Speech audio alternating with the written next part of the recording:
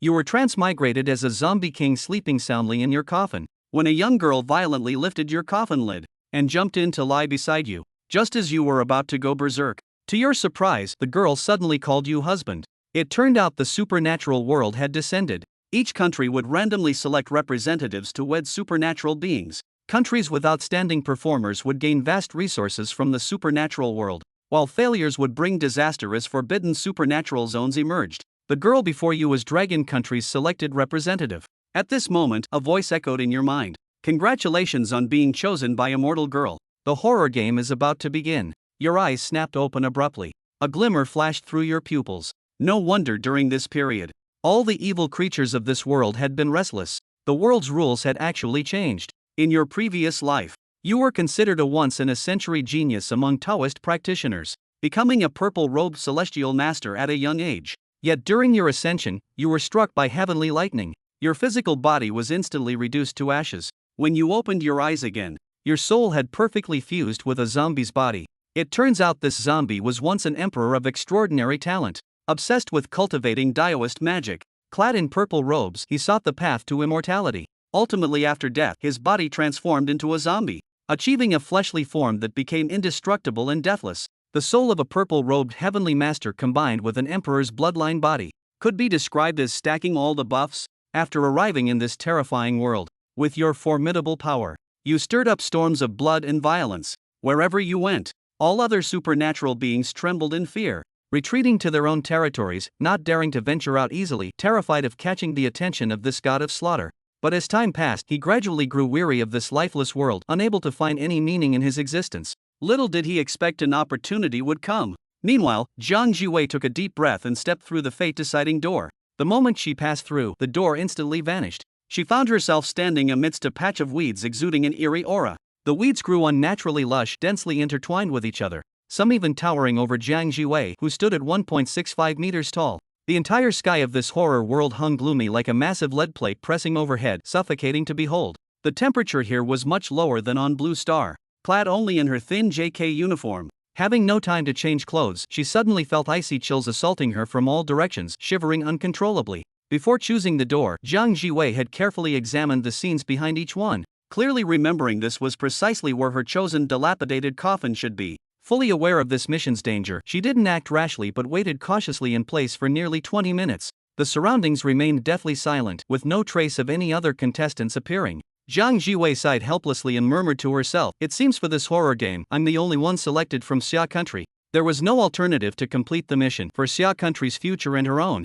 Jiang Jiwei could only grit her teeth and press forward with determination. She knew one rule of the horror world game: contestants from the same country always appear at the same location after entering. If she was truly alone, then she would have to face the unknown dangers single-handedly. Perhaps Lady Luck smiled upon her at this moment. After walking just minutes, Jiang Jiwei spotted an obvious gap in the weeds, the ground seemingly pressed down by some heavy object over time. Her heart raced as she quickened her pace with nervous anticipation. Squinting her eyes, she indeed saw a dilapidated coffin that appeared rotten beyond repair. The coffin lid was half open, emitting a musty, aged odor. Jiang Jiwei swallowed hard, gathered her courage and leaned closer, only to see a young man in purple robes lying quietly inside. He looked about 20 years old, with hands folded on his chest and eyes tightly shut. Husband. Summoning her bravery, Jiang Jiwei called out softly. Chapter 3, Assume Property Duties, Survive for a Week. Lin Zaishi had just finished hearing the system prompt and was still pondering when he detected living human presence approaching, followed by a timid voice calling him husband. He immediately opened his eyes to see a girl wearing a JK uniform. The girl had long, glossy black hair that cascaded smoothly over her shoulders. Beneath the fair skin were two slender, straight legs clad in black leather shoes paired with pristine white socks. A chilling breeze unique to the horror world swept by. Lin Zaishi not only caught the long-lost scent of living humans but also detected faint traces of maidenly fragrance emanating from the girl. Looking again at the girl's delicate face, her exquisite features and radiant beauty truly lived up to the reputation of making fish forget to swim and birds forget to fly. This horror world hasn't treated me poorly, delivering such a lovely and charming maiden as my marital partner. Lin Zaishi silently contemplated in his heart. Meanwhile, Jiang Jiwei was also examining Lin Zaishi. The moment Lin Zaishi opened his eyes, Jiang Jiwei saw an extraordinary, transcendental quality in those limpid pupils. For some reason, this bizarre figure wearing purple Taoist robes before her completely lacked the terrifying aura of coldness, brutality and ferocity that other supernatural beings possessed. Rather, he resembled an immortal who had strayed into the mortal world, exuding a gentle and refined aura from head to toe. A wave of delight surged in Jiang Jiwei's heart. Her choice had been correct after all. The information recorded in that ancient book she read as a child was indeed reliable. In the live broadcast room, the audience wasn't idle either. Although Jiang Jiwei from Xia country chose a low-level anomaly, we have to admit its appearance is remarkably good. If this weren't the horror world, I'd have thought it was a living person. The temperament is absolutely perfect, completely my ideal type. Those refined facial features are too handsome. What's the use of good looks? Don't forget this is still an anomaly, sleeping in a broken coffin. How much combat power could it possibly have?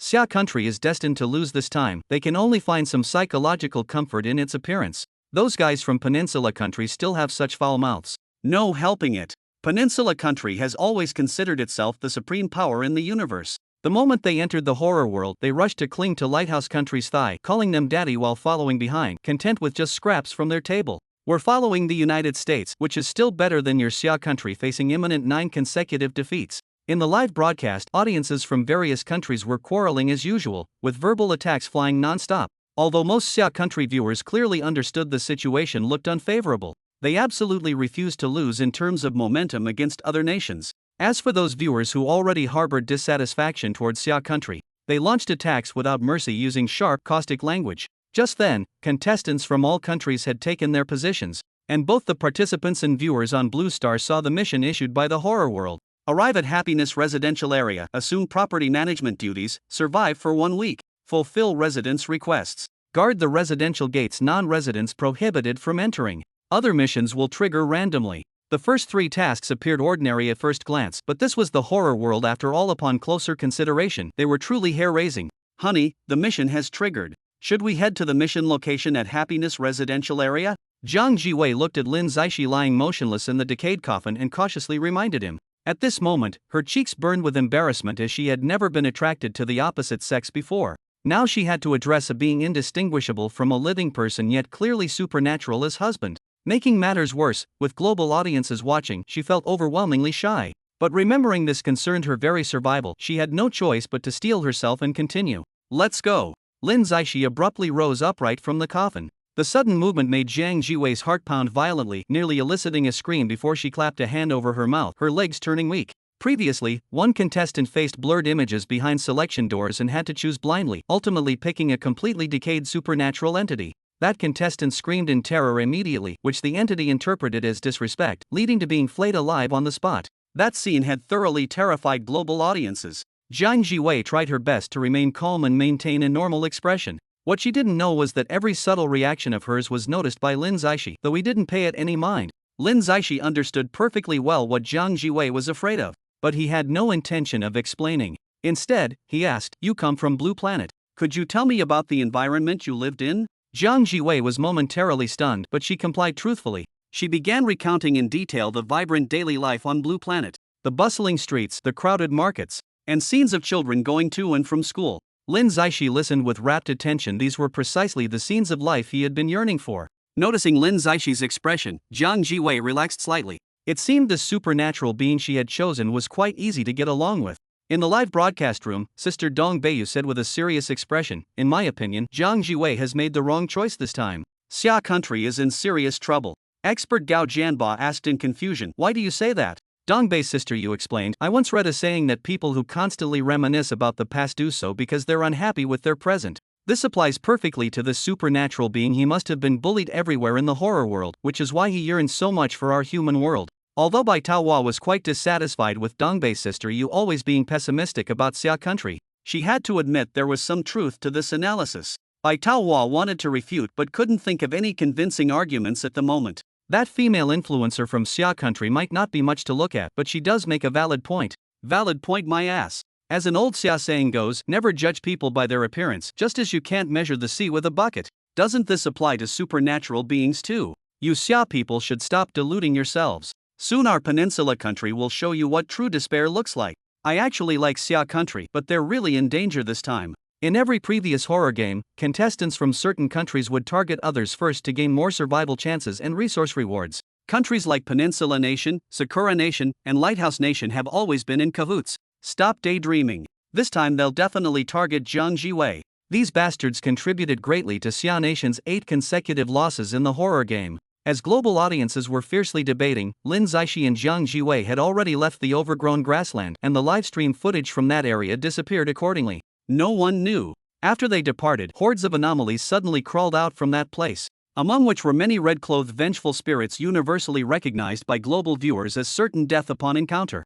All these anomalies surged toward the coffin where Lin Zixi had previously lain, simultaneously emitting eerie whispers that made one's scalp crawl. That guy's finally gone. Hope he never comes back. This energy is so dense. Just brief contact strengthened the anomalous power within me. He as expected of something left behind by him. After absorbing just a fingernail-sized amount of energy, crimson marks have already appeared on my body. It seems I'm about to evolve into a red-clothed fierce ghost. If this scene were to be broadcast live, it would undoubtedly cause an uproar among global audiences. Chapter 4, The Eerie Notice Board Information. Jiang Jiwei felt a lingering pain where the weeds had scratched her nape. Nervously clutching the hem of her clothes, she wiped away the cold sweat continuously forming in her palms. After hesitating, she finally spoke in a trembling voice, "After leaving this wasteland, where should we go to find happiness residential district?" As soon as the words left her mouth, she quickly added a shaky darling with a quivering ending tone. Her eyes fixed unwaveringly on Lin Zixi's sharply defined jawline, not daring to relax for even a moment. In this world permeated with horror, although Lin Zixi before her emitted a gentle aura and possessed handsome features, but who could guarantee he wouldn't suddenly turn hostile? Viewers worldwide knew these paranormal entities were just like severely mentally ill patients who could relapse at any moment. One moment able to communicate normally, the next potentially erupting in violent attacks. Lin Zixi lowered his eyes slightly, contemplated briefly, then shook his head decisively and said, "Not sure." When he first reincarnated into this horror-filled world, he had indeed wandered around, but never bothered to remember place names, let alone some insignificant place called Happy Residential Area. The two stepped onto the gravel path, shuffling forward. Soon they could see the distant city's silhouette flickering in and out of view beneath lead-gray, heavy clouds. The concrete structures exuded a cold, metallic sheen, silently radiating dangerous vibes. The air was thick with fine dust particles, and upon closer sniffing, one could detect a pungent metallic odor. At this moment, the live chat comments suddenly started scrolling wildly. A bullet comment urgently wrote, "Viewers from Xia country, don't panic. Happiness residential quarter must be in this city. Jiang Jiwei and Lin Zixi are currently heading in the right direction." But this comforting bullet comment was quickly drowned by a series of sneering comments. So what if the direction is correct? Yanglai country's manhwaedit is already standing at the entrance of Happiness residential quarter. At this very moment, the eyes of global viewers switched focus to Yanglai country's contestant manhwaedit as the screen changed. The scene showed manhwaedit standing before a bulletin board at a residential quarter's entrance. The quarter's brick red outer walls were covered with dark green moss, where large patches of peeling wall revealed a dark red underlayer that gave viewers goosebumps. The bulletin board at the quarter's entrance was covered with a thick layer of dust, bearing only one yellowed notice. The edges of the 4 large characters spelling Happiness Residential Quarter were stained with a suspicious-looking brown hue. Mehdi's throat felt parched, his Adam's apple bobbed up and down as his gaze remained fixed like nails, staring intently at the words beneath the notice. On that faded, yellowish paper was recorded a spine-chilling horror from the past. This residential area was named Happy Community. The aged facilities in crimson flowers exuded an aura of death. A family of 4 had once moved in here. The daughter of this family discovered that strange noises, incessant alarm sounds often came from the old neighbor's room, while her parents' persistently odd remarks filled her with growing unease. On the 3rd day, the girl accidentally found that the elderly neighbor had already been dead for days. The gruesome scene and their failure to notice earlier weighed heavily on this kind-hearted girl's conscience. One after another, bizarre incidents began occurring. The terrifying shadow that had loomed over this community for years slowly descended upon the girl. When the live broadcast footage switched to Mehdi in an instant, countless eyes worldwide simultaneously focused on that dust-covered bulletin board. The words on the yellowed paper seemed to possess some kind of magic, each character and sentence exuding a bone-chilling coldness, drilling straight into the viewers' hearts, making people before their screens feel chills down their spines and an involuntary coldness creeping into their limbs. The Yanglai country's livestream instantly exploded into chaos, with bullet comments flooding the screen in a frenzied scroll. "Something's wrong. Didn't our Yanglai country have 2 contestants? Why is only Mehdi left? Did they get separated right from the start? You must be joking." Mehdi's a veteran who's completed the horror world twice. Someone who's survived this hellish place once wouldn't just casually lose track of a teammate. There must be something wrong here. Maybe this time Yanglai country will stage a comeback. Their previous rankings haven't been ideal after all. Just as the audience was hotly debating, Mehdi in the footage suddenly froze on the spot. 3 figures silently emerged behind him, their sharply defined faces revealing 2 men and 1 woman, radiating an overwhelming aura of pressure. Even more chilling was the sight of three paranormal entities following closely behind them. The obese woman wielding a chainsaw had rusted chains coiled around her body, wearing only blood-stained pants on her lower half. Her skin was crisscrossed with densely packed suture marks, emitting a teeth-grating scraping sound with each step. The hook-nosed man cradled a framed black and white portrait. The middle-aged woman in formal attire within the frame had hollow eyes, yet her lips curled into an eerie smile that seemed to pierce through the screen. When the camera panned to the third paranormal entity, all live streams across Blue Planet momentarily fell into stunned silence. Immediately followed by waves of audible gasps, it was none other than the vampire count, one of the options previously chosen by Xia Country contestant Zhang Jiwei. To think that after being rejected by Zhang Jiwei, this vampire count was actually chosen by the contestant from the United States. With handsome and elegant features, he wore a high-collared coat, black on the outside and red inside. Beneath his pale complexion, two fangs glinted with terrifying cold light. His blood-red eyes and fingernails clearly indicated he was a red cloth-level horror entity. The United States has unbelievably good luck.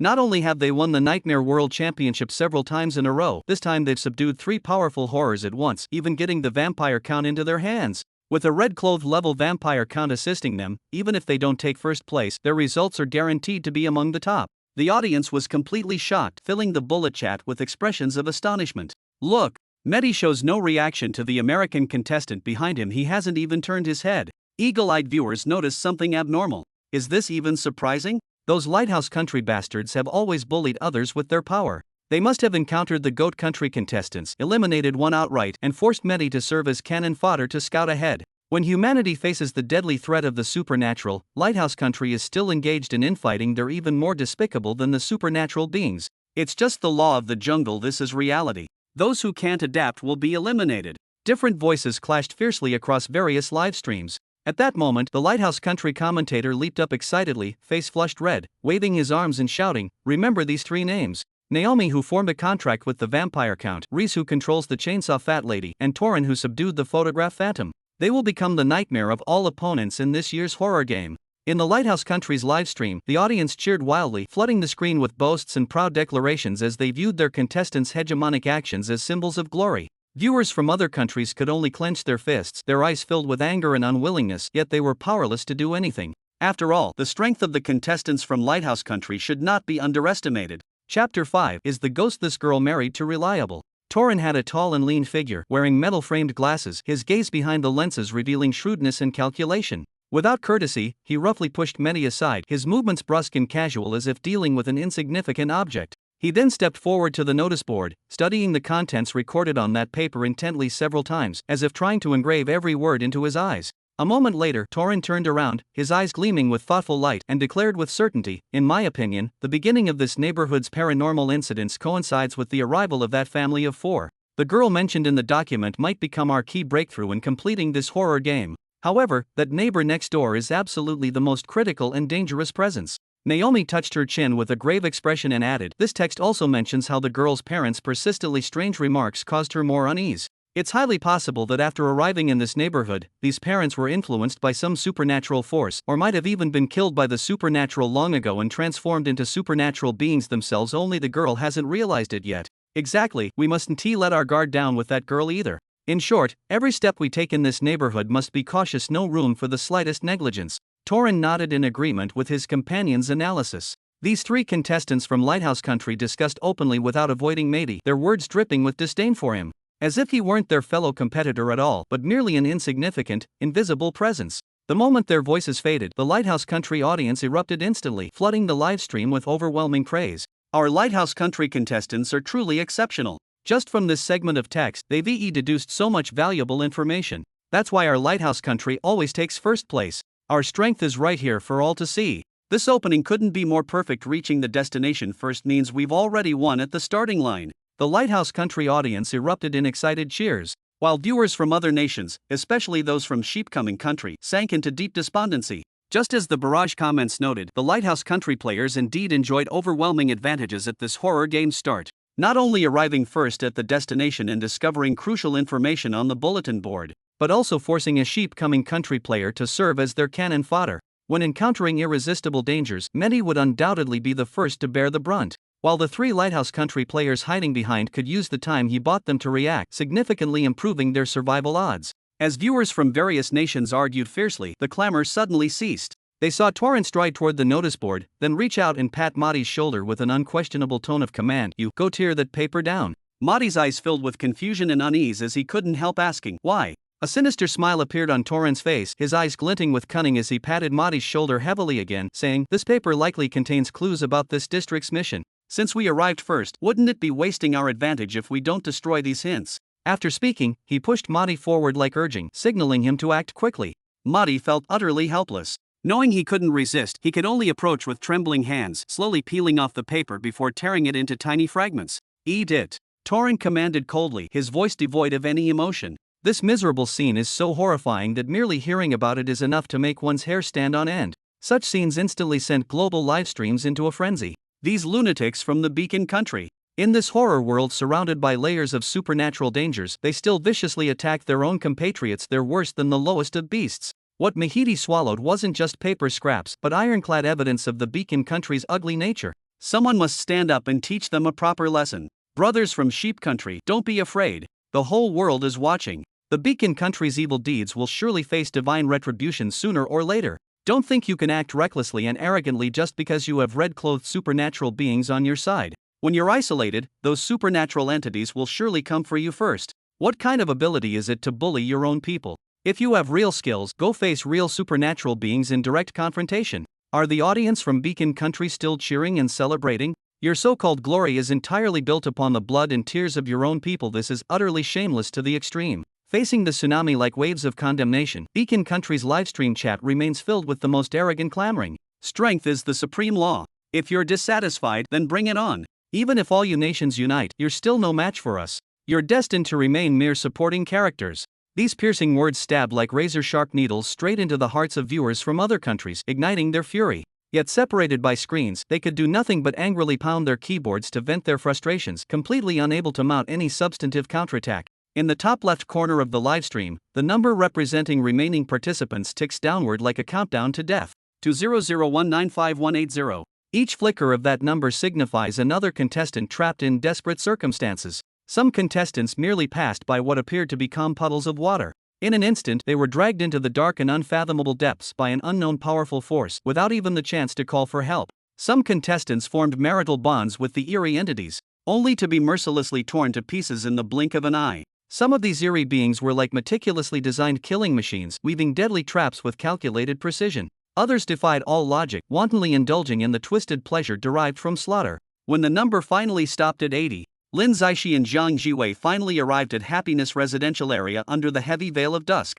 Staring at the mottled and dilapidated entrance gate that spoke of years of weathering, Zhang Jiwei's long tensed nerves relaxed slightly as she murmured softly, "We're finally here." At this moment, dim streetlights lit up one after another, their pallid light scattering like frost across the silent streets, adding an extra layer of eerie terror to the area. Lin Zixi didn't hesitate or stop for even a moment, heading straight toward the interior of the residential complex. He clearly remembered the mission assigned by the horror world. Enter Happiness Residential Complex, get employed in the property management, and complete a series of tasks. In the cleaning staff booth at the complex entrance, several contestants wearing cleaning uniforms were tightly huddled together. When they saw Lin Zixi and Zhang Jiwei approaching, their eyes instantly filled with undisguised pity. "Excuse me, which direction is the property management office?"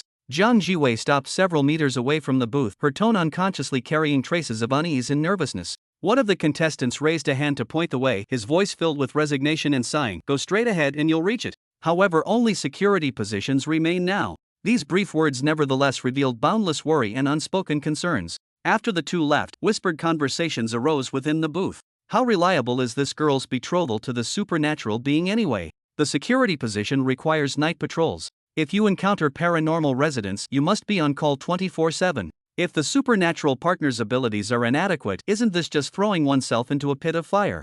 Those people from Lighthouse Country have occupied all the good positions, leaving only life-threatening jobs. The viewers in Xia Country's livestream felt their hope gradually dimming as they heard these discussions. Although Zhang Jiwei hasn't been eliminated yet, in the face of the impending waves of crisis, this temporary safety appears so fragile and insignificant. Chapter 6. It must be the paranormal entity in the photo causing trouble. The moment Lin Zixi and Zhang Jiwei stepped into the property management office, all eyes focused on them like searchlights, while waves of whispers and suppressed laughter intertwined like a web. Wreath clapped forcefully, the applause particularly jarring in the dead silence of the space. He deliberately drew out his tone, his words dripping with sarcasm. Well, look who finally decided to show up, our much-anticipated lucky star. This last fragrant position has finally found its owner. He emphasized the words lucky star and fragrant with particular weight, his face wearing a smile saturated with malice and mockery. Jiang Jiwei's brows furrowed slightly. That deliberately affected lighthouse-style accent, paired with his utterly arrogant demeanor, instantly set off alarm bells in her mind. Without a doubt, this was the most troublesome type of opponent in the horror world, a contestant from the lighthouse country. In this world where dangers lurk at every turn and lethal threats hide with each step, participants from the lighthouse country have always been notorious for their overbearing arrogance and ruthless methods, entities everyone fears to encounter. The moment Torin's gaze landed on Jiang Jiwei, it suddenly ignited with a blaze of voracious greed. Though an American, he was uniquely obsessed with the distinctive grace and gentle beauty of Eastern women. Having immersed himself in Eastern films and dramas since childhood, he now gazed at Jiang Jiwei before him, her face exquisitely pure, her demeanor gracefully vibrant. Feeling all the Eastern beauties he'd ever seen on screen paled in comparison to her vivid charm, he leisurely adjusted his gold-rimmed glasses, his tone laced with the arrogance and condescension of privilege. Don't mistake lucky for sarcasm. After arriving here, we discovered a hidden rule. 6:30 p.m. tonight marks the final deadline for all contestants. Latecomers will face immediate elimination. You've arrived precisely on time. One might say your timing is remarkably fortunate. The moment these words were spoken, the live stream was instantly flooded with overwhelming comments. This horror world plays too dirty, always springing these underhanded hidden rules. Needless to say, the task-issuing phone and the crucial property manager position have long been firmly grasped by those people from the Beacon country. All the good positions have been distributed to their lackeys. This Xia country girl is probably in grave danger this time. She might get eliminated in the first round. Everyone knows that the nights in the horror world are the real life and death challenges. Yet there was no shortage of harsh sarcasm. Serves her right. When she had 3 doors before her, she specifically chose the one with the eerie being sleeping in a shabby coffin. Though that creature has outstanding appearance and demeanor, even earning praise from Western audiences, but in this survival of the fittest horror world that only recognizes strength, what good is being good-looking? Torin took half a step forward, his eyes unconcealedly revealing raw desire and an ambition that demanded success. Become my lover, and I'll guarantee your safety. You should understand clearly your Xia country has already suffered 8 consecutive defeats.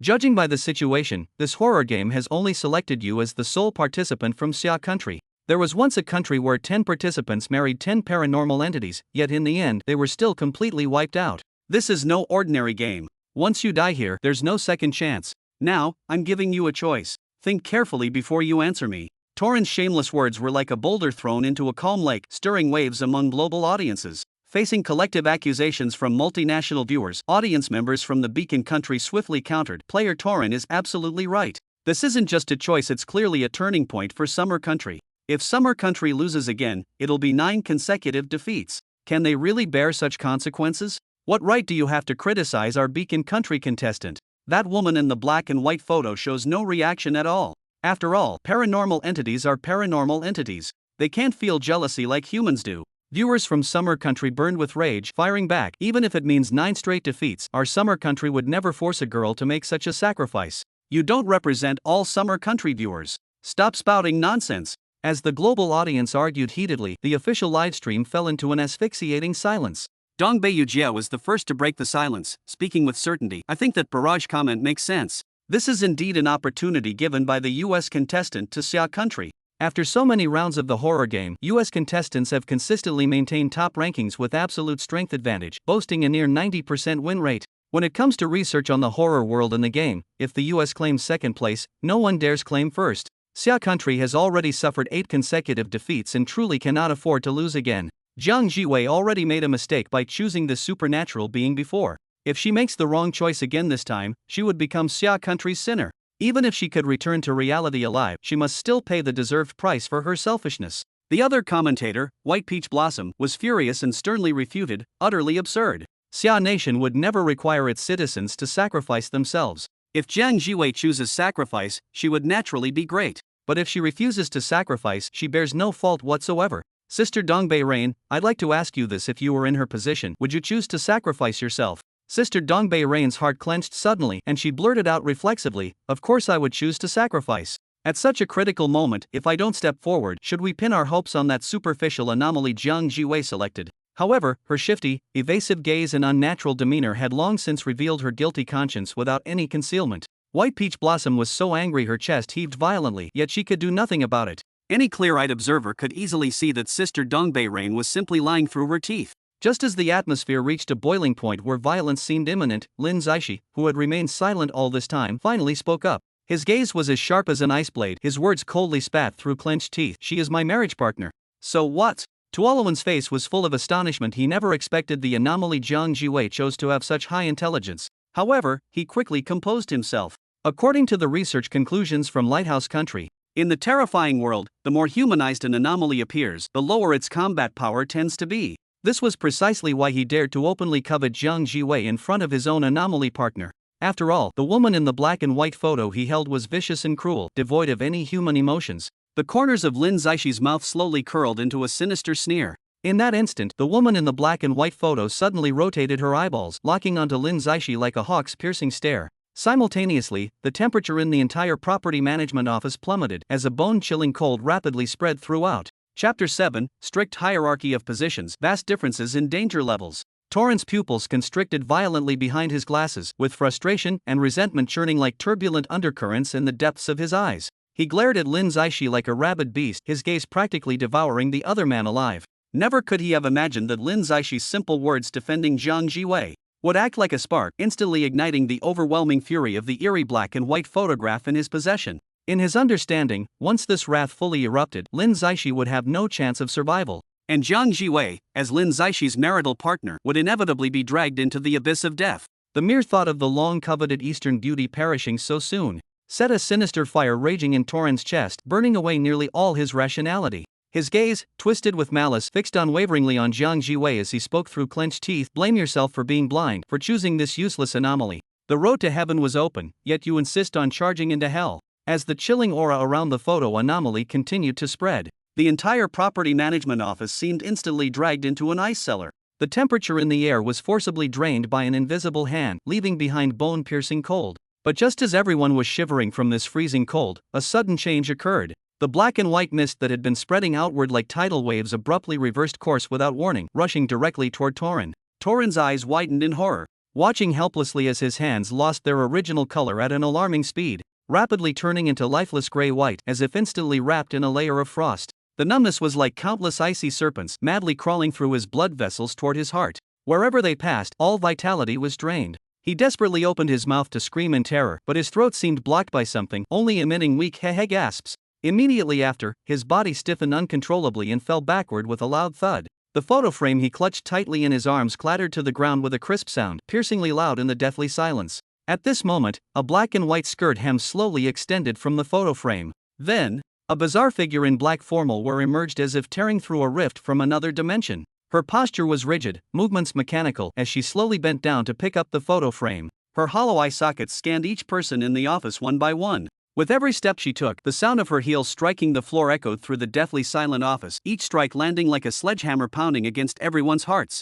Until the eerie figure completely vanished at the end of the corridor, the office remained frozen in utter silence. After what seemed like an eternity, Red finally broke the suffocating silence with a trembling voice filled with disbelief. He just died like that. Almost simultaneously, the live stream exploded as if hit by a bomb, with barrage comments flooding the screen like tidal waves. Xia Country's luck is absolutely insane. The rogue spirit actually killed its own marriage partner first. Serves them right. This is retribution for Beacon Country's usual arrogance and bullying. What exactly happened? Why would their own marriage spirit suddenly turn against them? Could it be that Jiang Jiwei's chosen spirit is exceptionally powerful? You Xia Country viewers really know how to fantasize, heh? Don't randomly shift blame onto Xia Country's contestant. It's clearly this anomaly that went berserk on its own. What does it have to do with her? Although incidents of anomalies suddenly going out of control weren't unprecedented in this horror world, the viewers before their screens were still shocked by this abrupt turn of events, discussing animatedly and unable to calm down. Jiang Jiwei, however, stood frozen in place as if under a paralysis spell, cold sweat trickling uncontrollably down her back. Recalling the moment when she and Lin Zaishi had confronted the photo anomaly, its originally hollow, lifeless eyes had unmistakably flashed with extreme terror, the kind only humans show when facing their natural predator. And Jiang Jiwei was certain this fear had been directed at Lin Zaishi. She slowly turned her head to look at Lin Zaishi beside her, only to see his handsome face perfectly calm. Jiang Jiwei instinctively clenched her fists, her innermost intuition growing ever stronger. She grew increasingly convinced that Lin Zaishi must be hiding some astonishing secrets unknown to others. In the corner of the office, Mehdi quietly curled the corners of his lips. long-suppressed delight nearly overflowed from his eyes. In this terrifying world, as long as he saw people from the lighthouse country meet misfortune, every ounce of suffering he endured, every second of torment, seemed to gain a faintly tolerable justification. Rhys's brows furrowed fiercely, veins throbbing prominently on his pale temples. As the second strongest among the lighthouse country trio, he now faced an enemy as formidable as death itself. The strongest fighter, Naomi, had yet to return from scouting the neighborhood with the vampire Earl, and the bizarre scene of Torin's sudden death still lingered hauntingly in his mind. His gaze remained locked on Lin Zaixi's profile as his fingers unconsciously tapped out a rhythmic click-clack. The rumors about the unpredictable horrors of the eerie world were now gnawing at his nerves like venomous snakes. He clearly understood that before Naomi returned, he must not recklessly provoke this mysterious entity radiating peculiarity. At this tense moment when confrontation seemed imminent, Rhys's phone suddenly erupted with a blinding cold light. The sharp notification tone from the property management group chat shattered the suffocating silence in the office. Owner of Unit 401, Building 1, the power is out. Please send someone from property management to fix it. This brief message made Rhys's pupils contract abruptly. Years of survival experience in the horror world told him this was no ordinary maintenance request, it was the first life or death trial all property staff would face. Who's responsible for the repairs? Rhys suddenly raised his head, his hawk-like gaze sweeping across everyone, his voice carrying undeniable authority. A man with an oily middle-parted hairstyle immediately scurried forward, bowing and scraping. Behind his glasses, his eyes shone with ingratiating light, his back bent in a humble curve. It's the 5 brothers from Maple Leaf Country, ready at your command anytime. Now, go to Building 1, Room 401 immediately. Rhys shoved the phone screen right under the man's nose, each word spat out like ice squeezed through clenched teeth. The complexions of the 5 Maple Leaf Country contestants instantly turned paler than peeling wall paint. They stared at the automatically displayed personal information and the group chat names, position photos, everything complete as if they'd been nailed to the book of life and death for judgment. In the horror world, there was no room for refusal with such forcibly assigned tasks. Not going meant immediate elimination. The 5 trembling men grabbed their toolkits and staggered out of the office, their retreating figures brimming with despair. Lin Zaixi's gaze swept across the middle-parted man's chest. ID badge. Engineering Management Department Manager, responsible for facility equipment maintenance, safety inspections, and technical team coordination. The 5 Maple Country participants, their ID badges clearly indicated. Maintenance Engineer, responsible for facility inspections, fault repairs, safety documentation, and ensuring normal operation of elevators and pipelines. How significant are the differences between positions? Lin Zaishi tilted her head to ask Jiang Jiwei, her tone as casual as discussing the weather. Jiang Jiwei's nails dug deep into her palms, leaving crescent-shaped marks. The property management's hierarchy is rigid, with danger levels worlds apart. Those lighthouse country people with their lackeys monopolize cushy jobs, hiding in offices to collect rewards. The more dangerous the task. Her voice cut off abruptly. In this place crawling with horrors, merely surviving to complete missions is already a luxury. Before the words faded, the middle-parted man's face twisted into a sinister smile as he slammed an ID badge onto the table before Jiang Jiwei. Security personnel, patrol, monitoring, access control, emergency response, and community safety maintenance. The black characters stood out starkly against the pale background. Just reading these duty descriptions was enough to imagine, in this neighborhood shrouded by the supernatural, the so-called safety maintenance was actually pushing people toward near certain death. Chapter 8, The Power's Out. Please send maintenance staff.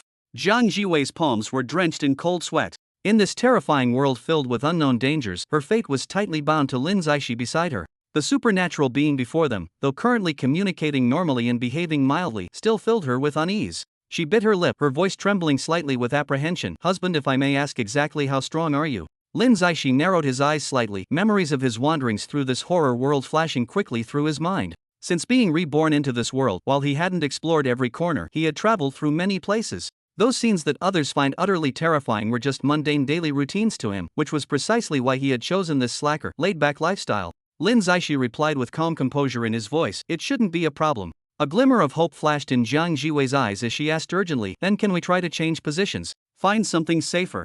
Change positions. Lin Zaishi raised his eyebrows and asked doubtfully, didn't they say the more dangerous the position, the more generous the rewards after completing tasks? There was one more thing he didn't say. Once enough points were accumulated, they could leave this place and return to the real world. If they kept hiding like other timid contestants, when would they ever accumulate enough points? Jiang Jiwei smiled bitterly, her face full of helplessness and worry. That may be true, but dangerous positions mean higher mortality rates. Once you're dead, there's no chance left. Here, staying alive is the prerequisite for completing tasks and obtaining rewards. She tried hard to explain the human fear of death to Lin Zaishi, but the calmness in Lin Zaishi's eyes made her realize there was a vast difference in their perception of danger.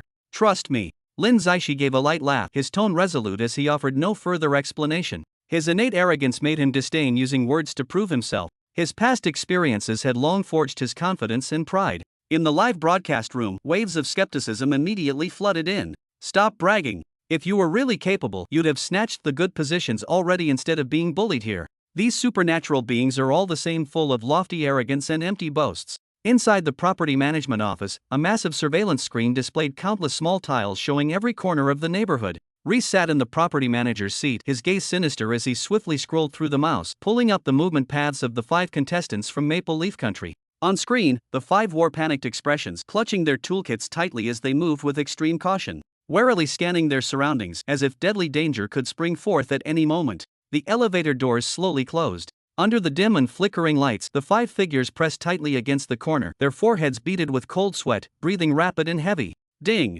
The elevator reached its floor. As the doors opened, their bodies instantly tensed, eyes filled with terror. Only after confirming no immediate danger did they slightly relax, though their legs still felt weak. Suppressing their inner fear, they dragged heavy footsteps to door 401. With trembling hands raised slowly, they knocked on the door. In the office, everyone held their breath, eyes fixed intently on the surveillance screens. The air was thick with suffocating tension. The door slowly opened. Gritting their teeth, the 5 steeled themselves and stepped inside. With a loud bang, the door slammed shut behind them, sealing endless unknowns and terror within. The air in the property management office seemed to instantly lose all warmth, becoming so oppressive it was hard to breathe. On the surveillance screen, the moment the 5 contestants from Maple Leaf Country stepped into room 401, a blood-curdling scream suddenly pierced the silence, sharp as if someone had driven a steel needle through their eardrums. Along with the dull thuds of heavy objects crashing against walls and waves of terrified shrieks, these sounds erupted through the surveillance system in the office, vibrating painfully in everyone's ears. The man with the center-parted hair suddenly widened his eyes, his face deathly pale. Trembling, he pointed at the screen, his voice filled with terror. Look! Something is seeping out from under the door. Reese's fingers nearly crushed the mouse as he frantically zoomed in on the surveillance feed. A viscous, rust-dark red liquid could be seen oozing slowly from beneath the door of room 401, spreading outward. On the dim corridor floor, it kept accumulating, and in the blink of an eye formed a shockingly large pool of blood. Rice gasped sharply, cold sweat instantly beading on his forehead. He knew perfectly well that all 5 Maple Leaf Country contestants had their own bound supernatural entities. Yet even so, they had lasted mere dozens of seconds in room 401 before falling silent. From the onset of the anomaly to complete silence, less than a full minute had passed. This meant whatever existed in that room was powerful beyond imagination. Not even 5 supernatural entities combined could stand against it. Just as everyone was recovering from the shock, the screen of Rice's phone lit up again. It was another message from the owner of Unit 401, Building 1, word for word identical to the previous one. The power's out. Please send maintenance personnel. This repeated message now struck everyone as nothing short of a death warrant from hell. Almost simultaneously, Jiang Jiwei suddenly felt an odd movement from the employee ID badge hanging on her chest. Looking down, she saw the information had silently changed. Her name now blaringly replaced the original Maple Leaf Country contestant's position. The bold black characters, maintenance engineer, stood out starkly against the white background. She jerked her head up. Race, how could you do this? Race leaned back in his chair, a cold smile playing on his lips as he slowly toyed with his phone. 5 maintenance positions have opened up. Someone needs to fill them. His gaze deliberately swept past Lin Zaishi as he mocked. Doesn't your summer country have a saying about the capable bearing more burdens? Didn't your dear husband just confidently claim it was no problem? Jiang Jiwei stared at the spreading pool of blood on the screen, her voice trembling. Am I going alone? Exactly. Race's eyes were ice cold as he nodded without hesitation. Torin's bizarre death had filled him with suspicion toward Lin Zaishi. To him, this anomaly was like a bomb that could detonate at any moment. To ensure the Beacon Country secures first place in this horror game and obtains generous rewards, he absolutely wouldn't permit any unstable elements to exist. This scene was broadcast globally via live stream, and the chat room was instantly flooded with overwhelming barrage comments. The Beacon Country has gone completely mad. This is forcing people to the brink. Who can Jiang Jiwei blame but herself? Instead of choosing a powerful supernatural entity, she picked one that's all looks and no substance. Now she deserves to be treated like a soft persimmon. Didn't Lin Zaishi keep boasting about having strength? Now's the crucial moment. Why doesn't he stand up and protect her? The angry curses and skeptical voices of Xia Country's audience intertwined. Some still vehemently condemned the Beacon Country's atrocities, while others began to waver. In this cruel horror world, perhaps Jiang Jiwei's initial choice had truly pushed her into an abyss of eternal damnation. Chapter 9. Wasn't that purple-robed supernatural entity fond of making big claims? Well done. This shows the wisdom of our Beacon Country's contestants. In contrast to the disappointment, frustration, and sense of helpless exasperation among Xia country's viewers, most international audiences adopted an indifferent attitude, watching coldly from the sidelines, some even taking malicious delight in the situation. Several nations historically at odds with Xia country seized the opportunity to spew venomous rhetoric with particular fervor. In the Xia country's official live broadcast room, Dong Beiyu wore a smug expression, her nose tilted upward. What did I tell you? If Xia country suffers 9 consecutive defeats this time, Jiang Jiwei will bear the greatest blame. Had we initially chosen either the Scarlet Ghost-level vampire count who could command legions of the undead or the zombie king who controls hordes of flesh-eaters, would the Lighthouse country's contestants dare bully us like this? She cast a sidelong glance at the camera, her expression dripping with provocation. Bai Taohua opened her mouth to speak but ultimately remained silent. The young, stubborn face of Jiang Jiwei on screen stirred within her the same helpless exasperation felt by the audience. Although she had consistently defended Jiang Jiwei during previous broadcasts, the current circumstances cruelly suggested that the earlier selection might indeed have been a grave mistake. Seeing Bai Taohua remain silent, Sister Dong Beiyu grew even more smug. She snorted heavily, her eyes filled with the arrogance of a victor. In the property management office of Happy Residential Area in the horror world, the atmosphere was suffocatingly oppressive. Most of those staying behind were contestants from other countries following the lead of the Lighthouse country. Among them, contestants from Sakura country and Peninsula country were particularly conspicuous. Every time they entered the horror world, contestants from these two countries would immediately gather around the Lighthouse country contestants. Sakura country contestant Kame Hachiro sported an oily center-parted hairstyle, his eyes gleaming with cunning. He stared at Jiang Jiwei with a half-smile, deliberately using a sarcastic tone. Even contestants from Maple Leaf country can complete maintenance engineer tasks. Why can't you? Are the lives of Summer country contestants more precious than others? Peninsula country contestant Han Gyu-soo had undergone numerous cosmetic surgeries, her heavy makeup almost exaggeratedly garish. She sized up Jiang Jiwei up and down, her eyes burning with jealousy. Just because Jiang Jiwei's appearance attracted the gazes of numerous men in the office, it drove her mad with jealousy. Who in this entire property management office doesn't envy Miss Jiang? Han Guishio said with a false smile, matched with such a handsome and mysterious partner who also claims to be powerful and full of confidence. She deliberately emphasized her tone, but Miss Jiang should remember, relying solely on a pretty face won't keep you alive in this horrifying world. Having said that, a malicious smile curled at the corners of her lips, her heart filled with anticipation that Jiang Jiwei would immediately meet her doom in the terrors of room 401. Reese gave a casual shrug, a barely noticeable trace of satisfaction flashing deep in his eyes. Scanning the surroundings, he appeared quite pleased with the performance of his lackeys, then turned his gaze toward Jiang Jiwei and Lin Zaishi, his face plastered with hypocritical concern. With feigned helplessness in his tone, he said, "There's really no other way. I've already written your name on the position information form. No matter how unwilling you are, even if you attack me now, it can't be changed. If you don't believe me, feel free to try." He deliberately drew out his words, his speech filled with provocation and threats.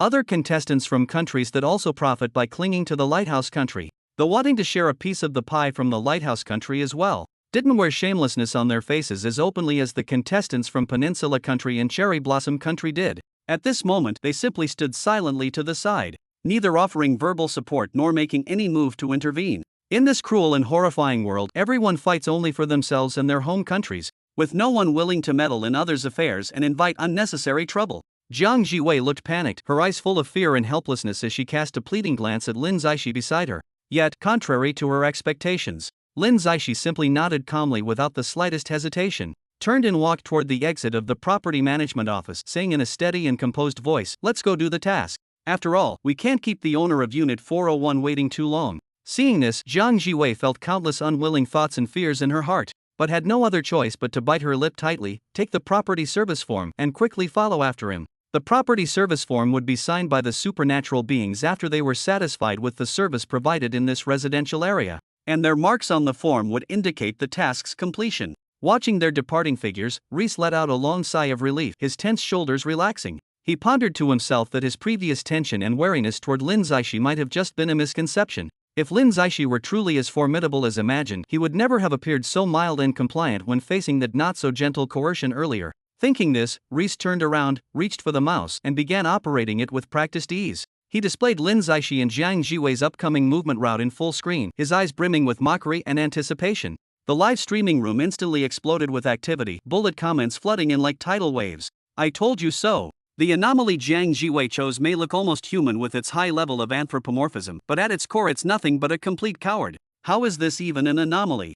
Other countries' anomalies are fierce and murderous, while our Xia country contestant picked such a useless one. Ugh, it's downright embarrassing. The resident of apartment 401 is terrifying. Those 5 Maple Leaf Country contestants, each with their anomaly assistants, didn't even get a chance to resist. Brothers and sisters, ladies and gentlemen, let's now observe a moment of silence for this poor Xia country girl. Ha ha ha. Viewers from all nations better remember this well. This is the consequence of offending our Lighthouse Country contestants. The glory of Lighthouse Country shall not be violated. You damned bastards from the Lighthouse Country. Even if we lose this season of horror game, our Xia country's contestants will surely redeem our honor in the next season and avenge Jiang Jiwei. Avenge! You Xia country viewers are still dreaming. With the 9th consecutive defeat imminent, once the penalty for this 9-loss streak falls upon your Xia country's land, your nation might be erased from Blue Star before the next horror game even begins. As the argument grew increasingly heated, the number of bullet comments from Xia country viewers in the horror game livestream noticeably decreased sharply. Unfortunately, the horror game footage is forcibly displayed before every viewer's eyes.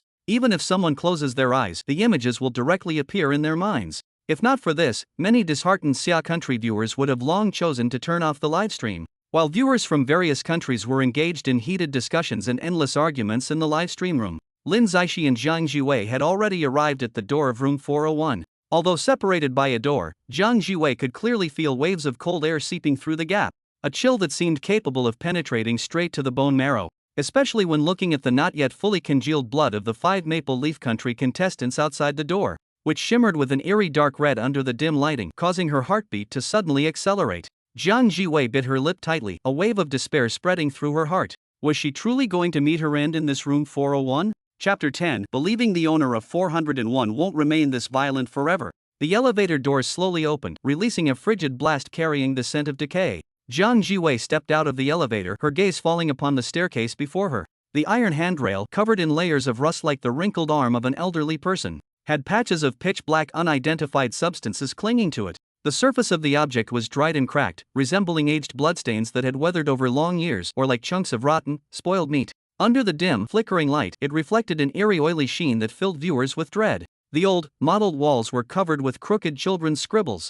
These lines followed no discernible pattern, some resembling toddlers taking their first unsteady steps, while others looked like mutilated corpses that had endured cruel torture. The distorted outlines and jarring color patches seemed to silently recount untold horror stories, every stroke like a sharp needle piercing deep into one's heart. Jiang Jiwei felt a chill running down her spine and quickly averted her gaze, fixing her eyes on the 401 doorplate before her. The metal doorplate was covered with dense scratch marks, and one corner of the number 4 bore a congealed dark red stain. Her breathing involuntarily grew rapid. Just as Jiang Jiwei raised her hand and was about to touch the door panel, faint rustling sounds suddenly came from the depths of the corridor, as if someone was deliberately lightening their footsteps, moving cautiously while crouching.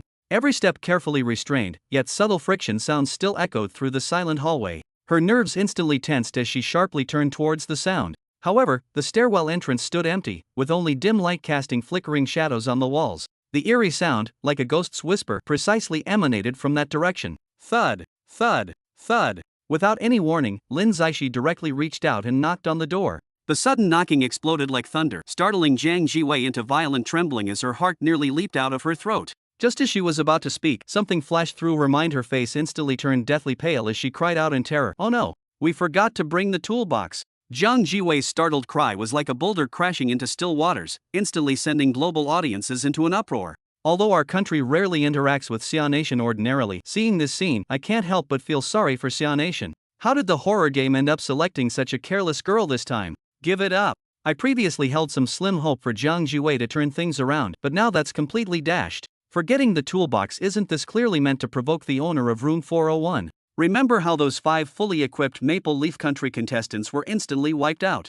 Jiang Jiwei and that flashy but useless supernatural creature she chose probably won't even get the door closed before meeting their end. This shows the importance of following the Beacon Nation closely. Had they been as sensible as the contestants from Sakura Country and Peninsula Country, such a basic mistake as forgetting the toolbox would never have happened. At the same time, in the property management office, contestants from various countries were intently staring at the surveillance footage, naturally hearing Jiang Jiwei's exclamation with perfect clarity. The heavy makeup on Han Guishou's face, the contestant from the Peninsula Country, appeared especially ferocious due to her distorted expression. She suddenly burst into piercing laughter. Good. Excellent.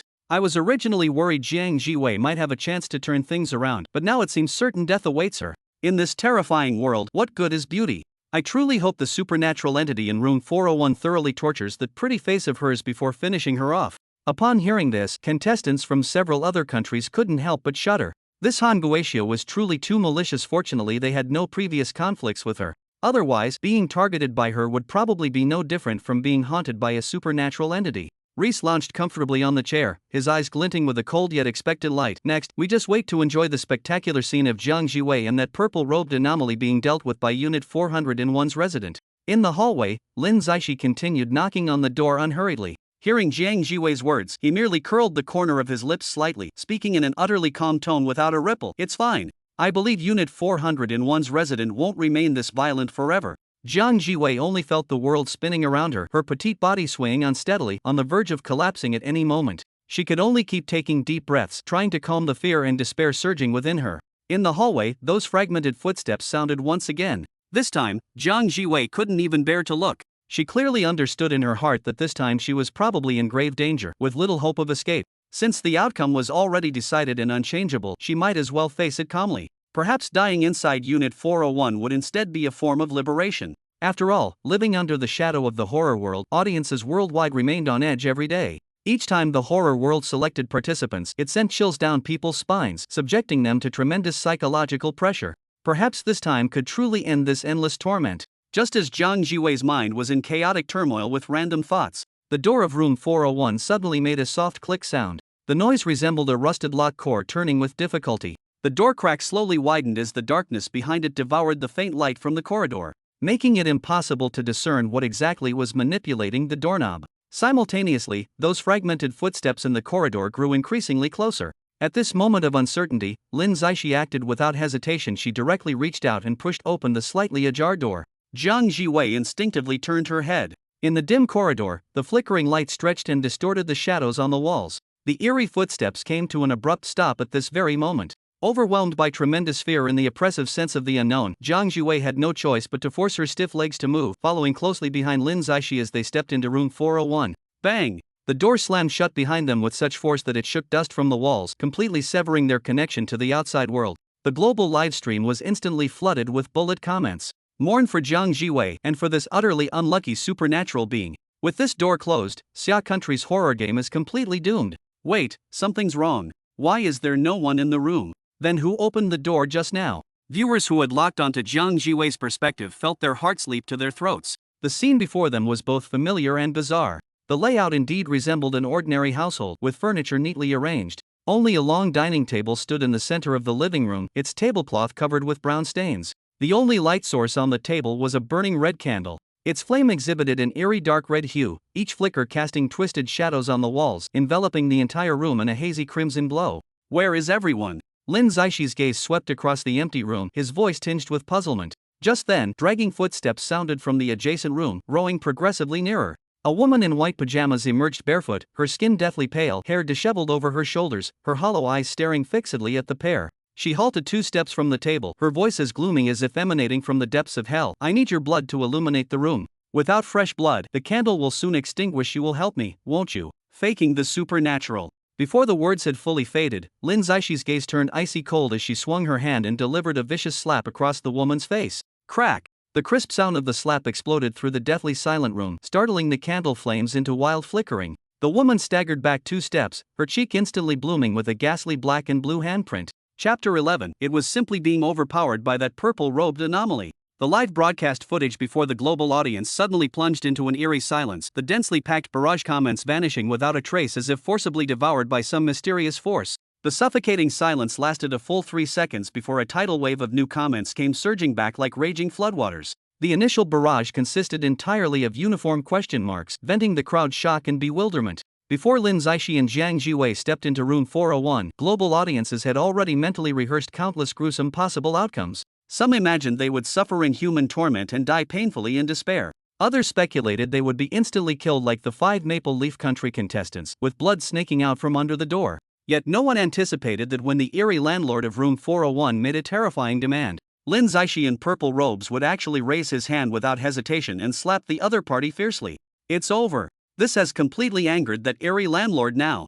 Jiang Jiwei must be bitterly regretting her choice now. Picking such an impulsive entity is clearly speeding up her elimination. Look, she's standing up. How will she retaliate against this audacious purple-robed anomaly? The audience stared unblinkingly at their screens, holding their breath unconsciously, afraid of missing any crucial moment. Jiang Jiwei similarly stood dumbfounded on the spot. Earlier, she had been calculating in her heart what chances Lin Zaishi had of resisting if the supernatural being went berserk, but she never expected he would directly take action, leaving a bluish-black palm print on the face of that eerie woman in white pajamas. This is his method.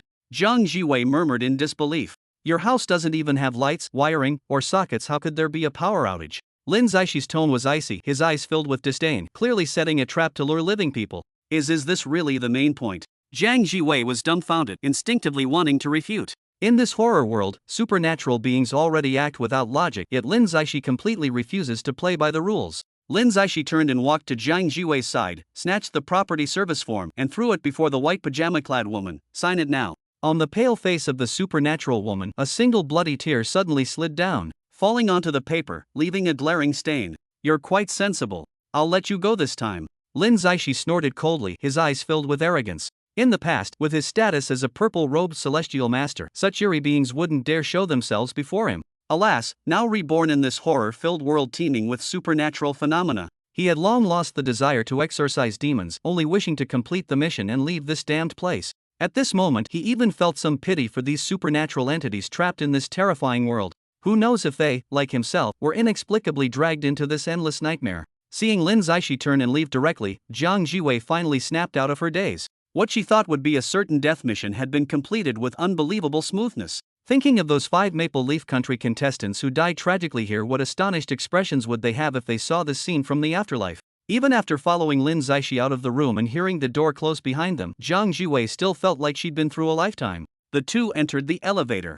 Lin Zaishi shoved the property service slip into her hand and said in a flat tone, "Go back and take on a few more missions." Jiang Jiwei lowered her head to look at the glaring bloodstain on the slip, her fingers trembling slightly. This trembling wasn't out of fear, but from excitement that was hard to suppress. Perhaps, with Lin Zaishi by her side, she really stood a chance of winning this horror game. What exactly happened just now? Did anyone figure it out? The barrage in the live stream flooded like a raging tide, the screen filled with viewers' shocked and confused questions. Before anyone could respond, a sharply worded analytical comment forcefully inserted itself, instantly grabbing everyone's attention. I finally see it now. There's definitely something seriously wrong with this purple-robed anomaly. One irrational incident might be written off as coincidence, but when they keep happening one after another, that absolutely can't be accidental. Everyone, think carefully about the incident in the property office. The anomaly in the black and white photo suddenly killed its own marriage partner. Although such incidents have occurred in previous horror games, and when an anomaly kills its matched partner, it doesn't implicate itself.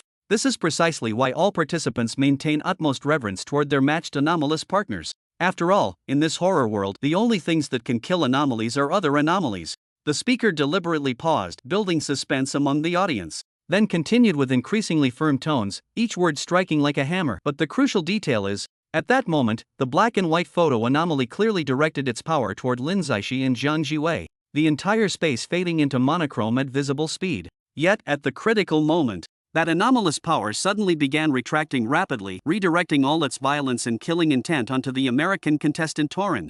At the time, everyone thought the black and white photo anomaly had suddenly gone berserk. But upon careful reflection now, it clearly sensed Lin Zaishi's formidable nature wasn't to be trifled with. That's why it abruptly changed its attack target, attempting to curry favor with Lin Zaishi, before finally slinking away in disgrace. That's such an outrageous speculation. Completely far-fetched. Immediately, viewers in the bullet chat countered with words full of skepticism. My speculation is outrageous. Then let me ask you this. The original speaker quickly fired back, their tone carrying an aggressive edge. Why did the owner of room 401 not dare to kill Lin Zaishi earlier, but instead got publicly slapped by Lin Zaishi? If the owner of 401 truly had such a mild temper, how did the contestant from Maple Leaf Country end up dying so tragically before? Just as the argument between both sides was heating up, a piercing shriek suddenly erupted from room 401. The sound was as sharp as metal scraping against glass, filled with venom, resentment, and fury. Filled with a madness that wished to grind the other's bones to dust, it sounded like the howl of a demon from the deepest pits of hell. This malicious roar was clearly transmitted to global audiences through the live broadcast, instantly pushing the discussion to new heights. Now we've got solid proof this purple-robed anomaly is no ordinary being. Maybe he wasn't boasting earlier, his actual power might be terrifyingly formidable. Who knows if room 401 will trigger new missions next? If another weak contestant enters, the consequences are too horrible to imagine. At the same moment, the atmosphere in the property management office suddenly became tense. Impossible. They actually survived. Han Guoxiu had been lounging comfortably with legs crossed, slouching on the sofa, but now jumped up like a cat whose tail had been stepped on. Her eyes locked onto the surveillance footage, staring unblinkingly as Lin Zixi and Zhang Jiwei walked out of room 401, entered the elevator, then exited the elevator, and finally left building 1. Only when their figures completely disappeared from the screen did she finally fail to suppress her shock and rage, erupting into a hysterical roar. At this moment, Reese's eyes suddenly lit up as a bold conjecture flashed through his mind. Narrowing his eyes slightly, he murmured to himself, all those Canadian athletes died in room 401, yet Lin Zixi and Zhang Jiwei managed to come out unharmed. He paused briefly, a glint of excitement flashing in his eyes. I think I understand. The vengeful spirit in room 401 might operate according to certain rules.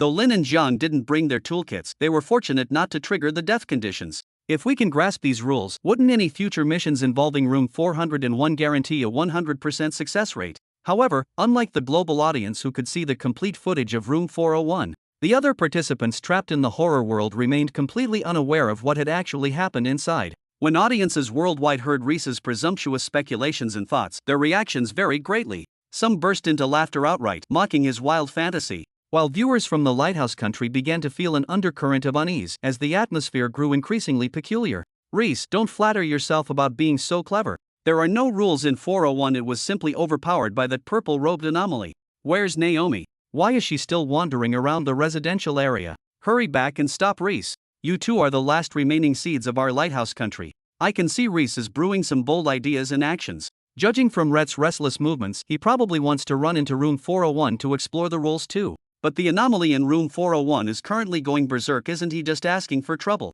Don't get so worked up, viewers from the Lighthouse country. Weren't you all calm and composed just now? Still feeling so smug? Now you're panicking. Rhett, stop just analyzing and take action already. If you can really figure out the rules, show us what you've got. Chapter 12. As the property manager, one must lead by example. Rhett's body slumped heavily into the leather swivel chair, his bony fingers frantically clicking the mouse as surveillance footage cycled rapidly like a revolving lantern. His eyes remained fixed on the screen showing Lin Zixi and Zhang Jiwei emerging from building 1. His pupils slightly constricted from intense focus, the pads of his fingers turning pale from excessive pressure. It should be known that this residential area named Happiness actually bears no relation to happiness whatsoever. Every corner is permeated with a chilling, eerie atmosphere. When Reese first entered this neighborhood with his eerie matrimonial partner, the latter had clearly warned him, this place is dangerous. Reese's eyebrows knitted tightly together, his eyes filled with vigilance and inquisitiveness. He hadn't forgotten how strange sounds had been echoing in the hallway when they were at the door of Unit 401. Sounds resembling someone deliberately lightening their footsteps yet unable to completely conceal dragging noises, sounds that were getting progressively closer to Lin Zixi and Zhang Jiwei at the time. Drawing from his experience of surviving in the horror world, Reese knew perfectly well that other unknown, sinister presences must be lurking in that shadowy corridor.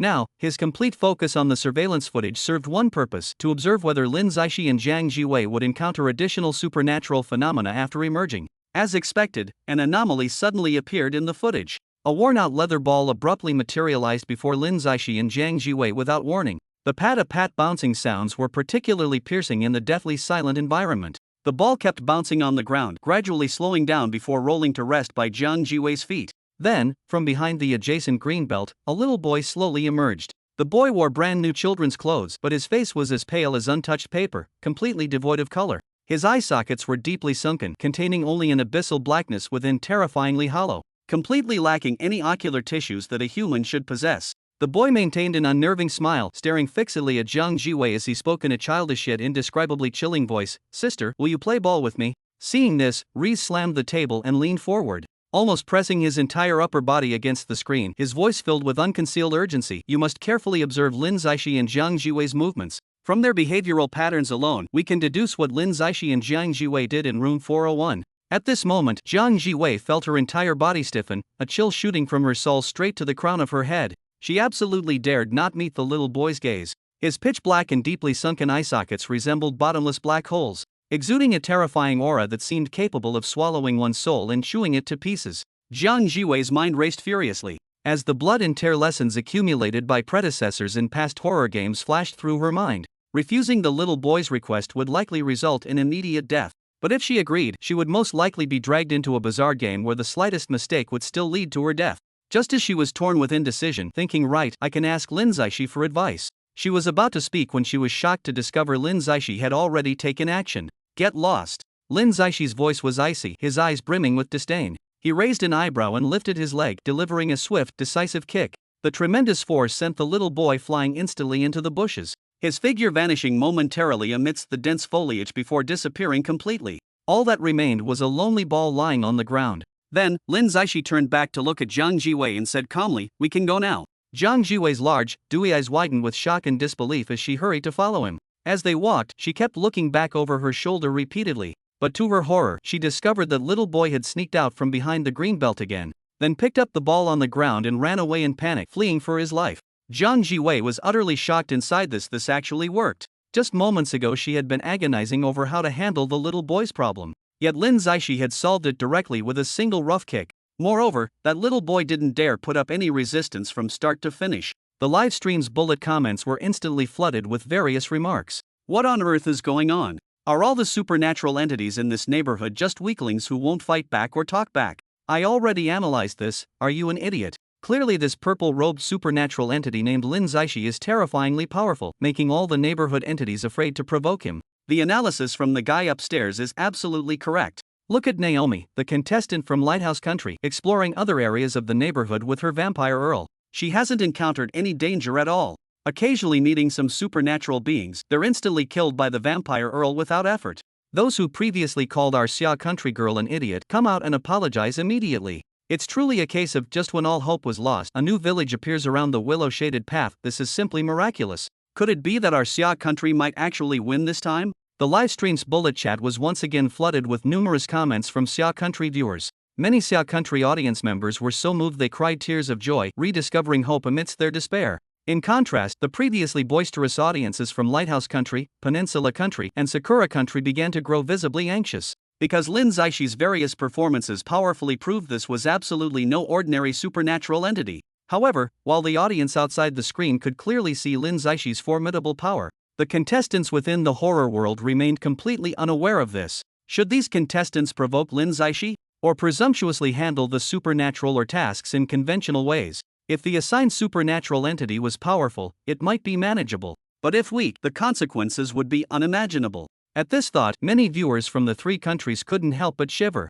The moment Lin Zaishi and Jiang Jiwei pushed open the property office door, Rhett rushed forward with extraordinary speed. The exaggerated smile on his face was nearly distorted, his enthusiastic demeanor resembling a triumphant hero returning after long absence. This overly deliberate obsequiousness, however, rang alarm bells for Jiang Jiwei, making her instantly tense up with every nerve on high alert. Her sharp intuition detected that this warmth must conceal some hidden scheme. Your safe return is truly cause for celebration. A greedy gleam of curiosity flickered in Reese's eyes. Could you share with us in detail what exactly happened in room 401? After all, we're all humans from Blue Planet.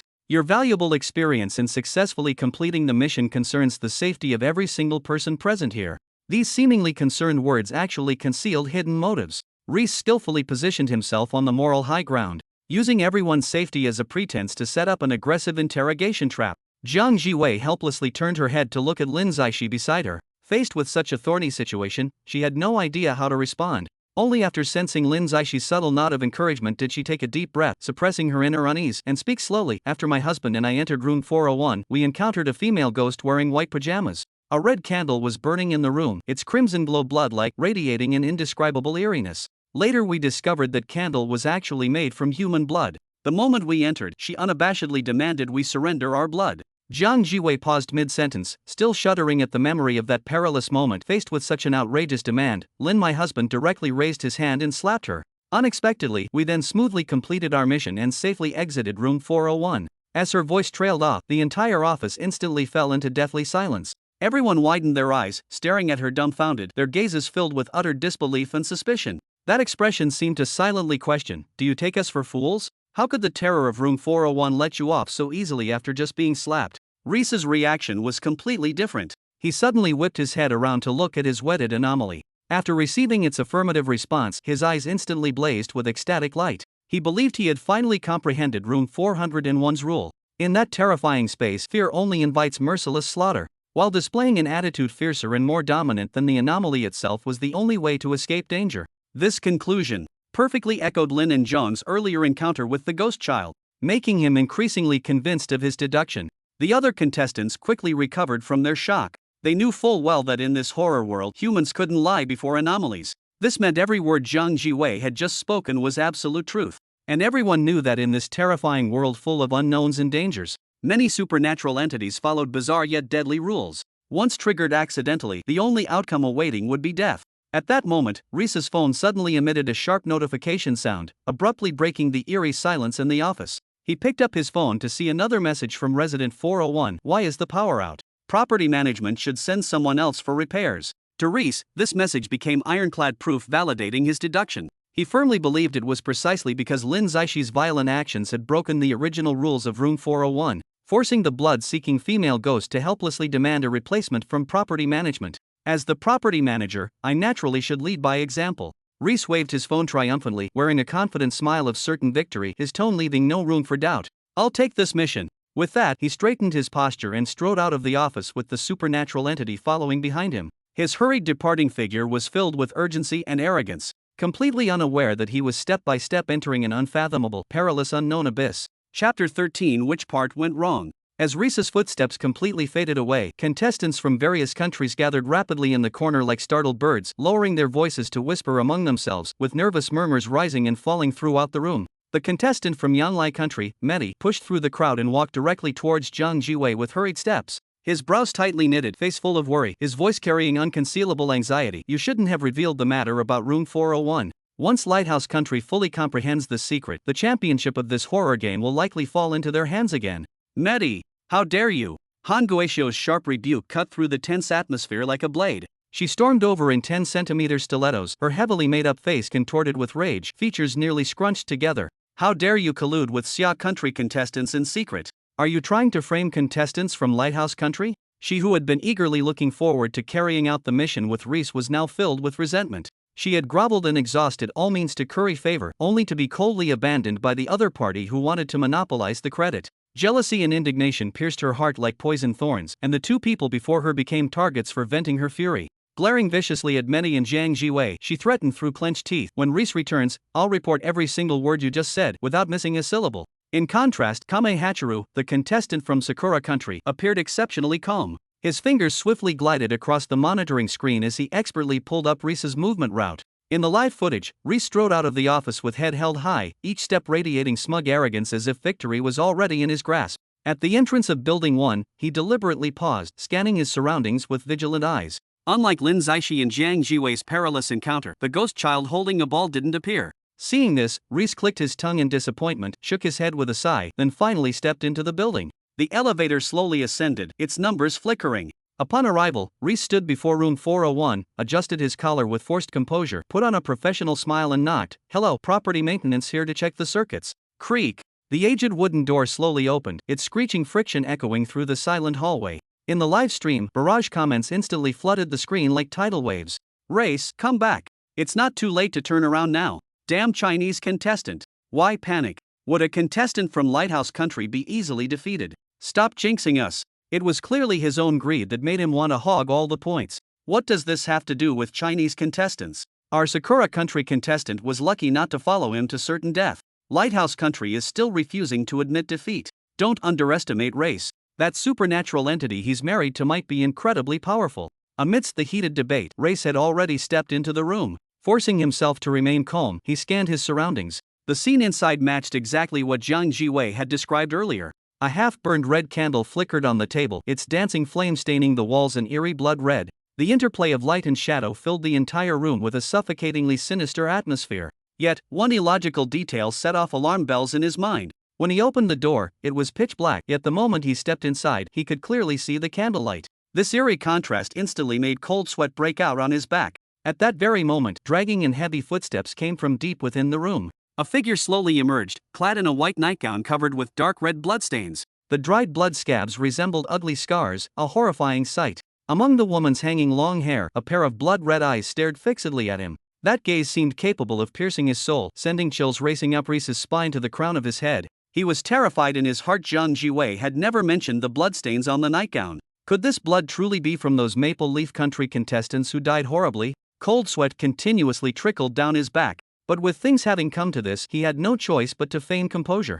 Under that uncanny stare, he steeled himself and stepped forward, preparing to face unknown terrors and challenges. While Rhett remained utterly confused inside room 401, the global livestream had already erupted into frenzy. Countless viewers stared fixedly at their screens, intermittent gasps of shock rising one after another. Though they had never personally stepped into the horror world themselves, their experience accumulated from numerous past horror games allowed them to keenly sense a deadly crisis brewing before their eyes. Good heavens! What exactly did the owner of 401 encounter before Lin Zaishi? To think they'd directly erupt in fury and breakthrough, evolving into a crimson-clothed vengeful ghost. Terrified comments flooded the screen like a tidal wave, immediately followed by waves of requests for explanations, begging experts to explain. How exactly does one identify a crimson-clothed vengeful ghost? Soon, professional analysis quickly appeared among the comments. In the horror world, every item on an entity's body down to the smallest piece of jewelry has long since fused with the entity itself, becoming an extension of its power. Low-level supernatural beings cannot manifest blood red coloration.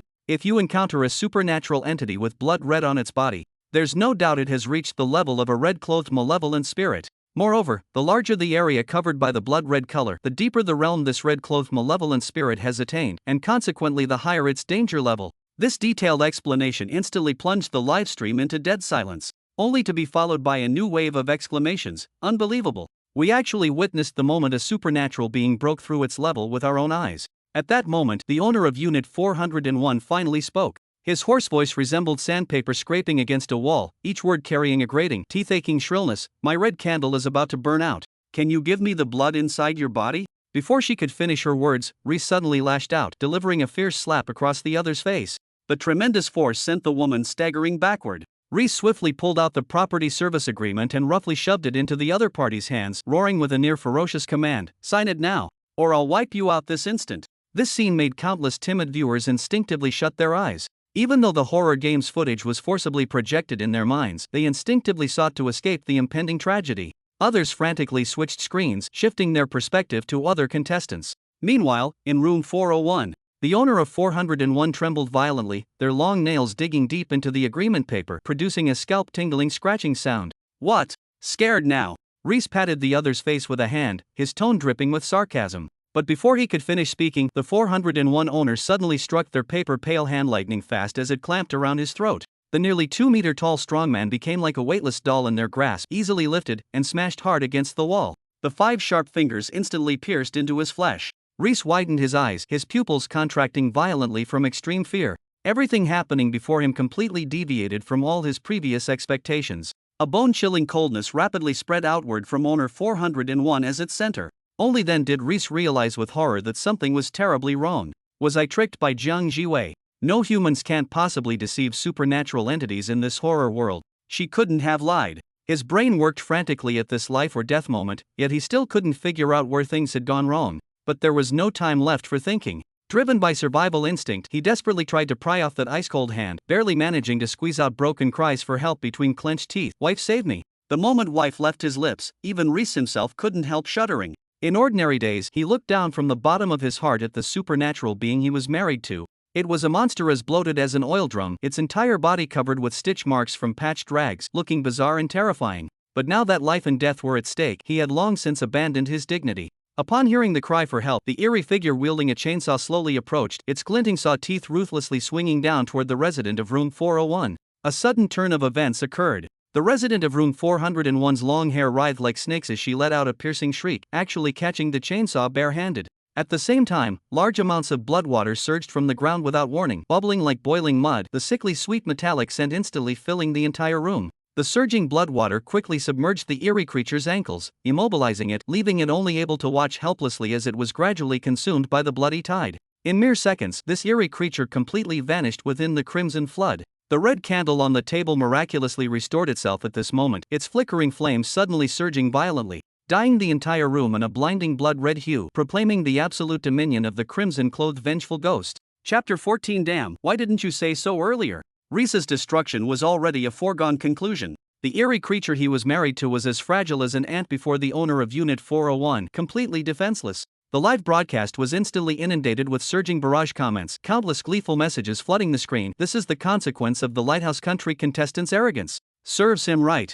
But soon, Unwilling rebuttals arose from the Lighthouse Country audience camp. Don't celebrate too soon. Our Lighthouse Country's true ace is Naomi. Don't forget, among the 3 contestants this time, one is married to a veteran crimson-clothed vengeful ghost, the Vampire Count. Looking back through history, since the first horror games began, the contestants from the Lighthouse Country have accumulated massive resources and rare supernatural artifacts through repeated outstanding performances. Through countless life and death trials, they have uncovered numerous survival rules of the horror world.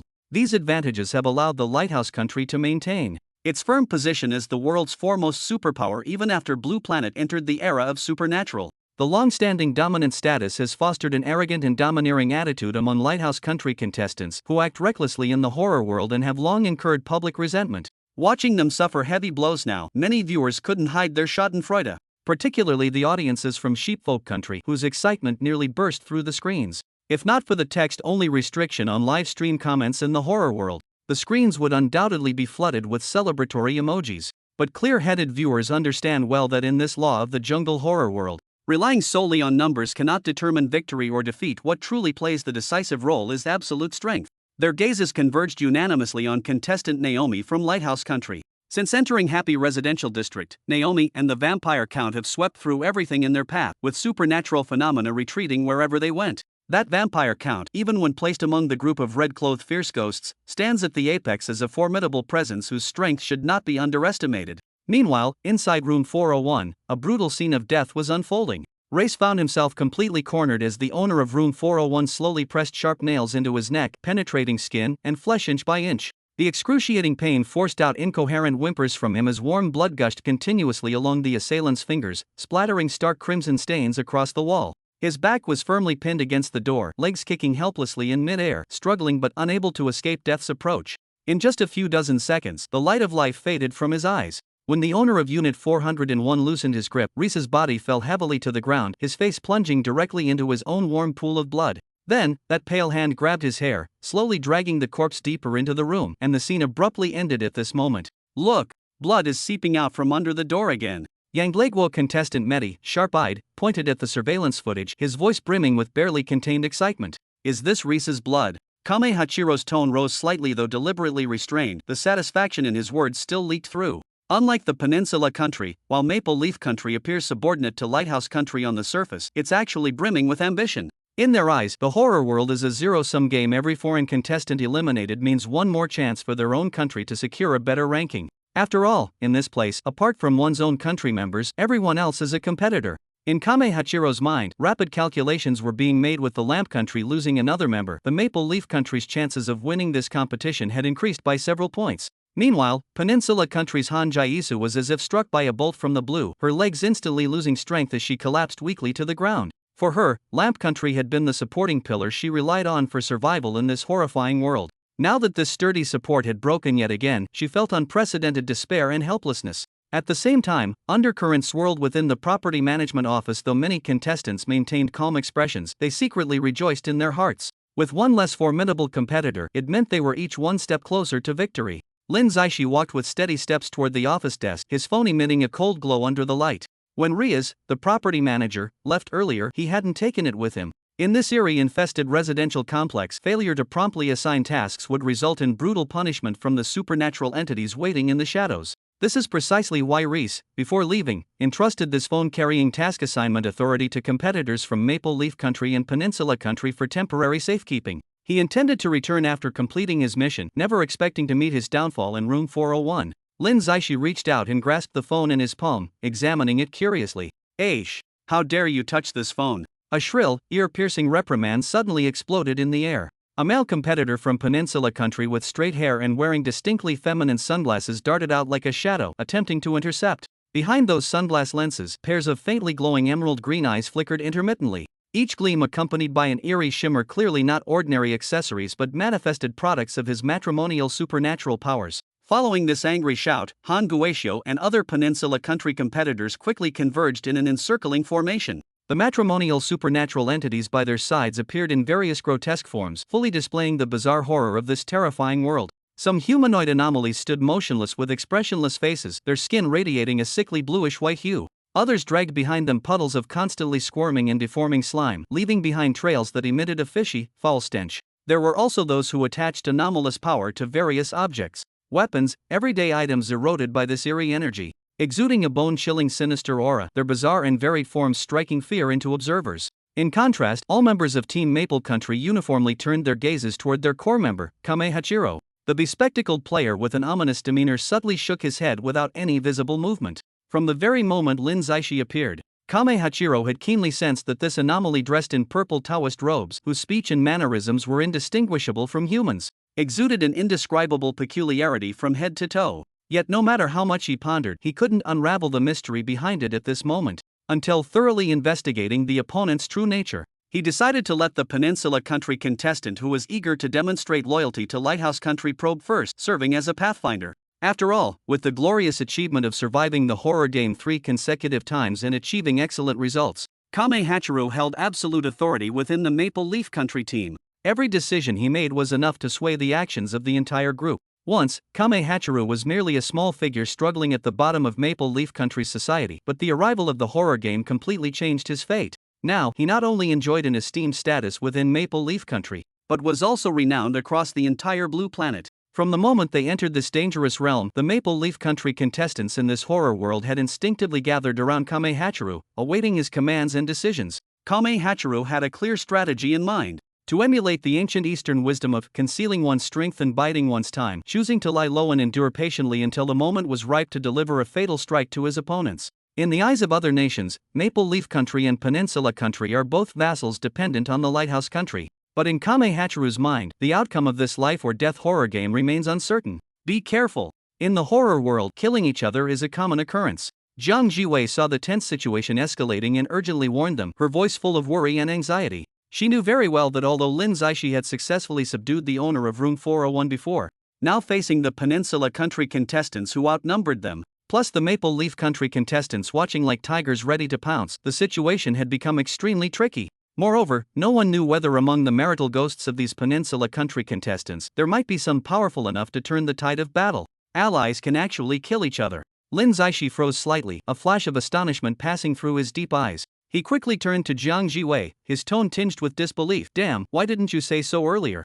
Jiang Jiwei. Chapter 15. All sorts of monsters are eager to take the stage. Jiang Jiwei raised her eyes to look at Lin Zaishi beside her, her almond-shaped eyes full of confusion, completely unable to grasp the hidden emotions in the other's words. She didn't know that at this moment, Lin Zaishi's thoughts were being pulled back to their first meeting conversation by memories. At that time, Lin Zaishi eagerly asked her about the current situation of Blue Star. The world today has completely transformed. Once thriving Taoist temples have vanished without a trace. Concepts like Taoist priests and purple robes have become historical terms unknown to anyone. Supernatural forces have swept across the globe like raging tides, with countless nations perishing in the currents of history under their impact. The last thread of hope for surviving nations lies entirely in those randomly selected participants thrown into the horror game. Only if they excel in the game can their nations secure precious survival resources and obtain the chance to continue existing. In Lin Zaishi's inherent belief, when all humanity stands at the precipice of life and death, nations should put aside past grievances and join hands to overcome difficulties together.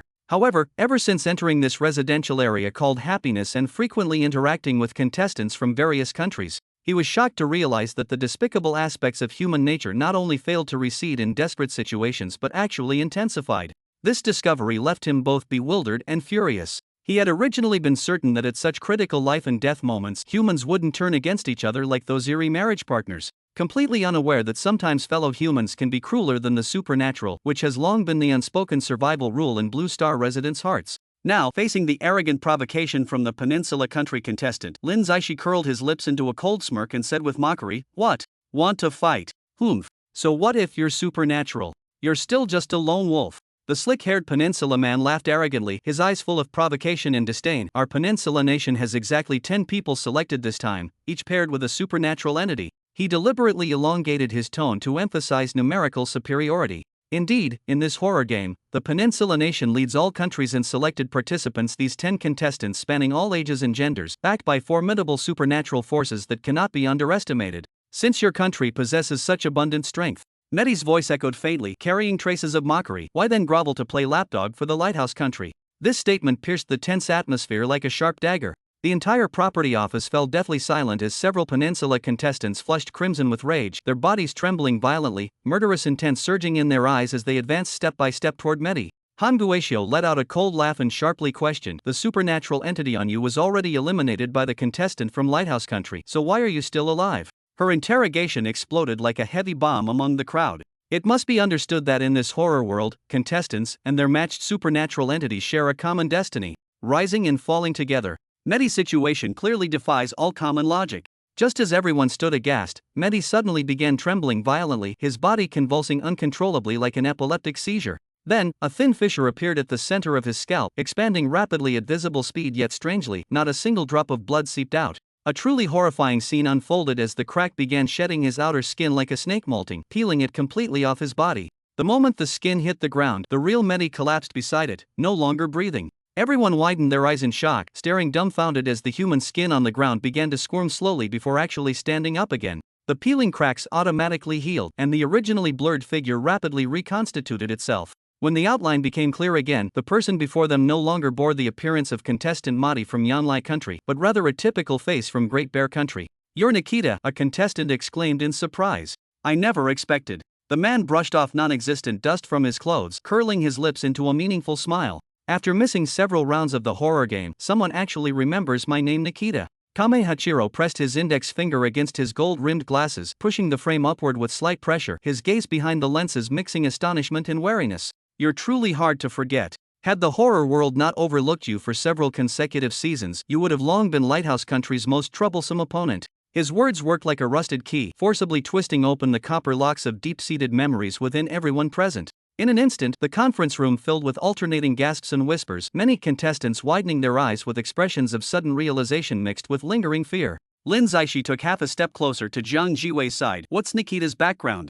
Jiang Jiwei subconsciously swallowed, her voice dropping to an extremely low level. "The ace contestant from Great Bear Country, his past competition results never fell below top 2. The Lighthouse Country considers him their most dangerous threat. His wedded supernatural entity is a human skin rumored to be a woman who was flayed alive by her husband, dying with resentment before transforming into a vengeful ghost. Over these years, he and the human skin have developed perfect coordination. He can directly invade a target's body, as if changing into a new shell." Her voice involuntarily trembled, the image of Medi's skin peeling off lingering stubbornly in her mind. The bluish-white skin peeled cleanly from the body without any blood spray, only seeping wisp after wisp of chilling air. At this moment, several Great Bear Nation competitors steadily surrounded Nikita with firm footsteps, their tense shoulders and slightly lowered stances silently declaring their faction allegiance. Nikita interlaced his fingers, producing a faint crack from his knuckles before clapping his hands twice sharply. The crisp sound pierced the stagnant air. "Everyone, the Lighthouse Nation has dominated for too long.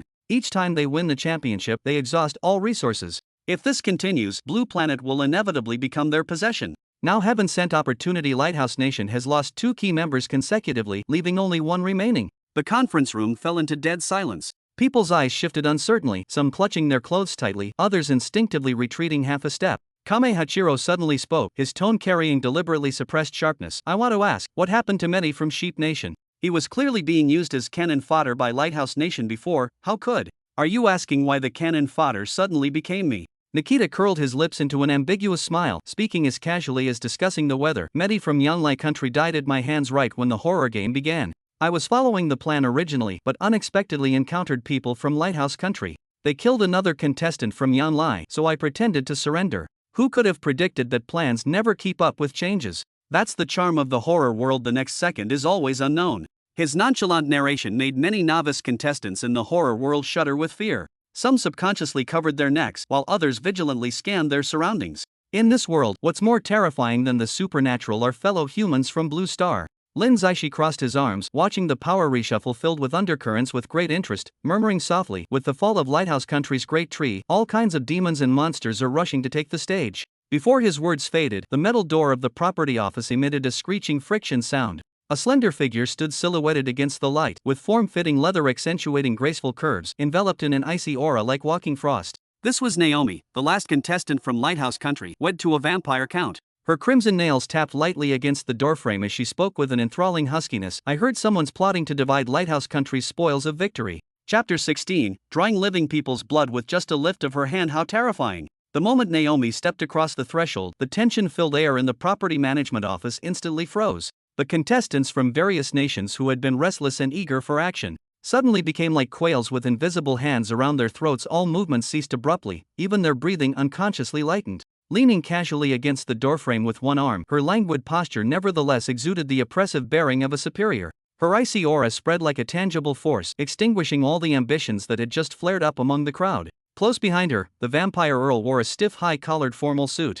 Beneath his pallid, paper-white face, blood-red pupils emitted a soul-stirring eerie glow, while his equally crimson nails and fangs gleamed with cold radiance under the dim lighting. Merely by standing still, he caused the room temperature to visibly plummet at a rapid pace, sending chills crawling up everyone's spines to their scalps, making their teeth chatter uncontrollably. When those bloodthirsty eyes fell upon Nikita, the earl gracefully tilted his chin upward and emitted a contemptuous snort through his nostrils. This snort carried a bizarre oppressive force, causing Nikita's entire body to tremble violently beyond his control. His originally composed and confident smile froze instantly, darkening as if it could drip with water. "Respected Naomi, you finally returned. During your absence, something major happened. Reese and Torin, they're both gone." Han Guatio practically sprinted forward at a 100-meter dash pace, her face plastered with obsequious, ingratiating smiles. The Peninsula Country contestants followed closely behind like a pack of tail-wagging, boot-licking lapdogs. Naomi's expression was as cold as frost, her gaze scanning the office like a hawk's. Not seeing the familiar figures of Reese and Torin, but instead finding the Sakura Country and Peninsula Country contestants standing unharmed, alarm bells immediately rang in her mind. With Reese and Torin's caution and capabilities, they would never rashly expose themselves to danger. Even someone as powerful as her, who had married a high-ranking Scarlet Ghost vampire count, had to tread carefully and plan every step in this perilous happy residential complex. Those two were so timid, how could they possibly? There was only one possibility: something had happened to them right here in the office. How did they die? Her tone was icy, each word seeming to have been dredged up from an ice cellar. Han Guatio immediately launched into a vivid narration mode, embellishing the story, adding false details and twisting facts in her account, shifting all the blame wholesale onto Zhang Jiwei and Lin Zaishi. Recalling Nikita's previous humiliation of the Peninsula Country's contestants, she maliciously made underhanded moves, though without directly stating it. Her words between the lines strongly implying that Nikita had long been colluding with Lin and Zhang to jointly murder the Lighthouse Country's contestants. Almost simultaneously, the live broadcast room was completely flooded with frenzied bullet comments. "Peninsula Country people, have some shame. Stealing culture isn't enough. Now you're brazenly lying and twisting black and white. What gives Xia Country the audacity to act so arrogantly here? Just wait for 9 consecutive defeats. Naomi is this season's strongest horror game contestant. Has the Peninsula Country truly engraved the role of lapdog into their DNA? So what if the purple-robed anomaly is powerful? The vampire count is a genuine high-ranking Scarlet Spectre. Lin Zaishi doesn't even show a trace of crimson aura. At best he's a top-tier Spectre below Scarlet grade, completely no match for the count. Dare to make Lin Zaishi enter room 401 again. He'd certainly die without doubt if he goes in." Although Lin Zaishi's successive dazzling performances had injected a shot of confidence into Xia Nation's viewers, reigniting their hope and faith, the Peninsula Nation audience's analysis wasn't entirely without merit. In the horror world, Scarlet Spectre-level entities are undisputed regional dominators wherever they appear.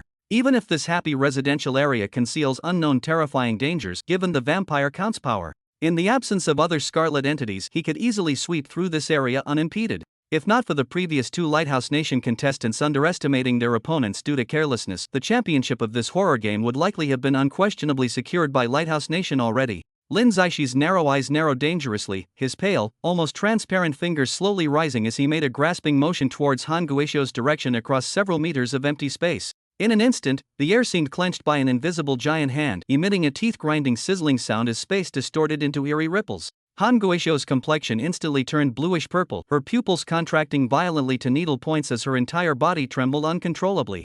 Her throat released indistinct whimpers, as though countless steel needles were piercing her marrow. Her skin withered at a visible rate. Her previously plump cheeks rapidly sunken as muscles and fat were forcibly extracted by some unknown force. Swelling veins twisted and coiled like earthworms beneath her bluish-white skin. Hair-thin red threads suddenly emerged from every pore, writhing and entangling wildly in the air like greedy leeches. Every drop of blood in her body was completely drained through her capillaries. The blood leaving her body condensed into a crimson mist in mid-air, the intense metallic scent instantly filling the entire office, mingled with the acrid odor of bodily dehydration, creating a nauseating stench. In mere moments, Han Guatio's body lost all support and collapsed heavily to the ground. Her mouth gaped wide, her throat frozen in the posture of an unuttered cry for help, her withered face petrified in an expression of utmost terror, her hollow eyes staring fixedly at the ceiling as if still witnessing the moment of death's arrival. This horrifying scene struck all competitors in the office like lightning. Some instinctively covered their mouths, suppressed gasps leaking through their fingers.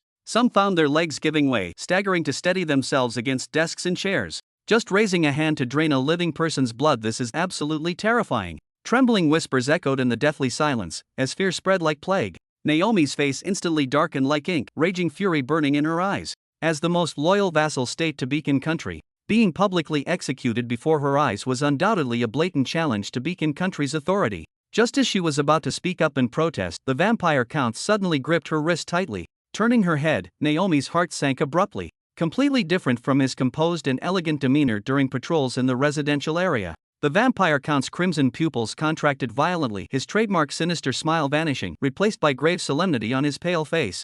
It's worth noting that even when facing the fiercest red-clothed vengeful spirits, the count had never shown such a battle-ready expression. But at this moment, could this purple-robed anomaly's power far exceed our imagination? Naomi's mental alarm bells rang violently. Lin Zaishi stepped forward slowly. What's wrong? Does it hurt that I killed your dog? His indifferent gaze swept over Naomi, as cold as appraising a worthless corpse. With each step he took closer, the chill in the air grew more piercing. Naomi felt as if an invisible boulder pressed against her chest, making breathing difficult, like being targeted by an ancient ferocious beast about to be torn apart and devoured the next second. At the critical moment, the vampire earl flashed in front of Naomi, slightly nodding his head but unable to conceal the wariness in his tone. May I know your honorable name, sir? A mere western evil creature dares block my path. Lin Zaishi remained expressionless as black mist surged from his palm, casually delivering a palm strike. With a tearing sound, the count's magnificent blood-red formal attire burst into strips like paper, while spiderweb-like cracks appeared on his pale skin surface. Terrifying power rampaged through the count's body, accompanied by the crisp sound of shattering bones. Half of his body exploded violently, spraying minced flesh and blood onto the walls like rain, filling the entire space once again with the stench of blood. Chapter 17. Even a red-clothed vengeful spirit would crash if run over. Naomi's pupils contracted sharply to needle-point size, her widened eyes nearly bursting from their sockets as overwhelming waves of terror and disbelief surged in their depths. This visually shocking scene made even typically composed and strategically minded contestants like Russia's Nikita and Japan's Kame Hachiro involuntarily gasped, their muscles instantly tensing like drawn bowstrings. You must understand, that was none other than the renowned vampire count among the ranks of high-level crimson-robed malicious spirits, a veritable overlord in the horror realm. Yet now in Lin Zaishi's hands, it appeared as fragile as a plaything that could be crushed effortlessly. Showing no apparent difference from the South Peninsula contestant Han Guishio, who had been instantly annihilated moments before. Inside the property management office, numerous contestants found their minds completely blank, ears ringing, completely unable to accept this brutal reality that defied all conventional understanding. The live broadcast room on launching fell into a suffocating silence, with Xia Country viewers similarly feeling as if they were trapped in a dream. Some pinched their own arms hard, attempting to verify through pain that what they were witnessing wasn't an illusion. Others kept wiping their screens, suspecting some display malfunction. Recalling back when Zhang Jiwei faced 3 mysterious doors appearing before her, viewers worldwide almost unanimously believed she would inevitably choose the vampire earl behind the first door or the zombie king behind the second door. Yet, she resolutely pushed open the third door and walked toward that eerie figure lying in a dilapidated coffin. At that moment, at least 70% of Xia Kingdom's viewers lost all hope, feeling utterly devastated. Only a very few still clung to a faint thread of expectation, hoping this purple-robed anomaly could perform a miracle. They didn't dare hope it could rival the crimson-clothed malevolent spirit, merely wishing it possessed enough power to protect itself and seize a slim chance of survival for Xia Kingdom in this brutal horror game. And now, the sight of the high-level crimson-clothed malevolent spirit and vampire earl being effortlessly crushed before Lin Zaishi first plunged Xia Kingdom's viewers into brief stupor, followed by deafening cheers erupting like a volcanic explosion. Some were so moved that tears welled up in their eyes, streaming down uncontrollably. Others broke down emotionally, crouching on the ground crying bitterly, completely releasing their long-suppressed tension and worry. Still others tightly embraced their loved ones nearby, both laughing and crying, their joy overflowing beyond words. He actually did it. A Viscount-level vampire at red-clothed fierce ghost tier. Who would believe it without seeing it with their own eyes? Heaven bless Xia Kingdom. Heaven bless Xia Kingdom. Xia Kingdom audience, don't celebrate too early. How can this be considered an instant kill? He merely killed a woman from Peninsula Country and wounded the Viscount's half-body. What's the difference from an instant kill? With Lin Zaishi's true strength, if he really went all out, not even ashes would remain of that vampire Viscount. I'm really puzzled, why did Zhang Jiwei choose the third door? Any normal person would choose the first 2 doors. Did she discover some secret? Exactly. Zhang Jiwei looks quite clever, she must have her own considerations. Folks, none of this matters now. This time, our Xia Nation might truly break the losing streak. In stark contrast to Xia viewers' celebration, the live stream rooms of Lighthousia and Peninsula nations fell into complete silence. The vampire count was supposed to be Lighthouse's greatest reliance and confidence in this horror game tournament, yet now met such a miserable end. Many Peninsula viewers turned pale as paper, hearts filled with despair. Is Lighthouse really coming last this time? Does this mean our Peninsula contestants who always follow them are doomed too? In Xia's official livestream, the freeze frame showed Lin Zaixi's instant obliteration of the vampire count. Bai Taohua watched as Dong Beiyuji's face abruptly changed color, her lips curling into an amused arc, not planning to comment. You swore up and down that Jiang Jiwei only picked supernatural beings based on looks. Doesn't this reversal slap you in the face? The competition isn't over yet. It's too early to draw conclusions. Dong Beiyuji suddenly slammed the table, cracks appearing in her carefully maintained facade. The moment the words left her mouth, she belatedly stared at the camera, cold sweat trickling down her spine into her collar. The live stream was flooded with dense viewer comments jumping across the screen. She hastily adjusted her posture, forcing a stiff smile. Don't let temporary advantages cloud your judgment. The horror world changes in the blink of an eye. Of course I want Xia country to win, we're all on the same side. But her attempts at damage control were completely drowned out by furious barrage comments. The screen exploded with blood-red get-out messages interspersed with sharp accusations. Just how powerful must your backers be to hog this position every episode? How dare a fraud selling fake goods sit in the official livestream? Suggests thorough investigation of the mole.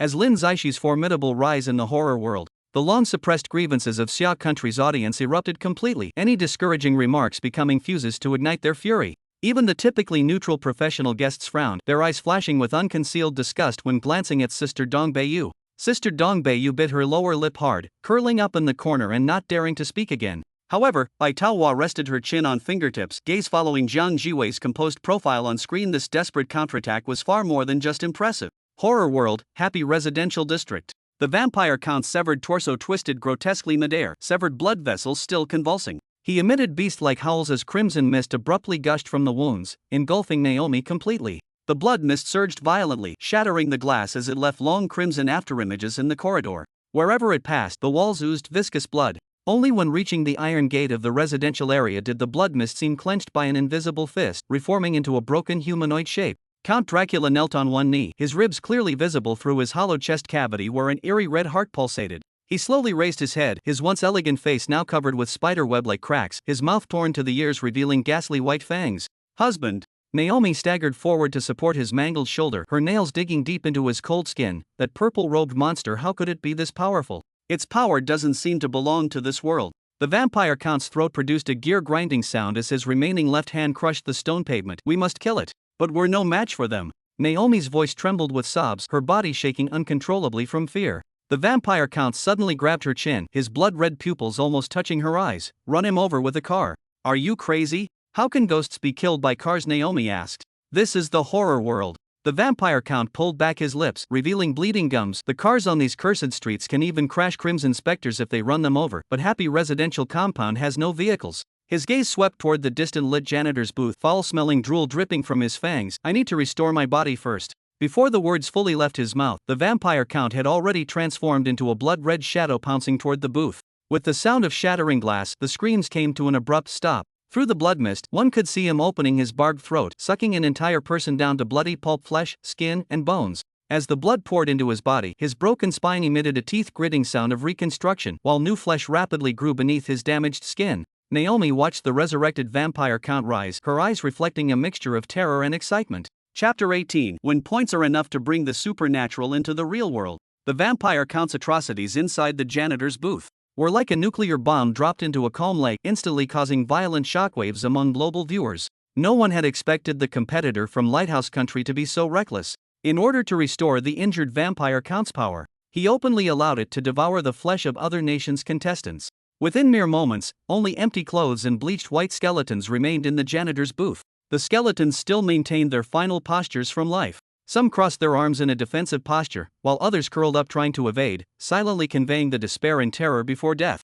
Viewers witnessing this cruel scene were all engulfed in shock and fury. Those more emotionally charged directly cursed at the live broadcast. Dying at the hands of the supernatural is one thing. You were outmatched or unlucky, fine. But why die to a supernatural being married to another human? And that human remained utterly indifferent throughout. What's there to make such a fuss about? Immediately, viewers from Lighthouse Country jumped in to refute, their arrogant tones dripping with disdain. Look at those people in the janitor's booth, see how terrified they are. Trash deserves to be eliminated first, letting the strong contestants maintain their condition and enhance their strength. How many nations on Blue Planet have already vanished? Perhaps soon the entire planet will have only our lighthouse country remaining as pure land. Then you pitiful worms will be crying and begging for our mercy. You crazy people from Lighthouse Country, aren't you afraid of divine retribution? Don't think so highly of yourselves. Weren't you just fleeing in defeat from Xia Country contestants' matched horror? Heh, that sounds like something a Xia Country person would say. The Lighthouse Country spectator sneered, voice laced with undisguised threat. Don't forget, all vehicles in the horror world are corrupted by special curses. Even a malevolent ghost would die instantly if hit. When our contestant finds a car, that purple-robed horror won't stand a chance, and the Xia Country contestant will perish with it. Let us enlighten you. We in Lighthouse Country have long known that horror world vehicles can kill horrors. When we saw the vampire count nearly get chosen by the Xia Country contestant, we were shocked. He's no ordinary wandering horror, he's backed by an entire vampire clan. You amateurs couldn't possibly understand what this means.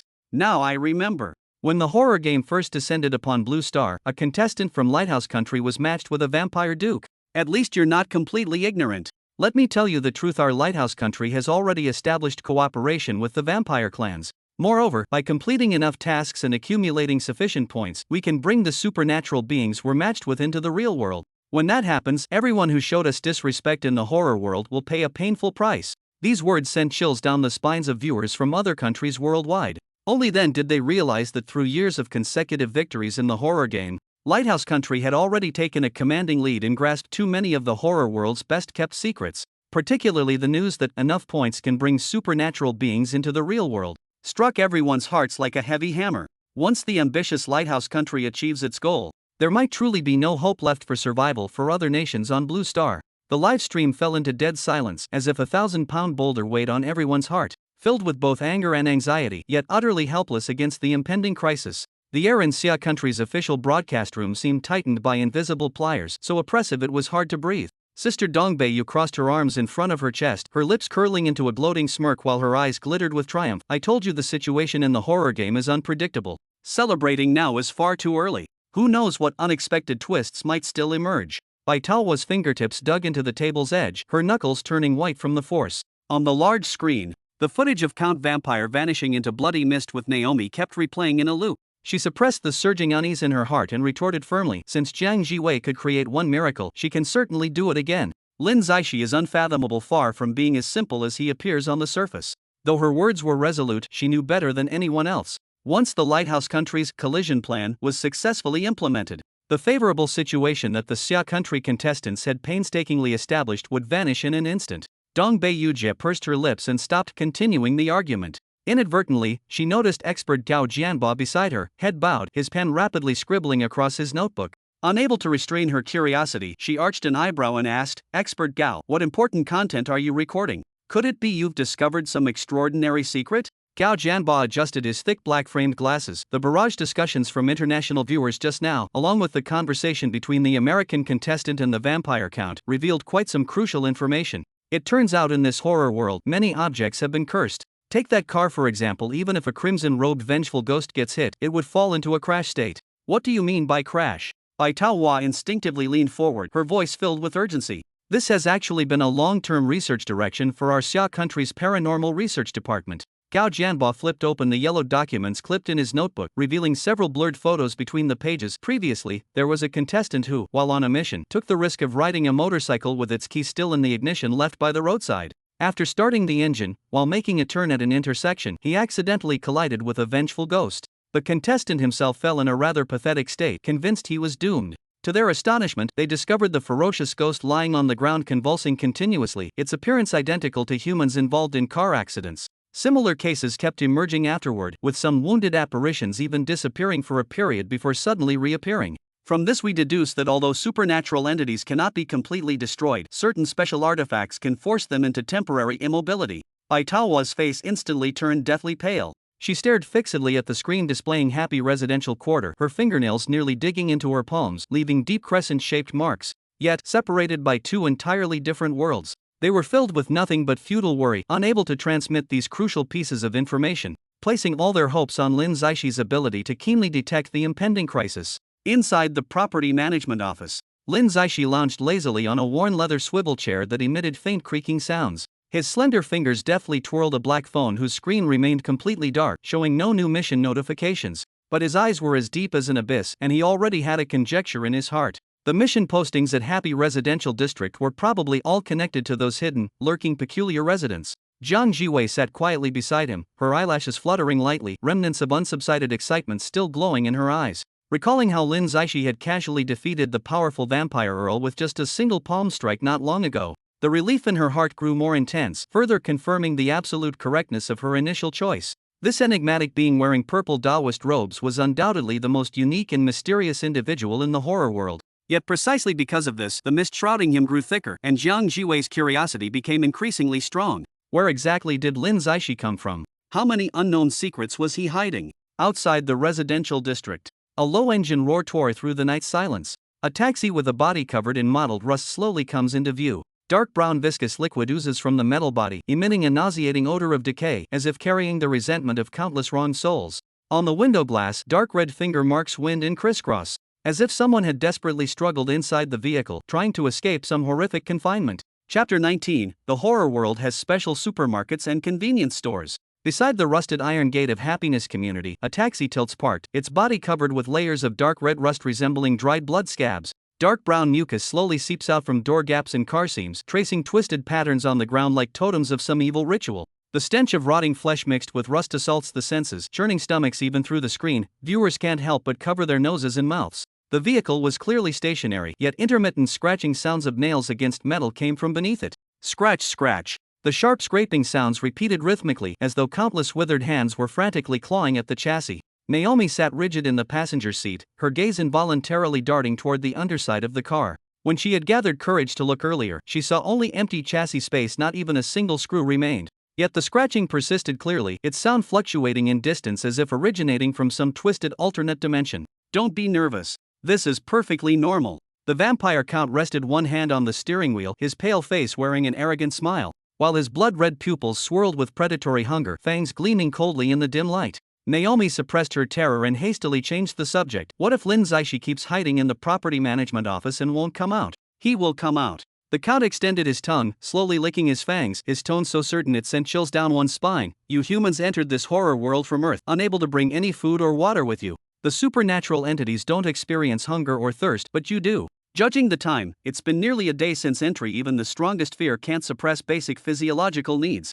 There are no supermarkets or convenience stores in this neighborhood. If they want to survive, they'll have to come out. When they reached the streets outside the residential area, he paused, the corner of his mouth curling into a cruel smirk. That will be our chance to strike. Hit by this car, even a vengeful ghost would be disabled, and then that purple-robed entity would be like meat on a chopping block. Darling, you're so brilliant. Naomi's eyes sparkled as she recalled their earlier test. This seemingly scrapped taxi possessed astonishing speed when started. To verify the count's words, she had deliberately driven the vehicle into a wandering supernatural entity. The entity was sent flying several meters, lying motionless after impact, though its supernatural energy still pulsed faintly. Just as the count said, the cursed vehicle could render vicious ghosts completely powerless. Enough, it's time to satisfy me. I'm losing patience. The vampire count's crimson lips curled into a smirk, his eyes brimming with desire. His pale fingers gripped the leather seat forcefully, making the material creak under pressure. Hateful. Naomi pouted in protest, yet still leaned closer to the driver's seat. Immediately, the vampire count displayed an expression of gluttonous satisfaction, followed by lewd sounds that filled the vehicle. This sudden scene made the global livestream explode with reactions. Is this really a horror game livestream? Did I click the wrong channel? What about child protection laws? This scene is blinding me. This is how the US contestant behaves, flattering the supernatural with her charms. Look at Xia Country's Jiang Jiwei and Lin Zaishi. Now that's what proper cooperation looks like. Don't get cocky, Xia Country viewers. You won't be laughing when you lose everything. Hell, I need eye bleach for this scene. The live stream, originally filled with terrifying atmosphere, suddenly presented such an absurd spectacle that caught all viewers completely off guard. The screen was flooded with a frenzy of comments expressing shock, anger, and ridicule. In the property management office, the putrid stench of blood hung thick in the air as several corpses lay scattered in disarray. The widened eyes of Nikita, the contestant from Great Bear Country, were frozen in the terror of his final moments. The eerie human skin he had been married to was torn into thin strips, scattered haphazardly like discarded rags. Kame Hachiru from Sakura Country lay supine in a twisted posture that defied human anatomy, his head nearly touching his back, with broken cervical vertebrae jutting out grotesquely from misalignment. Clear evidence of having suffered instant fatal strangulation. All the contestants who had harbored ill intentions toward Lin Zaishi had now become spirits of the deceased. The surviving contestants who narrowly escaped death huddled in the darkest corner of the office, not daring to breathe loudly, even swallowing their saliva with extreme caution for fear of making the slightest sound. Jiang Jiwei quietly leaned over, her gaze falling on the phone screen in Lin Zaishi's hand. The survival list of contestants was horrifying to behold. Only about 30 remained worldwide now, with most of them currently cowering in this death-filled office. Under the cover of night, Happy Residential District grew increasingly eerie and terrifying, with intermittent spine-chilling sounds. Sharp wails intertwining with the noise of heavy objects being dragged, echoing through the silence and making one's back crawl. Almost none of the contestants sent by the Lighthouse Country's player to guard various posts in the district had escaped the mysterious sickle. In the silence, Jiang Jiwei's stomach suddenly emitted a gurgle sound, which stood out particularly clearly in the deathly quiet office. Her pale cheeks instantly flushed crimson, her eyes filled with embarrassment as she flusteredly looked at Lin Zaishi.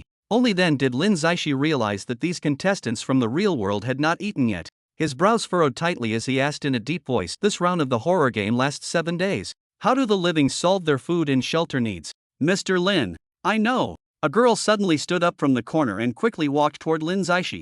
She struggled to steady her breathing and spoke with forced calm. "The horror world has special supermarkets and convenience stores where the owners and employees are all ghosts. The items sold in the stores include food that the living can eat as well as food that the supernatural can consume. However, most supernatural beings don't need to eat. I was among the first batch to arrive at Happy Residential Area. There are no such shops here, so to buy food, you can only go to the convenience store at the neighborhood entrance." Buy. Lin Zaishi keenly caught this keyword. The girl swallowed hard, her fingers trembling slightly from nervousness, yet she still steeled herself and said, "Transactions are made with spirit money. Spirit money is the universal currency in the horror world, exchangeable for food and water." Before each entry into the horror world, contestants from various countries would collect it in advance. "I happen to have some on hand. As long as Mr. Lin is willing to protect me, all this spirit money can be used for you to purchase food for your wife." As she spoke, her body unconsciously leaned slightly forward, her face brimming with ingratiating smiles. But her tense muscles and ready-to-retreat posture betrayed the deep fear in her heart. After all, standing before her was a terrifying being capable of easily grievously wounding a vampire count. "Acceptable."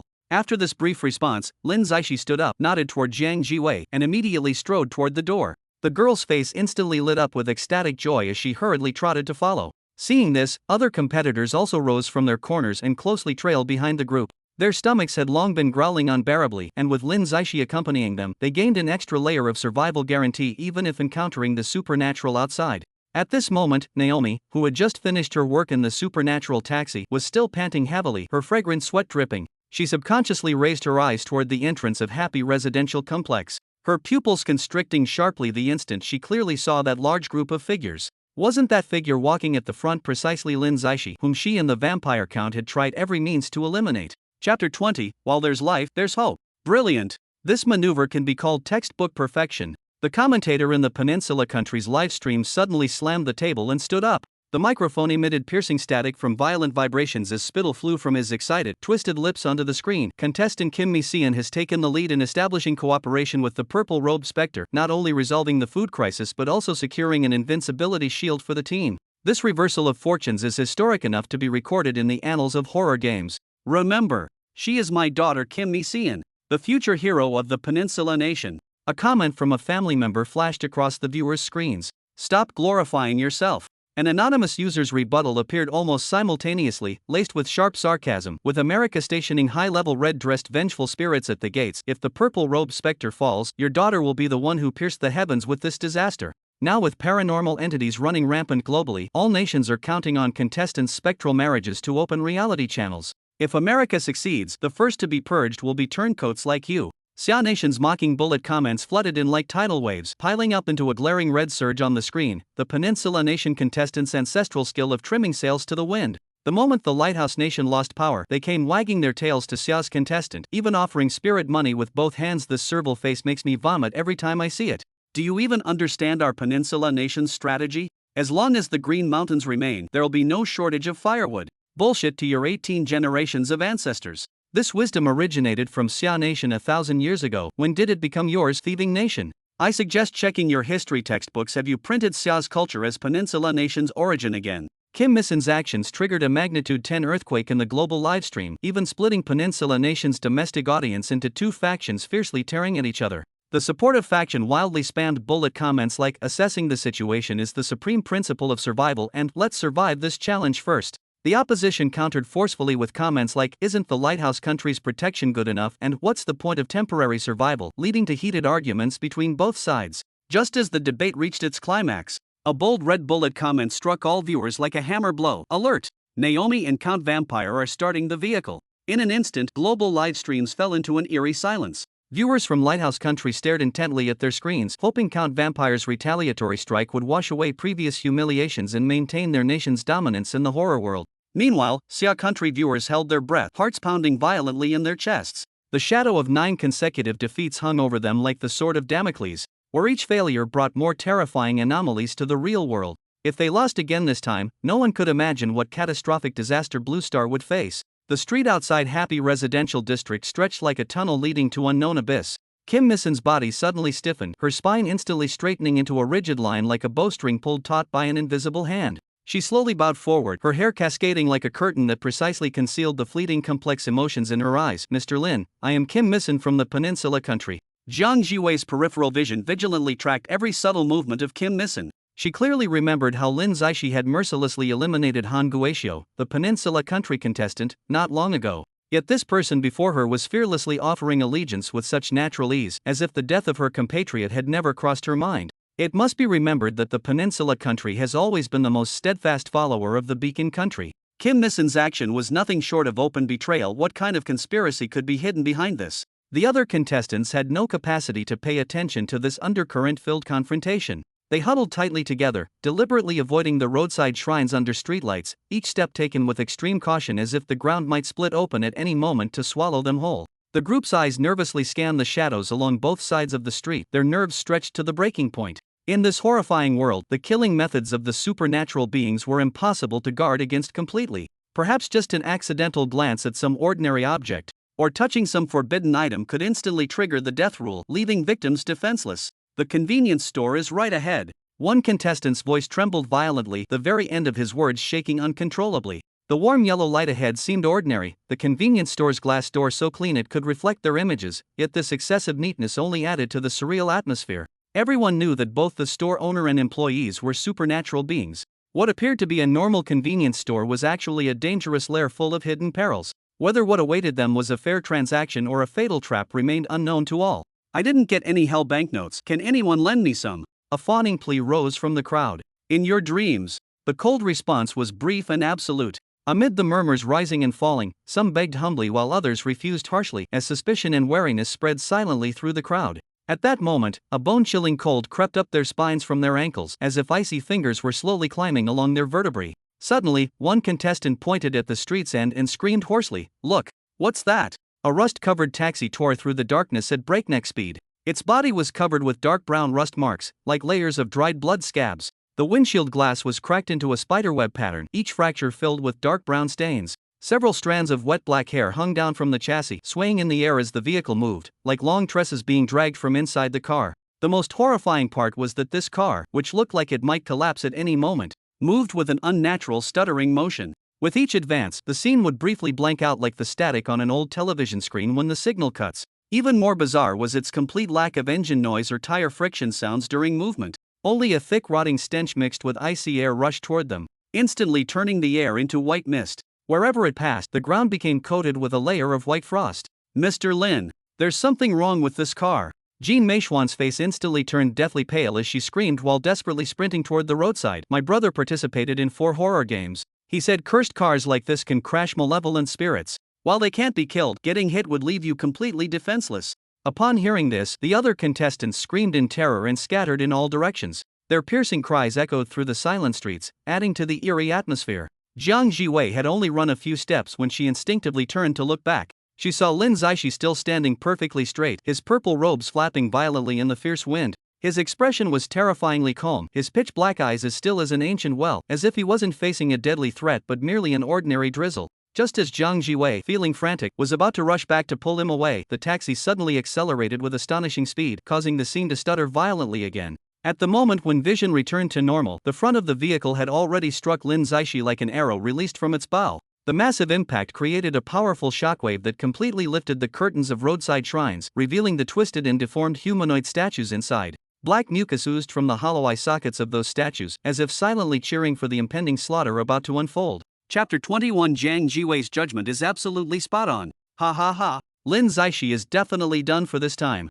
Jiang Jiwei, the last remaining contestant from Xia Nation, will also be buried forever in this horror world. In the Lighthouse Nation's livestream, hysterical laughter mixed with frantically scrolling bullet comments, with their arrogance almost bursting through the screen. Is this purple-robed anomaly mentally deficient? Why isn't it dodging or moving, just standing there waiting to get hit? Has Xia Nation truly reached the end of its luck? The desperate cries of Xia Nation's viewers rose and fell in the bullet comments. I considered countless possibilities, but never in my wildest dreams did I expect the purple-robed anomaly to just stand there, letting that monstrous taxi ram into it. Immediately someone chimed in, because anomalies don't possess human emotions, they don't understand fear. Look how all the living people were fleeing for their lives just now, only he stood there like a wooden stake. I warned Kim Missen long ago not to follow the Xia Nation contestants. Viewers from the Peninsula country also erupted in discussion. Now it's settled, the last survivors will definitely be Naomi from Lighthouse Country and the Vampire Count.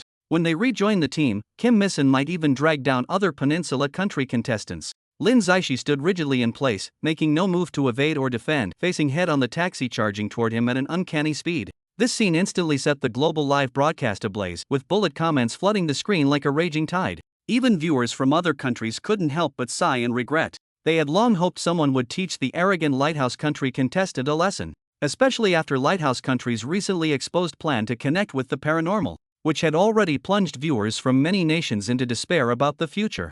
If this purple-robed paranormal entity could demonstrate formidable power this time, it might still delay Lighthouse Country's paranormal connection process. After all, every country currently has paranormal entities roaming about. These anomalies cannot communicate with humans. Once encountered, they often engage in indiscriminate slaughter. If the Beacon country successfully marries and partners with an anomaly, achieving human-anomaly collaboration, it would undoubtedly bring greater calamity upon other nations that haven't mastered this ability. In the horror world, Jiang Jiwei's face turned deathly pale, with intense regret and guilt instantly flooding her heart. From the initial fear and wariness when she first entered the horror world, cautiously interacting with Lin Zaishi, to now finding peace and even developing deep dependency on him, Lin Zaishi was completely different from other anomalies. He lacked their cold temperament and showed no heartless, indifferent behavior. Setting aside his identity as an anomaly, Jiang Jiwei often felt as if Lin Zaishi was just an ordinary living person from Blue Star. Every time danger arose, he would stand before her without hesitation, and when answering her questions, he showed tremendous patience. At this moment, crystal-clear tears rolled uncontrollably from her glistening eyes. In that fleeting instant, she had instinctively thought Lin Zaishi could evade, but now, the eerie taxi's headlights emitted an uncanny glow. This radiance carried some terrifying influence, making the international contestants present dizzy with blurred consciousness. When the taxi collided with Lin Zaishi, everything appeared extraordinarily unusual. There was no sound of impact, no shockwave, as if everything occurred in complete silence. Even the contestants standing on site couldn't discern the specifics of Lin Zaishi's collision with the eerie taxi, whether they knew about the eerie taxi's ability to make ferocious ghosts malfunction or not. Everyone had just heard Kim Missen's warning and now unanimously believed Lin Zaishi would undoubtedly die this time. Naomi's entire body was pressed rigidly against the passenger seat, her 10 fingers digging deep into the rust-stained armrest. The armrest's surface had long peeled away, revealing the pitted metal skeleton beneath, broken and decayed like rotting wood ready to collapse. Yet it remained immobile under her convulsive grip, displaying an unnatural resilience that defied logic. Her face contorted with madness, mouth stretching uncontrollably to her ears, eyes boiling with intense venomous fury. Remembering how Lin Zaishi had gravely wounded the Vampire Count and Jiang Jiwei's composed demeanor, her nails nearly pierced her own palms. This time I'll ram Lin Zaishi into permanent paralysis, then crush Jiang Jiwei piece by piece before a global audience.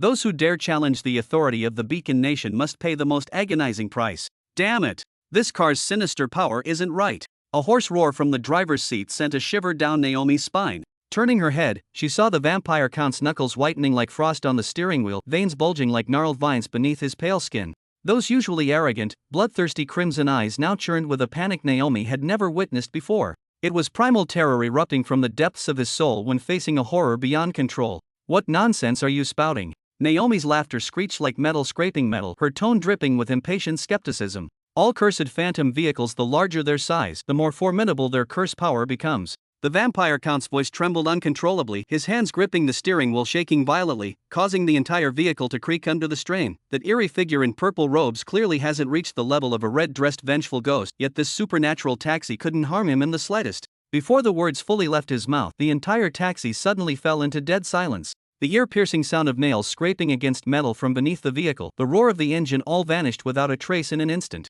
The pallid headlights abruptly extinguished, as thick darkness swallowed the vehicle like tidal waves. Naomi's pupils contracted violently in the darkness. When her eyes finally adjusted to the absence of light, she saw that upright figure still standing before the taxi's front. Lin Zaishi wore purple robes, his posture straight as a pine tree without even a single wound. Not even a single crease disturbed in his garments. Yet she had clearly felt the taxi's front collide violently with him, so how? A desperate thought flashed through her mind. Perhaps Lin Zaishi had already crash-died and was only maintaining his stance through supernatural power. Yet this fantasy shattered the moment it formed, crushed by an icy voice. "Shall I invite you both down?" Lin Zaishi's voice rang through the silent street like a blade tempered in ice, each word hammering into the duo's hearts. Blue Star's live stream instantly exploded with activity. Viewers from Beacon Country, America widened their eyes in disbelief, their barrage of comments nearly drowning the screen. "He survived that collision. He can't possibly be at the Scarlet Ghost level." Previous contestants had supernatural spouses with scapegoat abilities that granted infinite revives. Could this purple-robed anomaly possess such heaven-defying power too? If that's really the case, Beacon Country is completely screwed this time. In Xia Country's official broadcast studio, Bai Tao's tense body suddenly relaxed as she collapsed into her chair, her back already soaked through with cold sweat. She pressed a hand to her heaving chest, exhaling deeply as a relieved smile curved her lips. So it's not that he's slow to react, he's clearly acting without fear. Jiang Jiwei's judgment is absolutely flawless. Dong Bei sister Yu wore a complex expression as she mechanically clapped twice. Her eyes remained locked on the composed purple figure on the screen, unable to comprehend how Lin Zaishi's strength could far exceed everyone's expectations. "Start the taxi again. Ram him. Keep ramming. I refuse to believe we can't crush him to death," Naomi growled with frenzied intensity. Chapter 22. The haunted taxi actually gets subdued by the purple-robed entity. "Don't panic. If one hit doesn't kill him, we'll hit him again," Naomi roared hoarsely. Her hands pounding violently on the passenger seat dashboard, sharp nails scraping shrill marks across the metal surface. She refused to believe what was happening before her eyes. Even a red-clothed ghost would suffer serious injuries from colliding with this cursed taxi, let alone with the mighty vampire Earl presiding over it. What capability could a mere purple-robed anomaly possess when it hasn't even reached the level of a red-clothed ghost? The American audience was instantly infected by her madness, with the live stream chat flooding with fervent approval. "Miss Naomi is so domineering. Crash into him with all your might. Show those who underestimate America our true strength." Utterly delusional. The Chinese audience retorted without courtesy, their words dripping with sarcasm. During the first collision, Lin Zaishi remained as steady as Mount Tai, without even a single wrinkle in his purple robe. Even if you crash countless times, the gap in strength is evident. What could possibly change? Many viewers from other countries nodded in agreement. Exactly, that purple-robed entity can withstand the taxi's attacks. It must possess unimaginable special abilities, outwardly appearing weak, yet profoundly unfathomable. Meanwhile, the vampire count sitting in the driver's seat remained rigid as a statue, his face deathly pale with an unnatural bluish-black tint. His eyes remained fixed on the dashboard's gradually dimming eerie glow. His Adam's apple bobbed with difficulty as he uttered, voice thick with unconcealable fear and shock, "It's not about whether our car could kill him but rather that he crashed our car into shutdown." His voice trembled slightly. "In this world of horror, I've never heard of a vengeful spirit capable of countering cursed vehicles." Naomi's furious howling abruptly ceased. Her eyes widened in disbelief as she stared at the extinguished cursed runes on the dashboard. The entire taxi fell into dead silence. This sudden quietness made the hairs on the back of her neck stand on end. In an instant, all her madness and arrogance vanished without a trace, replaced by bone-deep fear. She sat frozen in place, her eyes vacant, pupils filled with shattered despair. The live broadcast screens on Blue Star were instantly flooded with dense question marks. What's happening? The haunted taxi got subdued by the purple-robed anomaly instead. Ha ha, weren't the Lighthouse Country being so cocky before? Keep ramming now. What kind of powerful assistance did Xia Country's contestant find? Able to withstand taxi attacks and severely wound a vampire count, this purple-robed anomaly is simply an invincible monster. Everyone owes Xia Country's contestant Jiang Jiwei an apology. Her judgment is too sharp, she's practically the best talent scout in the horror world. The Xia Country audience was moved to tears as they carefully reviewed the crisis and realized the mission's destination, Happiness Residential Area, was far less dangerous than imagined. Up to now, only one newly advanced red-clothed vengeful ghost had appeared. It was even highly possible that no red-clothed vengeful ghost existed in the area before contestants from various countries arrived. What was originally considered a high-difficulty mission turned out to be the least stressful among nearly 10 horror games. With Lin Zaixi's participation, Xia Country truly stands a high chance of securing the first place this time. Get out of the car. The vampire count released his already stiffened fingers, his joints making cracking sounds, his voice filled with helplessness and despair. Accompanied by a screeching metal friction sound, the door of the eerie taxi slowly opened. The vampire count and Naomi's faces were as gloomy as deathly ashes, their steps unsteady as if they might collapse at any moment. They exited the vehicle like walking corpses, facing the entity they were supposed to eliminate, now emanating terrifying power and chilling presence. Naomi could only barely support herself by leaning against the car door, her heart already consumed by terror. Lin Zaishi stood there quietly, not raging like other supernatural beings, but his utterly calm gaze made Naomi feel her heart uncontrollably plunging into an endless abyss. After just taking 2 steps, Naomi could no longer maintain her balance, her body tilting against the car door. Then with a thud heavily kneeling on the ground, her face streaked with tears as she pleaded, "Honorable Mr. Lin, spare my life, I was blind not to recognize your greatness, I beg for your magnanimous mercy." Though swaying unsteadily, the vampire count still kept his back straight, refusing to kneel. As a descendant of an ancient vampire lineage, the arrogance engraved in his bloodline made him prefer facing death over lowering his head before Lin Zaishi. But he didn't realize that in Lin Zaishi's eyes, this so-called pride and dignity were nothing more than children's toys, utterly worthless. "Speak. Why should I spare your life?" Lin Zaishi looked down at Naomi with an indifferent tone, yet his words carried immense weight that seemed to suffocate the listener. Naomi steeled her heart and forced herself to remain calm. "I possess classified intelligence collected by the Lighthouse Country across multiple horror games. This information holds immeasurable value, whether for the living or for your kind. Continue." Lin Zaishi slightly raised an eyebrow, his tone dripping with impatience. "Every chosen supernatural being receives a hint. By completing enough tasks and accumulating sufficient points, one can obtain the opportunity to enter the real world." Naomi spoke rapidly, fearing that speaking too slowly might cost her life, but over all these years, the anomalies that successfully entered the real world were all mindless killing machines without any intelligence. "I suspect this was deliberately arranged by the horror world. For anomalies of high intelligence like yourself, entering the real world through conventional means would be as difficult as scaling the heavens." Lin Zaishi's expression turned grave. Entering the real world was an obsession buried deep in his heart. Even now, as an anomaly, the pervasive oppression and gloom of the horror world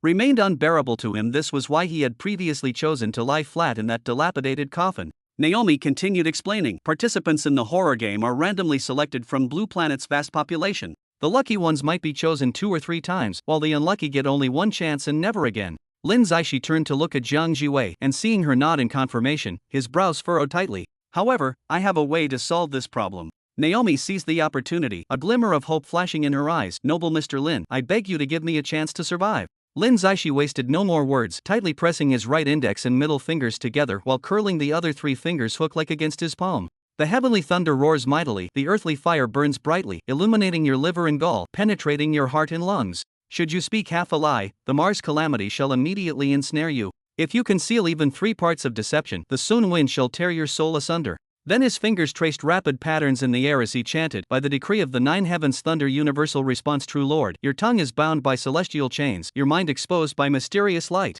As the low incantation continued, the air began vibrating faintly, emitting subtle buzzing sounds, with imperceptible ripples of folded space undulating through the atmosphere. Moments later, a dark talisman manifested from nothingness, its surface swirling with mysterious shadowy radiance. The aura emanating from this talisman was extremely bizarre, possessing both the majesty of righteous light and endless dark malevolence, as if embodying both divinity and demonic forces, utterly unfathomable. Lin Zaishi's eyes turned cold as he decisively pressed the talisman onto Naomi's forehead, his movements crisp and decisive, without the slightest hesitation. Chapter 23. All contestants from Lighthouse Country will launch a comprehensive hunt against all Summer Country contestants. "No, Honorable Mr. Lin. I truly know all of Lighthouse Country's core secrets. Our dominance at the top all these years wasn't achieved by luck. If you kill me, these secrets will be buried in the grave forever." Naomi frantically twisted her body, her nails scratching the ground with piercing sounds, her desperate wails carrying the ruthless determination of someone who had burned all bridges.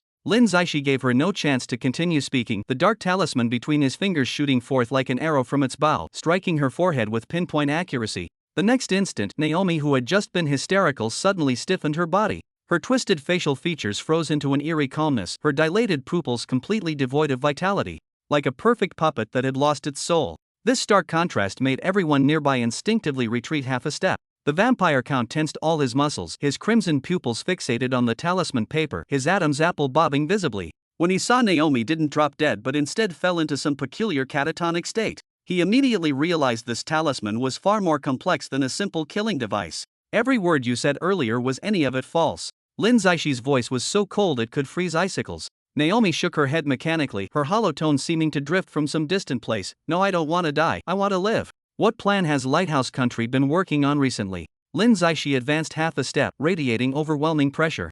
Bring the supernatural partners matched to contestants selected by the horror world into the real world. Naomi said in a flat tone, use supernatural power to dominate the entire blue planet. These words instantly caused chaos at the scene. The contestants from various countries changed their expressions abruptly. Some covered their mouths in horror, others clenched their fists in anger, with curses and exclamations rising and falling in low murmurs. If the Beacon Country's plan becomes reality, how would they treat people from other nations while wielding supernatural power? More critically, no one knows how far this plan has already progressed. Everyone held their breath, staring unblinkingly at Lin Zaishi, waiting for him to press further. How specifically will it be implemented? Explain every detail clearly. Lin Zaishi's gaze was sharp, as if trying to see right through someone. Naomi continued expressionlessly. Initially, the biggest challenge was that contestants entering the horror world were randomly selected. Some people were never chosen even once. Some people had terrible luck, barely surviving one horror game only to be dragged into the next one immediately. Later, there was a contestant who got along exceptionally well with his assigned supernatural entity. The entity gifted him a personal item thoroughly infused with sinister energy. The contestant brought the item back to reality, and surprisingly it remained functional, even capable of combating supernatural phenomena in the real world. During the second horror game, this contestant was selected again. We initially thought it was coincidence, but subsequently he appeared in every single game without fail. She paused briefly before continuing. A researcher from our nation's supernatural research department proposed a hypothesis: have the contestant lock the artifact in a safe. It actually worked. That contestant was never selected again afterward. Though it's not 100% effective, just highly probable. As for what factors actually influence this probability, we still haven't figured it out. Upon hearing this, all the present contestants widened their eyes, faces full of disbelief. What sounded like a simple trick actually concealed countless secrets and failed attempts behind it. In this eerie world where all norms are defied, who would have thought that a tiny object could become the key to traversing between reality and illusion? On Blue Star, countless viewers held their breath before the live stream screens, their tension mirroring the unfolding scenes. When the heavyweight intelligence from Lighthouse Country leaked, the entire Blue Star erupted instantly, with bullet comments surging like tidal waves and refreshing madly. How can Lin Zaishi, a supernatural being, still cast spells? This is utterly bizarre. Does any expert know how to make those black talismans? I'd love to slap one on my disobedient boyfriend right now. Peninsula Country's officials are absolutely ridiculous. All the precious gifts our contestants received from their supernatural spouses were confiscated by the Paranormal Research Department. Now we've gained nothing at all. If the purple-robed apparition gives Jiang Jiwei a personal belonging, wouldn't her chances of entering the horror world skyrocket? With the purple-robed apparition's power level, even if she can't take first place, ranking in the top 3 would be effortless. Stop dreaming. No matter how powerful the purple-robed apparition is, can it compare to the crimson-dressed vengeful ghosts? Our Lighthouse Nation contestants have already formed marital bonds with 10 crimson-dressed vengeful ghosts. For Xia Nation's actions today, our Lighthouse Nation will make them pay dearly. Just wait for our retaliation. The intelligence Lin Zaishi extracted from Naomi was like a boulder dropped into still waters, instantly creating waves throughout paranormal research departments worldwide. Experts immediately convened emergency meetings, racing against time to analyze and deduce potential solutions from this information. However, this action completely infuriated Lighthouse Nation's senior leadership. An urgent meeting was secretly convened in Lighthouse Nation. After the meeting concluded, Xia Nation was mercilessly designated as Lighthouse Nation's primary enemy. A plan filled with bloodshed and vengeance was quietly taking shape in the darkness. Regarding guiding the supernatural entities into the real world, is there any other undisclosed information you haven't shared? Lin Zaishi's eyes turned icy, his tone carrying indisputable authority as he pressed the interrogation. Nothing more. Naomi's vacant eyes showed no hesitation as she replied crisply. Jiang Jiwei's mind swarmed with doubts. She couldn't help but voice her question while turning her gaze to the vampire earl beside them. Since the Beacon Country has mastered the method for frequent contestant entry into the horror dimension, why don't they always send those partnered with Scarlet Fury ghosts? Among current entrants, you seem to be the only one partnered with a Scarlet Fury ghost. We must guard against supernatural betrayals. Naomi stated expressionlessly yet truthfully, only by nurturing multiple Scarlet Fury ghosts can we prepare for all contingencies. Should any supernatural entity turn against us, we'll have sufficient countermeasures ready. Our Lighthouse Country has considered this most thoroughly.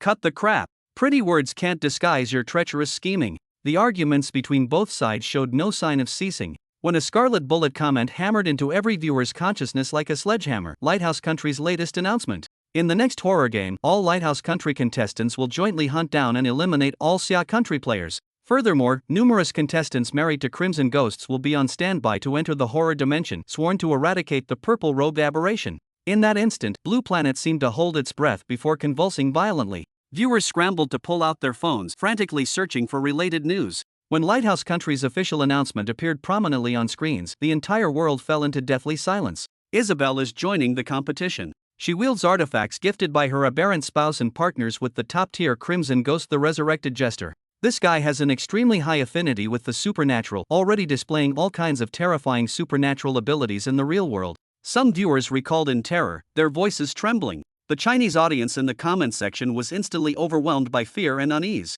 Chapter 24. When did I ever say I would pay? The Resurrection Clown. That's a genuine top-tier red-dressed vengeful ghost, its hands stained with the blood of countless wronged souls. The Beacon Country is absolutely determined to destroy Xia Country and the purple-robed supernatural. This time this hatred truly runs deeper than the seas. In the live stream, panicked screams intertwined with densely flashing bullet comments. Fear surged like violent tides, instantly flooding the entire internet. I just searched for related information online. It scared me so much my hands are shaking. The Resurrection Clown's face, you can't tell whether it's naturally terrifying or deliberately made up with supernatural makeup. One glance sends chills down your spine. After a month of brutal torture, she personally issued the execution order, watching her own relatives die in agony. Such insane behavior, yet the United States actually showered her with lavish praise. Absolutely perverse. Completely inhuman. If Isabel really participates in the next horror games, the Xia Country contestants will surely be in grave danger. Even those closely associated with Xia Country contestants probably won't escape misfortune.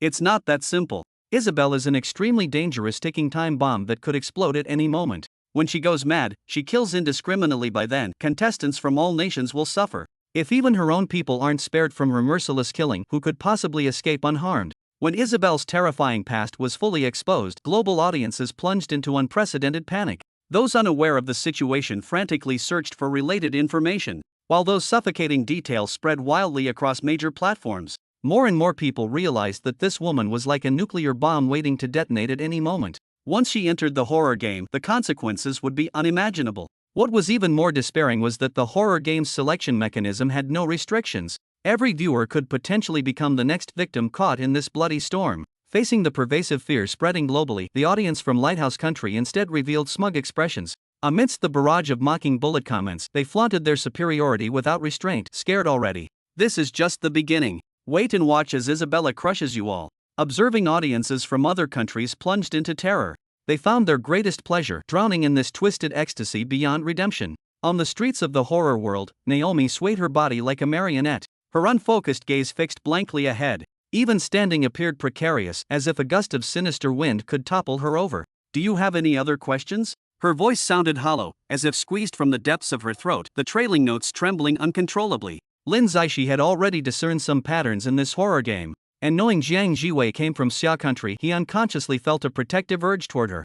Jiang Jiwei slightly furrowed her brows, pondered for a moment, then gently shook her head. Not for now. As a newcomer to this horror world, she truly didn't know where to continue her inquiries, her heart filled with confusion and unease about the unknown. It seems this woman knows quite a bit about the wallet information. You can ask her again when you recall more questions. Let's keep her alive for now. We'll kill her before the game ends. Lin Zaishi flicked his fingers, and with a crisp sound, the black talisman pasted on Naomi's forehead instantly turned to powder, which completely vanished in the air before even scattering to the ground. Thank you. Jiang Jiwei urgently racked her brains, trying to extract more useful information from Naomi. Naomi blinked in confusion. When she refocused on Lin Zaishi's frosty expression, instinctive fear nearly made her scream. But Lin Zaishi simply brushed past her without the slightest hesitation. Naomi choked back her shocked gasp, standing frozen in place as if caught in some bizarre dream. A vague sense told her something significant had occurred. Yet no matter how hard she tried to remember, her mind remained blank. That was until she noticed the gazes from other nations' contestants. Their eyes were cold as daggers, looking at her as if she were already a corpse. A powerful unease welled up in Naomi's heart, unaware that in everyone's eyes, her life had already entered its countdown. What incredible luck does Jiang Jiwei have? Her chosen horror marriage partner is so considerate. I'm starting to doubt whether he's even truly from the horror world. I actually doubted her before. Now I'm so ashamed I want to crawl into a hole. Why don't I have Jiang Jiwei's discerning eyes? How dare they treat our lighthouse country's contestant like this? Next horror games will make your Xia country pay. In my opinion, we should just kill this woman to avoid future troubles. What's there to fear? None of this year's contestants' matched supernatural partners stand a chance against the purple-robed entity. No need to worry at all. Lin Zaixi's handling of Naomi once again caused huge waves among global viewers, with everyone both shocked and curious about his methods. As they spoke, Lin Zaishi had already arrived before the Hope convenience store's entrance. Pushing open the glass door, the store's cold white light poured out, illuminating the neatly arranged shelves. Compared to the eerie, chaotic streets outside, this convenience store appeared exceptionally normal. A staff member wearing a cap and work uniform sat behind the counter, as motionless as a statue, completely ignoring the entering group. This Hope convenience store has branches in many locations throughout the horror world. Jean Meixian lowered her voice and explained nervously. Previously, some speculated that behind it stands an extremely terrifying vengeful ghost. At the beginning of the game, participants from other countries, relying on the strength of their supernatural spouses, attempted to rob this place. The result. She paused, a flash of fear passing through her eyes. They died horribly. The word hope in this eerie atmosphere instead carried an indescribable chill. You mean to say this convenience store has powerful backing? Lin Zaixi's gaze turned cold, his tone carrying a hint of amusement. Yes. Jean Meixian nodded, her face showing a troubled expression. The hell notes I have are only enough for Miss Jiang and me to eat tonight. So after returning to Happy Community, we'll need to find more hell notes. What a nuisance. Lin Zaishi frowned impatiently, directly grabbing several shopping bags from the counter. With swift movements, he packed nearly 2/3 of the food and drinks from the shelves into bags. Mr. Lin, I don't have enough money. Jean Meixian's face instantly turned deathly pale, her voice trembling. Lin Zaishi curled his lips into a chilling sneer. When did I say I was going to pay? The male lead won't be a saint, nor will he tolerate humiliation. Rest assured, dear readers. Thank you for your support. Chapter 25. Could it be that an even more terrifying entity behind Hope convenience store has appeared? Jean Meixian's face instantly turned deathly pale, horror spreading across her features as she nearly doubted her own hearing. Watching as Lin Zaishi carried the fully loaded shopping bags and was about to step over the threshold of Hope convenience store, she hurriedly quickened her pace to catch up, speaking so rapidly she nearly stuttered. Mr. Lin. No one knows how many branch stores Hope convenience store has in the horror world, but every employee here is an anomaly. Among them are terrifying ghosts with dreadful power. Once targeted by them, it's like disturbing an entire nest of hornets. The consequences will be endless. Naomi, hiding to the side, secretly felt wild joy in her heart. Jean Meixian's words held truth. According to the Horror World Survival Manual circulating in Lighthouse Country, Hope convenience store was prominently listed as one of the most dangerous entities. Those ubiquitous anomalous employees were like lethal nightmares lurking in the shadows. The slightest misstep could invite catastrophic disaster. As long as Lin Zaishi thoroughly provoked this store, the crisis she faced would naturally resolve itself. The corners of Lin Zaishi's mouth curled into a disdainful sneer. She didn't even spare Naomi a direct glance. She simply beckoned to the vampire count, signaling him to come collect the items. The vampire earl stood rigidly in place, his gaze fixed unblinkingly on the shopping bags filled with food and water. Supplies sufficient to sustain Jiang Jiwei through the upcoming days of this horror game. A dignified high-ranking scarlet ghost, now reduced to being a mere lackey carrying groceries for a mere anomaly not even at scarlet tier. This utterly preposterous scene filled him with bitter resentment. Yet beneath Lin Zaishi's unfathomable oppressive aura, he could only grit his teeth and step forward in humiliation, taking the shopping bags as his pale fingers left deep creases in the leather surface. Thinking of leaving? Not so easy. An icy, bone-chilling voice suddenly rang out at the convenience store entrance. The ghostly clerk who had been motionless behind the counter had somehow appeared phantom-like before the door, its cold, vacant stare locking onto Lin Zaishi. As the unnatural employee slowly raised its head, its livid face was abruptly revealed to all present. The eye sockets were surrounded by thin, elongated bluish-black blood vessels that wriggled beneath the skin like living creatures, appearing and disappearing intermittently. Several timid contestants were scared out of their wits on the spot, unable to suppress screams of terror. Naomi's smile grew increasingly intense, her heart swelling with secret satisfaction. Even if Lin Zaishi could deal with the strange employee before her, how could she possibly contend against the endless weirdness of the entire Hope convenience store? Maybe we should return some. We might find other spirit money in Happy Residential District. Jiang Jiwei hurried forward, her tone full of concern. She too had heard the horror stories about Hope convenience store, an establishment that could operate chains throughout the terrifying world while remaining unscathed. The immensity of the forces behind it was unimaginable. Once provoked, the consequences would be unthinkable. Once taken, don't think about returning. The ghost employee's gaze turned to Jiang Jiwei, its voice as cold as if coming from the depths of hell. Naomi's smile nearly spilled from the corners of her mouth, eagerly anticipating how Lin Zaishi would handle this thorny situation. Without wasting a single word, Lin Zaishi strode forward and precisely grasped the ghost employee's neck with one hand. In that instant, bluish-black light erupted from his fingertips. The ghost employee's body twisted and deformed amidst the glow, emitting a teeth-grating sound of shattering bones. In the blink of an eye, it collapsed to the ground, transforming into wisps of black mist that gradually dissipated. This lightning-fast method not only left Naomi dumbfounded but also made contestants from other countries gasp in shock. After a brief moment of astonishment, a glint of greed flashed in everyone's eyes as they rushed toward the shelves, snatching up the remaining scarce food and water. Then they closely followed behind Lin Zaishi, filing out of the convenience store in single file. After all, it was Lin Zaishi who had acted, it had nothing to do with them. Why not seize the opportunity to benefit? The moment this team stepped out of the convenience store, the air on the street froze solid. Everyone knew perfectly well that Lin Zaishi's actions had thoroughly enraged Hope Convenience Store, and a bloody storm seemed inevitable. This purple-robed anomaly is utterly insane. It even dares to kill Hope Convenience Store's anomalous employees. Blue Star's livestream chat exploded with frantic messages, as terror and shock spread like tidal waves. Judging by its actions, it's clearly not some mindless killing anomaly, it must have powerful backing. What difference does backing make? That's Hope Convenience Store we're talking about. The forces behind it are unfathomable. More than just the store. It's also provoked the Vampire Earl and the entire Beacon country.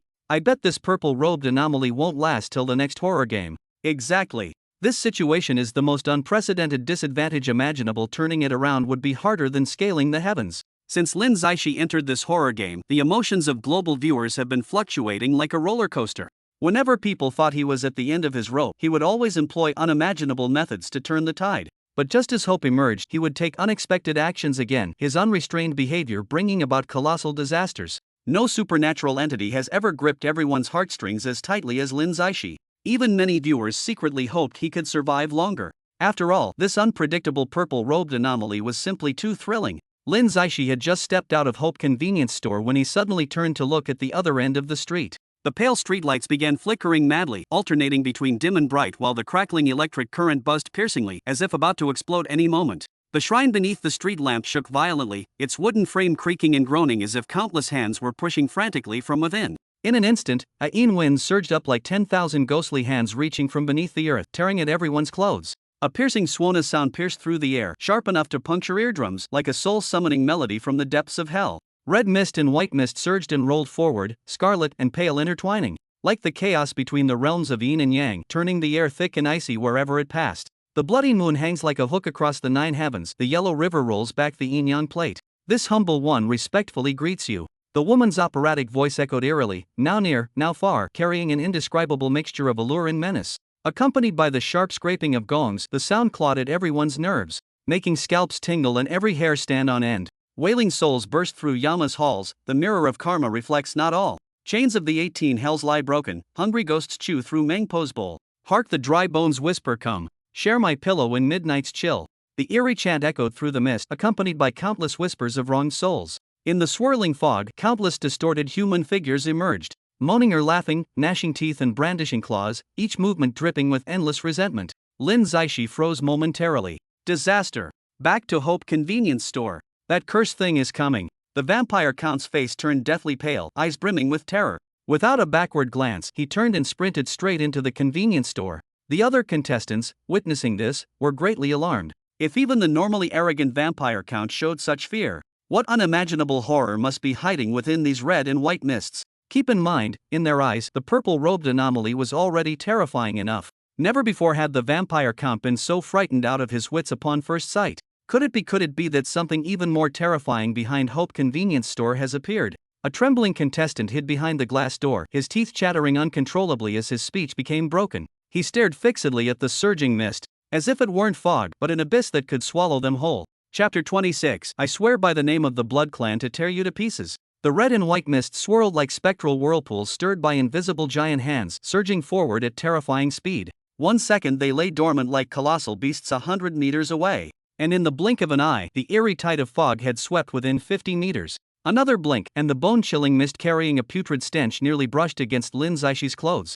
Jiang Jiwei didn't hesitate this time, her trembling hand clutching Lin Zaishi's wrist like a vice, dragging him as she turned and sprinted desperately toward Hope Convenience Store. Yesterday's bridal rouge becomes today's funeral paper, flesh turns to mud while bones grow spots. Maggots wriggle through the 7 orifices, yet still less cruel than smiling daggers in this mortal world. My dear husband, Leave half a candle of human tallow burning to watch over new graves and old silk robes. The plaintive operatic aria wafted from the depths of the mist, the female voice mellifluous yet carrying bone-piercing coldness, each word like a poison-dipped silver needle stabbing into everyone's eardrums. Within the crimson-white mist, countless distorted human figures flickered in and out of view, as if innumerable withered hands were clawing and tearing through the fog. The scratching sounds blending with wail-like winds, echoing through the silent streets, chilling to the bone. Strangely enough, the corners of Lin Zaixi's mouth curled into a smile brimming with tenderness. Amid this ghastly, terrifying atmosphere, his smile appeared especially jarring, as if gazing upon a long-lost friend, yet concealing some unfathomable secret.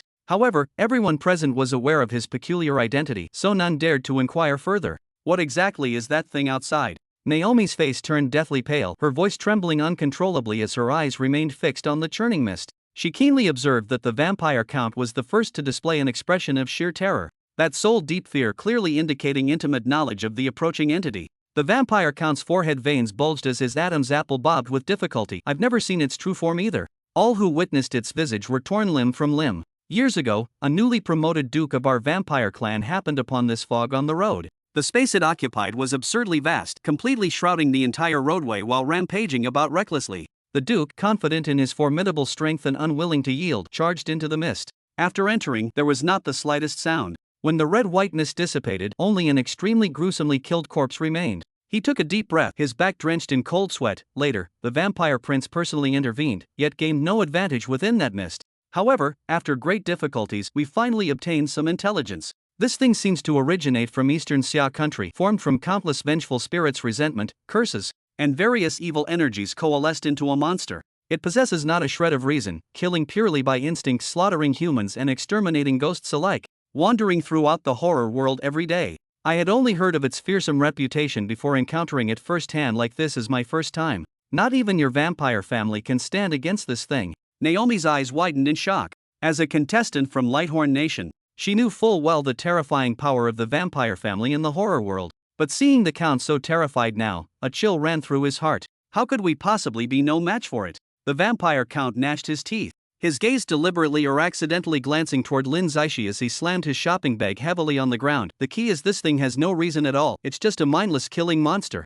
Even if you provoke it, as long as you manage to escape by luck, it won't pursue revenge, because it utterly lacks intelligence. But if some intelligent being fully aware of our vampire clan status dares to strike lethally. Before he could finish speaking, the red and white mist outside grew increasingly turbulent, churning violently as if ready to engulf the entire convenience store at any moment. At the instant when fear gripped everyone's hearts, Lin Zaishi suddenly strode forward and forcefully slammed his palm against the glass door of Hope Convenience Store. With a crash sound, the glass door was violently pushed open as the churning red and white mist suddenly became intensely agitated, like starved beasts catching scent of prey. The interwoven crimson and pallid mist surged toward the convenience store like tidal waves. The glass door's surface was instantly covered with densely packed handprints.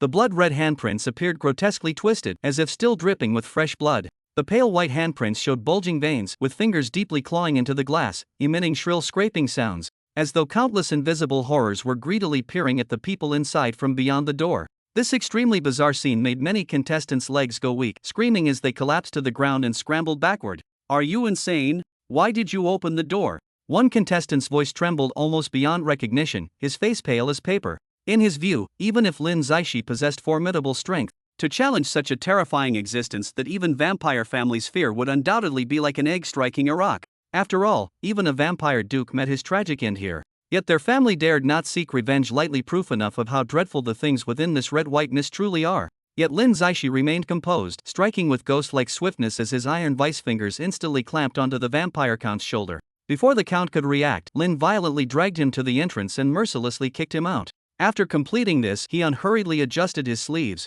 then leisurely closed the glass door with movements as casual as swatting away a bothersome fly. Everyone in the shop stared dumbfounded at this scene. Naomi instinctively gasped aloud before suddenly covering her mouth as if realizing something. Jiang Jiwei suddenly remembered something and sharply turned to look at Naomi. Humans and their wedded supernatural partners share fortunes and misfortunes. Is this information true or false? She clearly understood that this research report originating from Lighthouse Country must have ulterior motives behind it. Naomi reacted with both shock and anger, but fear prevented her from hiding anything. Gnashing her teeth, she said, half true. In the initial stage, if the supernatural being is killed, the human at most falls seriously ill. But if the human dies, the supernatural being remains unaffected. However, once their bond deepens, should the supernatural being perish, the human would suffer a fate worse than death. Upon hearing this, the surrounding contestants all cast contemptuous glances her way. The intelligence released by Lighthouse Country contains half-truths. Such behavior is truly despicable. Outside the glass door came the shrill, venomous scream of the vampire count, Lin Zaishi. I swear in the name of the Blood Clan that I will tear you to pieces. With my essence blood as guide, I paint your likeness and proclaim it to the entire vampire family. You shall endure endless pursuit and slaughter. Before his words faded, he violently spat out a mouthful of black-purple essence blood, which condensed into a twisted blood bat in midair. As the bat writhed, it transformed into the likeness of Lin Zaishi, then shot skyward at an inconceivable speed, vanishing into the gloomy firmament. At the same moment, the red-white mist churned violently like a boiling sea of blood as countless misshapen arms stretched forth from the fog. Dozens of bluish-gray arms intertwined and tangled together, their subcutaneous veins wriggling like earthworms, fingers tipped with half-foot-long sharp nails. Some arms clutched rusted swanas, some gripped blood-stained bronze gongs, while others wielded gleaming opera swords cold as frost. Beneath these arms were countless human legs bent in reverse directions, tangled together like a centipede's limbs. Knees continuously oozing foul-smelling black blood, each movement accompanied by the teeth-chattering sound of bones fracturing. The monster's body was draped with tattered red cloth and white funeral banners flapping loudly in the ominous wind. The alternating red and white colors exuded an indescribable eeriness and dread. As the mist gradually dissipated, the monster's full form finally became completely visible. What exactly is this thing? Jiang Jiwei's face was deathly pale, her voice trembling so much the words were barely audible. The red-white collision omen. Lin Zaishi smiled. Chapter 27. A group of people wearing convenience store uniforms stood neatly arranged. The red-white collision omen is the most ominous supernatural phenomenon recorded in Xia Nation's folklore and Maoshan ritual texts. Facing the crowd's terrified and bewildered gazes, Lin Zaishi. His tone was as steady as a deep pool, without the slightest ripple. When the red fiend and white fiend converge at a specific time and space, their two malignant energies violently collide. This is an extremely ominous sign, at best causing perpetual misfortune and endless disasters, at worst leading to loss of life. It can be called the greatest calamity in the human world. Jiang Jiwei clenched her clothes tightly, her voice trembling slightly. What exactly are these red fiend and white fiend? The red fiend mostly originates from brides who died tragically with grievances on their wedding day.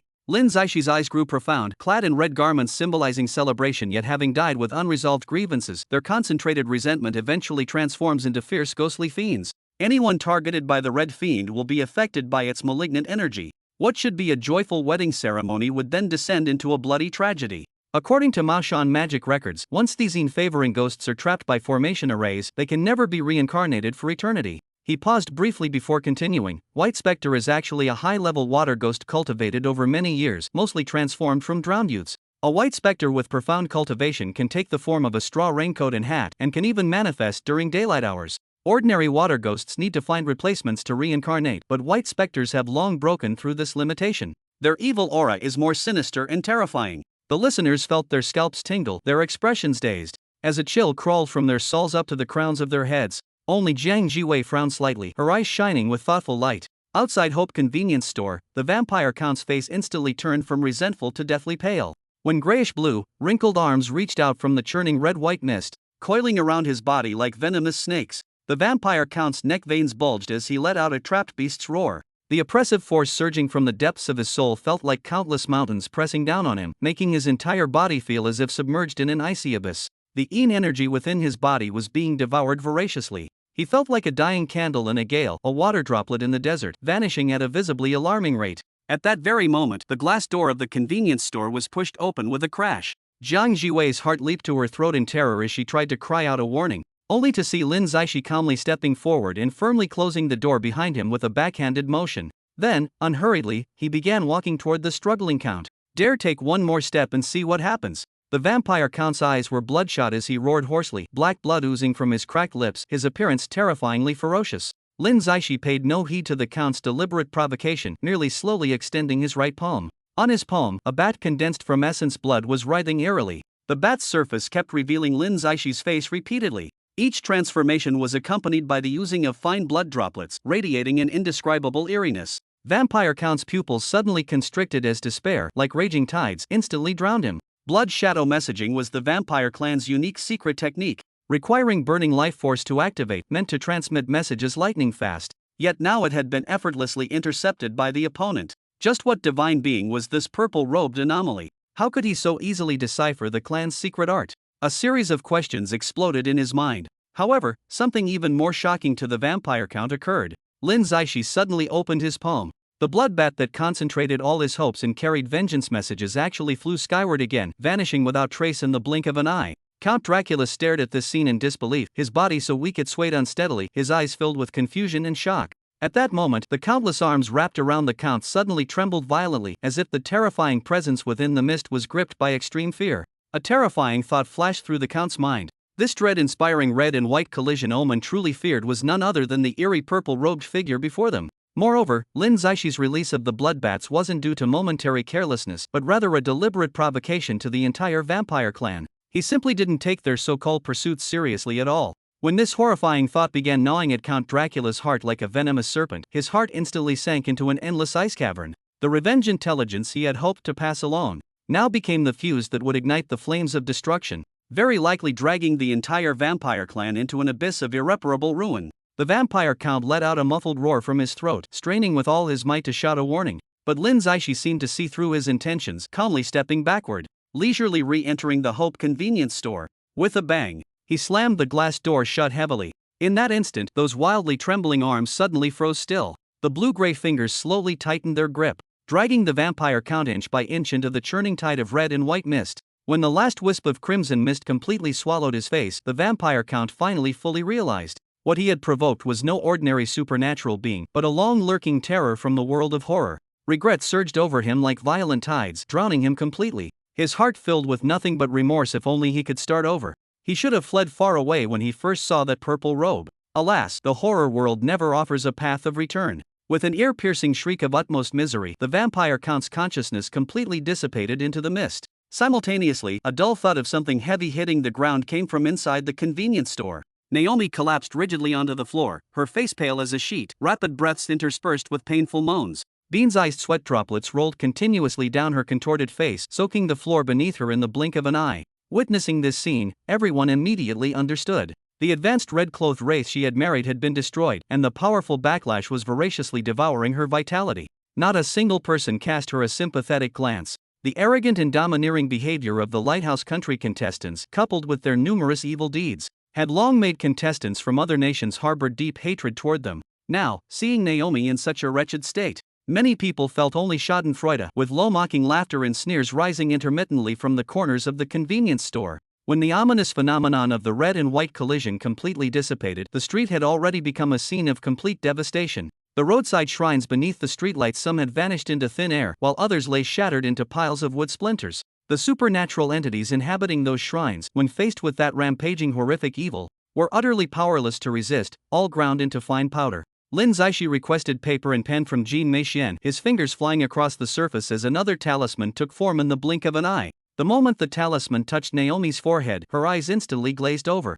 Write down all the secrets you know about the horror world and the horror game, Lin Zaishi commanded coldly. Naomi mechanically grabbed the pen, writing frantically on the paper, each stroke seeming to consume her entire being's strength. When her whole body began shaking violently, Lin Zaishi lifted his hand to remove the talisman paper, carefully folded the sheet filled with writing, and pressed it into Jiang Jiwei's palm. According to what she said, this should be of great help to you and your country behind you. Keep it safe. Under the effect of the curse, she couldn't possibly lie. Thank you, husband.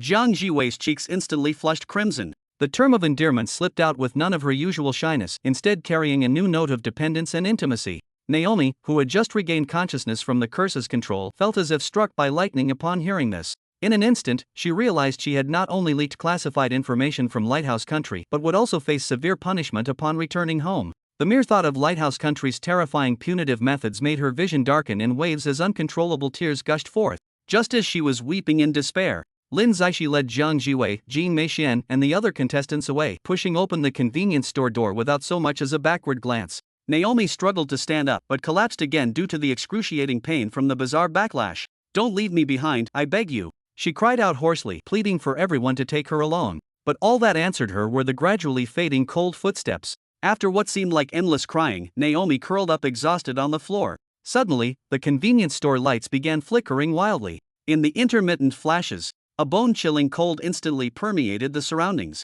She slowly raised her head, peering through tear-blurred eyes at the glass door outside. A group of people in convenience store uniforms stood in neat formation, their ghastly pale faces completely expressionless. with eerie green will-o'-the-wisps flickering in their hollow eye sockets. Chapter 28. I can't find my things. Damn it! When did these monsters appear? They nearly scared the soul out of me.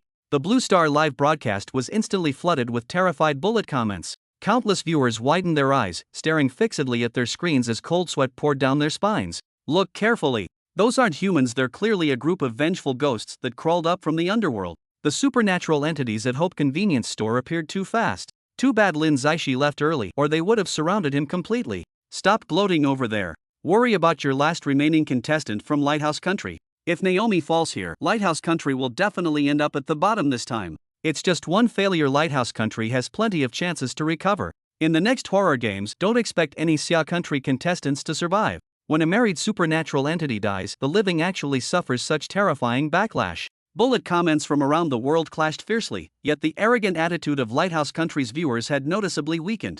In the scene, Naomi lay sprawled on the ground like a pile of mud, without even the strength to lift a finger. Everyone knew all too well that her time of death had arrived. Just as the old saying goes, some people may seem to have a breath left, but in truth their souls have already been reaped by death. Naomi struggled to lift her head, gazing at the neatly arranged figures outside the convenience store's glass doors, when suddenly her heart felt as if gripped by an invisible giant hand. Never in her wildest dreams had she imagined that the eeriness of Hope Convenience Store would strike so suddenly and unexpectedly. Those employees wearing identical uniforms, their faces pale as corpses soaked for days, with unnatural gray blotches beneath their skin, their empty eye sockets pitch black without a trace of vitality, were living dead crawled straight from the deepest depths of hell. Even more chilling was how 1 second they stood motionless outside, and the next they appeared without warning before Naomi, heads bowed. With an icy, piercing gaze, he stared at her unblinkingly as if examining a lamb for slaughter. Naomi felt a chill shoot from her feet to the crown of her head, her entire body convulsing uncontrollably. Driven by some inexplicable surge of brute force, she struggled to rise from the ground,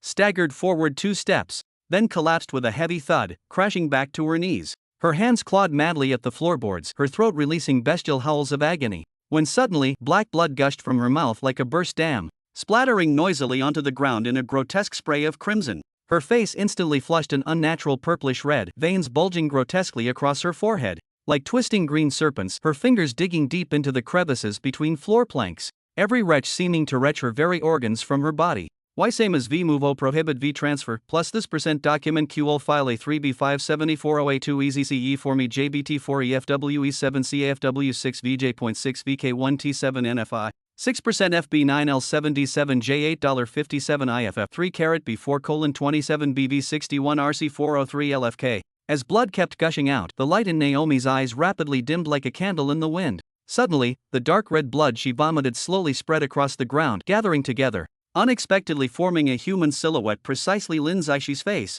The moment that face completely took shape, Naomi could no longer hold on, collapsing headfirst into the pool of blood, completely ceasing to breathe.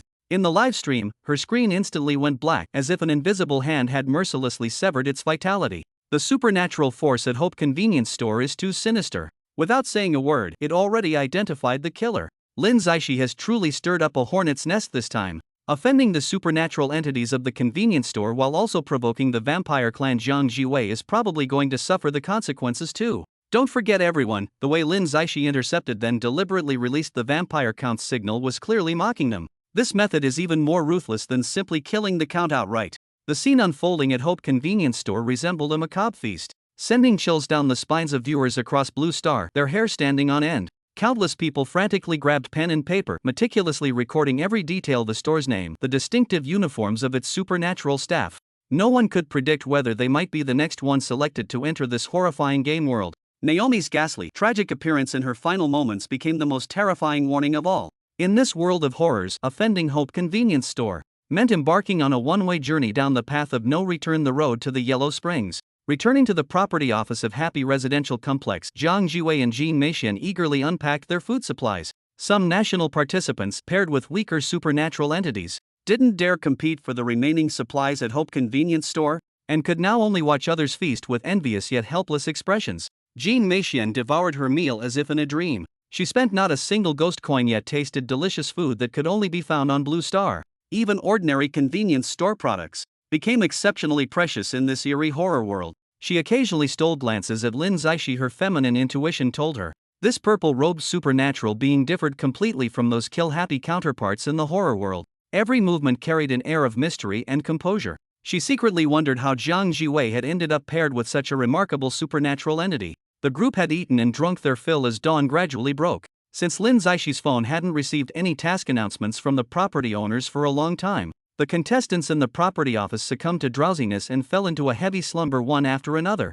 Nearing noon, the phone on the table suddenly began vibrating violently. The shrill vibration sound struck like a heavy hammer, jolting everyone awake from their dreams. The contestants snapped their eyes open, their gazes filled with terror and unease, unanimously staring at the noisy phone as if it were a bomb about to detonate at any moment. The phone screen lit up, displaying a new message. Owner of Unit 404, Building 4, my belongings are missing. Can someone help me find them? A task has arrived. Lin Zaishi reacted with lightning speed, grabbing the phone in one swift motion, while simultaneously pulling up the still-dazed Jiang Jiwei as they strode quickly toward the exit. The moment they stepped out of the property office, a biting cold wind struck their faces, making Jiang Jiwei shiver involuntarily and instantly jolt awake. Looking up, the sky above Happiness Community remained dull gray. Even though it was already daytime, the entire complex remained eerily silent, permeated with a suffocating sense of strangeness. After experiencing the dangers of the previous day, Jiang Jiwei surprisingly found her mind becoming much calmer. She gazed at this thoroughly peculiar residential area, finding the sense of fear no longer so overwhelming. Lin Zaishi and Jiang Jiwei quickly located Building 4. They entered the elevator and pressed the button for 404. The elevator ascended slowly, when suddenly, a series of tapping sounds came from outside, as if something was climbing along the exterior walls. It must be understood that elevator shafts are not only narrow, but also extremely dangerous while in operation, making it impossible for ordinary humans or animals to move freely on them. Jiang Jiwei's heart tightened, immediately realizing this sound's origin was anything but normal. There must be something supernatural at work. Instinctively, she pressed closer to Lin Zaishi, seeking a sliver of security. Ding! The elevator arrived at the second floor, its doors slowly opening. The corridor outside was empty, except for a pair of high-heeled shoes placed quietly there. The shoe tips pointed inward toward the elevator, emanating an indescribable eeriness. A chilling female voice drifted through the air. I can't find my things. Are you here to help me look? Lin Zaishi remained expressionless and decisively pressed the door close button. The elevator continued ascending, but upon reaching the third floor, the same scene played out again. The doors opened to reveal those same high-heeled shoes still in place. And the voice returned, now with a tinge of urgency. I can't find my things. Are you here to help me look? The corners of Lin Zaishi's mouth curled into a cold smile as a glint of frost flashed through his eyes. The elevator started moving once more. When it reached the fourth floor, the moment the doors opened, that familiar voice sounded again. I can't find my things. Before the sentence could finish, Lin Zaishi suddenly raised his hand. A dark cyan light materialized in midair, slicing through the atmosphere like a razor-sharp blade. At the moment the light dissipated, a figure wearing a red dress and high heels emerged. It was a woman, yet above her neck there was simply nothing. Chapter 29. The crisis in Happiness Community isn't as terrifying as we imagined. As the elevator doors slowly opened on the fourth floor, the blue-black light faded away, and the appearance of the headless female corpse struck Jiang Jiwei's heart like a heavy hammer. Ever since the elevator stopped on the second floor and those lonely red high heels came into view, she had felt prickling unease. When the same scene repeated on the third floor, alarm bells rang loudly in her mind. And now, as that familiar yet sinister questioning voice sounded once more, although she had guessed that the owner of the high heels was the mysterious number 404 resident who issued the mission, the instant she witnessed the headless corpse with her own eyes still made her pupils contract sharply. The headless female corpse before her had a slender figure, faintly suggesting it had been a young woman in life. Yet her neck showed gaping wounds with flesh torn outward, where pale bones intertwined with dark crimson bloodstains. The wound edges were jagged and uneven, as if hacked apart by an extremely blunt instrument through repeated chopping motions that forcibly severed the head. Such injuries would have instantly killed any ordinary person. Yet this headless female corpse stood perfectly erect, emitting sounds that chilled the marrow. Jiang Jiwei trembled uncontrollably, her mind swirling with one horrifying question. Without a head, how is she producing these sounds? Are you the owner of Unit 404? Lin Zaishi's gaze sharp as lightning, his voice cold enough to freeze the air. I am the owner of Unit 404. From the empty neck cavity of the corpse came a mechanical, stiff response. Though her expression couldn't be seen, the astonishment and surprise in her tone were unmistakable. Clearly, she hadn't anticipated that the person coming to assist would act with such decisiveness, instantly tearing through her disguise. Lin Zaishi curled his lips in a mocking arc. Need me to help you find something? Could it be you're looking for your head? The headless female corpse fell silent for a moment, then its empty eye sockets that should have held eyes stared straight at Lin Zaishi. Correct, I want to retrieve my head. Where did you lose your head? Lin Zaishi pressed impatiently. Right here in this elevator. The corpse extended its bluish-gray fingers with blackened nails, pointing toward the elevator corner.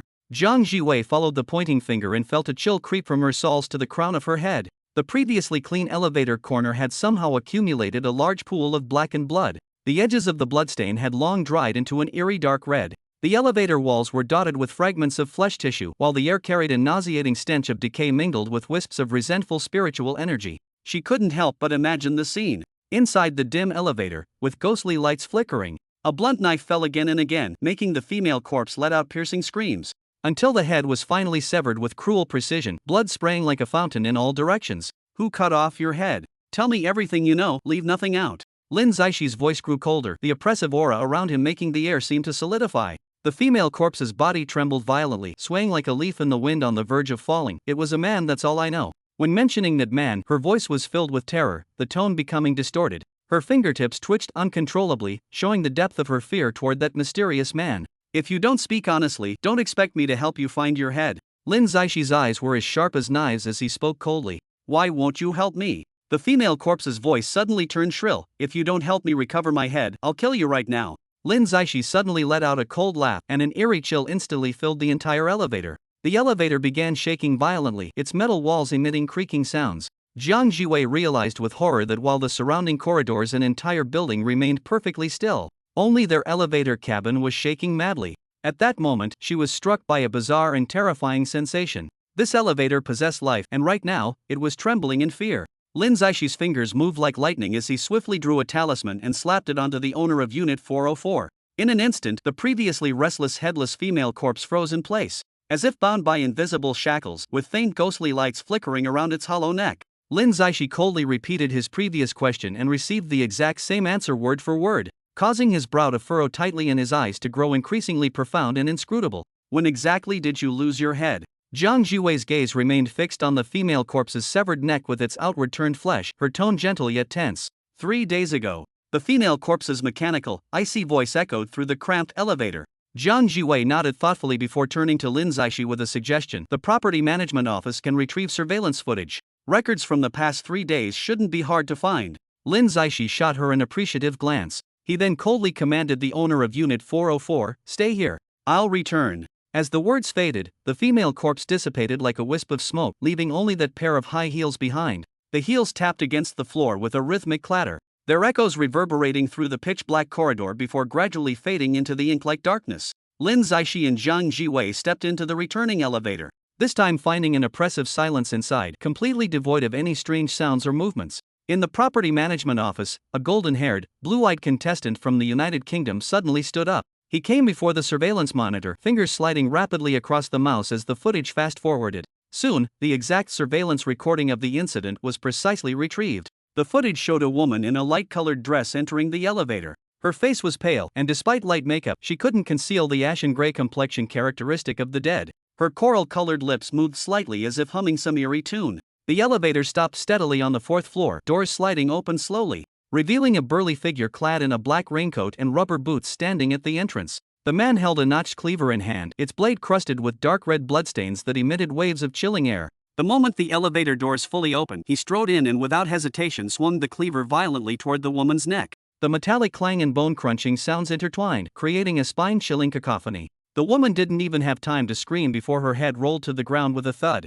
Immediately after, the burly man moved frantically, pulled out the knife and kept swinging it wildly, blood spurting out like a fountain in all directions. Finally, he bent down to pick up the woman's head, turned and walked out of the elevator, heading toward the depths of the hallway. Stopping in front of room 403, entered after opening the door. As the door closed behind him, leaving only an empty corridor and shocking bloodstains everywhere in the frame, it was her neighbor. Kim Mi-seon turned deathly pale, gasped sharply, her fingers clutching desperately at her clothes. Exclamations rose one after another in the office, everyone's faces filled with terror, some even subconsciously stepping back several paces. The UK contestant operating the computer suddenly turned around, eyes burning with unwilling anger, and declared loudly, "No matter how powerful that purple-robed anomaly is, what does it matter? We can access 3 days' worth of surveillance, and more fortunately, these cameras also recorded audio. That's why we could clearly hear his conversation with the headless female corpse and obtain useful information. This is a perfect opportunity bestowed upon us by God. In my opinion, he wants to monopolize all the tasks, but the crisis in happiness community isn't as terrifying as we imagined. I plan to intercept this mission. After completing it, I'll find a place to hide. Who's willing to come with me? Dead silence fell over the property management office as the United Kingdom contestants exchanged glances. Hesitation, fear, and conflict hanging thick in the air. Think about your family and friends. The contestants suddenly shouted hoarsely, if all tasks are snatched by that purple-robed anomaly, Xia country will definitely win first place in this horror game. Then our nation will face severe punishment from the horror world. These words struck like a heavy hammer, waking everyone up. Soon, another contestant from the United Kingdom gritted his teeth and stepped forward, his face filled with grim determination. Chapter 30, You're responsible for knocking on the door. After entering, stalled that burly man in the raincoat. As Lin Zaishi and Zhang Jiwei stepped into the property management office, Lin Zaishi quickly scanned the room and keenly sensed something amiss in the atmosphere. Several seats that should have been occupied now stood empty. Jean Meixian approached nervously in quick steps, lowering her voice. The contestants from the United Kingdom faction overheard your conversation with the headless female corpse. The person who took her head is from room 403. A burly man wearing raincoat and boots, holding a notched machete. They believed if you continued with the mission, all countries would be judged as eliminated, suffering the horror world's terrible punishment, so they risked bypassing your return path to snatch the mission. Zhang Jiwei's face instantly turned deathly pale as she realized her critical oversight. Happy Residence's surveillance system has audio recording. Her earlier elevator conversation with the headless corpse must have been clearly heard by everyone in the office. She quickly sorted out the calculations of the United Kingdom's contestant in her mind. The danger level of this year's Happy Community was clearly much lower than previous editions. So far, no life-threatening crisis had been encountered. Yet the rules of the horror game were cruel and merciless. If a contestant died by game's end or scored 0 points, they would be labeled as eliminated and face the severest punishment. She couldn't help but recall the tragedy of the first horror game. Back then, a weak nation on Blue Star. Its contestant avoided all missions to save themselves, only knowing to flee everywhere. Though they barely survived, upon returning to the real world, being judged as eliminated, they suffered a terrifying curse from the horror world. Within just 1 week, that nation completely collapsed, becoming a hell overrun by the paranormal, devoid of all life. As far as the eye could see, there was only a desolate, apocalyptic scene. As a powerful nation on Blue Star, the United Kingdom naturally didn't want to repeat that mistake. They would rather take the risk to earn points from the mission to safeguard their nation's fate. We must chase after them immediately. Zhang Jiwei's tone was urgent, her eyes filled with anxiety. In the horror world, Xia country had long been oppressed by factions led by Lighthouse country, where every step was an immense struggle for its participants. Even when some participants married powerful supernatural beings, they still found it difficult to act freely under multiple adversaries targeting. Xia country desperately needed a victory to break this deadlock. Room 403. Lin Zaishi's lips curled into an enigmatic smile, showing no trace of panic. Instead, he turned to Jean Meixian with profound eyes. When the United Kingdom delegation left, they must have tried to recruit you. Why didn't you go with them? Jean Meixian instinctively glanced at participants from other nations nearby, seeing nothing but fear written on the faces of the Peninsula country faction. She dared not conceal anything and confessed frankly, because we fear Mr. Lin. Under Lin Zaishi's penetrating gaze that could see through hearts, she had no choice but to voice her most honest thoughts truthfully. At least you're an honest person. Lin Zaishi chuckled lightly. Come with me this time. Having said this, he walked unhurriedly out of the property management office. Zhang Jiwei gave Jean Meixian a deep look. Jean Meixian froze for several seconds before comprehension dawned, her face immediately blooming into an expression of delighted surprise as she hastily followed after him. The office fell into complete silence once more. After a while, a sour-toned voice broke the silence. So what if Lin Zaishi is willing to take her? The United Kingdom team might have already completed the mission first. They might make a wasted trip, and when the next mission is announced, Lin Zaishi might not be willing to take her along again. Though dripping with jealousy, these words touched upon reality. The other competitors from the Peninsula Nation camp heard this, and though unwilling to admit it, could only remain silent in response, for they knew in their hearts that these words held some truth. The live stream comments section from Blue Star has exploded into chaos, with speculations flying like snowflakes. I really don't understand Lin Zaishi. Why insist on bringing along someone from the Peninsula Nation? Could he have taken a fancy to Kim Mi-seon's looks? Though she can't compare to Zhang Jiwei's radiant beauty, she's still young and pretty. I just wonder if that face is all natural. From what I see, Lin Zaishi exudes the temperament of a Summer Nation people through and through. It's possible this supernatural entity originally came from Summer Nation. Trace many supernatural entities back to their roots, and you'll find shadows of their legends on Blue Star. He's probably doing this to establish authority. As long as you align with the Summer Nation faction and follow him, there are benefits to reap. Just look at Kim Mi-seon grabbing this chance to ride along to victory. Listening to your analysis, there really is some logic to it. But this way of doing things, how is it any different from Lighthouse Nation's approach? Plagiarism. Pure imitation of our Lighthouse Nation's tactics. Since your lighthouse country is so formidable, you're guaranteed to secure first place again this time, aren't you? Viewers from Xia country fired back mercilessly as the comments section grew increasingly heated. Lin Zixi remained completely unaware of this. A seemingly sarcastic comment had inadvertently struck a chord with his thoughts. Although he had been detached from the real world for a long time, the sudden contact with people from Blue Star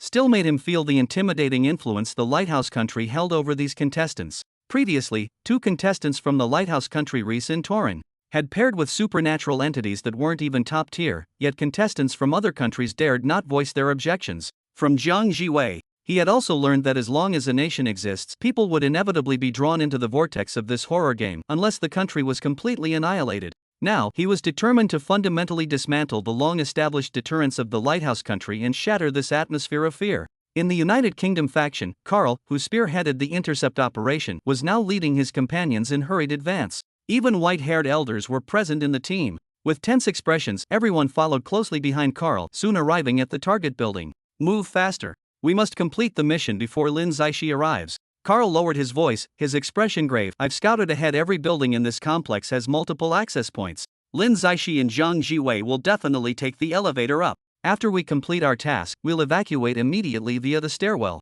When we reach room 403, you'll handle knocking on the door. Once inside, stall that burly man in the raincoat, while I search for the head. Then we'll retreat together.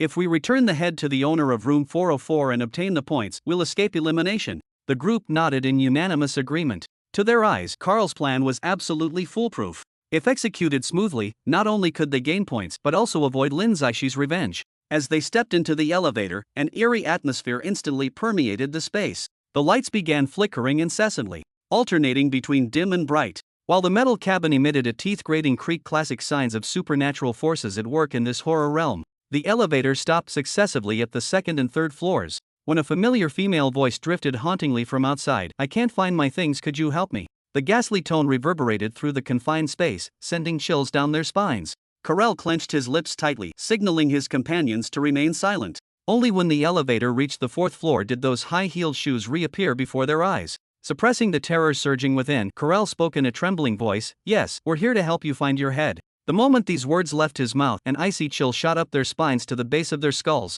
as if countless eyes were fixed intently upon them. Waiting for the next step of the plan, an unknown crisis was quietly approaching. Chapter 31. Who can explain why the anomaly in room 403 is so ferocious? Cold sweat on Carl's forehead rolled down like broken strings of pearls, leaving wet trails on his deathly pale face. He knew clearly that with his abilities, he could never make the owner of those high heels appear. So he could only brace himself and speak up, praying fervently that the other party could hear his words. As if responding to his inner plea, those scarlet high heels suddenly moved. The heels tapping the ground with click-clack sounds, as if someone was walking in them slowly. The high heels stopped beside the elevator door, posing in a way that seemed to make way. This bizarre action made Carl's heart leap with joy. Their mission had been accepted. The headless female corpse had tacitly approved their actions. He quickly signaled to his teammates with his eyes. With tense expressions, everyone rushed out of the elevator as if facing a formidable enemy, sprinting quickly toward the depths of the corridor. Carl turned on the flashlight obtained from the property management office. The dim yellow light barely pierced through the darkness, illuminating only a small area at their feet. As they walked, their shoes made sickening sticky sounds against the floor. He instinctively pointed the flashlight downward. Wherever the beam landed, the ground was covered with a layer of greasy black substance, resembling congealed fat, emitting a pungent rotting stench. Its texture and color instantly reminded him of the stains of blood and minced meat in slaughterhouses.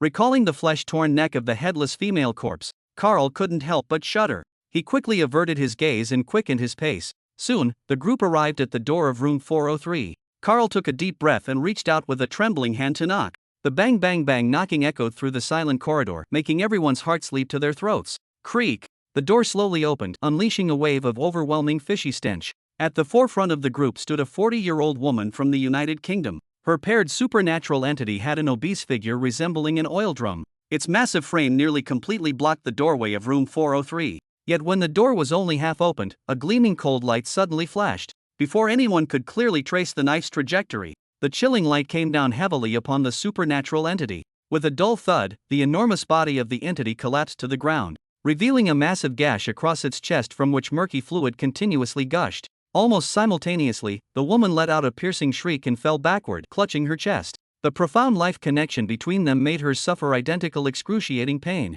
Immediately after, a burly figure emerged from the room. This person wore black rain gear with boots, the raincoat featuring an attached hood. The brim was pulled so low that only darkness could be seen beneath, completely obscuring any facial features. The cleaver in his hand was dripping with fresh blood, the crimson liquid continuously flowing down the blade onto the ground. Yet the falling blood disappeared instantly, while new blood kept welling up from the blade endlessly, as if this cleaver were an inexhaustible spring of blood. The black-clad man remained silent as he swung his bloodied cleaver once more. With each rise and fall of the blade, another anomaly collapsed. Those anomalies struck by the cleaver lay motionless on the ground, their eyes wide open, clearly still conscious yet somehow deprived of all ability to resist. As the anomalies suffered consecutive heavy blows, the United Kingdom contestants paired with them also collapsed one after another. Carell was utterly bewildered, his mind completely blank. There hadn't been any flaws in their plan, nor was their opponent some terrifying red-clothed vengeful spirit. Yet their team proved so fragile they couldn't withstand a single blow.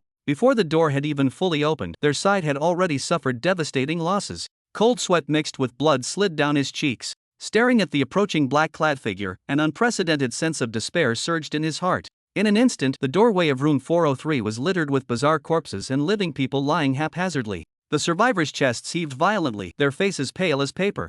Cold sweat continuously seeped from their foreheads and backs, completely soaking their clothes. They lay paralyzed, as if all their bones and tendons had been removed, unable to do anything but watch helplessly.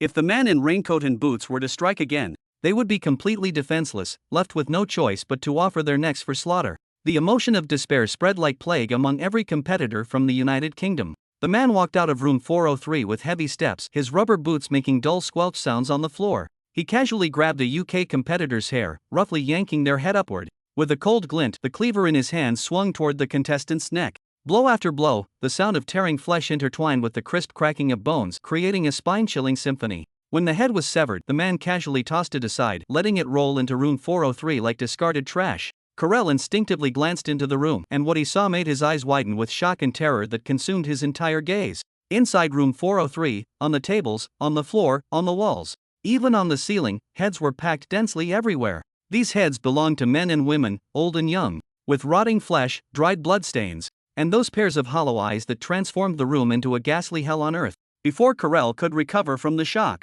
the man had already approached him, grabbing his hair and raising the cleaver. The man's movements were extremely practiced. Soon, he decapitated all the United Kingdom contestants one by one. After completing this, the man walked back into the room, slamming the door shut with a loud bang. The corridor was left with only headless corpses, while the sticky oil stains on the ground began to squirm slowly. Countless microscopic hands emerged from the oil stains. These small hands tightly grasped the headless corpses, gradually dragging them underground, like demonic claws from hell, pulling these lost souls into an endless abyss. Before long, all the headless corpses had disappeared from the corridor. The dark oil stains on the ground returned to calm, as if the recent tragedy had never occurred. Oh my God! I was just admiring the courage of these United Kingdom contestants, thinking they could secure resources and survival for our nation, but they ended up losing their lives instead. On the Blue Star Live platform, viewers from the United Kingdom left shocked and grief-stricken comments in the bullet chat. Who can explain why the anomaly in room 403 is so ferocious? I suddenly realized the red-dressed vengeful ghost theory is wrong. The purple-robed anomaly and the room 403 anomaly both show no red colors, yet they're equally brutal. That cleaver keeps dripping blood. How do we explain that? Research departments worldwide already have theories about this. While red accessories or clothing may indicate a red-dressed vengeful ghost to some extent, handheld tools don't count. Only elements permanently attached to the body can be considered part of the anomaly. But what if the room 403 anomaly never lets go of its cleaver? The terrifying performance of the anomaly in room 403 has baffled viewers globally. No one could understand why this anomaly was so exceptionally violent, let alone why the United Kingdom contestants' married anomaly partners proved utterly defenseless against it. Just as everyone remained puzzled, the elevator doors slowly opened. Lin Zixi, Zhang Jiwei, and Jean Meixian appeared in the fourth-floor corridor. Chapter 32. You truly are the best. Property management in happy community. The high heels, like lurking spirits, slowly slid out from the shadows and stopped before Lin Zixi and Zhang Jiwei. The heels scraped against the floor with a shrill sound, yet didn't block their path. This time, the shoe's owner remained uncharacteristically silent, as if recognizing the people before it. The eerie aura surrounding it actually diminished somewhat. I'll help you find your head. Lin Zixi's voice resonated low like an ancient bell, then he strode forward boldly. Zhang Jiwei followed closely behind, their combined auras formidable as they advanced step by step toward room 403. The pair of high heels turned with uncanny intelligence, their tips pointing straight at the duo while an invisible gaze locked onto their every movement. Then the high heels slowly retreated, vanishing back into the dark corner, leaving only the empty corridor echoing with spine-chilling reverberations. The barrage comment area of Blue Star's live broadcast exploded instantly, with various opinions clashing fiercely. Lin Zaishi must be careful. The owner of room 403 is extremely sinister. What's the point of Xia Country viewers posting these comments? The horror dimension can't receive them anyway. I'll post whatever I want. Who are you to tell me what to do? Jean Meixian, if things go south, run for your life, stay sharp. I really hope that when room 403's door opens, that cleaver splits the purple-robed anomaly to pieces. The Star Spire Country viewers usually look down their noses at everyone, yet now they're pinning their hopes on room 403's owner. Could it be they VE run out of ways to take revenge? No chance for revenge. Just you wait and see. Though the Xia Country audience was arguing fiercely, deep down, they were all holding their breath for Lin Zaishi and Zhang Jiwei. The bloody scene from earlier, where the owner of room 403 went on a rampage, lingered in everyone's minds like a nightmare. Swinging the blade without warning, those anomalies struck did not die. He collapsed to the ground as if his soul had been sucked away, completely immobilized. If Lin Zaishi and Zhang Jiwei had knocked on the door while the perpetrator repeated their trick, the consequences would have been unthinkable. Just as everyone was anxiously worrying, Lin Zaishi, Zhang Jiwei, and Jean Meixian had already quietly arrived at the door of room 403. Lin Zaishi raised his hand to knock. The sound of knuckles hitting would unusually clear in the deathly silent corridor. A creaking sound came from behind the door, like a slumbering beast being rudely awakened and growling in displeasure. As the door gradually opened, a bone-chilling cold carrying a thick, pungent smell of blood assaulted their senses. Zhang Jiwei's brows instantly furrowed as an ominous premonition rose in her heart. The door had barely opened halfway when Jean Meixian suddenly let out a terrified scream. A flash of cold light cut through the darkness like lightning. A blood-dripping cleaver carrying murderous intent came straight for Lin Zaishi's head. The blood dripping from the blade drew eerie arcs in the air, the cloyingly sweet stench spreading everywhere, making people nauseous. Yet Lin Zaishi stood firm as a rock, his cold eyes unwavering, not flinching as the lethal blade came slashing down. It's over. Lin Zaishi is done for this time. That cleaver is definitely abnormal. In the live stream, exclamations erupted one after another. In the property management office, everyone stared fixedly at the surveillance feed. Their expressions varied. Some had glints of excitement in their eyes, hoping the purple-robed anomaly would be defeated so they could seize the task and escape their predicament.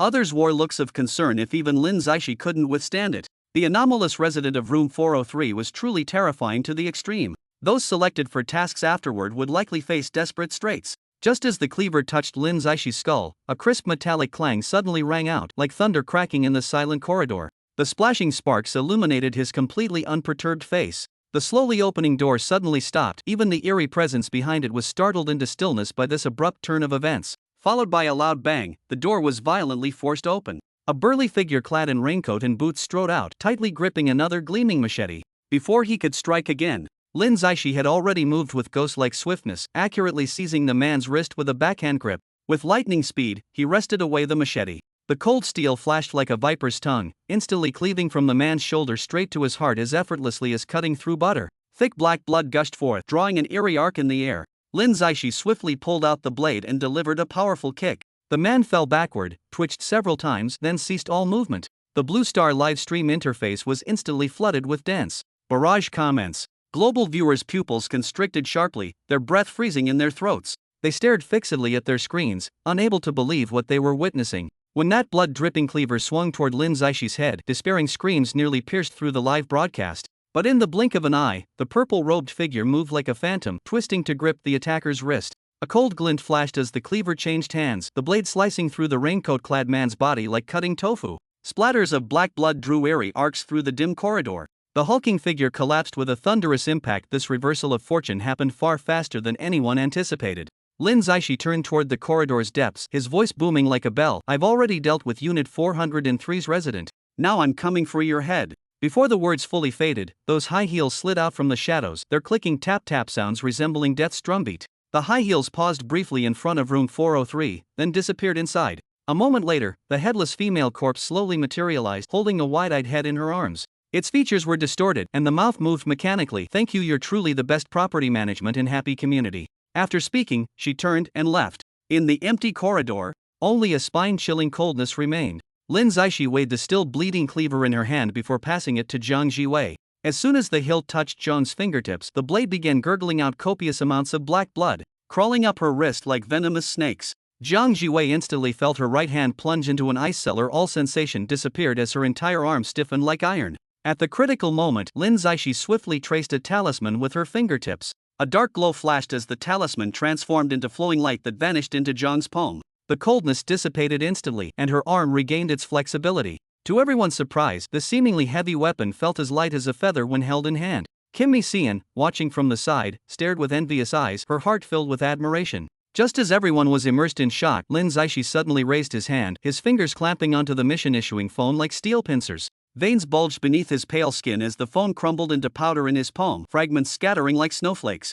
This abrupt action plunged the entire scene into dead silence, with the barrage of comments in the Blue Star livestream freezing instantly, only to resume with even more frenzied intensity. Countless exclamation marks and question marks intertwining, expressing the viewer's astonishment and confusion. Chapter 33. Find an opportunity to release the apparition and kill her. Has he gone mad? Why would he crush the mission-issuing phone? Without it, how can we accept tasks in the future? The Blue Star streaming platform was instantly flooded with furious and shocked comments. Viewers worldwide widening their eyes in disbelief at the unfolding scene. Before the audience could recover, sharp-eyed viewers quickly analyzed. Don't you understand? The ranking rules in the horror world are solely based on points. As long as you're at the top, regardless of points, you can monopolize the championship rewards. Now Lin Zaishi and Jiang Jiwei have secured 2 mission points. Jean Meishuan benefited from 1 by association, while all others have 0 points. With the phones destroyed, others completely lose their chance to complete missions, yet they still firmly occupy first place. Utterly shameless. Selfish Chinese to the core. That purple-robed anomaly must be Chinese too. American viewers were the first to fly into a rage, flooding the screen with abusive language. Lin Zaishi's seemingly insane action instantly ignited public fury. Viewers from various countries who had been planning to have their national contestants flatter him for mission points were now thoroughly enraged. The shattered phone wasn't just the end of mission channels. It completely severed the last hope for 0-point countries to turn the tables. This near-hegemonic approach made countless people gnash their teeth in anger, wishing they could tear him to pieces through their screens. Facing the astonished gazes of Jiang Jiwei and Jean Meishuan, Lin Zaishi's expression turned icy as his thin lips parted to utter 7 words: "Those who submit prosper, those who resist perish." This brief yet tyrannical declaration landed like a sledgehammer, stirring tsunami-like waves in the livestream. I told you, this purple-robed anomaly's intellect far surpasses normal beings. His involvement in the game means to make all living humans and anomalies prostrate at his feet. One viewer excitedly hammered at their keyboard in frenzy. Next season of Horror Game, the Lighthouse Country contestant will teach him what rules mean. Who's teaching whom remains to be seen. Xia Country's audience refused to back down, filling the barrage comments with passionate counterattacks. Lin Zaishi's swift and decisive "I alone am honored" leadership style brought long-suppressed Xia Country viewers newfound pride, transforming the screen into pure cheers and applause. Jiang Jiwei's willow leaf eyebrows knitted tightly, her eyes filled with concern. Could this action trigger uncontrollable disasters? Before me, no waves can be stirred. Lin Zaishi's gaze remained steadfast, his entire being radiating a reassuringly powerful aura. The real world has already been eroded by anomalies. While searching the neighborhood with you, if we can find more anomalous artifacts to bring back, we might be able to solve Xia Country's urgent crisis. Jiang Jiwei's heartbeat skipped a beat as she finally voiced the long-held question in her heart. Husband, are you also from Xia Country? Indeed. Lin Zaishi responded without the slightest hesitation, though I don't know how I ended up here, now I found the key to returning to reality. This answer instantly ignited the enthusiasm of Xia Country's audience. So he's our compatriot. No wonder he's been taking such good care of our contestant. I wish I could be chosen by such a powerful anomaly. After all these years, a contestant from Xia Country can finally hold their head high with pride. This isn't just luck, it's clearly Jiang Jiwei's exceptional discernment at work. Amidst the full-screen excitement and pride, the long-suppressed grievances of Xia Country's audience were swept away completely.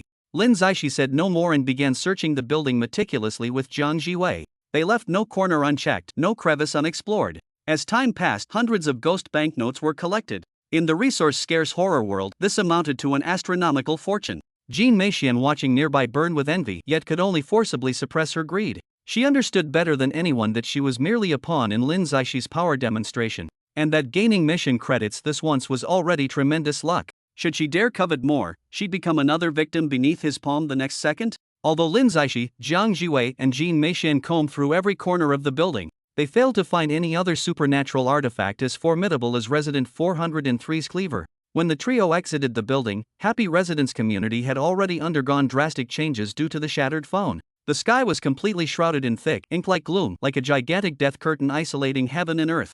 Every residential building's windows emitted eerie light, some ghostly green like flickering will-o'-the-wisps, others blood red like coagulated gore. Countless eerie figures stood by the windows, including decrepit white-haired elders, children with innocent appearances, and men and women in their prime. Their expressionless faces showed pale bluish skin with veins squirming like earthworms beneath, their hollow eyes gleaming with chilling light that made one's scalp tingle, fixed unblinkingly on the trio's every movement. Kim Mison couldn't suppress a shiver, feeling all her hairs stand on end as if touched simultaneously by countless icy hands. Lin Zaishi remained composed as if oblivious to the dense surrounding scrutiny, leading Jiang Jiwei straight back to the property management office. The remaining contestants from other countries in the house, though filled with resentment, could only bury their discontent deep within their eyes. They huddled in corners, occasionally venturing out cautiously to search for spirit money or risking trips to convenience stores for food. During the remaining days, Lin Zaishi continued guiding Jiang Jiwei through various parts of the residential complex. Though they managed to scavenge a few more eerie artifacts compared to that red cloth level cleaver, they were ultimately as different as clouds and mud, barely better than nothing. Finally, the last day of the horror game arrived quietly. The countdown numbers appeared before everyone's eyes, including those of the supernatural entities. Crimson light illuminating faces marked by either tension or unease. Darling, the mission is about to end. Jiang Jiwei carried a bulging backpack while tightly gripping that still bleeding cleaver, her entire being now radiating an aura completely different from when she first entered. If not for you, I would have probably died here on the very first day. At this moment, in the eyes of global viewers, she had already merged with the horror world. If she appeared in reality, she would undoubtedly scare passers-by into fleeing in all directions, even prompt immediate police reports. Lin Zaishi gazed at her, an unusual trace of tenderness surfacing in his eyes. Next time, would you still be willing to come? Yes. I want to help you leave this place. Jiang Jiwei's cheeks flushed pink, complex emotions surging in her heart. As she was about to leave the horror world, she actually felt threads of reluctance emerging. From the initial panic and confusion to now being enveloped in the sense of security Lin Zaishi provided, this solitary girl from Blue Star had long developed an attachment to the purple-robed anomaly by her side. Lin Zaishi curved his lips into a smile and produced an ancient coin sword. Its blade was carved with intricate runes, faintly shimmering with mysterious dark light. This is my personal belonging. According to Naomi, it might increase your chances of being selected next time. I'll definitely keep it close to me. Jiang Jiwei solemnly accepted it with both hands, carefully tucking it into her bosom. Rest assured, if there's any opportunity, I will definitely return. No need to worry. Lin Zaishi's tone was resolute. Once you step into the horror world, I will absolutely protect you. I believe in you. Jiang Jiwei's eyes curved into crescents, her smile like a beam of light piercing through the surrounding gloom and darkness. In Xia Country's official live broadcast room, Bai Taohua watched the pair on screen, a gratified anti-smile appearing on her face. This is supposed to be a horror game, yet I'm seeing sweet romance between them. Dong Beiyu, standing nearby, was about to sneer when her phone suddenly vibrated.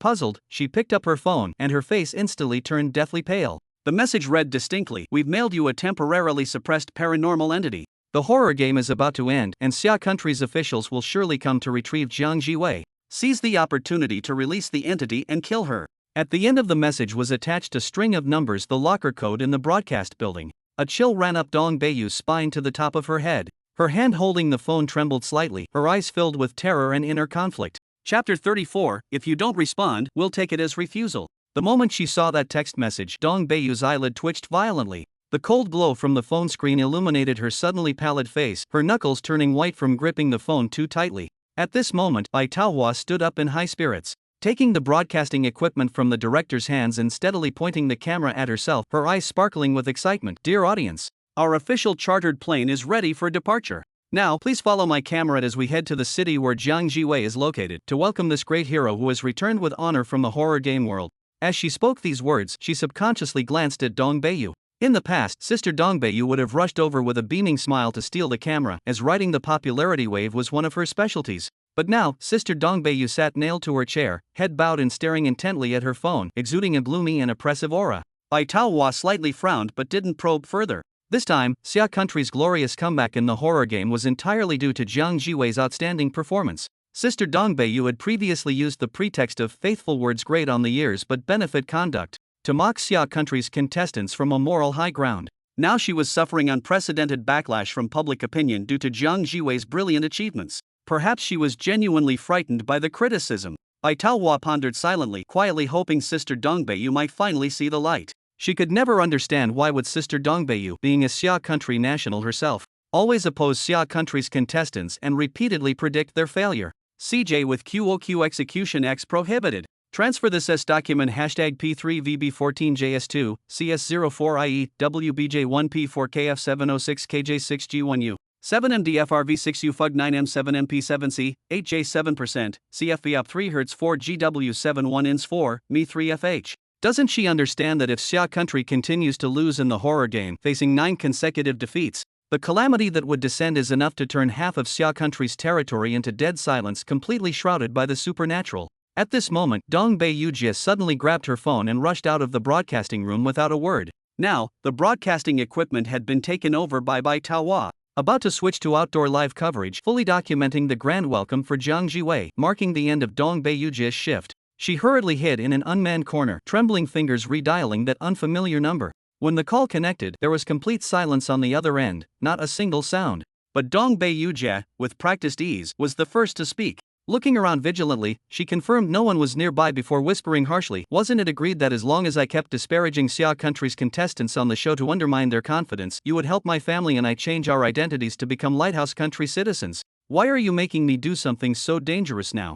You've all seen Jiang Jiwei's performance in the horror world. If she returns triumphant, she'll receive the highest level of protection. How could I possibly find an opportunity to act? This matter has nothing to do with us." The voice from the other end was stiff and icy, devoid of any emotion. "But I can assure you, complete this mission and our people will immediately come to take you and your family away. In Lighthouse country, you can still become a highly sought-after internet celebrity host and your family can enjoy superior living conditions. To do or not, the choice is yours. Now, I'll give you 10 seconds to decide. When the 10 seconds are up without your reply, we'll consider it a refusal. At that point, Lighthouse country will sever all ties with you. You should understand what that means." Fear surged through Sister Dongbei's heart like a raging tide. Once the connection was severed, all her previous actions of serving the Lighthouse country and constantly disparaging Xia country's contestants would become meaningless, all her efforts turning to naught. She refused to accept this, absolutely refused. Recalling the dark period when Xia country suffered 8 consecutive defeats, everyone had felt hopeless about the future.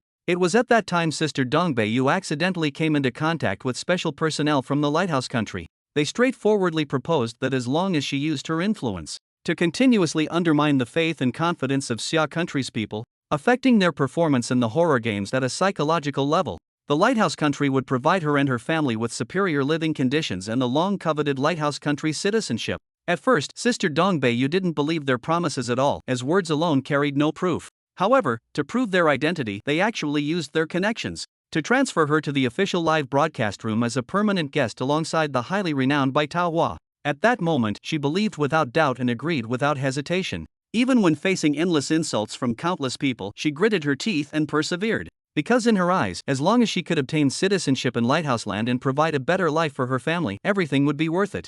"I agree. But you must keep your promise. This is the last time." Dong Beiyu's voice nearly shattered. Jiang Jiwei's cleaver can even severely wound scarlet-level anomalies. Even if we release what's in the box, Lighthouseland's research shows that Blade can only temporarily suppress anomalies. As for how to proceed, that's your problem. The icy voice held no emotion. Before she could protest, the call disconnected. Dong Beiyu trembled violently, rage and terror intertwining as her chest heaved. Only after a long moment could she force herself to calm down. She knew full well that if she backed down now, all her past dirty dealings would become a Damocles sword hanging over her head. Following the address and the text message, Dong Beiyujie arrived at the storage locker area on the first floor of the building. The metal locker doors gleamed with a bluish-gray hue under the cold lighting. Her fingers trembled uncontrollably as she input the password. The moment the locker door sprang open, a nauseating mixture of sweet rot and freezing air rushed toward her. The cross pattern on the box's surface twisted like a living creature, while the sigils emitted an eerie blue glow in the shadows. She hastily shoved the box into her backpack. Beneath the fabric came faint squirming sounds as if countless tiny limbs were scratching. A chill crawled up her spine to the nape of her neck. She could feel the box's sinister malice seeping through the fabric into her very bones. Can't let it all go to waste now. Gritting her teeth, Dong Beiyujie shouldered the backpack, the metal corners digging painfully into her shoulder. She forced herself to calm down and strode quickly out of the building. Outside, a live broadcast vehicle's engine roared as Bai Taohua enthusiastically narrated in front of it. Meanwhile, she quietly blended into the crowd, pressing her hand firmly against the slightly pulsating backpack. The thing inside seemed to sense its prey approaching, its agitation growing increasingly violent. As the crimson countdown light faded, Jiang Jiwei collapsed onto the worn sofa in her rented apartment. The familiar peeling wallpaper, the old bookshelf in the corner, the noisy sounds of city life outside the window. These once tiresome daily scenes now made her eyes burn with emotion. Every moment from the horror world flashed through her mind like a magic lantern. The piled skulls in room 403, the never-drying black blood on the cleaver, the mysterious aura that constantly surrounded Lin Zaishi. If she hadn't peeked at those ancient texts as a child, she would have long become a wandering ghost in the underworld. When the urgent knocking sounded, Zhang Jiwei instinctively touched the coin sword hidden in her robe. As she opened the door, blinding lights and the buzzing of cameras assaulted her senses. Heavily armed security personnel had already cordoned off the entire floor, politely but firmly ushering neighbors back into their apartments. The Xia state authorities fully understood that Zhang Jiwei and her purple-robed spouse were key to breaking the 8 consecutive defeats predicament. That very night, they arranged a special flight to transport her to Zhongzhou City. Inside the broadcast vehicle, Bai Taohua was eloquently addressing the camera, enthusiastically detailing the welcoming ceremony arrangements.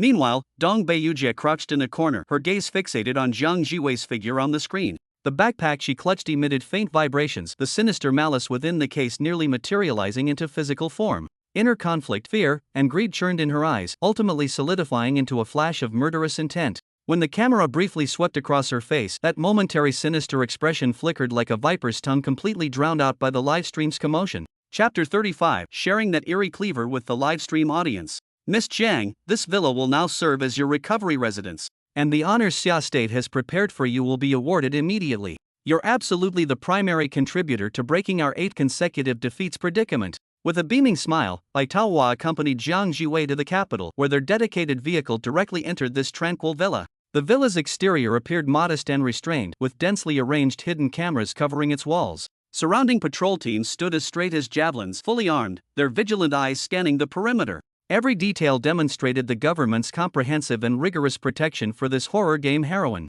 You must be exhausted after enduring 7 days in the horror world, Ms. Zhang. Bai Taohua handed her a cup of warm tea, speaking softly. Zhang Jiwei's eyes curved with happiness, her cheeks slightly flushed as she couldn't conceal her joy. Actually, the last few days felt just as comfortable as being at home. The Mr. Lin I married took care of everything perfectly, giving me complete sense of security. The live broadcast room was instantly flooded with screens full of envy and blessings, making Bai Taohua unable to suppress her laughter either. In the farmlands, once lush crops withered in large patches, devoid of vitality. In the rivers, once clear waters turned turbid and black, their dark hues striking fear into hearts. For those who drank the contaminated water, mild cases suffered persistent high fever, whole body weakness, and constant drowsiness. Severe cases experienced mental derangement, manic behaviors, and were ultimately claimed mercilessly by death. Food shortage became the most severe challenge facing every Xia citizen as despair spread across the land. Yet this sudden rain came like a ray of light in the darkness. On live broadcasts, crops that had been on the verge of death visibly revived under the rain's nourishment, with tender green sprouts breaking through the soil.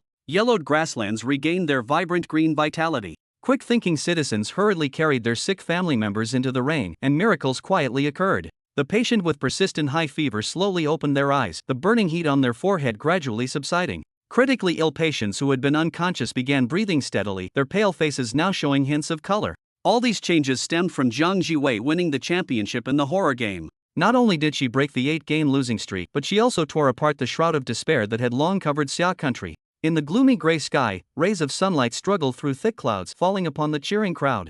On the streets, large quantities of fresh food and clean water appeared out of thin air. Local authorities had already made preparations, quickly and orderly taking control of the supplies to prevent chaos and fighting. If we could win a few more games, would we be able to see the blue sky and bright sun again? Among the crowd, an elderly man looked up at the sky, tears glistening in his cloudy eyes, his voice trembling yet full of hope. This gentle rain not only moistened the parched land, but also rekindled the long-dormant flame of hope in every Xia citizen's heart. The United States of America. Vast stretches of farmland turned into desolate wastelands. Crops no longer grew robust and healthy. Corn stalks twisted as if their spines had been extracted, their ears covered with black, wriggling maggot-like creatures, each emitting a nauseating stench of decay. The once clear rivers now resembled giant serpents flowing with viscous blood, their waters foaming with black bubbles that burst to release wisps of cloyingly sweet black smoke. Anyone who accidentally inhaled it would descend into madness-eyed bloodshot, muttering incomprehensible words, frantically clawing at their own skin until blood flowed freely. The United Kingdom. In the cities, distorted ghostly faces occasionally appear reflected in the glass curtain walls of skyscrapers, vanishing when people focus their gaze.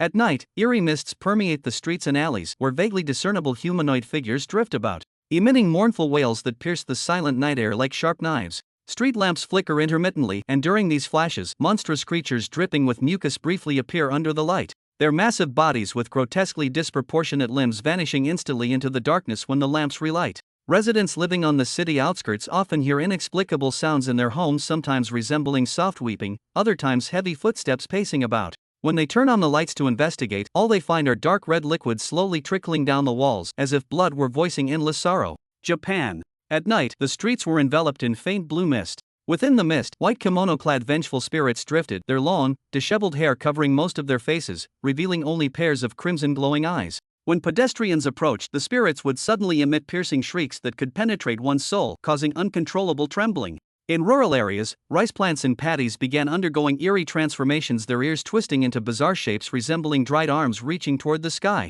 At village shrines, once dignified deity statues became completely disfigured. The statues' eyes shed black tears while mysterious red runes appeared on shrine walls. The runes flickered with an ominous glow, as if recounting ancient grievances. During nightfall, eerie bell chimes would echo around the shrines, as though invisible hands were ringing them to summon unknown malevolent forces. Every country is undergoing changes, most of which are negative and terrifying. This is the punishment from the horror world. Major social media platforms continuously display the latest comparative footage between China and other countries. Some people even dug out Zhang Jiwei's Douyin account, and her followers skyrocketed to tens of millions within just a few hours. She gained over 100 million followers in a single day, surpassing even the most popular celebrities at their peak. Bai Taohua was also sharing the latest developments with Zhang Jiwei. Their radiant smiles provided an especially pleasing sight for the live stream audience. Dong Beiyujie approached with a smile and said, "Miss Jiang, would you mind sharing that eerie cleaver you obtained with our live stream audience?" Chapter 36. This is the grand gift I carefully prepared, enjoy it to the fullest.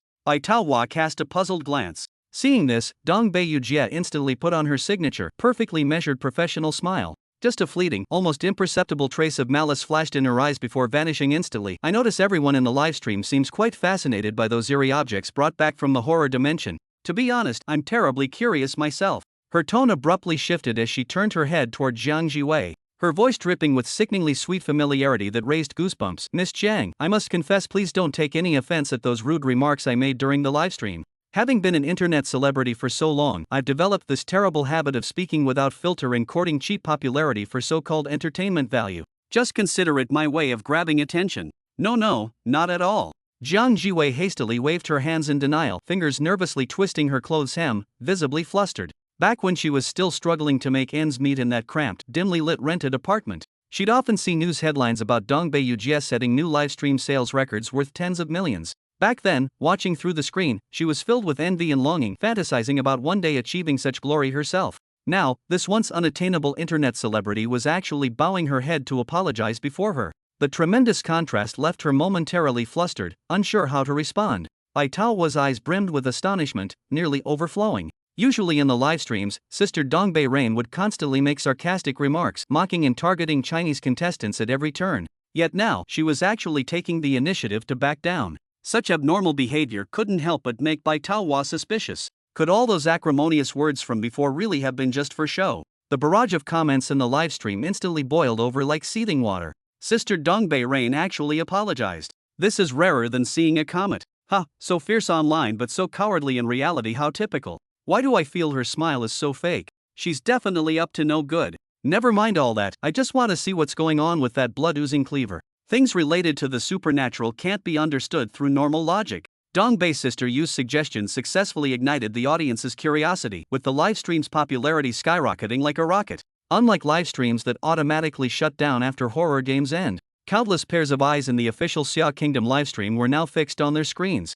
Everyone eager to witness with their own eyes this eerie cleaver brought back from the horror world, wondering what unknown secrets it might hold. Of course, no problem. Zhang Jiwei naively thought, Dong Bei's sister, you just wanted to boost everyone's morale by displaying the trophy. After all, the shadow of Xia Kingdom's 8 consecutive defeats in the horror games had always weighed on everyone's hearts like a heavy stone. She bent down to pick up the black cloth-wrapped cleaver from the ground. Beneath the seemingly ordinary black cloth came a bone-chilling gurgling sound, as if some viscous, vital substance was constantly surging within the blade. As the black cloth was slowly removed, crimson blood, seemingly alive, trickled down the blade, blooming into airy yet gorgeous blood flowers on the floor. But the blood flowers soon vanished. Dong Beiyujie carefully held the blade with the black cloth, purposely avoiding direct contact, then raised the cleaver high toward the livestream camera, declaring loudly, "My dear livestream audience, keep your eyes wide open. Oh, some friends say the lighting's too dim to see clearly. I'll go ask the director to adjust the lights immediately, ensuring everyone gets a crystal clear view."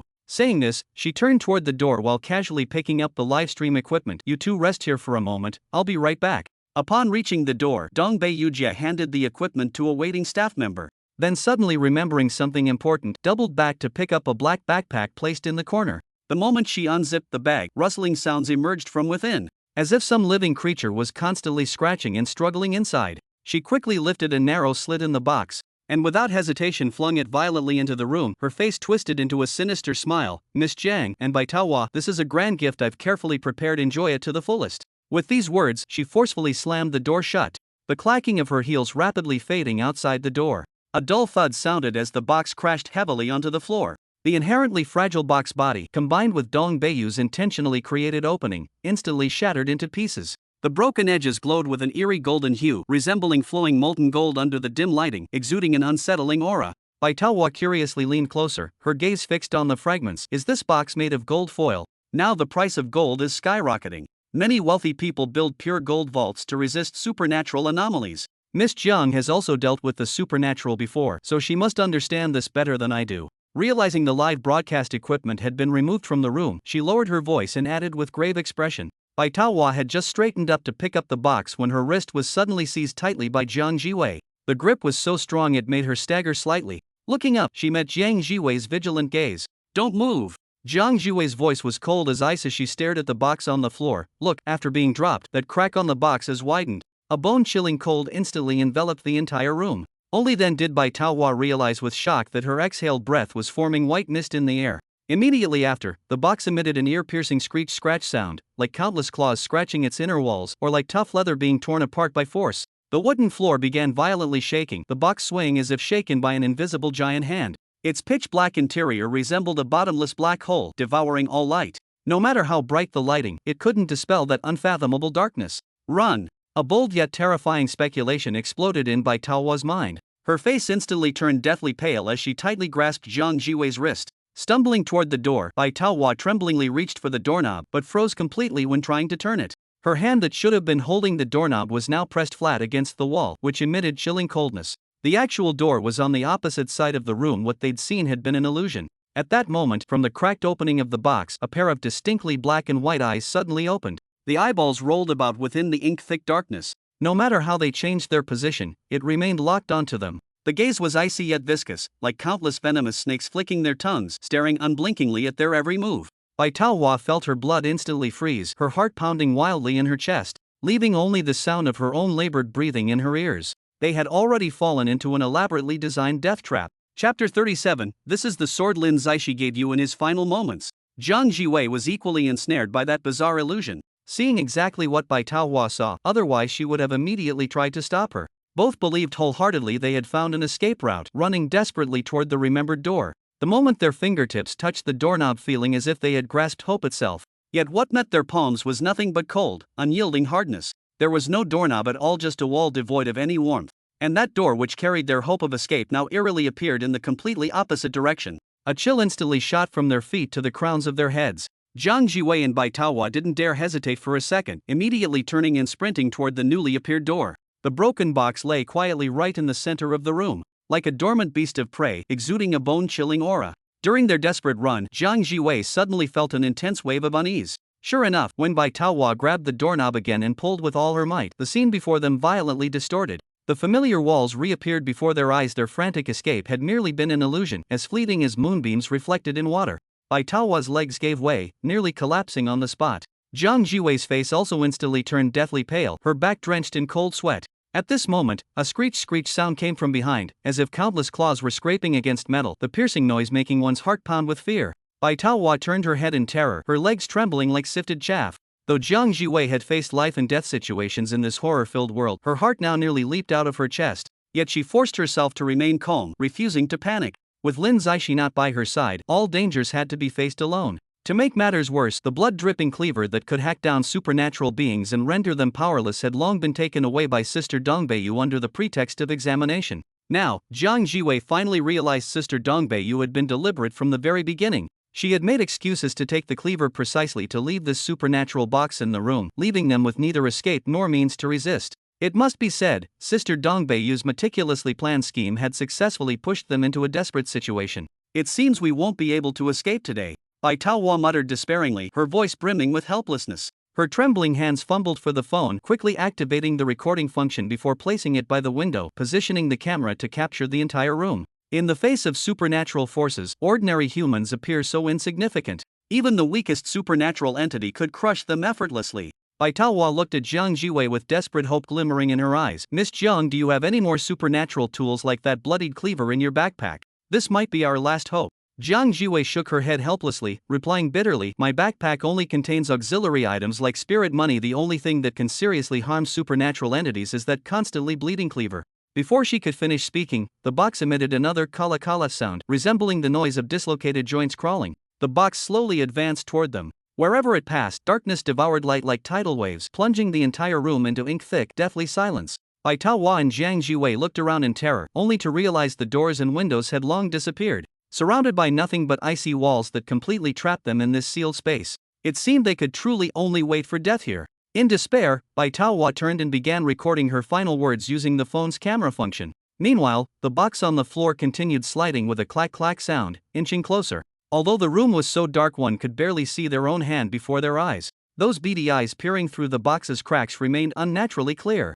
exuding bone-chilling malice that seemed to silently declare their fate. Just at this life hanging by a thread critical moment, a flash of inspiration suddenly crossed Jiang Jiwei's mind. Suddenly remembering the coin sword that Lin Zaishi personally gifted her before escaping the horror world.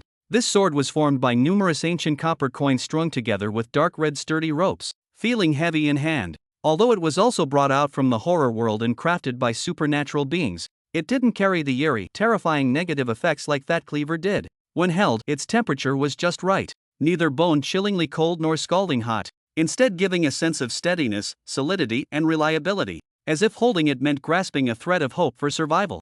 Jiang Jiwei burned with anxiety, hastily pulling out this coin sword carrying Lin Zaishi's intentions from her bosom. The blade still retained the warmth from her body. When the sword touched her palm that moment, Jiang Jiwei's originally panicked heart actually calmed slightly, gaining some confidence. She silently affirmed in her heart that since Lin Zaishi had solemnly presented it, it absolutely couldn't be just a useless decorative piece. Although it didn't exhibit the bone-chilling supernatural phenomena displayed by that machete, Jiang Jiwei chose to trust Lin Zaishi without reservation. This is that sword Lin Zaishi gave you in his final moments. It's called the Golden Coin Sword. Bai Taohua's originally despairing eyes suddenly radiated with hopeful light, her voice trembling slightly from excitement. The spark of hope that had just ignited between them was instantly extinguished by the horrifying scene before them. That box emitting an eerie aura had somehow silently appeared in front of Jiang Jiwei, now less than a meter away from her. Simultaneously, from within the dark, abyssal crack, a bluish-gray hand slowly emerged. The fingernails of this hand were crammed full of disgusting filth.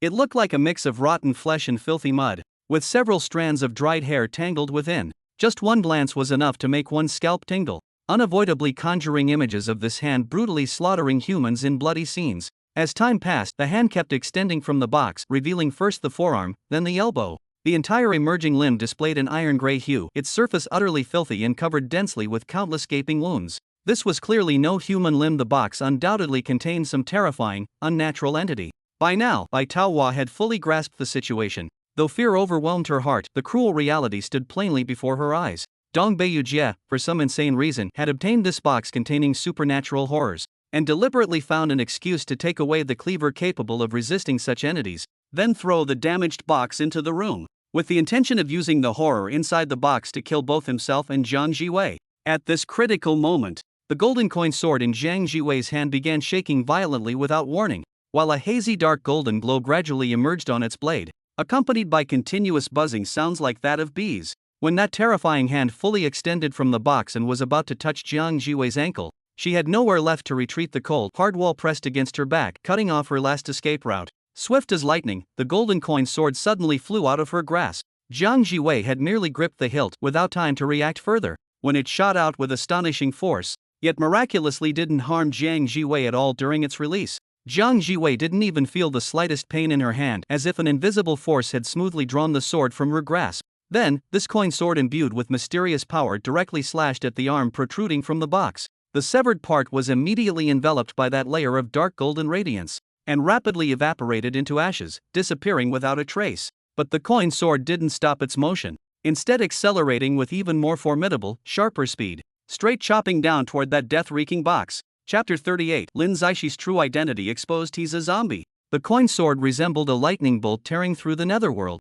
sweeping down with devastating force. The eerie box proving as fragile as rotten wood before its might, splitting effortlessly like a hot knife through butter, offering no resistance as it was cleaved in two. In an instant, the dark golden radiance resembled a bursting floodgate's furious deluge, crashing through the cracked fissure with overwhelming force to surge madly into the box. Wherever it touched, the endless darkness shattered like ice meeting scorching sunlight, disintegrating inch by inch. The box trembled violently, emitting an ear-piercing screech before exploding abruptly into a scattering of golden fragments, while the eyes concealed within exuding bone-chilling coldness and intense malice, were completely annihilated without trace beneath this merciless devouring brilliance. Bai Taohua and Jiang Jiwei only saw white light explode before their eyes like sudden thunder, a powerful dizziness instantly assailing them. As this discomfort gradually faded, the previously vanished windows once again admitted external illumination, and the dim, oppressive room was restored to brightness by ceiling lights. That door, which had shifted positions countless times in their hallucinations, plunging them into despair and confusion,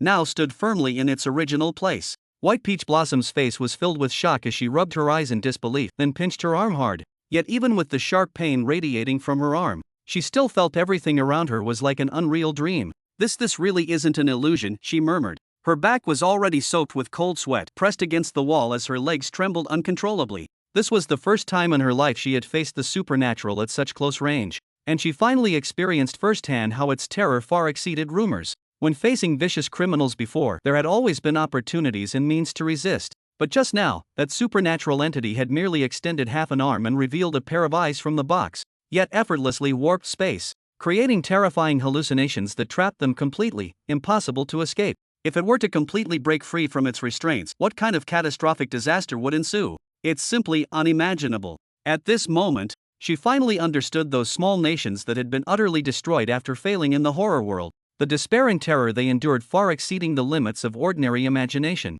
We actually survived. Jiang Jiwei's gaze fixed intently on the money sword lying quietly on the ground, now restored to normal, her voice brimming with the joy and excitement of having narrowly escaped death. She quickly stepped forward and gripped the sword tightly. The residual warmth on the blade involuntarily sent her thoughts wandering afar, as if Lin Zixi's perpetually calm and unperturbed face had reappeared before her eyes. The ecstasy of surviving a brush with death hadn't yet fully dissipated, when a bold and absurd notion began taking root and sprouting in her heart like bamboo shoots after spring rain. Jiang Jiwei desperately yearned to step back into that horror world once more, if only to see him again. Is this really over? Bai Taohua trembled as she reached out to grasp Jiang Jiwei's shoulder, her voice still carrying traces of unshed sobs, brimming with unease and terror. Only when she saw the other's solemn nod did her taut nerves finally relax like an overstretched bowstring, tears bursting forth uncontrollably, recalling the perilous moment when death had brushed past them. That fear and despair now transformed into raging fury. She gritted her teeth and spat. We must demand answers from Dong Bei Yujie.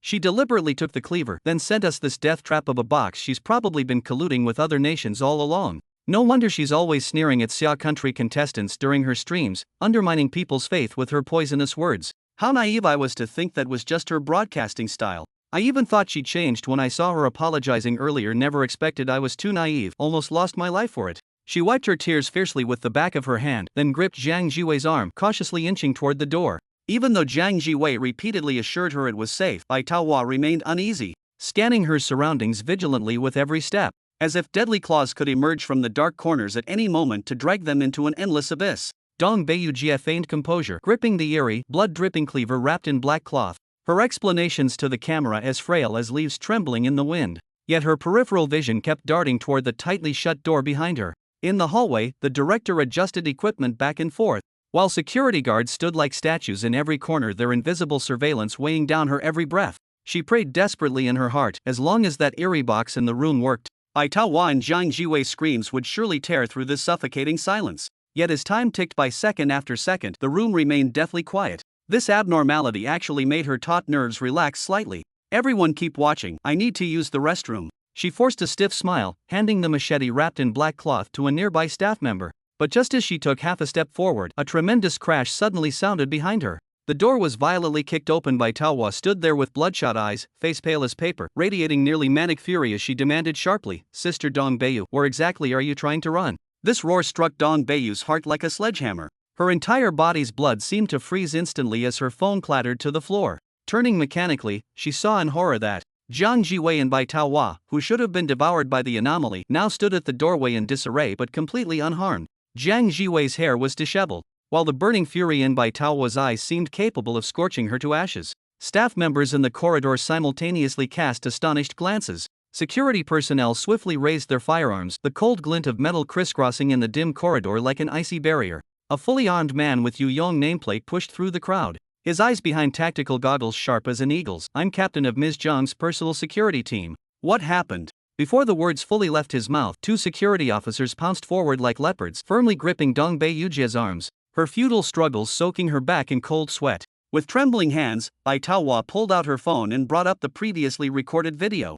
On the screen, the moment the box cracked open, the image of a bluish-gray ghostly hand slowly emerging, along with Dong Beiyujie's distorted face as she turned to flee, was completely captured. Yu Yong stared at the video, his face instantly darkening like the sky before a storm. As Jiang Jiwei's security chief, if anything happened to this rising star of Xia country in the horror world, he would face irredeemable consequences. "Take her down!" With that furious shout, Dong Beiyujie's legs gave way as she collapsed to the ground, muttering, "Impossible, that was a level 3 supernatural entity, how could?" The live broadcast faithfully recorded this heart-stopping scene, transmitting it online in real time and instantly igniting public outrage. The hashtag Dong Beiyujie attempts to assassinate Jiang Jiwei rocketed to the top of trending searches. Netizens filled with righteous indignation, the comments section boiling like a cauldron. However, while the entire internet was still reeling from the shock of this earth-shattering conspiracy, a bombshell piece of news suddenly came from the far side of the ocean, the Beacon Nation. Shocking revelation. The true identity of Xia Nation's purple-robed paranormal entity Lin Zaishi exposed. He is a zombie. Chapter 39, Having mastered the weakness of zombies, precise strategy is all that's needed. The term zombie, like wildfire spreading across dry plains, rapidly conquered the trending charts of major global forums. Countless netizens transformed into amateur detectives, frantically searching for clues through vast online archives. Seizing this viral opportunity, the keen-nosed Beacon Nation hastily prepared a special live broadcast overnight. Before the cameras, Stevens, the authoritative expert in Blue Planet's paranormal research field, stood dressed in a crisp suit. Behind him, bookshelves displayed yellowed ancient texts, weathered manuscripts, and age-old photographs, creating an atmosphere of mystery and professionalism. "Hello everyone, I'm Stevens, having dedicated years to researching Blue Planet's paranormal phenomena." Stevens adjusted his gold-rimmed glasses, speaking in a low and mesmerizing voice. "Today, we will delve deep into a terrifying entity originating from ancient Xia Kingdom folklore, the Jiangshi." With a light press of his remote, eerie illustrations appeared one after another on the large screen. Blue-gray, rigid corpses with arms stretched straight out and fangs gleaming ominously. Jiangshi are dreadful walking corpses formed from accumulated resentment and unfulfilled grudges at death. They lose all humanity and reason, either due to corpse poisoning or being influenced by gravesite geomancy triggering reanimation. As Stevens explained, he displayed ancient documentary records. Characters written in cinnabar flickered on screen. These creatures move peculiarly, advancing by hopping on both legs with arms stiffly extended, surviving by feeding on human or livestock blood. Those scratched or bitten will contract fatal corpse poisoning, eventually transforming into the same abomination. At this point, Stevens pulled up a blurry surveillance footage where a purple figure flashed across the screen. What's more terrifying is that high-level zombies often possess supernatural powers, immense strength, invulnerability to weapons, and even the ability to skillfully wield weapons in martial arts to attack humans. We have reason to believe that Xia country's much-discussed purple-robed anomaly Lin Zaishi is precisely such a formidable entity. He picked up an ancient book with a damaged cover and carefully opened it. The camera zoomed in on an illustration of a Taoist priest subduing demons, the cinnabar on the talisman seemingly still radiating mysterious power. And our Beacon country has already uncovered the weaknesses of zombies. With precise planning, Stevens gazed firmly into the camera. Next time, this purple-robed anomaly will be vanquished. During the live stream, he continuously presented various pieces of evidence. From oral legends of Xia country's remote mountain villages to photos of ancient ritual artifacts preserved in overseas museums, each appearing well-founded and reasonable. This broadcast sent shockwaves across the globe. In the recently concluded horror game, the outstanding performances of Xia country contestant Jiang Jiwei and the purple-robed supernatural being Lin Zaishi have already become focal points of international research. Relying on its massive supernatural creature database established since the very emergence of the horror world, the Lighthouse country holds an information-gathering advantage. Although the Lighthouse country also suffered defeat in this game, its profound foundational strength still managed to contain the impact of punishment within manageable limits. When the news reached Xia country, the internet exploded instantly. A netizen quickly found relevant records in ancient text databases. Zombies fear sunlight, glutinous rice, and fire. To subdue them, use talismans, copper coin swords, and bagua mirrors. But this information immediately sparked controversy. Are you posting this to collude with foreign powers against our own contestants? Idiot. Even if you don't post it, the Lighthouse Country would still find out. The key question now is, do the game rules permit bringing these items in? More people began to suspect the conspiracy behind it. Sister Dongbeiyu dared to assassinate Jiang Jiwei. Perhaps she was instructed by the Lighthouse Country. Who else but the Lighthouse Country could have the technology to seal anomalies in golden paper boxes? This turmoil unexpectedly ignited the passion of Xia Country's citizens for traditional culture. Many young people began studying long-forgotten Taoist knowledge, attempting to find methods against anomalies from ancient wisdom. In reality, Jiang Jiwei was placed under strict protection at a top-secret base in Zhengzhou City. After the Sister Dongbeiyu incident, authorities elevated her security level to the highest tier. Under intense interrogation pressure, Sister Dongbeiyu quickly revealed a shocking list of names, exposing more masterminds behind the scenes. Those who initially arranged her entry into the official broadcast were also captured. Meanwhile, authorities assigned Jiang Jiwei an experienced female instructor. From close combat to weapon usage, from psychological resilience to crisis response, they conducted comprehensive high-intensity special training. After all, in this world of horror, besides the eerie threats, the viciousness of human hearts is equally deadly. Beneath the ashen gloom of the horror world, Happiness Residential Area resembles a forgotten graveyard. Lin Zaishi shed his composed demeanor of the purple-robed celestial master, now enveloped in a bone-chilling aura of solemn killing intent. He no longer returned to the dilapidated coffin he once inhabited, instead sitting alone beneath the withered tree at the community center like an eternal statue. Ever since that phone was crushed, the entire residential area plunged into endless mutations. Behind every building's windows floated faintly discernible eerie figures. Their bodies were twisted, limbs bent at unnatural angles, their deathly pale faces pressed against the glass. Empty eyes staring fixedly at Lin Zaishi, their resentment and hatred spreading palpably. Yet Lin Zaishi remained utterly unmoved. The corners of his lips curled into a cold smile as he spoke in a deep, authoritative voice. I know not whence you came, but as a violet-robed celestial master, I shall grant you release this day. As the words faded, a massive taijutsu diagram suddenly materialized behind Lin Zaishi. Black and white lights alternated in pulsating brilliance, flickering in rhythm with his breathing. With slightly raised brows and an enigmatic half-smile, he stepped forward upon the fluttering ashes of burnt paper, advancing with deliberate steps, each footfall as weightless as treading clouds yet radiating suffocating pressure. In one fluid motion, he raised his hand and drew an ancient triple pure bell from his robes. The bell traced a graceful arc through the air, its clapper trembling to send forth concentric ripples of golden light. Then came abrupt mutation, the golden radiance darkened instantly into ominous black luminosity. Lin Zaishi slightly furrowed his brows, murmuring incantations in a voice as resonant as a great bell that echoed throughout the entire neighborhood. The supreme savior of suffering sits upon a 9-colored lotus throne. The great emperor of eastern purity wields the soul-guiding banner. By decree, the demons of Figdu's 6 caves shall submit. The 7 stars of the northern dipper shall split open the bones of the netherworld. As the incantations were chanted, Lin Zaishi stepped in the purple tenuity celestial pattern. With each step he took, the ground trembled violently. Cracks spread like spiderwebs as the Yellow Springs Road slowly emerged from beneath, exuding a nauseating, earthen yellow aura, gradually covering the original streets. The once familiar roads were replaced by the sinister Yellow Springs Road, presenting an indescribably horrifying and bizarre scene. The Yellow Springs Road rose like a gigantic python coiling through the air, completely encircling the entire happy neighborhood. Massive clouds of grayish-brown mist billowed up from the Yellow Springs Road, accumulating above the neighborhood and blotting out the last remnants of sunlight. The sky turned gloomy and lightless, with thick stench of decay and death permeating the air. At that moment, a bone-chilling sound came from the distant streets. A group of eerie figures wearing Hope convenience store uniforms staggered forward. Their movements were mechanical and stiff, each step leaving a thin layer of pale frost on the ground. Their eyes glowed with a sinister green light, staring fixedly at Happy Residential Complex before slowly lifting their gazes toward the writhing Yellow Spring Road hovering above, as if waiting for some dreadful event to occur.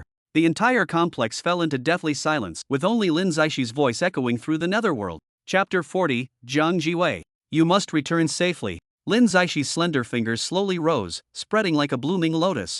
The 3 purities bell suspended in the sky trembled and hummed, transforming into a streak of light that descended steadily into his palm. With a light shake of her wrist, crisp bell chimes shattered the deathly silence. The Yellow Spring Road that had previously hovered in the sky now unfurled with a thunderous boom, carrying the putrid scent of decayed earth. Like a broken bridge stretching straight to the underworld, its surface wreathed in faint wisps of black mist. Time for your journey. Lin Zaishi's voice was as cold as a blade tempered in ice. The supernatural beings that had just moments ago been glaring with ferocious intent, radiating intense malice, now turned collectively like marionettes controlled by strings.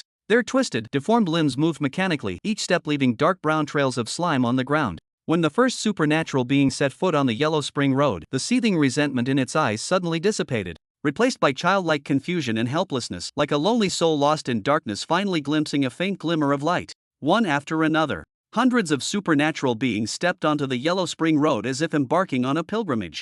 Lin Zaishi stood with his hands behind his back, observing this bizarre scene, feeling a long-lost sense of tranquility rise within him. He wondered whether these lonely spirits trapped in the horror realm could finally escape the suffering of eternal reincarnation through this means. At the instant when the last supernatural creature stepped onto the Yellow Spring Road, a sudden mutation occurred. The Yellow Spring Road abruptly turned pitch black as ink, the originally earthen yellow mist transforming into thick, boiling ink-like substance. The entire road connected end to end, forming a massive black vortex. From its center came piercing shrieks, as if thousands of wronged spirits were wailing in unison. The rapidly spinning vortex erupted with powerful suction force, instantly shredding all supernatural creatures who had stepped onto the Yellow Spring Road, turning them into clusters of eerie blue glowing energy that surged violently through the air. Lin Zaishi's pupils constricted sharply, a flash of astonishment passing through his eyes. Since entering this horror world and transforming into a zombie with imperial bloodline, even my former Taoist arts have undergone strange mutations, he murmured to himself, watching the dissipating resentful spirit.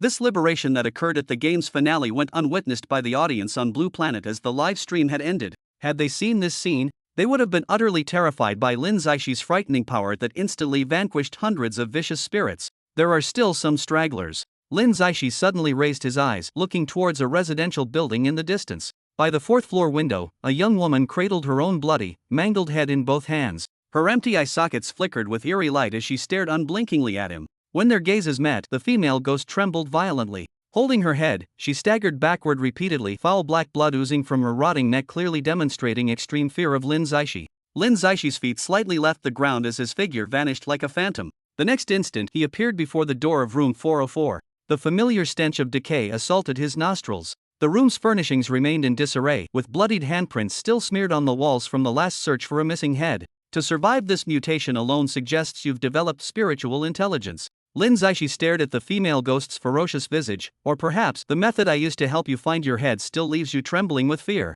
His gaze turned to the swirling mass of eerie energy in the air as his fingertip traced a violet glowing talisman in the void. The next horror game likely won't descend upon this place again. Leaving you alone here would be dull. Today, I shall bestow upon you an opportunity. Before his words faded, the energy mass responded to the summons, transforming into a raging dark river that poured down, completely flooding into the female ghost's body. Crimson patterns spread across her rotting flesh as the air filled with the pungent odor of blood. Under the impact of this energy, the female ghost shattered her limits in one leap, advancing to become a red-clothed vengeful spirit. Even with her newfound formidable power, the female ghost's fear only deepened as she gazed at Lin Zaishi. Huddled in the corner, her body trembled uncontrollably as she watched the purple figure walk away leisurely. Lin Zaishi reached the doorway, then glanced back at the ghost, his tone dripping with boredom. This horror world grows more tedious by the day. With those words, he pushed open the door and ambled down the stairs, leaving only the terrified crimson-clad ghost shivering violently in the empty room. Meanwhile, at the entrance of Happiness Community, the eerie figures clad in Hope convenience store uniforms seemed driven by an unseen terror, turning stiffly one after another to stagger back the way they came. Their previously sluggish steps abruptly quickened, decaying joints creaking with an ear-grating cacophony. Their ashen gray faces contorted into grotesque masks of fright as if pursued by something far more horrifying than themselves. These ordinarily spine-chilling vengeful spirits, now fleeing in panic, appeared absurdly comical amidst the chaos, as if performing in some twisted farce. When Lin Zaishi strolled leisurely to the entrance of Happiness Community, the streets had long been emptied of supernatural entities, leaving only faint wisps of putrid odor drifting through the air. He raised an eyebrow with a light chuckle, voice tinged with regret. How quickly they fled. I was planning to send you all to the afterlife together. With these words, he shook his head slightly, his purple robe fluttering noisily as he stepped over the shattered desolation on the ground. Walking unhurriedly into the distance, his silhouette gradually merging with the gloomy hues of the sky. Just as Lin Zaishi's figure was about to disappear around the street corner, a crimson figure emerged ghost-like at the community entrance. The newly ascended red-dressed female ghost cradled her bloodied, mangled head in both hands. Dark crimson bloody tears seeped from hollow eye sockets, like two pools of congealed blood, fixating unblinkingly on that receding purple silhouette. The gaze interwoven with awe and terror, as if attempting to brand the other's outline deep into the soul. Not until Lin Zaishi had completely vanished from sight did she slowly retreat backward, her form dissipating like mist into the viscous crimson. On Blue Star, the hourglass of time flowed silently. Since Jiang Jiwei's return from the horrifying world, days progressed in cautious preparation. Judging by previous cycles of the horror game's temporal patterns, the new nightmare was already looming near. During these days, Jiang Jiwei kept the coin sword gifted by Lin Zaishi closely concealed, the chill of ancient coins penetrating through fabric, a constant reminder of her peculiar bond with the purple-robed anomaly. The global atmosphere seemed frozen solid by fear. The citizens remained on high alert, as jumpy as startled birds, living in constant fear day and night. The cruel elimination rate of the horror game, the catastrophic disasters brought by the supernatural occurrences each scene lingered like an inescapable nightmare. Some crouched in corners, murmuring to themselves, while others collapsed onto streets, screaming hysterically. The entire world teetered under the pressure of the countdown, like a lone boat about to be swallowed by darkness. That afternoon, just as Jiang Jiwei finished her meal, a cold mechanical voice suddenly echoed in her mind, like the whisper of death exploding in her ears. Supernatural marriage is about to begin. All humans worldwide are entering the countdown phase. Outstanding performers in the horror world trials may reduce supernatural impacts on their bound nations and receive corresponding resources. Eliminated participants will trigger new supernatural events within their bound nations, spreading calamity. Congratulations to the lucky chosen one, Jiang Jiwei. Please prepare yourself.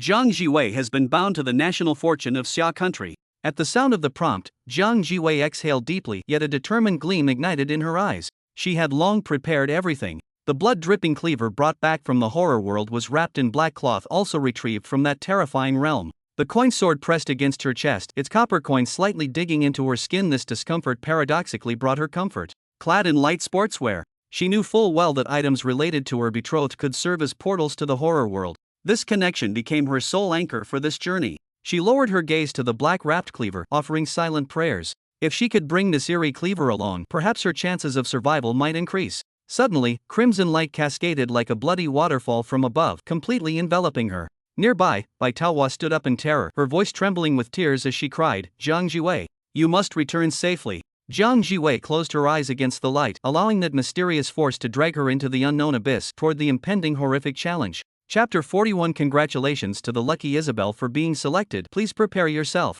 In the depths of Xia country's prison, within the damp and gloomy cell, Dong Beiyu sat collapsed on the cold, hard ground with disheveled hair.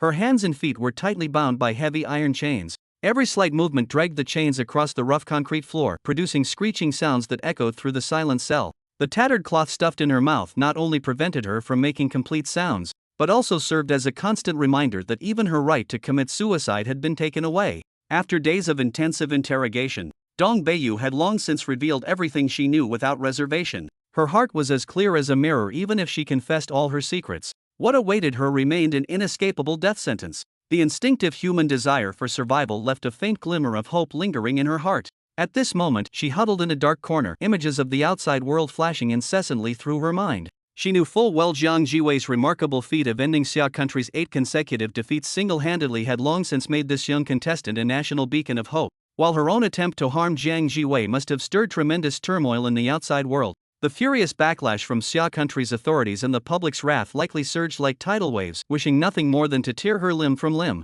Just as she wallowed in utter despair, silently counting down her final moments, an abrupt, mechanical prompt exploded coldly in her consciousness. Eerie matrimony will commence shortly. All humans enter countdown phase. Outstanding performers in the horror world trials may mitigate eerie effects on their bound nations and obtain corresponding resources. Eliminated contestants will cause new anomalies to manifest within their bound nations, spreading calamity. Congratulations to lucky contestant Dong Beiyu for being selected. Please prepare yourself. Dong Beiyu has now been bound to the fortune of Xia Nation. Dong Beiyu's previously dull, bloodshot eyes suddenly widened. First displaying an expression of shocked disbelief, her entire body frozen in place as if petrified. Then, an intense surge of joy burst forth from her eyes, her lips curling upward uncontrollably as she let out indistinct yet ecstatic laughter. In the past, participating in the horror game would have been an abyss of terror she'd avoid at all costs. She knew herself well, having received little education since childhood. She'd only risen to internet fame by riding the wave of booming social media and the global popularity of short video platforms. In the horror world's environment filled with unknown dangers, where physical ability, courage, and intelligence are cruelly tested, she knew full well she was as fragile as an ant and might perish on her very first day here. But now, trapped in this desperate situation, her mentality had completely changed. Death was certain either way. If she could struggle through this horror-filled world, she might still find a sliver of survival outside the prison cell. The guards watched dumbstruck as crimson light surged in like tidal waves, completely engulfing Dong Baiyu's figure. Wrapped in this radiance, Dong Baiyu's form gradually blurred until she vanished completely. The guard stood frozen for 3 full seconds before snapping out of his shock, frantically pulling out his communication device to report to his superiors. Across the ocean in the Beacon country, soft lighting illuminated plush velvet couches in a spacious, luxuriously decorated office. A young woman reclined lazily on one, her elegant formal gown the picture of grace and nobility. She had golden hair that shone like sunlight, a tall and straight nose bridge, fair skin that exuded the unique charm of Western women, especially those beautiful amber-like eyes, deep and mesmerizing. Yet over these delicate and beautiful facial features hovered a layer of languid sickness. On closer inspection, one would notice her skin was pale to the point of transparency, faintly revealing something eerie. Even more chilling was the floating blood-red balloon she held in her hand. The balloon's surface was smooth, reflecting an eerie sheen under the lights. Throughout the office, a faint, almost imperceptible scent of blood lingered in the air, mingling with the expensive fragrance of room diffusers, creating a bizarre and oppressive atmosphere. Just then, the carved wooden door of the office slowly creaked open. As a female staff member entered cautiously, her eyes were filled with tension and fear. Even so, she forced composure and spoke respectfully, "Honorable Miss Isabel," to exert sufficient pressure on Xia and other nations to demonstrate the formidable strength of our Beacon country and to instill awe in those wavering nations. We wish to begin a live broadcast from this room. Get out. Isabel didn't even lift her head, her voice icy and merciless. These brief yet ruthless 3 words made the female staff member's heart tremble, her body involuntarily shaking. But knowing the importance of her mission, she could only steel herself and continue, "Honorable Miss Isabel, this is a direct order from the higher-ups." Before she could finish speaking, the female staff member watched in horror as that blood-red balloon in Isabel's hand began floating slowly toward her. The originally short white string connected to the blood-red balloon extended like a living creature, the stench of blood in the air growing increasingly potent. Even more horrifying, the balloon's surface suddenly twisted and deformed. A bloody human face emerged on the crimson surface, its hollow eyes staring fixedly at her. But in the blink of an eye, the face dissipated like foam, leaving only a fleeting afterimage. A chill ran from her feet to the crown of her head as the female staff member suddenly felt her body become abnormally light, her feet moving forward uncontrollably. She instinctively looked down, only to be terrified by the discovery that she had lost visual perception of her body. Her chest and feet that should have been there had completely disappeared. When she tremblingly turned to look back, the sight before her made her heart stop. Her torso remained standing in place, blood gushing continuously from the smooth, neat cut at her neck. Like an open floodgate, the gushing crimson torrent stained the ground red. How is this? Her consciousness shattered amidst excruciating pain as darkness engulfed her completely like a tidal wave. In the surveillance room, workers from the lighthouse country witnessed an even more horrifying scene. A female staff member's head suddenly detached from her body, hovering at the end of a blood thread, replacing the position of a balloon. Her mechanically blinking eyes were filled with confusion and terror. Then in the next second, crimson blood gushed from her eye sockets and nostrils, congealing into a new balloon-like form on her head's surface, a sight so eerie it made one's scalp crawl. At this moment, a cold mechanical announcement echoed through the entire space. The eerie marriage is about to begin, global countdown commencing. Outstanding performers in the horror world trials may reduce their bound nations suffering from anomalies and gain corresponding resources. Those eliminated will cause new anomalies to manifest within their bound nations, spreading calamity. Congratulations to the lucky Isabel who has been selected. Please prepare yourself. Isabel has been bound to the national fortune of Lighthouse Country. Isabel's amber eyes flashed with fanatical light as a morbid smile blossomed across her pale face. Crimson radiance cascaded like a waterfall of blood, swallowing her whole. When the light dissipated, only residual warmth remained on the empty couch. In the office, staff members exhaled heavily, their backs drenched in cold sweat.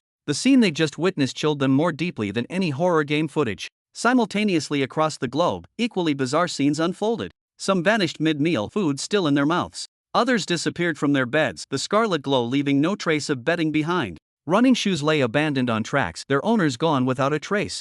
Televisions continued playing programs to empty couches where viewers had evaporated. Countless households descended into chaos. The streets echoed with terrified screams as crimson lights continued flashing intermittently across the world. When the final light faded, the entire blue planet fell into deathly silence. Everyone understood that this horror game entwined with death, bloodshed, and the unknown had already begun. What was more terrifying? No one knew what kind of terror and despair awaited the lucky ones in that world filled with supernatural horrors. Chapter 42, The Red-Clothed Supernatural Being Paired with Sister Dong Beiyu. The moment the crimson lights disappeared, the selection process for this season's horror game finally concluded. On the blue planet, countless people descended into madness. some clutching their heads and roaring like demons, others frozen stiff as if plunged into an icy abyss, while some gasped for breath, nearly suffocating. When the surroundings returned to silence, images from the horror world slowly unfolded before everyone's eyes. At this moment, those who weren't chosen and remained on Blue Star finally relaxed their tense nerves. The barrage in the live stream room surged like a breached floodgate, venting the relief of surviving a catastrophe. The chosen ones, however, fell into a gray and eerie space. An oppressive atmosphere permeated this place. The rules were cold and harsh. If one had a supernatural marriage partner who still existed, they wouldn't face a choice. Only those entering the horror world for the first time, or whose original partners had perished, would confront that fate-determining door. And when the horror game reached its conclusion, the symbiotic bond between the living and the supernatural where they rose or fell together would also be severed. The moment Sister Dongbaeyu appeared, the live comment section in Xia country exploded. How could Sister Dongbaeyu be chosen? This is too dramatic. Dramatic. She nearly destroyed Xia country's hope. 1,000 cuts wouldn't be enough punishment. Perhaps this is her chance for redemption. Once entering the horror world, life and death become unpredictable. 99% of Xia country's audience stared at the screen, their eyes filled with resentment. The tremendous benefits brought by Xia country's champion in the previous horror games now intensified their hatred toward Dongbaeyu. The more tempting the benefits were, the less they could forgive this woman who once attempted to destroy everything. Dongbaeyu stood in the dim gray space. After a brief moment of shock, she quickly regained composure. She knew this was no dream, and without hesitation reached out to push open the faintly glowing door before her. Beyond the door stood a bald man as massive as an iron tower. His muscles were coiled like ropes, every inch of flesh hard as rock, with bulging veins beneath skin crisscrossed by wounds that covered his entire body. Eerily, each wound oozed a thick crimson fluid. His blood-red eyes perfectly matched the blood-stained long-handled axe in his hand. This was unmistakably a red-clothed fierce ghost. Dongbaeyu's face instantly blossomed with wild joy, her eyes filled with unbelievable delight. She had never dreamed she would be so fortunate to encounter such a powerful paranormal companion immediately upon entering the horror world. In this perilous world, having a red-clothed fierce ghost as backup meant her survival probability would reach at least 70-80% as long as she didn't actively seek trouble. This scene, however, completely shattered the Xia Nation viewers. How does someone like her get so lucky? Binding with a red-clothed fierce ghost right away, it's completely unfair. Chilling to contemplate. If she survives and comes after Jiang Jiwei even bound to Xia Nation's fate, she could easily change her identity. Don't forget, she was taken from Xia country. Even if she returns alive, she must come back here. If she's killed within Xia country's borders, the nation's entire fortune will be affected. This is practically an immunity talisman, unless she gets eliminated by other entities in the game. Amid the discussions, the audience from Xia country grew increasingly frustrated, their resentment and worry becoming almost tangible. Meanwhile, the gate to the horror world had already swung open, and a brutal game involving life, fortune, and conspiracy had only just begun. Hello, husband. People usually call me Sister Dongbaeyu, you can address me the same way. Sister Dongbaeyu smiled obsequiously, striding confidently toward the burly, bald man holding a long-handled axe, her voice dripping with ingratiation. The axe-wielding man's rock-solid face showed no expression, only giving a slight nod before returning to silence. Yet this simple response filled Sister Dongbaeyu's heart with overwhelming delight. A red-clothed fierce ghost capable of communication is indeed much more intelligent than those low-level supernatural beings. Having such a powerful and clever partner undoubtedly greatly increases the survival probability in this horrifying world. Her thoughts couldn't help but drift to Jiang Jiwei, recalling the purple-robed supernatural being that girl was married to. She wondered whether Jiang Jiwei had been chosen to enter this perilous world in this session of the horror game. The moment the marriage ceremony ended, the gray mist surrounding Dongbaeyu dissipated rapidly like receding tidewater. Only then did she realize she was already standing in a silent, deep mountain forest.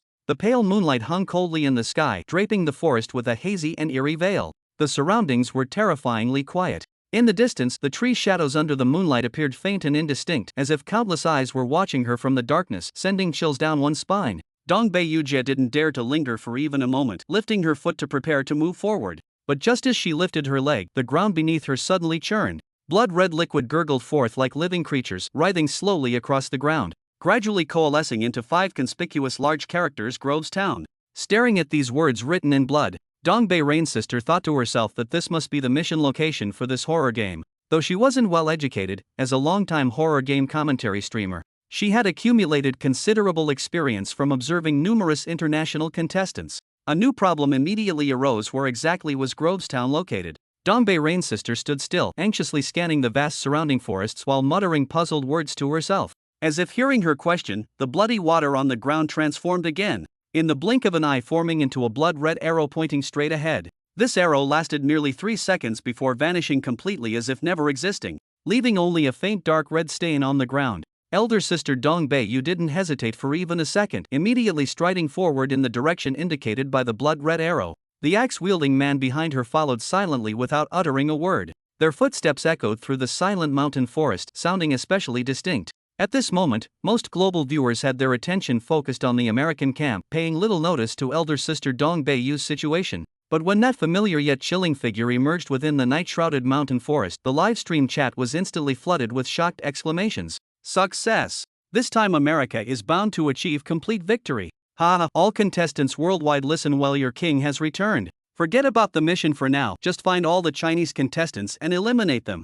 It's Isabel. It's actually Isabel. This edition of the horror game just got complicated. Too bad the Chinese contestants don't know yet. If they did, they'd surely flee far away immediately. Without even discussing the difficulty level of this season's horror game, the fact that both Dong Bei-yu and Isabel have entered the horror world spells nothing but internal troubles and external threats for the Xia country contestants. As the crowd buzzed with discussions, a comment from a Xia country viewer suddenly caught everyone's attention. Look, Zhang Jiwei has entered the horror game this time too. Viewers from numerous countries quickly switched their screens, only to confirm that Zhang Jiwei had indeed appeared without warning in the midst of a vast, boundless mountain forest. The forest was so expansive that contestants from many countries had long begun their journeys toward the destination based on clues. Yet throughout their travels, they hadn't encountered any contestants from other nations.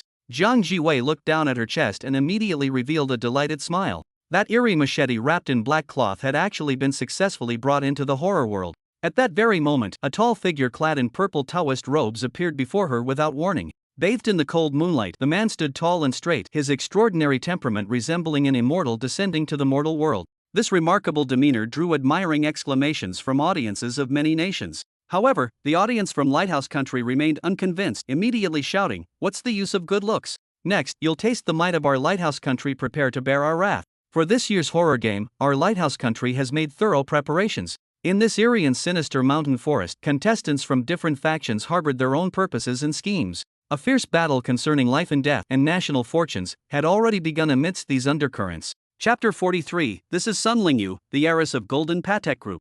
Zhang Jiwei raised her eyes to look at Lin Zaishi, her lips unconsciously curving into a faint smile. This smile was like a spring breeze sweeping across a frozen pond. It resembled the poetic imagery of "a glance from her eyes 100 charms refined, that all the painted 6 palaces had no beauty to be compared."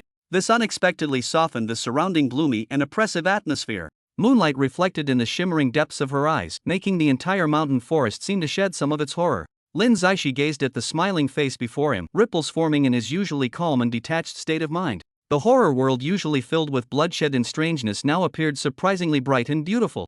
Zhang Jiwei's flower-like smiling face made him even more eager to return to the real world. Crimson blood suddenly surged at their feet, coagulating like a living creature to form the name of their mission destination, then transforming into a blood-red arrow pointing deep into the mist. Just as they were about to set off, Lin Zaishi suddenly turned his gaze toward the dense forest on the right. Zhang Jiwei simultaneously detected faint footsteps, with dried leaves making rustling sounds under some unknown weight, slowly approaching their location. The footsteps abruptly stopped about 20 meters away, as if eyes were watching from the darkness. A moment later, a tentative voice speaking in Xia country's language sounded. "Are you Miss Zhang Jiwei?" Xia country people. Zhang Jiwei was slightly startled, her voice tinged with wariness. "Wonderful, it's really you." The other party sighed in relief as their footsteps quickened. Pushing aside the vines, a burly middle-aged man stepped out briskly, accompanied by a young woman who instantly captured the attention of Xia country viewers in the global livestream. Heavens! Her looks are completely on par with Zhang Jiwei. Two beauties of the same age and the same frame. What a pity this is a horror game instead of a dating show. I remember now. This is Sun Lingyu, the heiress of Golden Patek Group. The barrage exploded instantly as viewers morphed into human search engines. As the heiress of a wealthy family, Sun Lingyu's photos frequently appeared in financial magazines and social platforms. At this moment, through netizens' comparisons, her identity was quickly uncovered. Different from Zhang Jiwei's gentle and delicate beauty, Sun Lingyu's beauty resembles a painting blending Eastern and Western aesthetics. Her mixed heritage endowed her with unique facial bone structure, her eyebrows and eyes resembling meticulously inked fine brushwork paintings, with slightly upturned outer corners that carried a hint of cool detachment. Her face, smooth as mutton fat jade, was gilded with silver moonlight, while the shadows on her brow bones deepened the mysterious allure of her phoenix eyes. The high nose bridge inherited from her Western mother added exotic charm to her distinctly Oriental features. Her nose tip delicately tapered like a water droplet, perfectly complementing her petal-like lips. She raised her hand to tuck stray strands behind her ear, revealing Van Cleef Arpels' custom-designed earrings in the movement. 3 lustrous South Sea pearls dangled amidst her ebony black hair, swaying gently with each motion, exuding an air of aristocratic elegance. Seeing this, the middle-aged man quickly stepped forward. "My name is Wu Guodong, and this is Sun Lingyu. We're both from Xia country. The crimson light teleported us to nearby locations, so we traveled here together." His gaze lingered momentarily on Lin Zaixi's purple robe before quickly looking away, clearly aware of this strange figure's extraordinary nature. Meanwhile, in the live broadcast room, discussions about this new duo continued to intensify. "Hello Jiang Jiwei, both Wu Guodong and I are first-timers in this terrifying world. We'll be relying on your guidance going forward." Sun Lingyu's lips curved into an elegant smile as she extended her slender hand toward Jiang Jiwei. Yet her gaze remained firmly locked on Lin Zaishi as if pulled by invisible strings, her eyes flickering with probing curiosity. As a devoted viewer of last season's horror games, Sun Lingyu had memorized every detail of Lin Zaishi's performances. While many spectators attributed his astonishing abilities to mere luck, Sun Lingyu had keenly detected the hidden profundities beneath the surface. As humanity's understanding of the horror world gradually deepens, the initial rigid belief that red-clothed vengeful ghosts reign supreme has long been crumbling. Lin Zaishi, however, might be an even more special existence, one that surpasses red-clothed vengeful ghosts. His composed wisdom in conversation, his effortless grace in every movement. If not for knowing his eerie true nature, anyone would mistake him for a living, breathing human. Sun Lingyu saw things clearly. Those polite words she just said to Jiang Jiwei, making her the center of attention, or merely playing along for the occasion. In this perilous horror game filled with dangers at every turn, the true core figure capable of mastering the situation and leading everyone through encirclements was none other than this enigmatic figure in purple robes before them. "From now on, let's work together with one heart, helping each other, striving to win another glorious victory for Xia Nation." Her tone was impassioned, yet her eyes flashed with a barely perceptible hint of calculation. Jiang Jiwei held Sun Lingyu's hand, the coolness from her fingertips paling in comparison to the sour bitterness welling up in her heart. She could clearly feel Sun Lingyu's burning gaze lingering persistently on Lin Zaishi. Jiang Jiwei knew in her heart that this was merely a hypocritical social performance. Yet that indescribable emotion in her chest grew increasingly intense, like an overturned vinegar jar, both sour and subtle. The way Sun Lingyu looked at Lin Zaishi was greedy and fervent, as if coveting something that rightfully belonged to her. "Is our Xia kingdom really only sending the 3 of us as contestants this time?" Jiang Jiwei pulled back her thoughts, her brows slightly furrowed as she asked. Wu Guodong looked grave, recalling, "According to the rules of the horror game, contestants from each country should gather in the same area after being transported to the horror world. But Sun Lingyu and I just saw a figure, a female-looking silhouette with a ponytail, yet unusually burly in build. I called out to her in Chinese, asking if she was from Xia country. She froze momentarily, then turned and fled in panic. Truly bizarre behavior." He shook his head repeatedly, his face filled with bewilderment. "I suspect that person might be Dong Beiyu." Sun Lingyu spoke with certainty, launching into methodical analysis before others could question. First, the figure's silhouette and hairstyle closely matched Dong Beiyu's. Most suspicious was her reaction, walking normally until hearing Chinese, clearly comprehending, then immediately fleeing.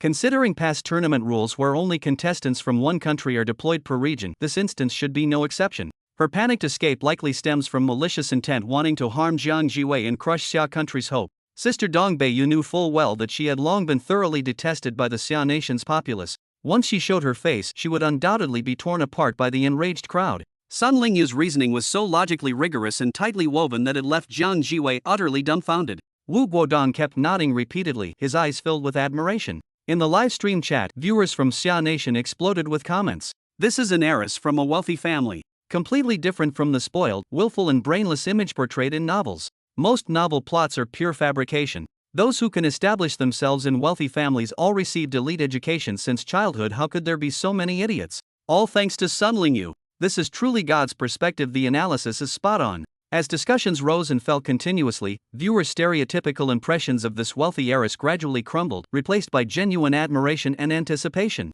"Let's set off. The town of Groves still awaits us ahead." With determined eyes, Sun Lingyu raised her hand in a commanding gesture. The group nodded in unison and resolutely embarked on their unknown journey. Chapter 44. When night falls, terrifying creatures roam the town. An oppressive silence permeated the mountain forest, with decaying leaves emitting muffled crunching sounds beneath their feet. Jiang Jiwei tightened her collar and suddenly remembered something. Raising her eyes to the tall purple-robed figure beside her, she asked, "Husband, do you know about Grovestown?" "I do not." Lin Zaishi walked at a steady pace, moonlight casting a silvery frost upon his profile. "If this form of address feels awkward, you may call me Xiao Lin." Do not mistake me for common evil spirits. These so-called marriage rules hold no meaning for me. These words caused Sun Lingyu and Wu Guodong walking behind them to momentarily falter, their eyes undisguisedly revealing envy.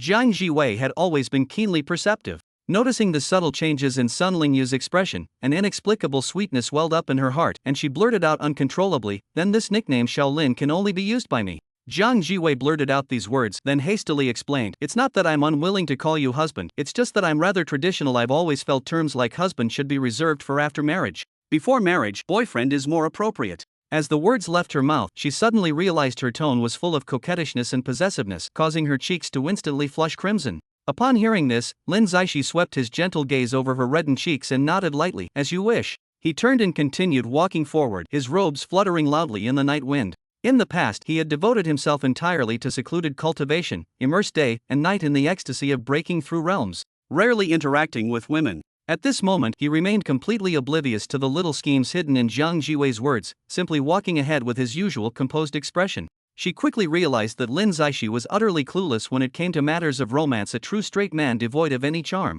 This was likely because he rarely interacted with women. One could even say he had almost no contact with them whatsoever. This discovery secretly delighted Sun Lingyu, stirring some cunning thoughts in her mind. Hailing from an aristocratic family, she had been indoctrinated from childhood with predatory capitalist ideologies. In her worldview, there existed no concepts like down-to-earth diligence or contentment with one's lot. To her, every opportunity was to be seized, every advantage to be snatched. The purple-robed anomaly it was worth fighting for. Who said she could only settle for the horror world's arranged supernatural marriage? Jiang Jiwei had no inkling of Sun Lingyu's thoughts, but she was intensely curious about the supernatural entity paired with her. As they traveled, Sun Lingyu remained alone until pale moonlight spilled across the land, revealing something uncanny. Her shadow split into two, both shapes constantly morphing, sometimes merging together, other times separating completely. One shadow was unmistakably Sun Lingyu's own, yet another shadow appeared, its gender indistinct and contours blurred, exuding an indescribable eeriness.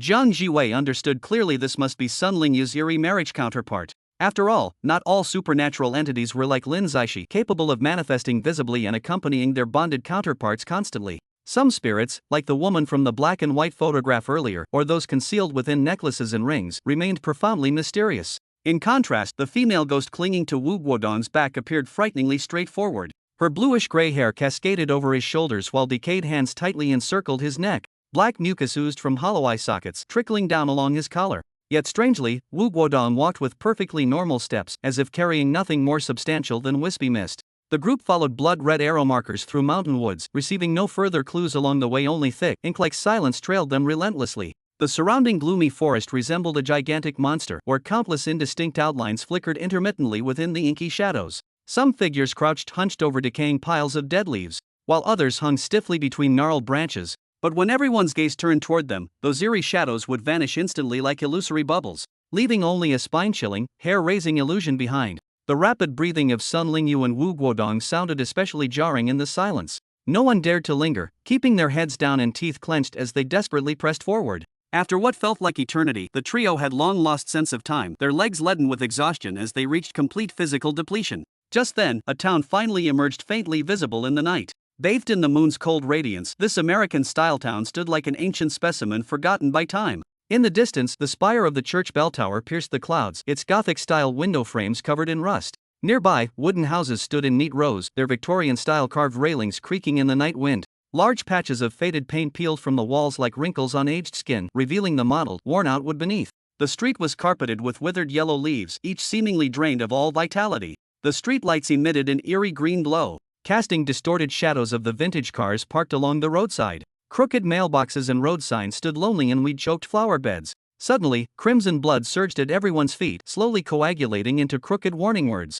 Today is your first night in Groves. Find a house first. Please note, every house in Groves has its owner. Please note, do not go out at night or unfortunate events may occur. As the three of them were just able to make out these words, the blood quickly seeped into the soil, disappearing without a trace. Wu Guodong swallowed nervously, his voice trembling as he asked, "What exactly is this mission about?" "It's completely different from the Happiness Neighborhood case." Sun Lingyu's gaze remained fixed on the flickering lights in the town, her pupils slightly contracting. The last mission was straightforward: join the property management and complete tasks assigned by residents. Though dangerous, it didn't require much thinking. But this time, She paused briefly before continuing. Our top priority is finding a place to stay, and right now is precisely the night mentioned in the clue. Upon hearing this, Wu Guodong felt a chill run down his spine, his clothes instantly soaked with cold sweat. Sun Lingyu had already turned to Lin Zaishi, her eyes showing a hint of expectation. Mr. Lin, what should we do next? Lin Zaishi was momentarily taken aback, then raised his hand to point at a 3-story villa by the roadside. The villa's exterior walls were completely covered by withered ivy.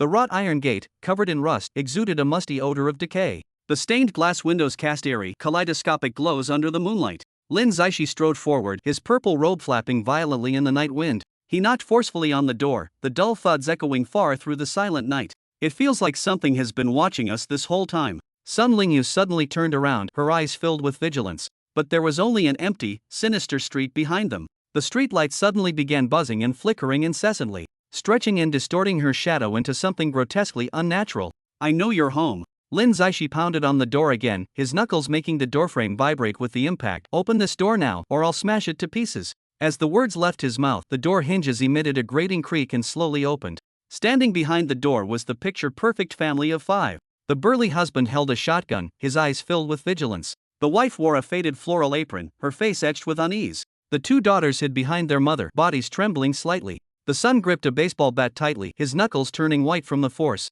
You're outsiders. We can't possibly let you in. The husband loaded his shotgun and pointed it directly at Lin Zaishi, his tone icy and firm. When night falls in this town, terrifying things wander about. We can't tell if you're those terrifying things or real people. Whatever business you have, come back in daylight. Having said this, he began to close the door. When night falls, terrifying things wander about in town. Does that make you any better? Lin Zaishi curled his lip in disdain, his eyes filled with contempt. With lightning speed, he kicked the door open violently. Moving like a phantom as he closed the distance, snatched the shotgun from the husband's hands and pressed the barrel against the husband's head instead. The room immediately erupted with waves of terrified screams. The 2 girls huddled together in fear, sobbing uncontrollably. The wife covered her mouth in horror, her eyes widening in shock. The boy stood frozen in place, his baseball bat clattering to the floor with a metallic clang. The family of 5 was plunged into overwhelming terror, shivering uncontrollably under Lin Zaishi's icy gaze. Chapter 45. Introducing Isabella, the infamous contestant from the Lighthouse Country.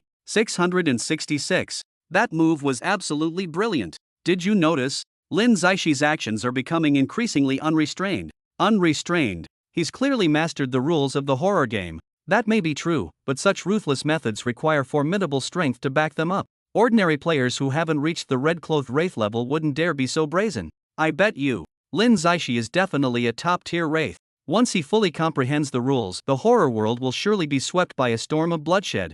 The barrage of comments scrolled like a tidal wave, viewers never dreaming that Lin Zaishi would so boldly seize another's place like a cuckoo occupying a magpie's nest. Inside the villa, a family of 5 huddled in the corner with hunting rifles pressed against them, their bodies trembling uncontrollably, fearful tears welling in their eyes. Tell me about this town. Lin Zaishi casually pulled over a carved dining chair, his purple robes fluttering as he settled in with ease. The rhythmic tapping of the rifle barrel against the armrest produced a heart-chilling sound. Wu Guodong swallowed hard, hastily slamming the door shut and pressing his back firmly against it, as if this could block out the danger outside. Suddenly, with a flick of his wrist, Lin Zaishi pressed the rifle muzzle precisely against the forehead of the man's youngest daughter. The little girl let out a piercing scream. The man instantly broke down, his voice hoarse with sobs. We're from Grovestown, an agricultural town famous for raising white pigs. Please, don't hurt my child. Is that all? Sun Lingyu's willow leaf eyebrows furrowed slightly, her eyes filled with suspicion. The man opened his mouth but shook his head blankly, clearly already completely overwhelmed by fear. Lin Zaishi let out a cold laugh and flicked his fingers through the air. 5 purplish-black talismans shot out like spiritual snakes, precisely attaching to the foreheads of the family of 5. In an instant, the 5 people's pupils dilated dramatically, falling into a dazed state like 5 marionettes. Now we can get the truth. A glint of excitement flashed in Sun Lingyu's eyes. She had seen this technique in previous broadcasts. Those controlled by the talismans would truthfully answer all questions. Wasted effort. Lin Zaishi waved his hand, and the talismans dissolved into wisps of green smoke. These people are nothing but puppets wearing human skin. Jiang Jiwei's beautiful eyes widened as she suddenly realized, could all the residents of Grovestown be such walking corpses? She looked toward Lin Zaishi, who nodded appreciatively, confirming her speculation. At that moment, Wu Guodong suddenly let out a suppressed exclamation. His hands trembling, he picked up a charred scrap of paper from the carved cabinet by the door. It appeared to be a page rescued from fire, its edges curled with grotesque carbonized marks. When he deciphered the words on it, his face instantly turned deathly pale. His entire body shook violently, his eyes filled with unconcealed revulsion. Sun Lingyu stepped forward quickly. The words on the scorched page struck her heart like a sledgehammer. The deity says, "You shall eat your children, their flesh shall become your glory." These few short lines radiated bone-chilling madness and distortion, as if the room's temperature had abruptly dropped 10 degrees. Jiang Jiwei covered her mouth, barely suppressing the churning in her stomach, while Wu Guodong staggered backward, knocking into furniture with a grating noise. Thud! A dull knocking sound suddenly echoed through the deathly silent room. Wu Guodong was scared out of his wits, scrambling away from the door while keeping his eyes locked on the doorknob. The family of 5 under the charm's control suddenly erupted in piercing wails. The man howled with tears streaming down his face, "Don't open it. There are man-eating monsters outside, we'll all die if you open that door." A sinister smile curled at the corner of Lin Zaixi's lips as he strode unhurriedly toward the entrance. As the door hinge let out an ear-grating creak, a wave of icy, rotting stench rushed in. Outside stood a group of figures clad in white nightgowns. There were hunched elders and sturdy youths all barefoot, their skin pale to the point of translucency, like corpses that had soaked too long in water.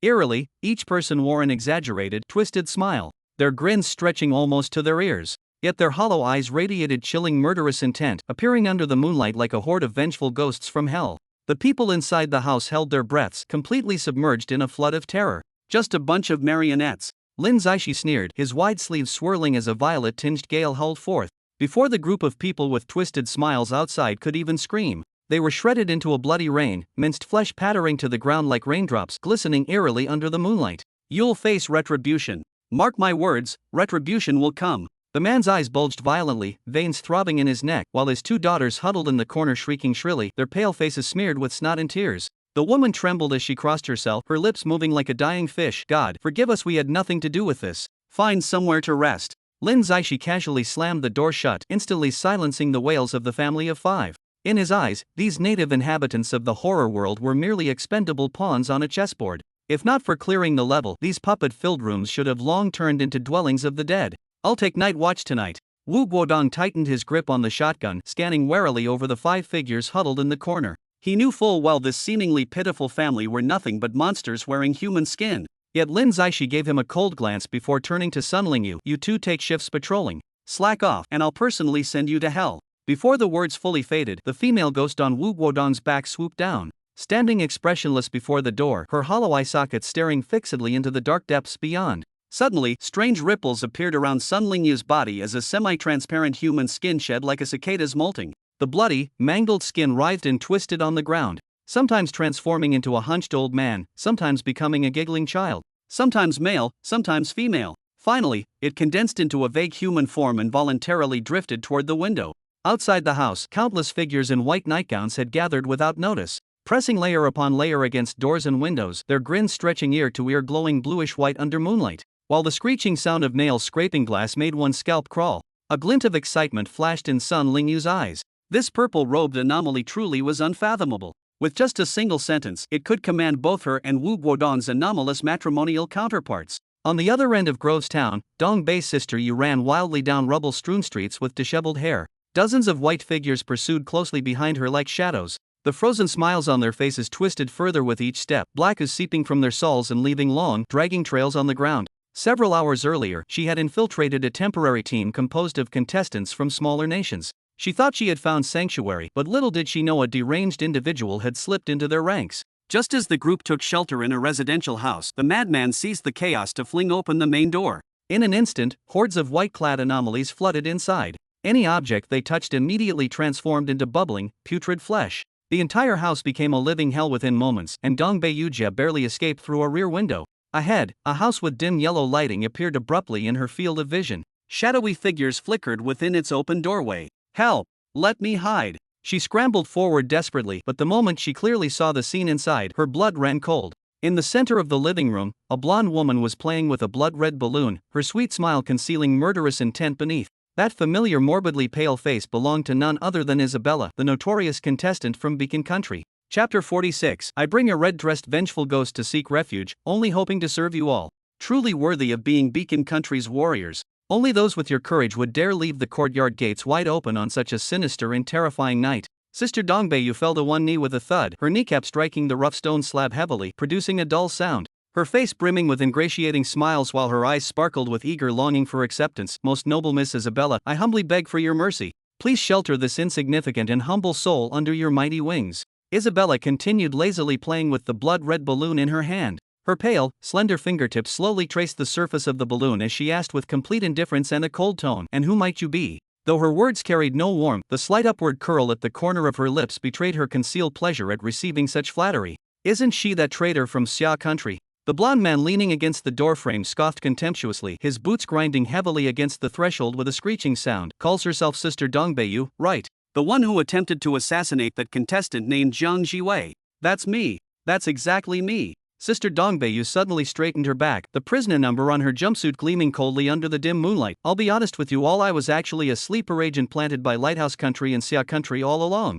My mission from higher-ups was to eliminate Jiang Jiwei and completely extinguish Xia Country's hope." Her voice trembled slightly with excitement. "It's just a pity that the girl had the help of the purple-robed anomaly. Using an anomalous weapon to destroy the anomaly I released, the plan failed at the last moment, and I ended up in prison because of it." As she spoke, she suddenly turned around quickly, pointing at the towering figure behind her wielding a long-handled axe. "But now, I've come with the red-clothed fierce ghost, only asking to serve you all." The red-clothed fierce ghost's crimson pupils constricted sharply, black blood congealed on the axe blade dripping plop-plop onto the ground, the oppressive aura becoming almost tangible. Even powerful competitors like those from the Lighthouse Country couldn't help but shiver. The terrifying pressure bearing down on them felt capable of tearing one's soul apart. "I've heard about you." The blond man raised his eyebrows, exchanging a meaningful glance with his companion beside him.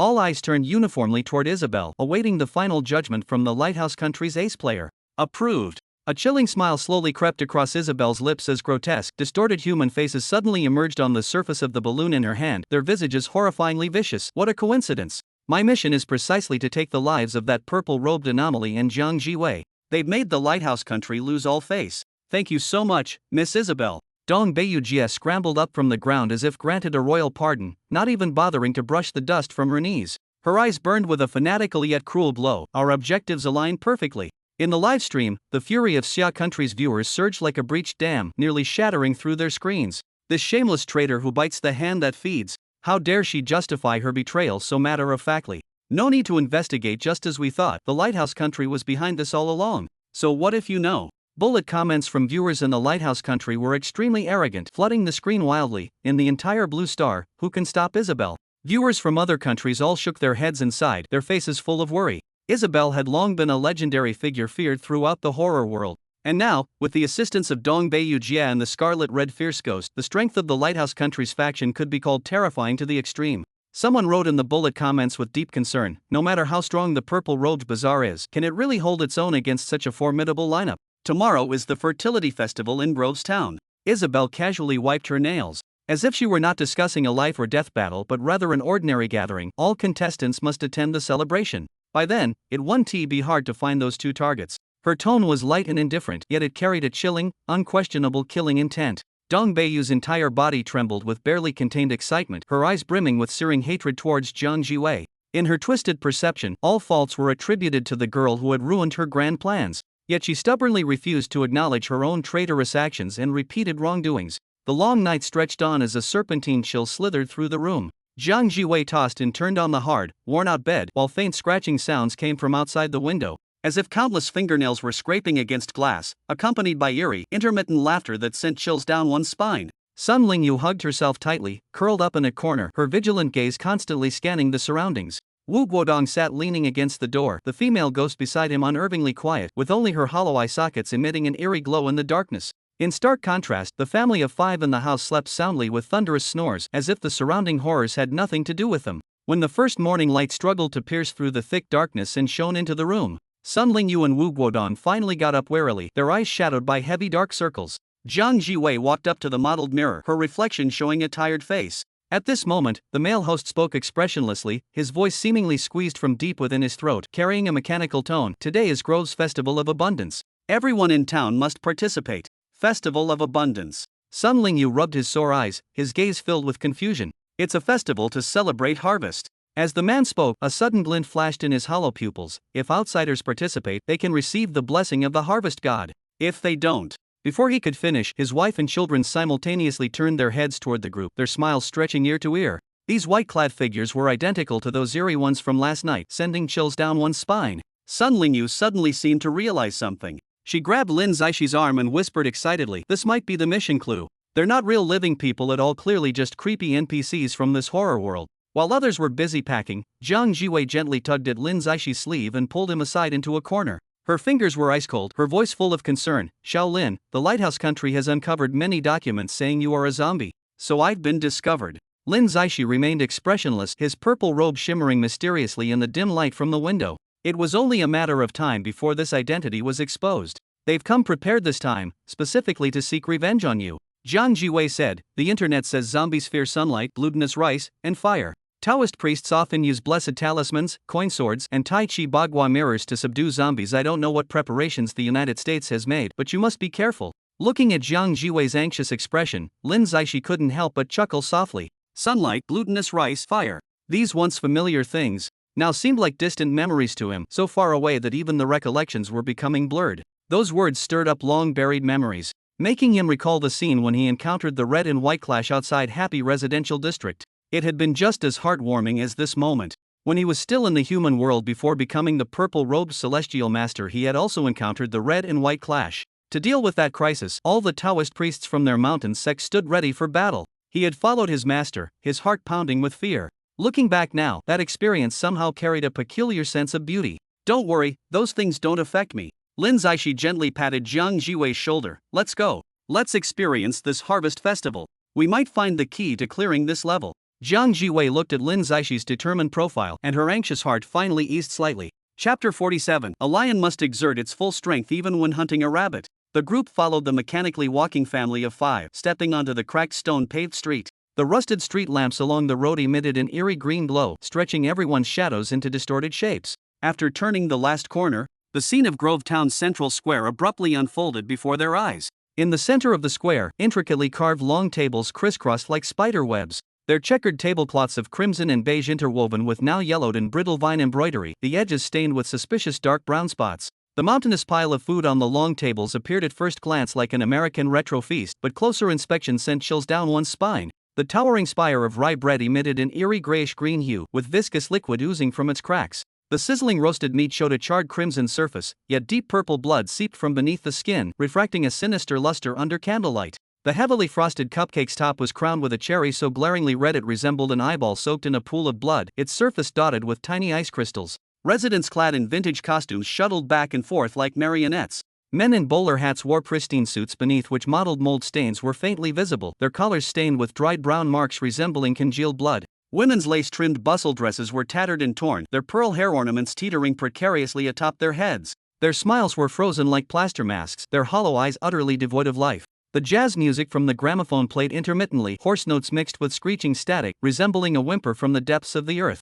Among the contestants from various countries dressed in modern attire, one figure stood out glaringly. Sun Lingyu's gaze suddenly locked firmly onto the western side of the square. There, an eastern figure with a high ponytail and robust physique was weaving through the crowd. It's Dong Beiyu. It's really her. Sun Lingyu's voice was laced with both excitement and loathing. Wu Guodong followed her line of sight, his Adam's apple bobbing heavily, his voice filled with disgust. Never thought we'd encounter this traitor here. What's her background? Lin Zaishi's purple robe fluttered slightly. Sun Lingyu lowered her voice and spoke rapidly. She was originally the host of China's horror game. After Jiang Jiwei returned from the horror world, she secretly colluded with the lighthouse country, attempting to use supernatural powers to assassinate her. If not for the money sword you gifted, Jiang Jiwei would never have escaped unharmed. Lin Zaishi turned to look at Jiang Jiwei, who nodded slightly in confirmation. She gazed at Dongbei Yujie. I truly never expected she actually entered the horror world too. Sun Lingyu frowned deeply and slowly shook her head. Her eyes locked onto the figure across the square as she spoke in a low, urgent tone. Dongbei Yujie is secondary, the real threat is that man beside her, Ford, the top contestant from the lighthouse country. She paused briefly, her fingers unconsciously clutching her clothes. The supernatural entity he's paired with is called the Surgeon. While confirmed to be at the red-clothed fierce ghost level, whether it's elementary, intermediate, advanced, or top tier remains an unsolved mystery to this day. You must understand, even among red-dressed fierce ghosts, there exists an earth-shattering difference in strength. She took a deep breath and continued. I once saw a video where a contestant from another country attacked fodder from behind with a kitchen knife. That single slash nearly severed 2/3 of fodder's neck, leaving only a thin layer of flesh and broken bones connecting it. For an ordinary person, this would undoubtedly be instantly fatal. But who could have predicted that fodder's neck would heal at a visible speed, with countless blood-stained surgical sutures appearing out of thin air to meticulously stitch the severed flesh back together? This is the unpredictable ability of the surgeon ghost. Just thinking about it makes one's scalp tingle with fear. Noticing how Sun Lingyu knew the American contestants so well, reciting information like a student memorizing textbooks, Zhang Jiwei and Wu Guodong listened dumbfounded, their faces filled with shock and disbelief. Sun Lingyu noticed her companion's reactions and explained, "Ever since the horror world descended, my father specifically assembled a team, sparing no expense to have them record and analyze all kinds of information about the horror games. Contestants like Ford, who married a red-dressed vengeful ghost, naturally became our primary focus subjects." In the live broadcast room, bullet comments instantly surged like tidal waves. As expected, money talks. Their intelligence-gathering capability is absolutely unmatched. What good are detailed intelligence reports? Against absolute power, they'll still be crushed. The Lighthouse Country's preparations this time are too thorough. The purple-robed Wraith and the Xia Country contestants might really be in trouble. As the identities of Lighthouse Country contestants were successively exposed, audiences from various nations dug deeper into their detailed information through different channels.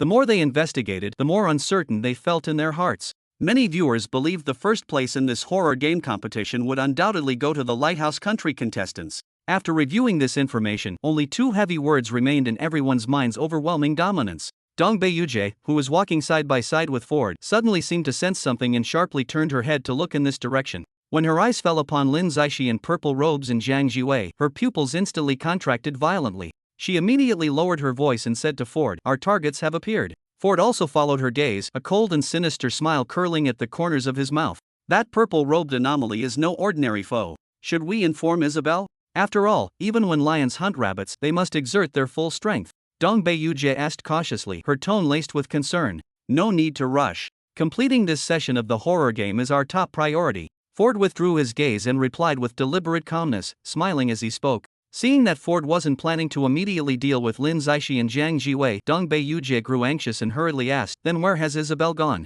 She calculated in her mind that Isabel's more flamboyant and ruthless personality might be persuaded to take direct action. Ford saw through Dong Beiyu's intentions at a glance and said calmly, "It's no harm telling you. Currently most of the town's contestants and residents are gathered in this square, while Isabel took advantage of the empty town to investigate certain matters." At that moment, an exceptionally clear and resonant bell toll suddenly rang throughout the entire town, echoing in every corner. The male house owner walked expressionlessly to Lin Zaishi, Zhang Jiwei, and the others, saying mechanically, "The harvest festival is about to begin. Please sit down and prepare to enjoy the feast bestowed by the gods." As he spoke, the house owner's family had already taken seats at the long table before them. Not just them, all the town's original inhabitants were seating themselves, with only a few contestants still standing. Zhang Jiwei, Sun Lingyu, and their group also sat down at the empty seats. As the ringing of the bell gradually faded away, all townspeople's lips curled upward in grins that kept widening until their mouths split open to the ears, presenting an utterly grotesque sight. Chapter 48, Children play hide and seek in wheat stacks. Those who find playmates turn into new straw.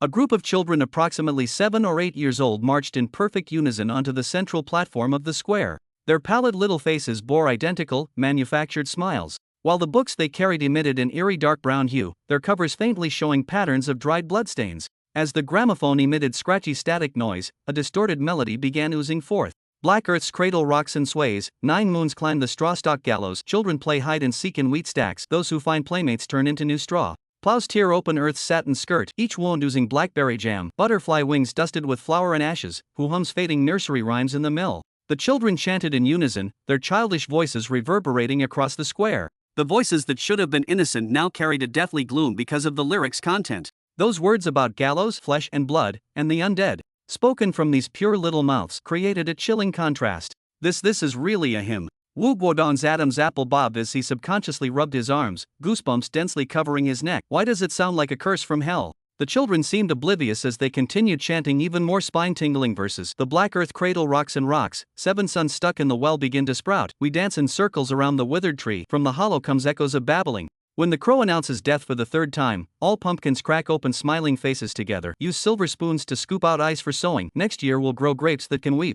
As the last musical note faded away, the children bowed in unison toward all 4 directions. The next second, they suddenly burst into shrill, piercing laughter, hopping and skipping down the high platform. Look quickly. Sun Lingyu suddenly grabbed Lin Zaishi's sleeve with a death grip. These people's eyes. It was then seen that the skin around the eyes of the crowd in the square began to twitch violently. Bones emitted fine cracking sounds. The originally round eyeballs rapidly collapsed, stretched into diamond-shaped fissures, with wrinkled eyelids churning with sickly pink-white granulation tissue. Every time they rolled their eyeballs, one could hear the screeching sound of cartilage grinding. The lower eyelids split open into 3 petal-like fleshy spikes, with turbid yellow secretions gushing out, emitting a strong odor of rotten grain husks. The brow bones above their eye sockets protruded into sharp ridges, with several stiff bristles emerging from the torn openings. With every blink, tiny fat particles shake loose. Whether it was the chanting children from before or the town residents, all now possessed a pair of disgusting pig-like eyes. Turbid pupils and everted eyelids made them completely different from human eyes. Yet the smiles on their lips grew increasingly exaggerated, almost splitting their faces to the ears.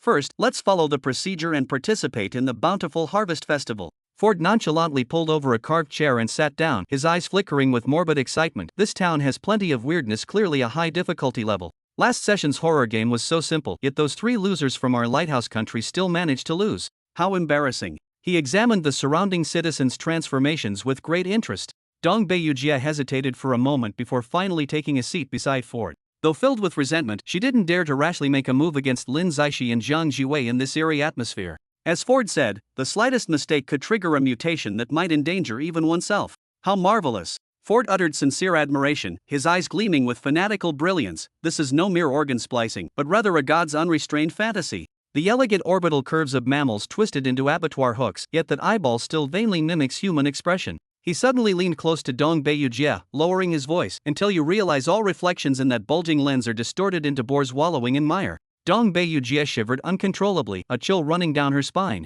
At this moment she truly realized the madness of this man beside her ran far deeper than she'd imagined. Doesn't the lighthouse country have any normal contestants? Just then, 7 or 8 contestants were being roughly dragged like lambs to slaughter by the Grove residents. The rough hemp ropes bit deep into their flesh, leaving crimson marks across their bodies. When these people were dragged onto the high platform, their limbs hung limply like rags. The crowd below wordlessly brought thick logs and securely tied the contestants to the wooden stakes, their movements so practiced it seemed they'd rehearsed this countless times. Strangely, though these contestants appeared half dead, not a single wound could be seen on their bodies. Their clothes remained neatly intact too, without any signs of struggle or fighting. This eerie condition sent chills down everyone's spines. Help! Someone save us! A female contestant screamed hoarsely, her face smeared with tears and snot. Everyone here are monsters. We discovered the corn kernels in the fields, they're all human teeth. We're all fellow earthlings, please help us. I swear I'll repay you. Her desperate shrieks echoed across the square, each word striking like a sledgehammer that made everyone's scalps crawl with terror.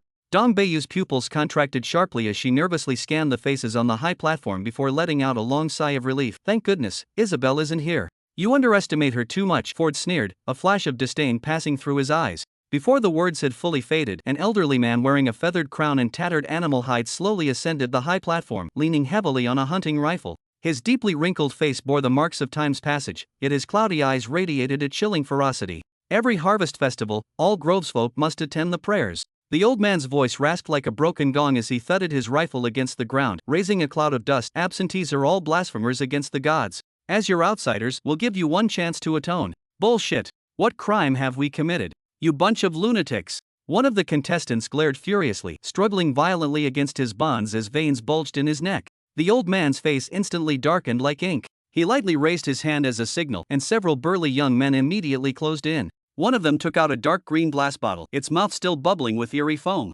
Another roughly grabbed the contestant's jaws and forcibly pried open his mouth. No! Let me go! The contestant struggled desperately, but to no avail. The green liquid poured from the bottle into his mouth. The man coughed violently, beads of sweat the size of peas rolling down his forehead. Within mere seconds, pink mucus began oozing from his pores, emitting a revolting stench like fermented tofu mixed with rust. The nauseating smell instantly filled the entire square. Many contestants turned pale, bending over and retching. What did you make me drink? Fuck you and all your female relatives. The contestant cursed vehemently, his voice filled with fear and rage. The old man sneered while retreating 2 steps, his eyes brimming with cruelty. The young man, having received the signal, directly poured the entire bottle of liquid into his mouth.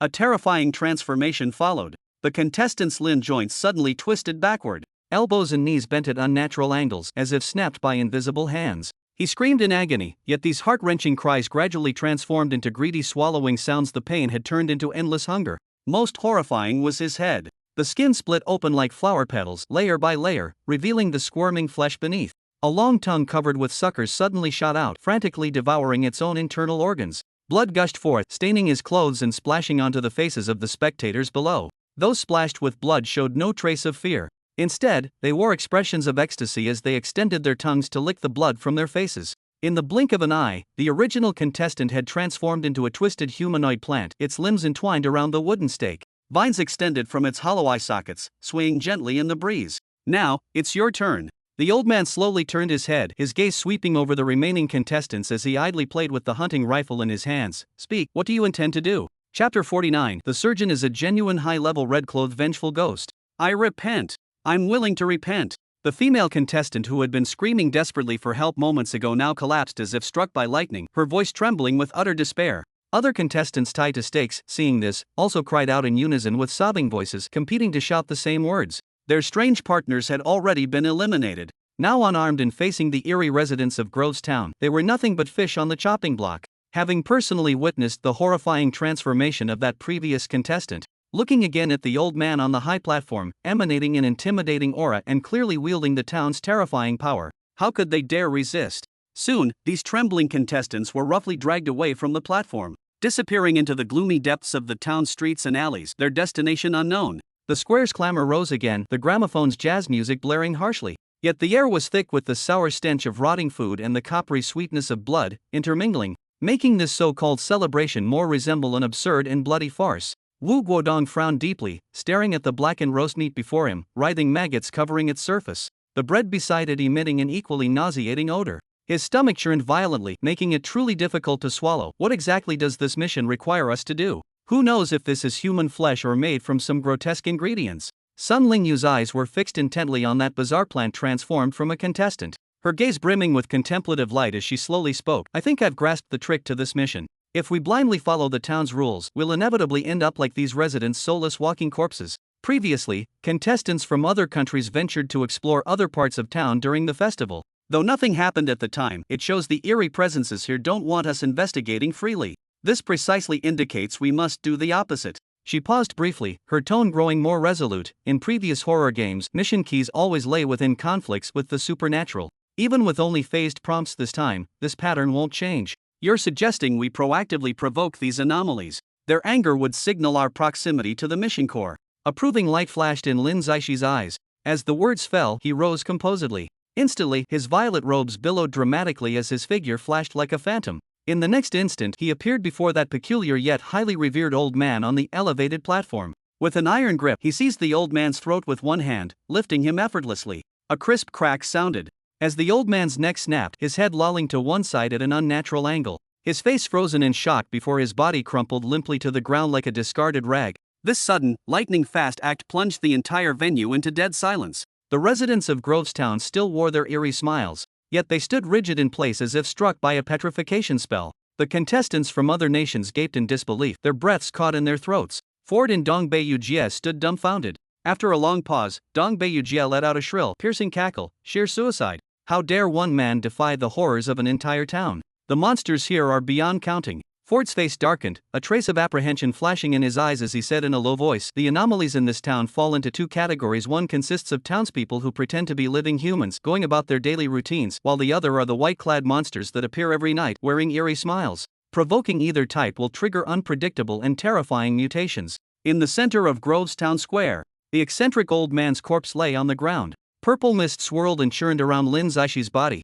His gaze suddenly locked onto Sister Dongbei like a physical force, coldly stating, "From what I know, after Jiang Jiwei escaped the horror dimension, you conspired with external enemies, attempting to release anomalies to take her life." The wild, mocking grin on Sister Dongbei's face instantly froze at the corners of her mouth. But when her peripheral vision caught sight of Ford standing motionless beside her, as if injected with adrenaline, he suddenly straightened his back, eyes flashing with mad defiance. "Humph. I used to be from Xia country, but now I serve only Lighthouse country. I want Jiang Jiwei dead. What can you do about it?" The aura around Lin Zaishi grew increasingly cold, his purple robes billowing without wind. "I've been trapped in this horror world too long, wanting to return to reality. And you obstruct me. Isn't this cutting off my path?"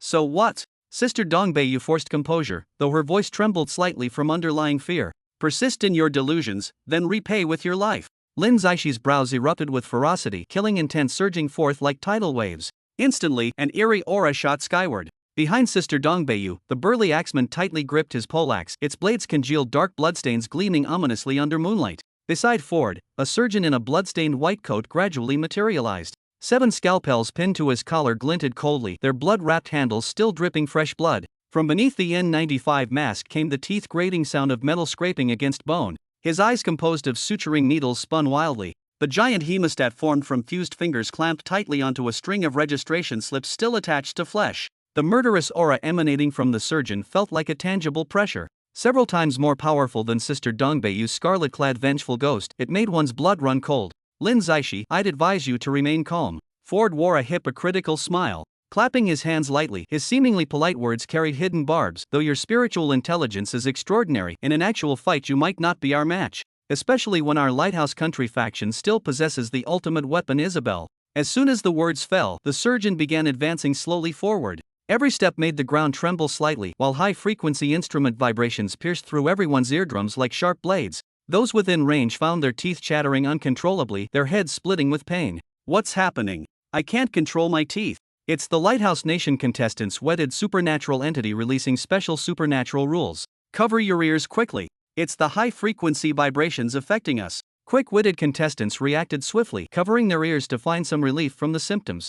A few stubborn contestants refused to believe it, only to have their teeth vibrate even more violently, eventually biting through their own tongues, spurting blood like fountains before collapsing unconscious. Ford looked at Lin Zaishi, his eyes filled with arrogance and triumph. He knew full well that his surgeon was a genuine high-level red-clothed malevolent spirit, the resurrection clown whose strength is second only to Isabel. In this confrontation, it seems the scales of victory had tilted from the very beginning. This plot development is swifter than lightning. I didn't even blink, afraid to miss any detail, yet my mind still can't keep up, my heart's practically leaping out of my throat. Who could have predicted the American contestant would clash head-on with Lin Zaishi so soon? This confrontation came without warning, like thunder from clear skies, instantly amplifying the horror to maximum levels. Thank heavens Isabel isn't here. This might be the purple-robed anomaly's only chance at survival. Though faint as a firefly in the dark night, there's still a possibility it could break through the encirclement. At this moment, countless pairs of eyes across Blue Planet are widened to their limits, breaths held before screens. Live-stream comments flood like raging tides, while the entire world seems to have hit pause. All gazes, thoughts, and heartbeats were tightly gripped by this heart-stopping life-or-death confrontation. Chapter 50, even 100 red-clothed wraiths would be useless. Are you threatening me? Lin Zaishi's tone was low, his deep purple eyes calmly observing Ford. Yet within those pupils surged a bone-chilling coldness that could freeze the surrounding air.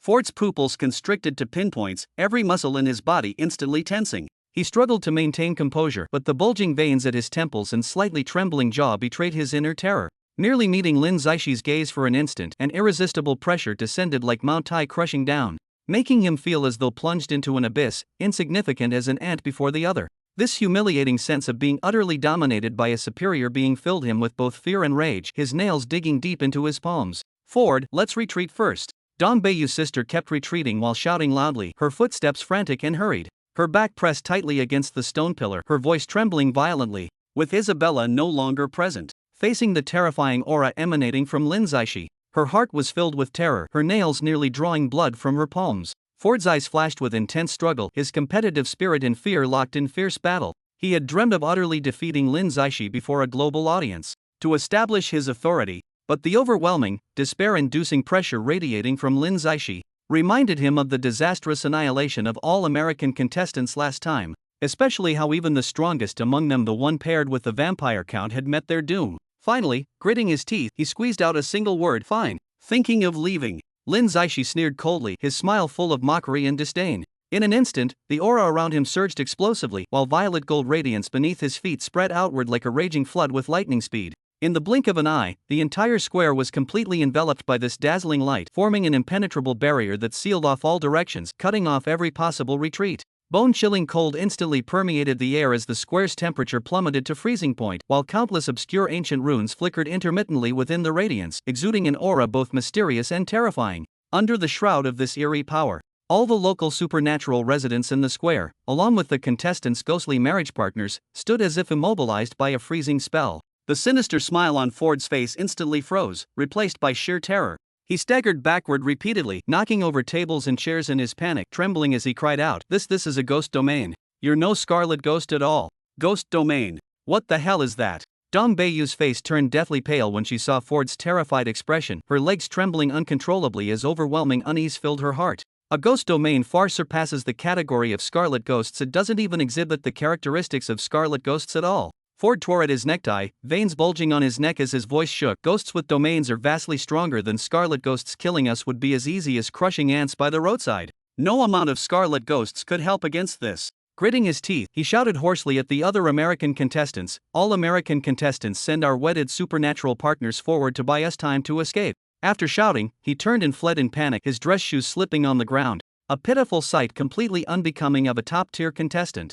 Those eerie servants who knew no fear became his only hope to escape the threat of death. "You dare think yourselves worthy to fight me?" Lin Zaixi's voice was cold as ice, devoid of any emotion. As his words fell, purple gold light around him surged violently like boiling magma, its aura shooting skyward, instantly dyeing the entire sky in an eerie dark purple hue. Ford's pupils dilated abruptly, his face filled with terror. Just as the surgeon-clad crimson ghost beside him began raising its massive hemostat, a blinding purple streak flashed through the air like lightning, instantly piercing through its chest. The supposedly indestructible body of the crimson ghost proved as fragile as tissue paper before this purple radiance. Disintegrating into scattering black fragments in an instant, its screams drowned out by the overwhelming light. Dong Beiyujia's red-clothed fierce ghost, a burly man wielding a long-handled axe, had no time to swing his weapon before an invisible, terrifying pressure descended like Mount Tai crushing down. His massive frame twisted and deformed rapidly under the oppressive force. Then with a bang, was instantly crushed into crimson mist. The splattered blood droplets coagulated into eerie crimson runes midair, testifying to the horror of this power.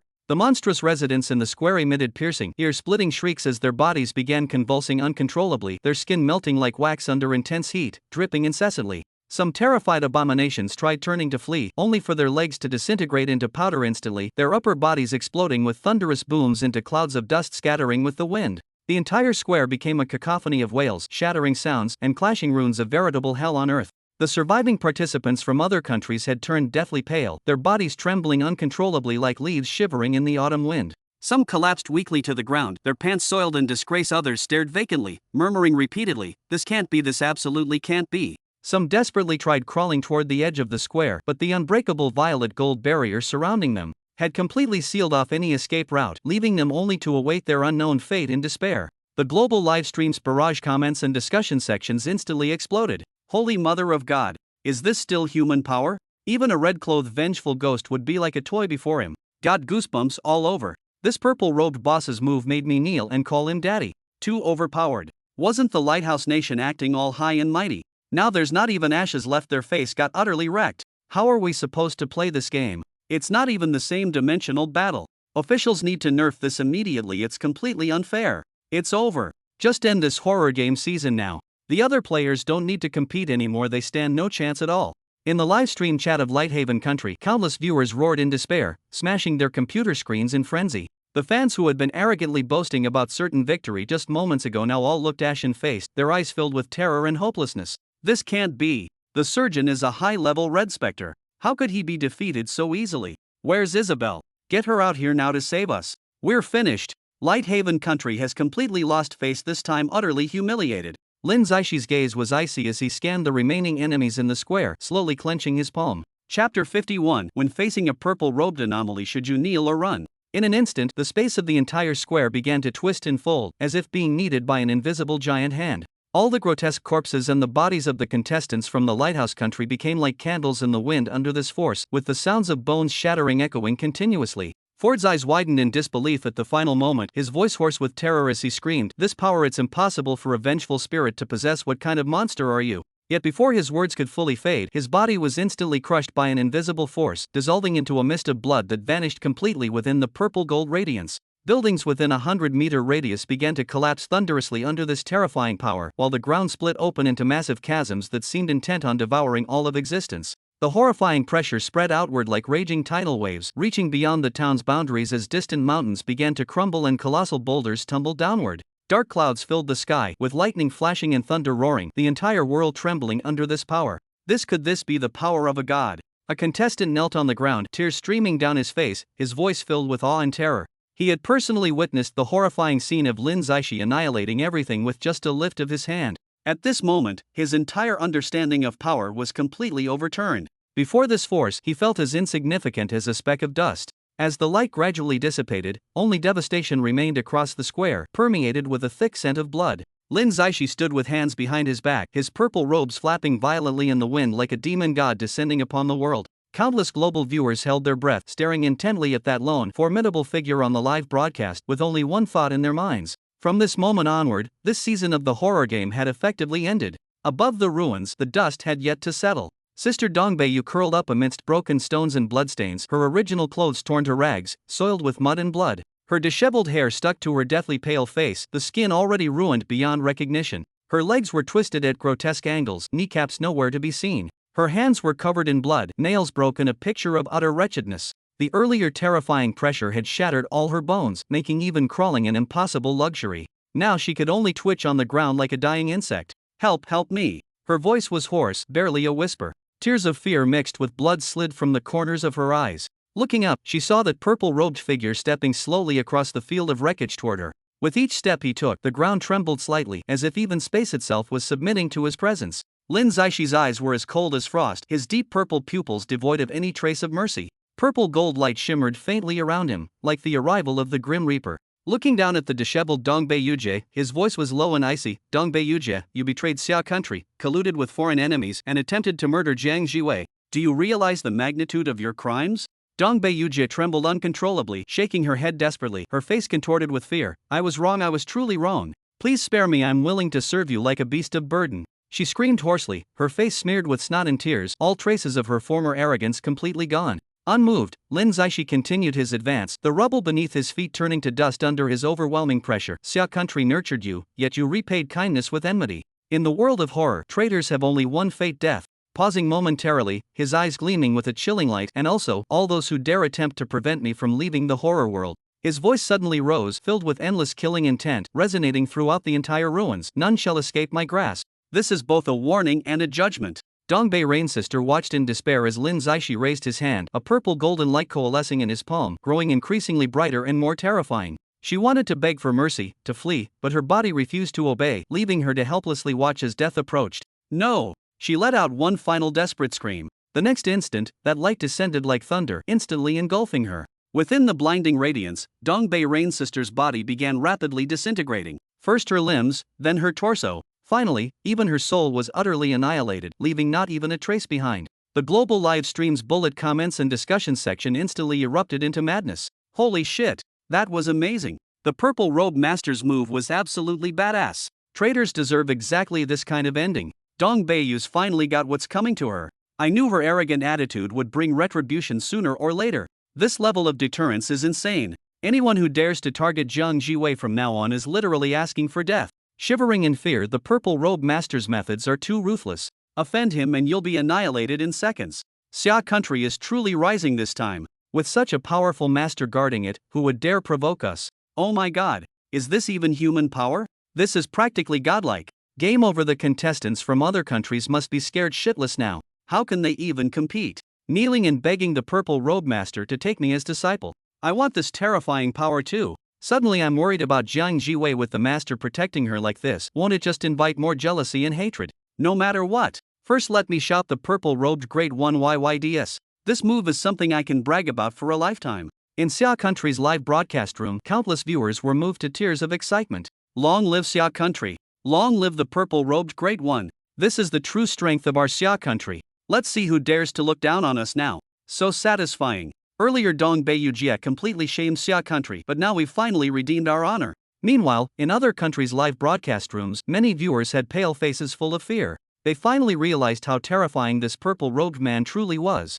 How are we supposed to compete? He's not even in the same league. It's over. The contestants from our country probably won't dare face him directly. Too frightening. We'd better stay far away from him in the horror world from now on. On the scorched earth, the stench of blood was so thick you could almost wring black blood from the air. The surviving contestants from various countries collapsed among the broken walls and ruins, some hugging their knees and trembling uncontrollably, others staring vacantly into space. Some people were mechanically wiping bloodstains from their faces, suppressed whimpers escaping their throats. When Lin Zaishi's icy gaze swept across the venue, everyone's breath caught as if death's sight were pressed against their throats. The Japanese contestant wet his pants, his traditional tatami-style garment clinging damply between his legs. The Korean contestant turned deathly pale, her carefully styled idol hairdo now a bird's nest, manicured fingers clawing desperately at the ground as even her "Appa, spare me please" got stuck in her throat. The burly Canadian athlete's muscles tensed like bowstrings, outwardly feigning composure while his Adam's apple bobbed uncontrollably, hockey stick gripped in sweat-slicked palms. Only a Russian female contestant remained kneeling on one knee, azure eyes blazing with fanatical light as she rasped hoarsely, "Now this is true power. Yura!" Her teammate beside her, however, had turned green. Lin Zaishi didn't linger. His deep purple eyes swept across the crowd, unleashing a tangible pressure that directly knocked out several contestants with weaker mental fortitude. He turned to face Sun Lingyu, Wu Guodong, and Jiang Jiwei. "Move!" Lin Zaishi's voice was cold and hard as steel, yet it instantly set the three Xia Kingdom members' blood boiling. Sun Lingyu trembled with excitement, her eyes behind glasses sparkling with admiration. Wu Guodong pinched his own thigh hard enough to grimace in pain, yet wore a foolish grin. Jiang Jiwei jogged forward briskly. When the trio followed that straight-backed figure, complete silence fell over the venue. Not until Lin Zaishi's figure disappeared around the street corner did some contestants dare to gasp for air, collapsing to the ground while murmuring, "We were still alive. Idiots." A male contestant from Ursa Nation spat out bloody saliva, wobbled to his feet while shouldering his battle axe. "Had he wished to kill, we'd have been reduced to pulp long ago. Remember this day the true monarch of the horrorverse has descended." Meanwhile, global live streams exploded with activity. Xia country viewers flooded the screen with comments like, "The violet-robed one shows mercy," and "He slays not the nameless." Some drama-hungry viewers even initiated a poll: when encountering a violet-robed anomaly, kneel or flee. The topic instantly topped global trending charts. Chapter 52: How reassuring it is to witness Senior Lin's decisive actions. Where shall we proceed next? Sun Lingyu pressed almost flush against Lin Zaishi's side. Her deliberately softened voice carried a three-part coquetry in its trailing notes, fingertips ghosting along Lin Zaishi's sleeve. Jiang Jiwei's steps hitched. This already marked Sun Lingyu's seventh sycophantic remark since joining them. From an awe-inspiring aura that could shake heaven and earth to every movement exuding aesthetics, each word dripped with honey like sweetness. Fortunately, Lin Zaishi didn't even spare her a glance. Wu Guodong scratched the back of his head, glancing between the stone-faced Jiang Jiwei and the giggling Sun Lingyu, thinking to himself, "No wonder I felt something was off. The way Miss Sun talks is so." His words abruptly cut off. Sun Lingyu suddenly stumbled forward, her hair tips brushing against Lin Zaishi's hand. "Oh dear, this gravel path is so hard to walk on. Need me to help you?" Jiang Jiwei suddenly stepped sideways to block Sun Lingyu's path, lips curving into a polite fake smile. After all, Miss Sun is wearing such expensive custom-made clothes. It would be a pity if they got damaged. "No need, my family isn't short of such petty cash." Sun Lingyu couldn't care less about her opinion. The global livestream instantly exploded like a pot of boiling water. "Help me, this level of tea art is practically Oscar-worthy. Sun Lingyu has truly mastered the art of playing the delicate damsel."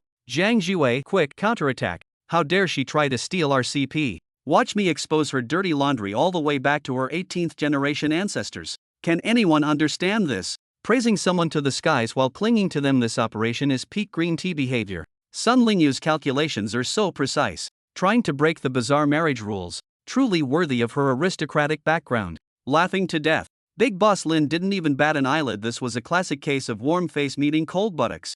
Seeing Lin Zaishi's lack of reaction, Jiang Jiwei's lips curled into a barely perceptible smirk as she quickened her steps to follow. Wu Guodong grinned foolishly, his smile stretching ear to ear. The scene of Lin Zaishi subduing the entire venue with a single move kept replaying in his mind. Now, staring at that purple-robed figure ahead, he felt his very breath carried a scalding excitement. As an ordinary office worker with elderly parents above and young children below, his life was quite happy and complete. When suddenly dragged into this horrific world, he thought his life had come to an end. But now, following China's top-tier paranormal expert who's crushing everything in their path, he's even started planning if they survive this, he'll treat his family to a good meal and celebrate properly. "Boss Lin." Sun Lingyu caught up, strands of her hair still stained with blood spatter from the recent battle, yet she maintained her sweet smile. "Are we charging straight for the heart of darkness now, or should we consolidate our position first? That ghost domain technique you just used, just thinking about it gives me goosebumps. It completely redefined my understanding of high-level paranormal abilities." She deliberately lowered her voice, her tone drawing out soft and sticky, her eyes darting toward the cold-faced Jiang Jiwei standing nearby. Lin Zaishi's gaze swept across the devastated square as his voice came sharp as an ice-forged blade. "Your earlier deduction about the mission's illogical nature was correct. Those captured contestants must have touched upon the town's core taboo." Sun Lingyu immediately adopted a professional analytical posture, lightly tapping her index finger against her chin. "According to the nature of horror worlds, every haunted town has its weak spot. Those contestants either discovered the core or triggered some crucial mechanism." Lin Zaishi's surrounding talismans transformed into countless streams of light, sketching an eerie star chart on the ground. He took a deep breath, his nostrils slightly flaring as he precisely caught the faint trace of blood in the air. It was a scent blending decayed flesh with rust, drifting precisely from the direction of the Gothic church to the northwest. The group rushed along the cracked flagstone path. When the church spire pierced through the dark clouds into view, the blood scent in the air had thickened to an almost tangible degree. The mottled iron gate stood slightly ajar, with solidified bloody handprints emitting strange sizzling sounds in the fierce wind. Lin Zaishi raised his hand and gave a gentle push with a creaking sound. A putrid stench carrying sharp echoes assaulted them. The benevolent mother awakens, the blood ritual commences the nest. In the center of the altar, 5 contestants hung upside down from spiked iron chains. Their skin bore a sickly grayish-blue hue, with wounds crawling with pale maggots, mouths gagged with hempcloth embedded with shattered teeth. More than 20 grotesque residents encircled them, their hollow eye sockets containing only vertical pupils, skin cracked like parched tree bark, hands gripping rusted bone knives. Save me. An Asian contestant strained to lift his head, spotting Lin Zaishi's purple robe, his clouded eyes suddenly flaring with desperate hope. Sun Lingyu barely had time to warn about potential traps before Lin Zaishi's form transformed into a streak of violet gold lightning. The grotesque residents didn't even have time to scream before their bodies exploded like burst balloons, blood mist coalescing into eerie totems midair. With a casual wave, the chains shattered, the 5 contestants falling only to be caught safely by glowing shields. Jiang Jiwei stepped forward and asked, "What exactly did you discover?" The silver-haired contestant coughed violently, spitting out blood-stained teeth. "The church confessional has a hidden door. We found the Merciful Mother scripture in the secret chamber. That book records the coordinates of the breeding nest and information about the first generation of sacrifices." Suddenly his whole body convulsed, his nails digging deep into his arms. "We tried to find the first sacrifices, but were captured immediately after leaving. They said we disturbed the mother's rebirth. Senior Lin, this breeding nest might be the source of the anomalous power." Sun Lingyu suppressed her nausea and approached. "If we can destroy it, correct, we may have found the crucial point." Lin Zaishi's voice was cold and hard as iron, his deep purple pupils scanning the scattered limbs and twitching anomalous bodies on the ground, the purple gold runes around him vibrating faintly. He turned to leave immediately, his robes stirring a foul wind. "Wait, please take us with you." 5 blood-soaked contestants suddenly stumbled forward. One Asian man's knees slammed heavily onto the gravel, his arm wound still gushing blood. "We know the church's secret. Take us with you." His voice abruptly cut off. Lin Zaishi raised his hand and made a light sweeping motion. A violet gold energy blade flashed through the air, sending everyone flying back with invisible force, their bodies crashing against the mottled walls with the sickening sound of cracking bones. Sun Lingyu bit her lower lip, a flash of excitement in her eyes as she jogged to catch up. Senior Lin's decisive action is so reassuring. She deliberately softened her tone, only to receive Jiang Jiwei's icy glare in return. The trio pressed onward without pause, speeding down the eerily silent streets. Dim sunlight filtered through the twisted gaps between buildings, staining the ground in patches of murky crimson. The dolls in the street-side display windows stared with hollow eyes, their mouths grotesquely stretched ear to ear as if observing their every move. The church spire pierced through the dark clouds, while bloodied handprints on its doors emitted eerie sizzling sounds in the wind. Chapter 53, The breeding nest is destroyed, but this isn't the end. Lin Zaishi pressed her palm against the moss-covered iron gate as amethyst gold light seeped through the cracks like living serpents. With a loud crack, the rotten door panels burst open violently, releasing a nauseating mixture of decayed flesh, rust, and amniotic fluid that forced Sun Lingyu to cover her nose and mouth. The secret door of the confession booth hid behind a tattered prayer curtain, its iron lock crusted with blackened blood. As Lin Zaishi's fingertip traced the lock's core, glowing runes erupted and the hidden door swung open. In the chamber's center hovered an ancient tome with human teeth embedded in its cover, its pages oozing thick black mist. When he opened the ancient tome, crimson letters slithered out like a nest of vipers. "The gestation nest lies deep within the Blood Moon Forest. The first sacrificial offering. Alina, the wicked priest, lured her with promises of immortality, offering her to the Mother of Abyss. Her resentment coalesced into a curse, birthing an abomination that devours all." So that's how it is. Sun Lingyu's pupils contracted sharply. The priest attempted to control the eldritch entity, but suffered backlash. Instead, the entire town became a breeding ground for monsters. Just as she was about to approach Lin Zaishi, Jiang Jiwei stepped between them, her gaze fixed on the writhing text in the tome.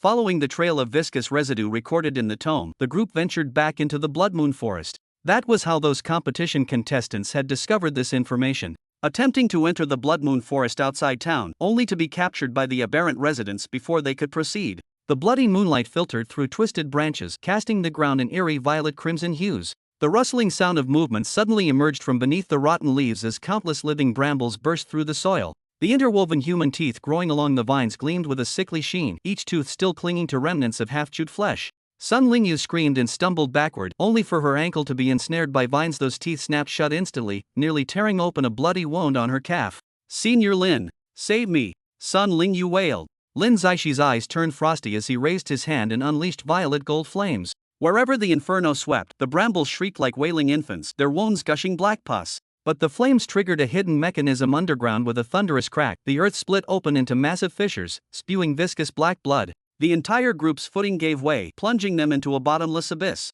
The weightlessness choked Jiang Jiwei's breath just as she braced for bone-shattering impact. A warm light shield steadily supported Jiang Jiwei, Sun Lingyu, and Wu Guodong. The moment the light illuminated the surroundings, everyone's breathing stopped. They had actually fallen into a gigantic flesh-colored cavity, its inner walls constantly squirming. Covered densely with blood vessels, the floor flowing with black mucus, the air filled with a suffocating sweet putrid stench. In the distance, a translucent figure hovered at the center of the fleshy membrane. The girl's skin was so thin her blood vessels were visible, and within her highly distended abdomen, a blood-covered infant. 2 tentacles extended from the girl's hollow eye sockets, sensing living presence before suddenly shooting forward. The tentacle surfaces were covered with suckers, each embedded with a human eye that stared fixedly at them. Could this be Alina? Jiang Jiwei's voice trembled. She's been completely assimilated. Purple golden light erupted around Lin Zaishi as talismanic symbols transformed into chains that coiled around the tentacles. Prepare yourselves. Today, I shall sever this abominable spawn of the abyss. The massive purple golden energy sphere condensed in his palm illuminated the entire cavity as bright as daylight.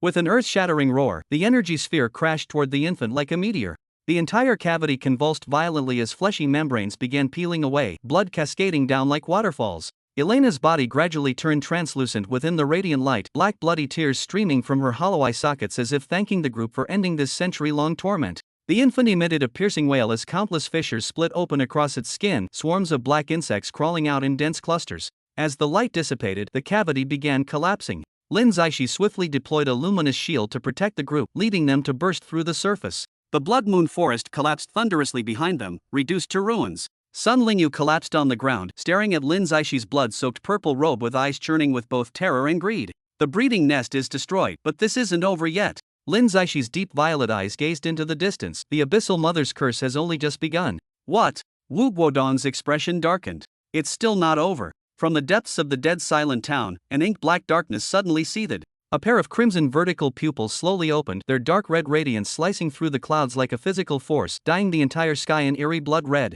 A low murmur seeped from the void, like rusted chains scraping against the soul, each word dripping with bone-chilling cold. The offerings are still insufficient. What the hell is that voice? One of the contestants suddenly drew the pistol at his waist. This firearm had been found in the town. It seemed to carry some kind of sinister power. The gun barrel trembled slightly, reflecting his terrified face. Beside him, contestant Alice turned deathly pale, clamping her hands over her ears with nails digging deep into her skin. It feels like something scratching inside my brain. I can't take it anymore. Nearby, the burly contestant from Bear Country clenched his fists until his knuckles turned white, veins bulging on his forehead. Something's wrong. Even the air in this town reeks of decay. At this moment, 7 contestants were gathered at the hotel entrance. The broken neon sign above flickered intermittently, emitting a buzzing electrical hum, as if playing an overture for the horror about to unfold. The hotel owner's daughter stood in the shadows clutching a tattered doll. Her once lovely face suddenly contorted, mouth splitting open to her ears to reveal rows of bluish-black fangs. Her limbs twisted at unnatural reverse joint angles as she began crawling slowly like a spider.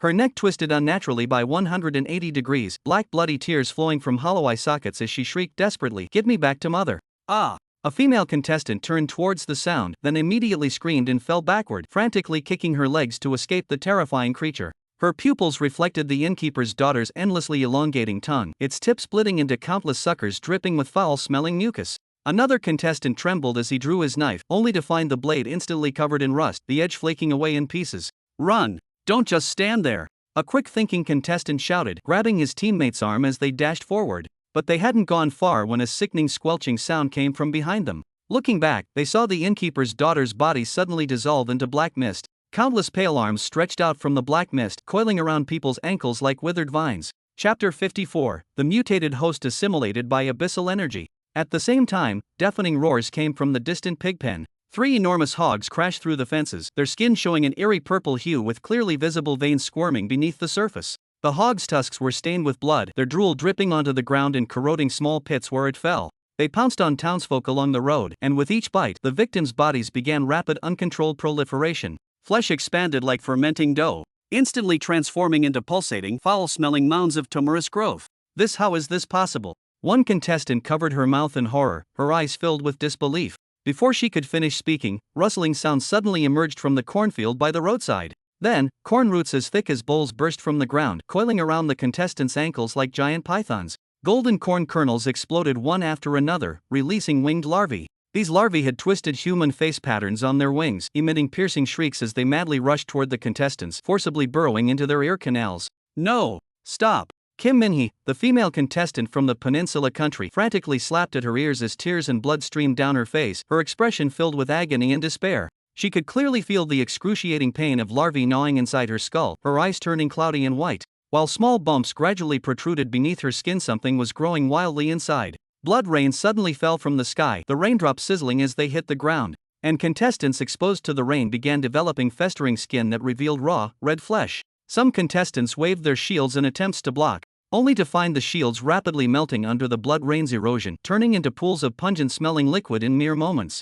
What kind of place is this? What should we do? Many contestants began shouting desperately, their voices brimming with helplessness. The assigned supernatural entities they mastered actually couldn't even fight back. Around him, some companions were writhing in agony while others had already been devoured by horrifying monsters, plunging the entire town into chaos and despair. That low murmur resounded again, now carrying even thicker pressure and greed. Sacrifice is far from enough. The entire town began violently shaking as abyss-like fissures split open the ground. Countless crimson vertical pupils flickering within the black mist surging forth, as if some colossal terror was opening its blood-drenched maw, awaiting more life sacrifices. What the hell is this thing? A contestant gripped his tactical dagger with whitened knuckles, the blade trembling violently as it reflected his terrified, distorted face. At the end of the street, thick black fog resembling asphalt churned violently, from which numerous crimson dots continuously emerged, like countless eerie eyes peering through the darkness. A female companion named Alice grabbed his arm, her nails digging deep into his flesh, her voice choked with sobs. Look at those red lights. Eyes, they're all blood-glowing eyes. This definitely isn't something an ordinary vengeful spirit could manifest. Her pupils contracted sharply, mirroring the approaching crimson glow. On Planet Blue, a burly man smashed his liquor bottle, the sound of shattering glass mixing with his labored breathing that made everyone's eardrums throb. Quick, switch to another country's livestream. Zoom in. I want to see what the hell this thing is.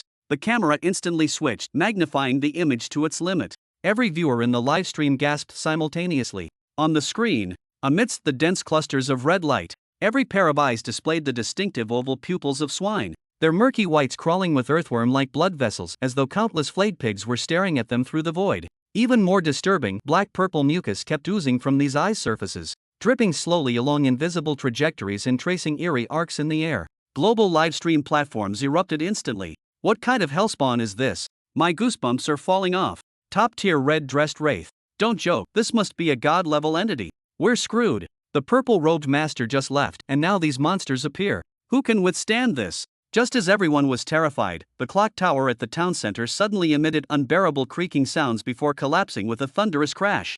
Dust clouds surged, blotting out the sky. As the dust gradually settled, a figure slowly emerged from the ruins. It was an eerie existence wearing tattered priest robes. Its head was completely bald, not a single strand of hair, instead covered densely with pig eyes of varying sizes, some as large as bowls, others small like marbles, each emitting a sinister crimson glow, rhythmically opening and closing. All those eyes rotated simultaneously, pus swelling under the eyelids dripping down the bald scalp, corroding black smoking pits into the ground wherever it fell, filling the air with a nauseating stench.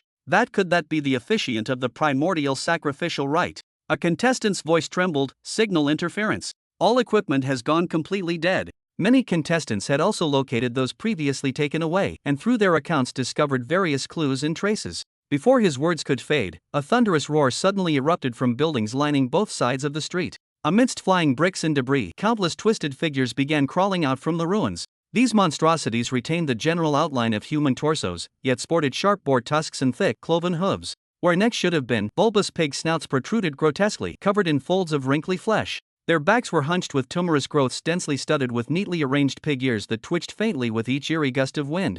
Their skin bore a sickly bluish-purple hue, crisscrossed with vein-like patterns that writhed beneath the surface like countless tiny snakes. A female contestant who failed to react in time suddenly let out a piercing scream as translucent pig intestines wrapped around her calf without warning. The slimy intestines kept squirming, slowly burrowing into her skin, leaving behind blackened, festering flesh wherever they passed. "Help me! My leg is melting!" Her cries were instantly drowned out by waves of agonized shrieks. The convenience store's glass windows suddenly shattered as three humanoid pig monsters came charging out. Gaping maws split open across their bellies, from which barbed tongues shot forth, lightning fast, ensnaring a maple leaf country contestant and dragging him screaming into their bloody jaws. The sounds of chewing, bones crunching, and nauseating swallowing made everyone's stomachs churn, some even vomited on the spot. This isn't some vengeful spirit. These are mutated hosts corrupted by abyssal energy. A Sakura country contestant gripped a firewood axe he'd scavenged from a residential house. But the blade had unknowingly accumulated a layer of turbid lard, which continued dripping down.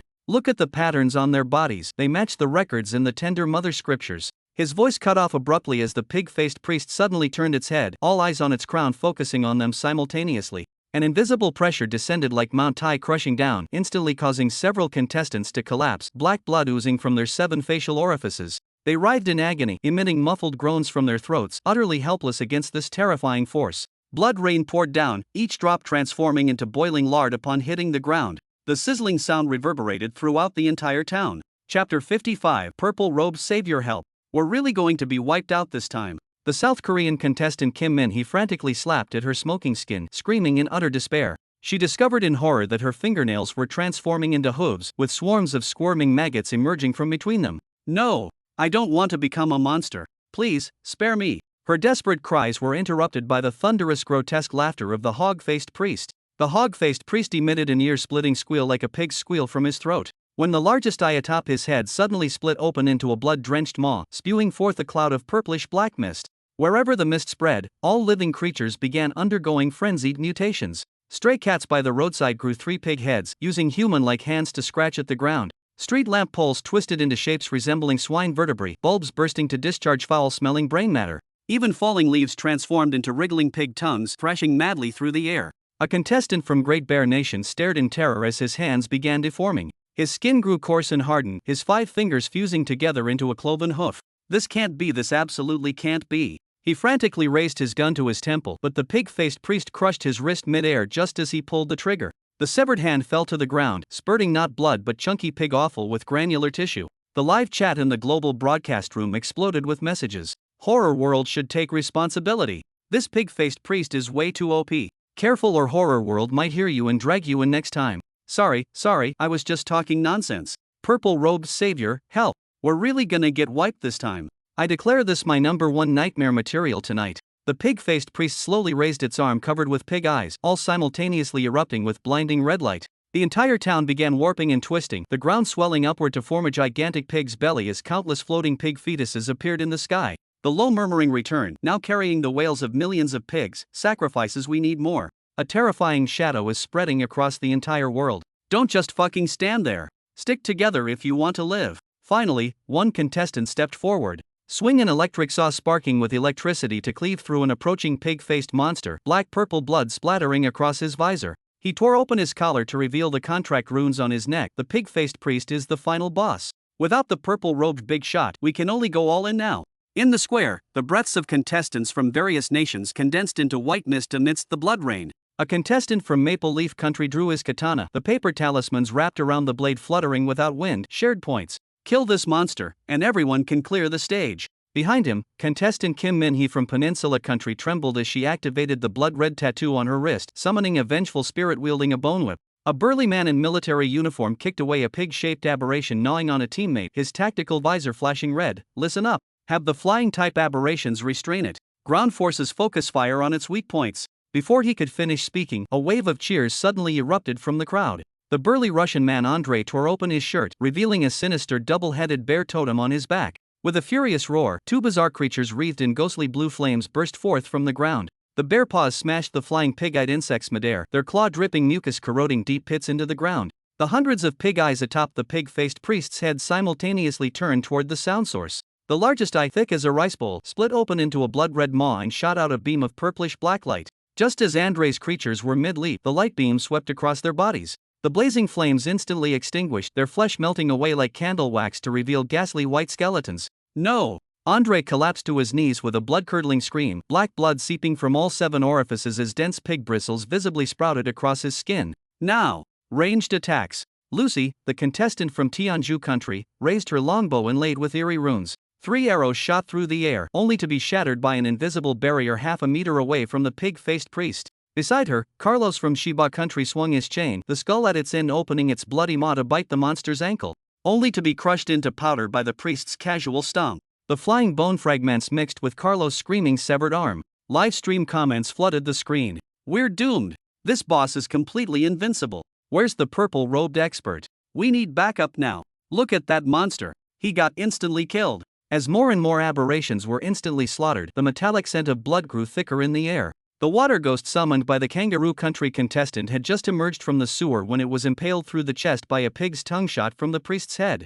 The water ghost's body instantly turned into foul-smelling sewage flowing along the street. As the mucus-covered pig tongue retracted, it dragged Bella completely into the bloody maw, leaving only half of a blood-stained high heel behind. Concentrate fire. Attack the main eye on its head. Contestant Alice activated the bronze mirror she carried, which reflected dozens of her own illusions to launch a phantom attack against the pig-faced priest. However, the monster merely shook its head slightly, and all the illusions simultaneously exploded. Black blood gushed from Alice's mouth and nose as she knelt on the ground, convulsing uncontrollably. The vengeful ghost controlled by South Korean contestant Kim Min-hee attempted a sneak attack from behind but was swept away by the priest's suddenly grown pigtail. Its upper body instantly turned into bloody mist while the lower half stood frozen before being casually crushed into pulp by the priest. Kim Min-hee watched in despair as her legs gradually transformed into pig limbs, screaming while lashing himself with a bone whip, yet unable to stop his body's grotesque transformation. The pastor raised his hand and swept it forward. A violet shockwave flashed past, instantly bisecting Jack's teammates at their waists, their entrails spilling across the ground. Jack himself was grazed by the shockwave on his shoulder, his entire arm instantly mutated into a pig's trotter.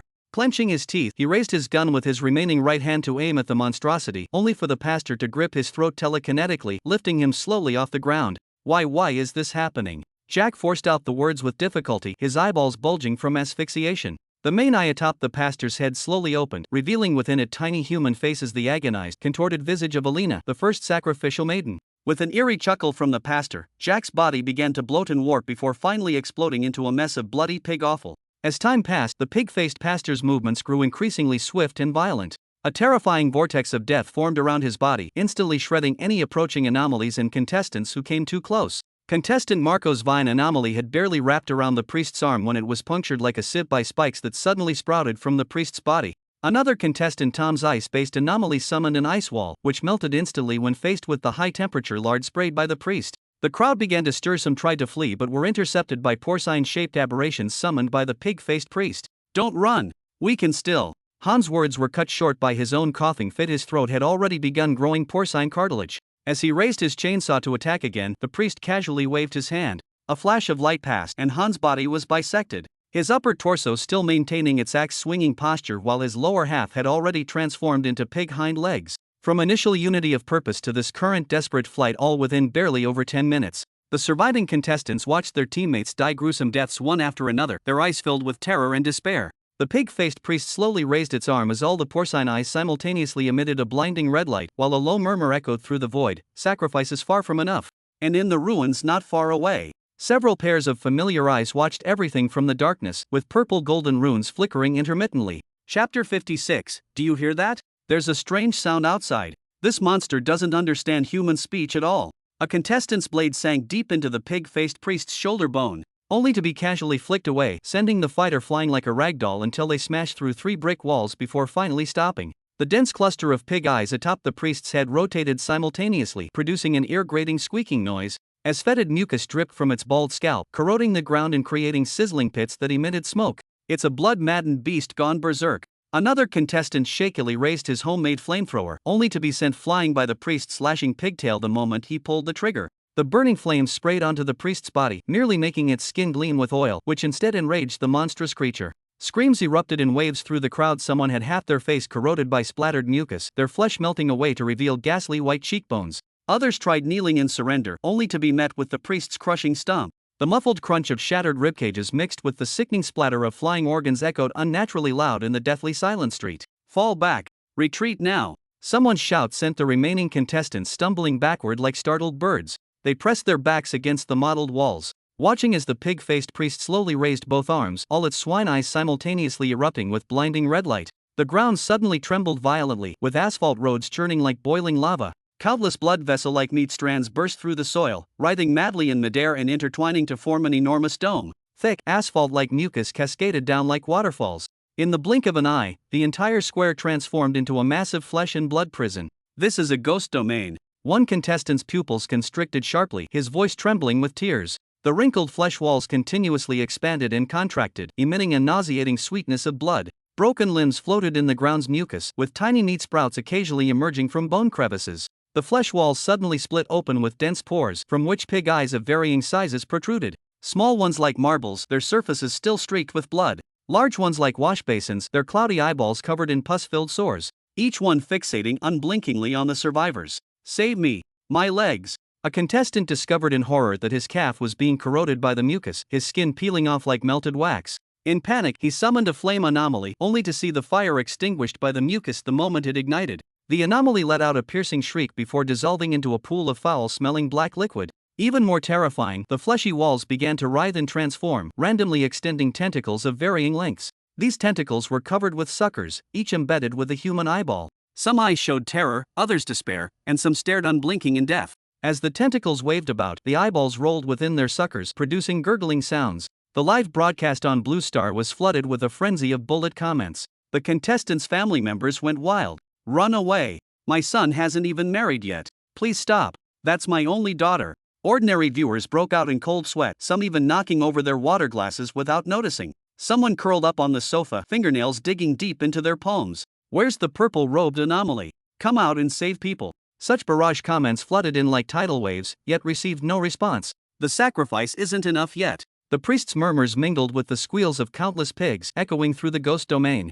A contestant burst into desperate laughter, tears mixed with blood streaming from the corners of his eyes. "Mom, Dad, I love you. In the next life, I'll still be your son." His voice was drowned out by the roaring compression of flesh walls. Another trembling contestant raised his phone. "Wife, take care of our daughter, tell her daddy will always love her." Before he could finish, a sudden tentacle pierced through his chest. Inside the ghost domain, the air grew viscous like congealed plasma. The surviving contestants huddled beneath the shadows of undulating flesh walls, flickering like candles in the wind. Someone covered their wound corroded by mucus, their body trembling uncontrollably. Someone gripped their already damaged weapon tightly, their knuckles turning white from excessive force, nails digging deep into their palms as blood dripped along the lines. The pig-faced priest's densely packed, unevenly sized pig eyes were now uniformly frozen in the same direction, as if fixed by an invisible force. The previously undulating, nauseatingly squelching flesh walls also suddenly stopped writhing, plunging the entire ghost realm into an eerie, chilling silence. This abrupt change made everyone's hearts leap into their throats.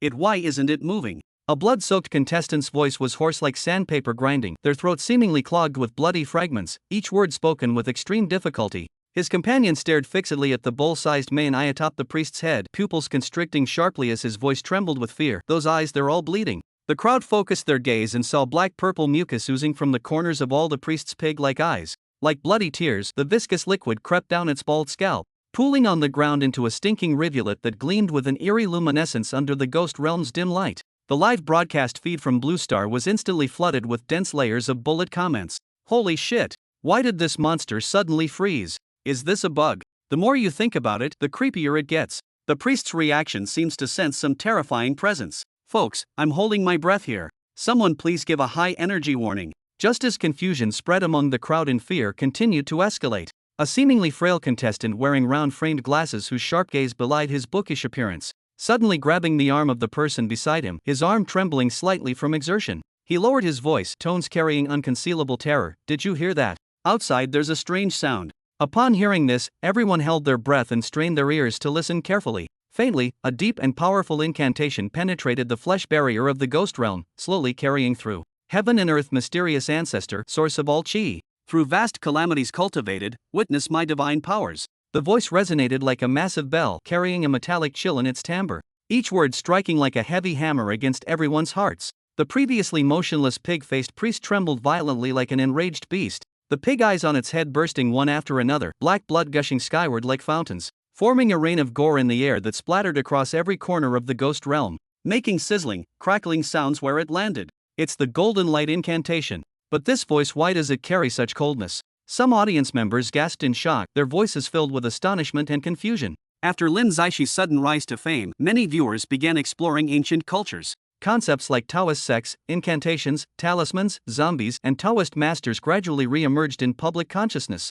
Before the words faded, a blinding dark golden light suddenly erupted outside the ghost realm. Countless curse scripts entwined with black patterns interwove like ancient chains, morphing into a 100-meter-long black gold giant blade radiating heart-stopping oppressive energy, and slashed toward the fleshy wall with mountain-splitting force. Chapter 57, The Purple-Robed Anomaly. Our lifesaver has arrived. 5 emperors command fate, guardians of physical form. Left Kuei right by, protectors of life and body. The chanting grew increasingly distinct, carrying a soul-trembling oppressive force that echoed through the ghost realm. The pig-faced priest let out a deafening, inhuman roar. The entire ghost realm shook violently as the pig eyes embedded in the fleshy walls madly blinked open and shut, their protruding tentacles flailing wildly like demons, attempting to block the terrifying attack. The obsidian gold greatsword advanced unstoppably, cleaving effortlessly into the meaty walls. Wherever it passed, flesh and blood were sliced apart like tofu, thick mucus flowing backward like cascading waterfalls, congealing into twisted blood mists midair that emitted a pungent, nauseating stench.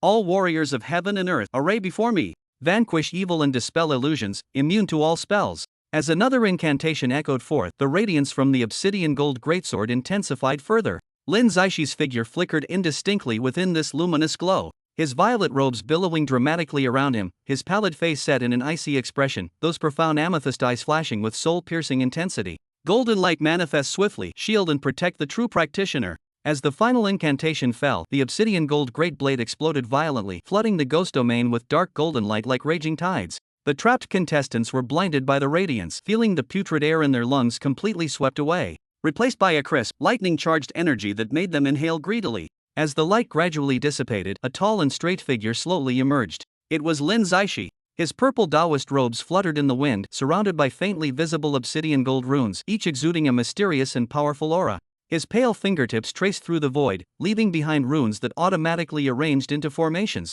shredding all tentacles that tried to attack, their dying screams echoing through the ghost domain. The purple-robed anomaly. Our lifeline has arrived. Some contestants cried tears of excitement. His voice abruptly stopped when he saw the black mist swirling around Lin Zaishi. Within the churning darkness, shadowy figures entwined with chains could faintly be seen, completely different from the pure image of a Taoist priest in memory, emitting an even more mysterious and terrifying aura. The pig-faced priest finally awoke from his stupor, letting out an enraged roar. His newly regenerated swine eyes glowing crimson with killing intent, determined to utterly destroy everything before him. Swinging its barbed tail that whipped up a foul wind, it charged toward Lin Zaishi at terrifying speed. Yet Lin Zaishi stood firm as Mount Tai, not moving an inch. With the light rays of his palm, a black and gold talisman shot out like a spirit snake, accurately landing between the priest's eyebrows. Break! With this cold command, spoken low yet brimming with boundless power, the pig-faced priest's body violently exploded, countless flesh fragments freezing midair to form an eerie pattern. The ghost domain began collapsing, its fleshy walls crumbling piece by piece, revealing the blood-red sky outside.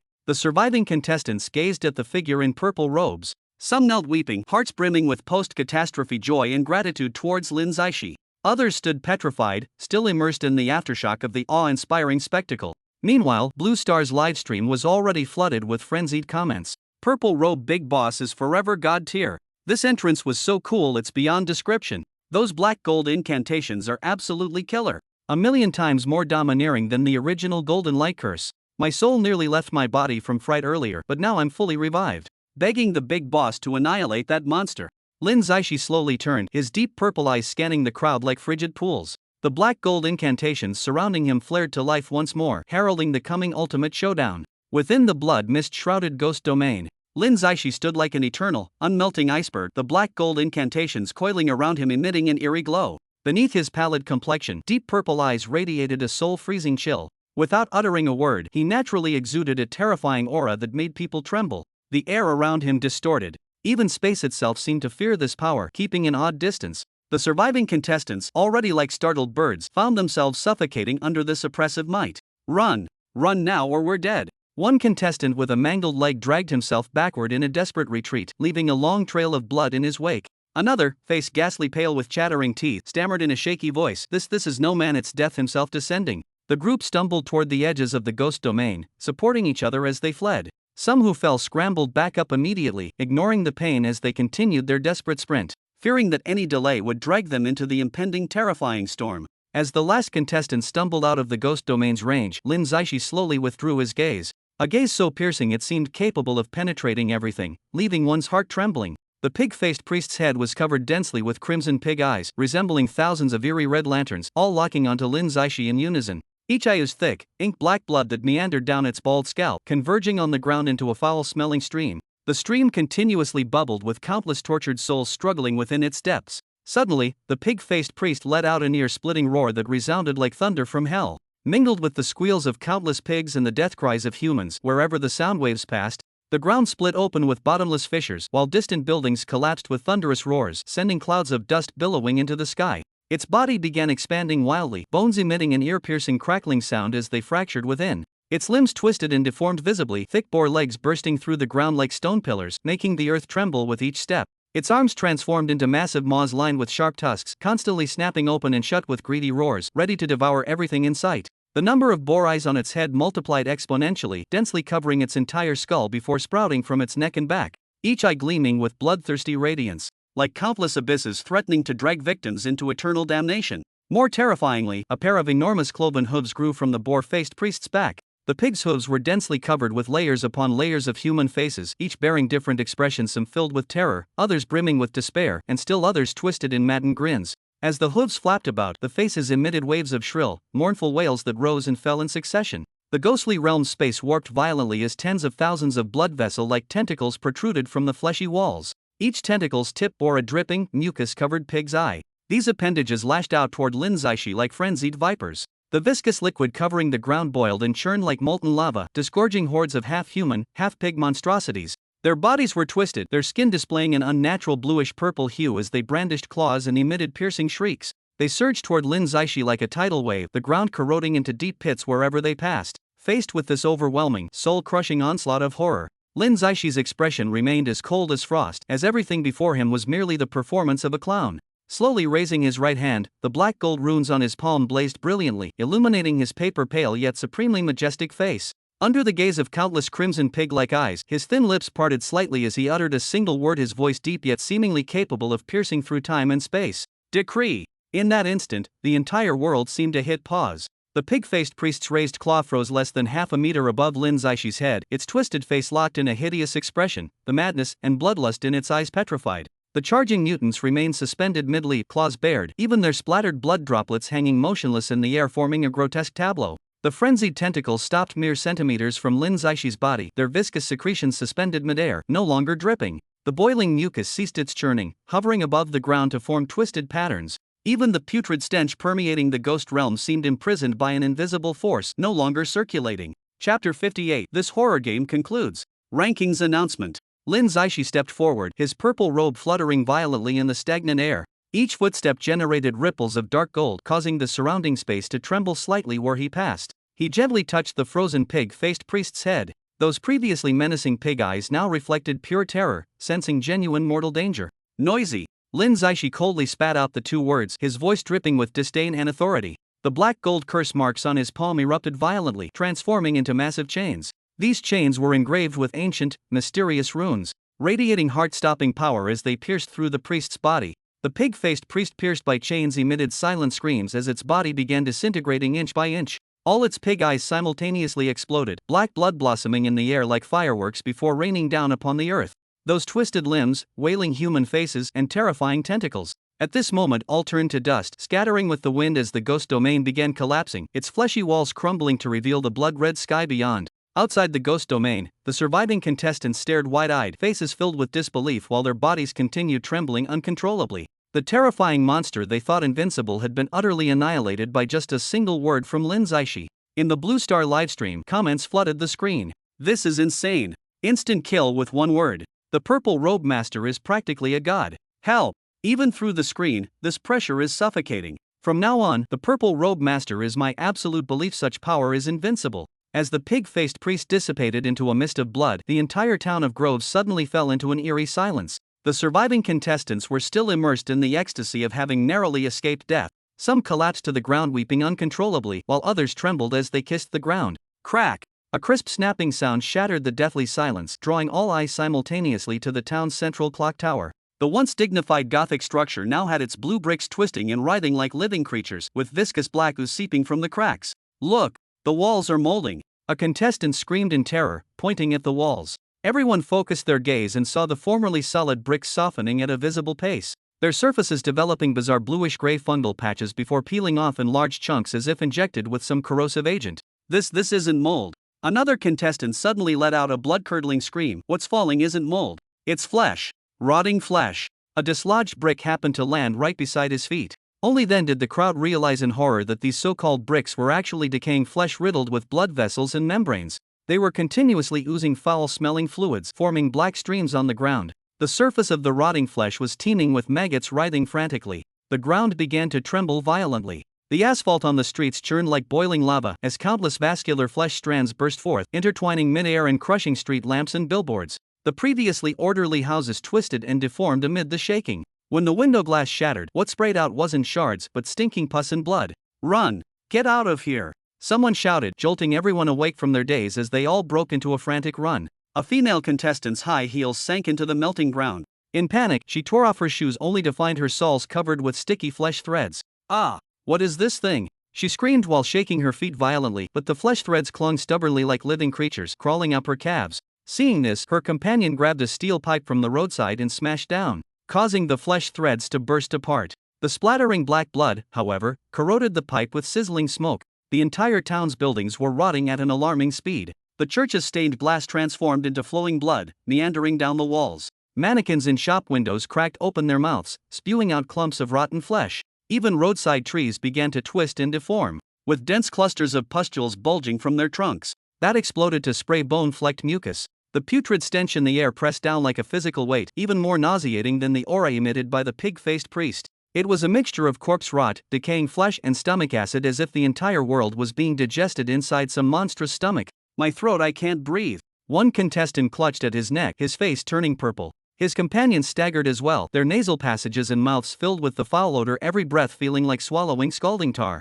Even more terrifying, the rotting flesh on the ground began growing wildly like giant octopus tentacles, entangling fleeing contestants. Some were dragged into the fleshy mounds and instantly consumed, leaving only desperate screams behind. Others swung their weapons frantically, only to find the rotten flesh multiplying with each strike, more maggots pouring from the wounds. "This isn't a town at all. It's one gigantic living creature." A bespectacled contestant suddenly roared, his lenses already smeared with mucus. The pig-faced priest was just its heart. Now that the heart is destroyed, the entire body is collapsing. Before his words faded, the distant city hall collapsed with a thunderous crash, revealing intricate chambers of pulsating flesh within. The walls were covered with throbbing blood vessels, the ground flowed with dark red blood, and countless translucent embryos floated in the air, still contracting rhythmically. The surviving contestants had no time for shock. They sprinted desperately toward the outskirts of town. Behind them, the entire Groves town was self-destructing. A foul-smelling blood rain fell from the sky, where each drop that landed immediately corroded deep pits into their skin. The ground kept heaving and collapsing, forming massive flesh pits that swallowed fleeing contestants whole. The foul stench in the air gradually condensed into physical form, transforming into black mist that penetrated nasal cavities and ear canals, causing splitting headaches. "I can't, I'm going to die." A contestant knelt on the ground, vomiting violently, but what came out weren't food remains, but bloody chunks of flesh. His companion tried to support him but was shoved away. "Leave me. Run." Before the words fully left his mouth, his body began to swell and explode. The splattered flesh was immediately absorbed by the rotting meat on the ground, becoming part of this horrifying feast. When the last contestant fled in panic through the town entrance, the entire Groves town had transformed into a massive sphere of flesh and blood. Its surface kept pulsating, emitting bone-chilling gurgling sounds as if digesting its own body. On Blue Star's live broadcast, the bullet comments had long been flooded with terrified messages. "This isn't a town. It's literally an abyss. Purple-robed boss, come back and save us. Who can withstand this damn place? Save what?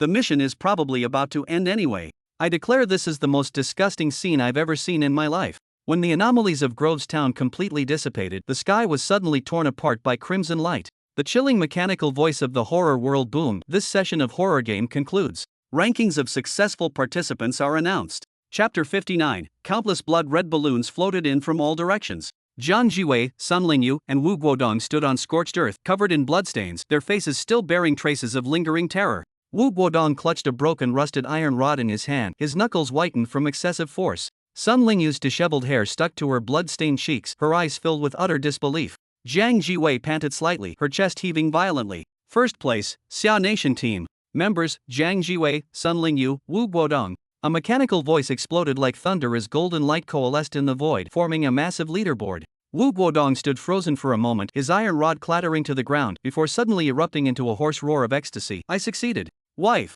child, I can go home." This ordinarily composed middle-aged man now wept uncontrollably, his face streaked with mingled blood and tears. With trembling hands, he pulled back his sleeve to reveal the remarkably lifelike family portrait tattooed on his forearm. His wife gently cradled their child, his parents' faces kind and benevolent, the whole image radiating warmth. Purple-robed expert. This immense kindness is beyond repayment. Wu Guodong kowtowed heavily toward Lin Zaixi's direction, his forehead striking the scorched earth with dull thuds. If opportunity arises, I will repay you properly. I'll do anything you ask. He continued kowtowing without pause. Yet the other surviving contestants felt as if plunged into an icy abyss. The kendo master from Sakura Nation gripped his broken katana tightly, the blade still smeared with black sludge, his body trembling faintly. The contestant from the Peninsula Country collapsed to the ground. The burly man from Maple Leaf Country gritted his teeth, cradling his fractured arm, his eyes filled with despair and unwillingness. They had fought desperately in the ghost domain just to survive. Now, looking at the rankings, what they felt beyond envy was more the frustration of their own powerlessness. That purple-robed anomaly is practically divine. A bandage-wrapped contestant spoke hoarsely, recalling the scene where Lin Zaishi single-handedly annihilated the pig-faced priest, his body trembling uncontrollably. The ghost domain crumbled before him so effortlessly. Silence fell upon all, fear and awe churning in their hearts. However, the broadcast from the horror world wasn't over yet. The mechanical voice continued, second place, contestant from Lighthouse Country, Isabel. Instantly, complete silence enveloped the arena. All contestants froze in place, their faces etched with shock and confusion. The name Isabel is thunderous in the horror world, with rumors of her ruthless methods and terrifying strength making her a dread-inspiring existence. Yet throughout the entire game process, the crowd never caught sight of her figure. How exactly did she complete the tasks? And where was she hiding? Waves of exclamations and discussions erupted among the crowd. The joy of Jiang Jiwei's trio was instantly diluted. Blue Star's livestream went completely wild. The trio from Xia Country YYDS. That purple-robed expert is too OP. Who is Isabel? Please explain. If you don't know who Isabel is, go search online yourself. This game is too intense. How many hidden experts are there? On my knees begging the purple-robed expert to show his divine power again. I've been watching Isabel's camera angle the whole time. This woman is clever, secretly observing while completing other minor tasks first. As the announcement from the horror world concluded, the mystery and suspense brought by Isabel hung over every contestant's mind like thick dark clouds, with the unknown fear quietly spreading. Jiang Jiwei's golden coin sword gleamed with a cold golden light, the ancient coin strung along its blade still stained with eerie black blood, yet its edge remained undiminished. As the mechanical voice of the horror world faded away, a blood-red teleportation membrane slowly rose beneath everyone's feet. Within the gentle glow, the participants from Blue Star were about to return to reality, while their eerie married counterparts had to remain in this terrifying land. Jiang Jiwei gently wiped the bloodstains from her cheeks, yet her eyes brimmed with resolute determination, her fingers tightening around the golden coin sword as she slowly walked toward Lin Zaishi.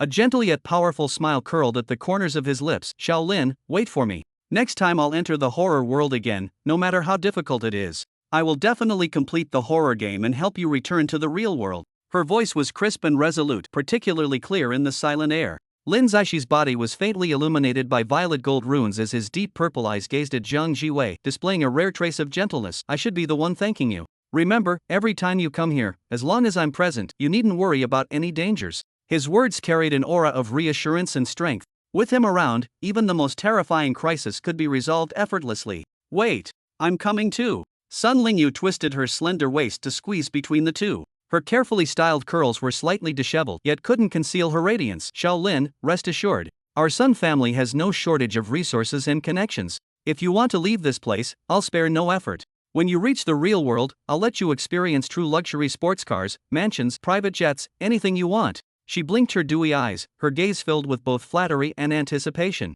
Lin Zaishi nodded slightly and said calmly, with your assistance, it would naturally be better. This composed response made Sun Lingyu instantly overjoyed, her cheeks flushing pink, as if she could already see herself standing side by side with Lin Zaishi in the real world.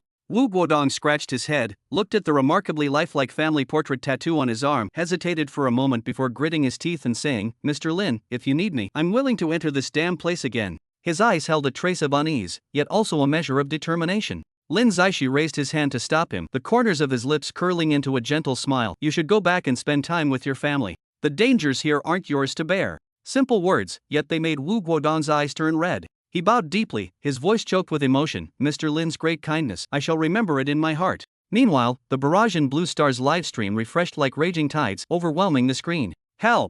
What kind of divine plot is this? The purple-robed boss is being fought over by two beauties. I'm so jealous. Is Sun Lingyu trying to keep the boss? I'm so sour. Why can't it be me instead? Stop dreaming, you upstairs. With that puny body of yours, could you even handle the monsters of the horror world? The boss earns his favor through strength. Seriously, Lin Zaixi's words just now were so domineering. With him around, I feel completely safe. Don't jinx it. The horror world is unfathomable. Who knows what terrifying thing might appear next? The pig-faced priest last time was already insane enough. Exactly. Don't speak too soon next time. There might be something that can crush even the purple-robed boss. Begging the officials not to stir trouble, let me see more of the purple-robed boss's godly moves.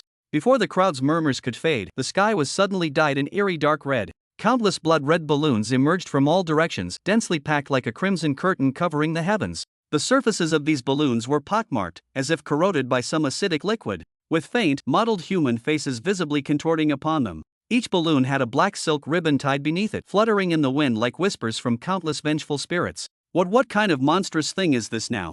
A surviving contestant trembled as he raised his weapon, voice thick with terror. Jiang Jiwei tightened her grip on the money sword, its inscribed runes glowing with a sinister crimson light. Sun Lingyu's face turned pale, yet she forced composure as she edged closer to Lin Zaishi. Wu Guodong remained vigilantly scanning their surroundings. Chapter 60. This was just the appetizer. I'll be back next time. When the first blood-red balloon pierced through the eerie clouds, the entire space instantly froze. The balloon's surface was covered with earthworm-like protruding veins, continuously expanding and contracting with a sinister pulse. Twisted human faces faintly visible beneath the crimson skin. Black bloody tears slowly slid down the grotesque curve, leaving dark red trails in the air. It's Isabelle. This is her soul-returning clown. A terrified scream suddenly erupted from the crowd. A bandage-wrapped contestant staggered backward, knocking over his companion, his throat repeatedly uttering, "We're doomed." That mad woman's killing move. Chaos immediately erupted on sight as the surviving participants scattered like startled birds, some falling in panic, their nails digging deep into the still warm scorched earth. Blue Star's livestream chat refreshed frantically. These balloons look even more disturbing than the pig-faced priest. Isabelle actually hid until the last moment to ambush. How treacherous. Careful, Purple Robe Senior. Those soul retrieval clowns' balloons can shred souls. The cluster of blood-red balloons traced eerie trajectories across the sky, sometimes darting like arrows shot from a bow, other times coiling slowly like venomous snakes. The human faces on the balloon's surfaces began emitting sharp shrieks, their combined sound like thousands of steel needles piercing eardrums simultaneously. More horrifyingly, wherever the balloons passed, ripples formed in the air, and the scorched earth churned as if stirred by invisible giant hands, revealing dense clusters of black tentacles beneath. Their target is young Master Lin. Sun Lingyu's face turned deathly pale, her carefully styled curls disheveled from terror as she trembled and pointed skyward. Those balloons' trajectories, they're all heading straight for him. In an instant, hundreds of blood-red balloons surged forward like a crimson tide. The foremost balloon suddenly split open a massive mouth, revealing a throat lined with barbs, inside which rotating gears faintly visible glinted with cold light. Wu Guodong instinctively rushed forward but was yanked back by Jiang Jiwei. "Don't move. This is beyond your capability to resist." Lin Zaishi stood quietly in place, surrounded by faintly circulating violet gold runes. When the first balloon wrapped around his wrist, a layer of cold light shimmered across his skin surface. Immediately, more balloons swarmed forward, some constricting his neck, others entangling his limbs. "Shaolin, watch out!" Jiang Jiwei brandished her coin sword and charged forward, the ancient coins on the blade erupting with dazzling golden light as she attempted to slash through the approaching balloons. But the splattered black mucus instantly grew sharp bone spikes upon hitting the ground. The scene descended into chaos as other contestants watched in terror. Someone murmured to themselves, "This is the soul-crushing clown's garrote technique. Those ensnared by it will have their souls slowly shredded to pieces." Isabelle is clearly going for the kill before the game ends. Viewers in the Blue Star livestream were beside themselves with anxiety. "Break free now. You're in real danger if this continues. Purple Robe Senior, counterattack. We believe in you." Isabelle is utterly ruthless, making her move right before the teleportation. Yet Lin Zaishi remained motionless amidst the blood-red balloons, his deep purple eyes as cold as a frozen pond. A pathetic clown hiding in the shadows. Lin Zaishi's voice cut like a blade, his dark purple pupils suddenly locking onto the ruins northwest of their position. The purple-golden runes covering his body suddenly trembled violently, transforming into thousands of awakened lightning serpents that slithered through the void, dyeing the entire scorched earth in an eerie shade of dark gold. The clusters of blood-red balloons hanging in the sky seemed to sense mortal danger. Their surface-distorted human faces began convulsing wildly, with blood vessel-like patterns bulging as if alive.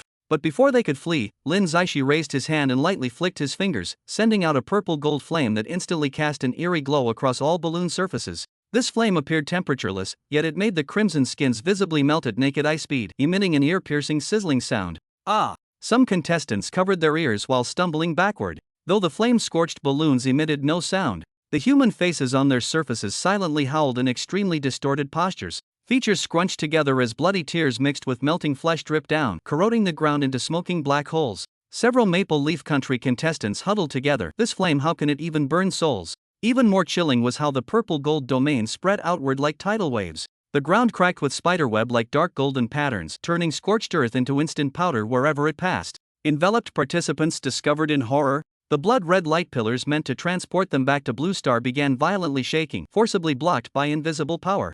This is domain suppression. A gas mask-wearing contestant's voice trembled. He can actually interfere with the horror world's teleportation mechanism. Just as everyone stood shocked, the second wave of blood-red balloons suddenly dove down from the clouds. These balloons carried dust-covered cloth bags tied to their tops, stained with old bloodstains and dark brown filth, their openings webbed with sticky spider-like mucus. Careful! It's glutinous rice! Screams suddenly erupted from the crowd. According to horror world legends, glutinous rice is sacred material against zombie-type anomalies. Even a purple-robed heavenly master turned zombie should fear it somewhat. Grayish-brown glutinous rice poured down like a torrential rain, hitting Lin Zaixi's purple robe with dense, pitter-patter sounds. The Blue Star livestream instantly erupted, with bullet comments flooding the screen like a tidal wave. How did the Beacon Country bring glutinous rice in? This violates the rules. Look at those bags. Dirty, torn and bloody, they must be items from the horror world. Major discovery. Using containers from the horror world can transport real-world items. The purple-robed expert is in danger.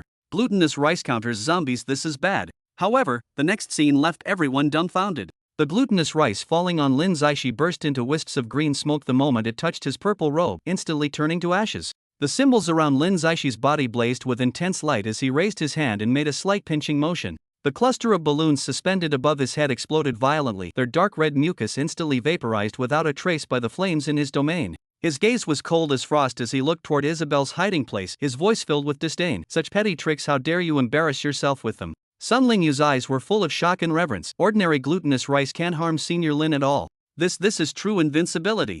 Wu Guodong, however, stared at the ashes on the ground, muttering to himself, so, the container from the world of horror is the key. If this intel gets out, the entire game's rules will be overturned. From the shadows came Isabel's shrill laughter, as piercing as nails scraping a blackboard. Purple robe, don't celebrate too soon. This is just the appetizer. I'll be back next time. As her words faded, the sky suddenly rained blood. The droplets mixed with more glutinous rice and torn cloth bags, yet none could come within 3 meters of Lin Zaishi. The violet gold domain stood like an impenetrable fortress, incinerating every last attack. On Blue Star, countless researchers stared intently at the live broadcast, frantically recording every detail. The moment the container rule was discovered, global horror game forums erupted in complete frenzy. Chapter 61. The screen isn't even moving. Is this directly rewriting the rules of the horror world? Isabel's move is absolutely brilliant. The Lighthouse Country's live broadcast suddenly erupted with deafening cheers. Countless viewers madly hammered their keyboards, with bullet comments flooding at 10,000 per second, launching the killing move just before teleportation. Even if it can't kill the purple-robed anomaly, the opponent can't retaliate.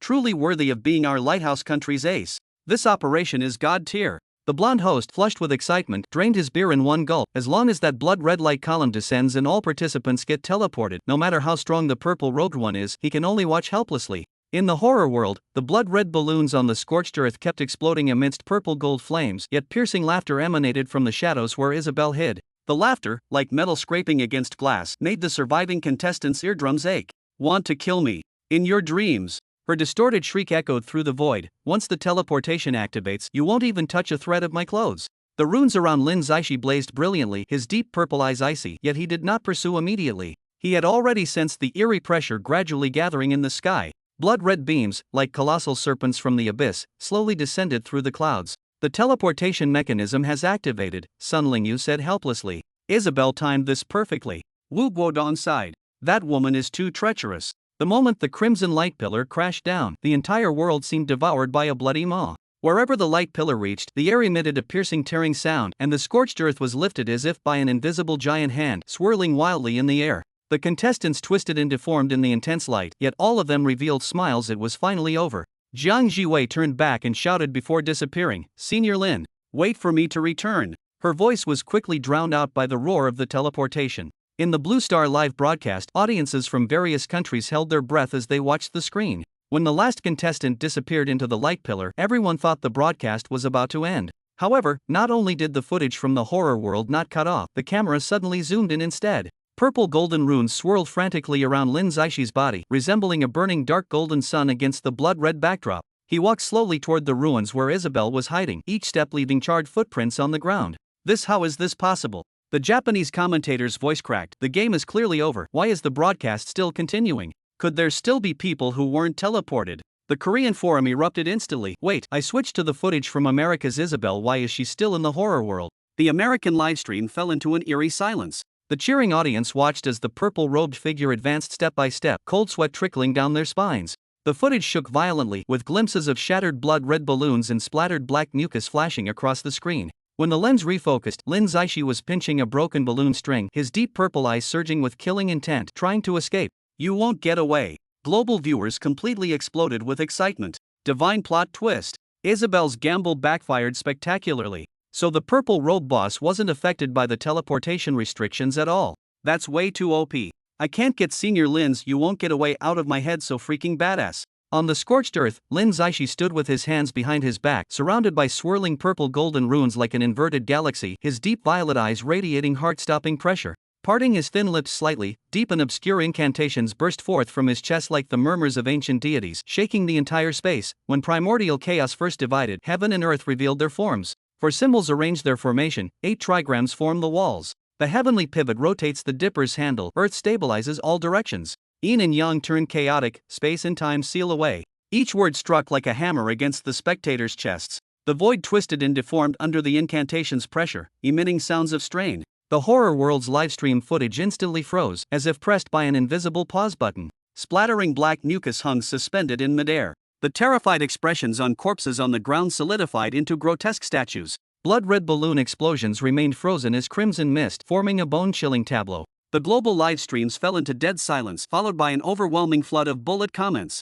This incantation is mind-blowing. The purple-robed master is like a deity descended to earth. The image froze completely. Is this directly rewriting the rules of the horror dimension? Meanwhile, the crimson sky was torn apart as if by a giant hand, with endless scarlet light pillars pouring down like raging floodwaters. Bearing the supreme authority of the horror dimension, seemingly intent on completely annihilating this area. The scorched earth was upheaved by the tremendous force, forming inverted crimson mountains in midair, while dense death energy seeped through the live broadcast, making viewers on Blue Planet shudder involuntarily. Some even instinctively covered their noses and mouths, as if they could smell that pungent stench of blood. Lin Zaishi stood unshaken, his hands swiftly forming seals in the void, leaving trails of brilliant light wherever his fingertips passed. As the final seal was completed, he suddenly raised his hand and shouted with explosive force, "Arise!" Some viewers couldn't keep their eyes open due to the sudden intense light, yet refused to look away, staring intently at the screen lest they miss any thrilling moment. Amid the ruins, Isabel clutched the torn clown mask desperately, her delicate makeup long soaked through with cold sweat and fear, now twisted and hideous. Her prized blood-red balloons struggled frantically beyond the light barrier, bursting one after another, yet failing to even touch its edges. Impossible, this can't be possible. Isabel's voice came out sharp and trembling, filled with disbelief. This is the absolute law of the horror world. How could anyone? Her words cut off abruptly as she realized in terror that her body had begun shaking uncontrollably, her nails splitting from fear, blood dripping, only to vanish without trace the moment it touched the light barrier's power. In the live broadcasts across nations of Blue Star, the atmosphere was completely different.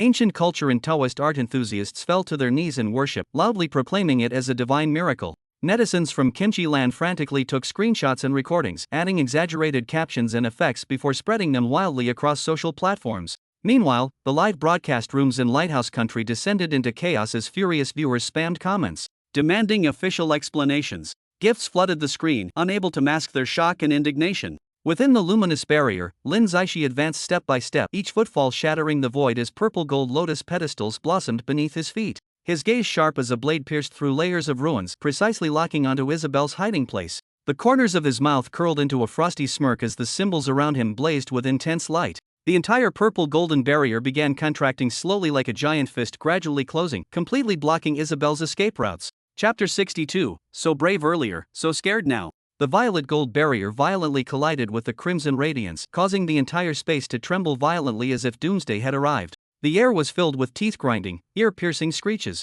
The world here twisted and deformed under the impact of terrifying forces, cracking open numerous pitch-black fissures. From these fissures continuously seeped black miasma, emitting a rotting stench, dyeing the surroundings like a ghastly hellscape. Lin Zaishi, clad in violet robes, had purplish gold runes surging like living creatures around him, weaving into a dazzling starry river at his sides.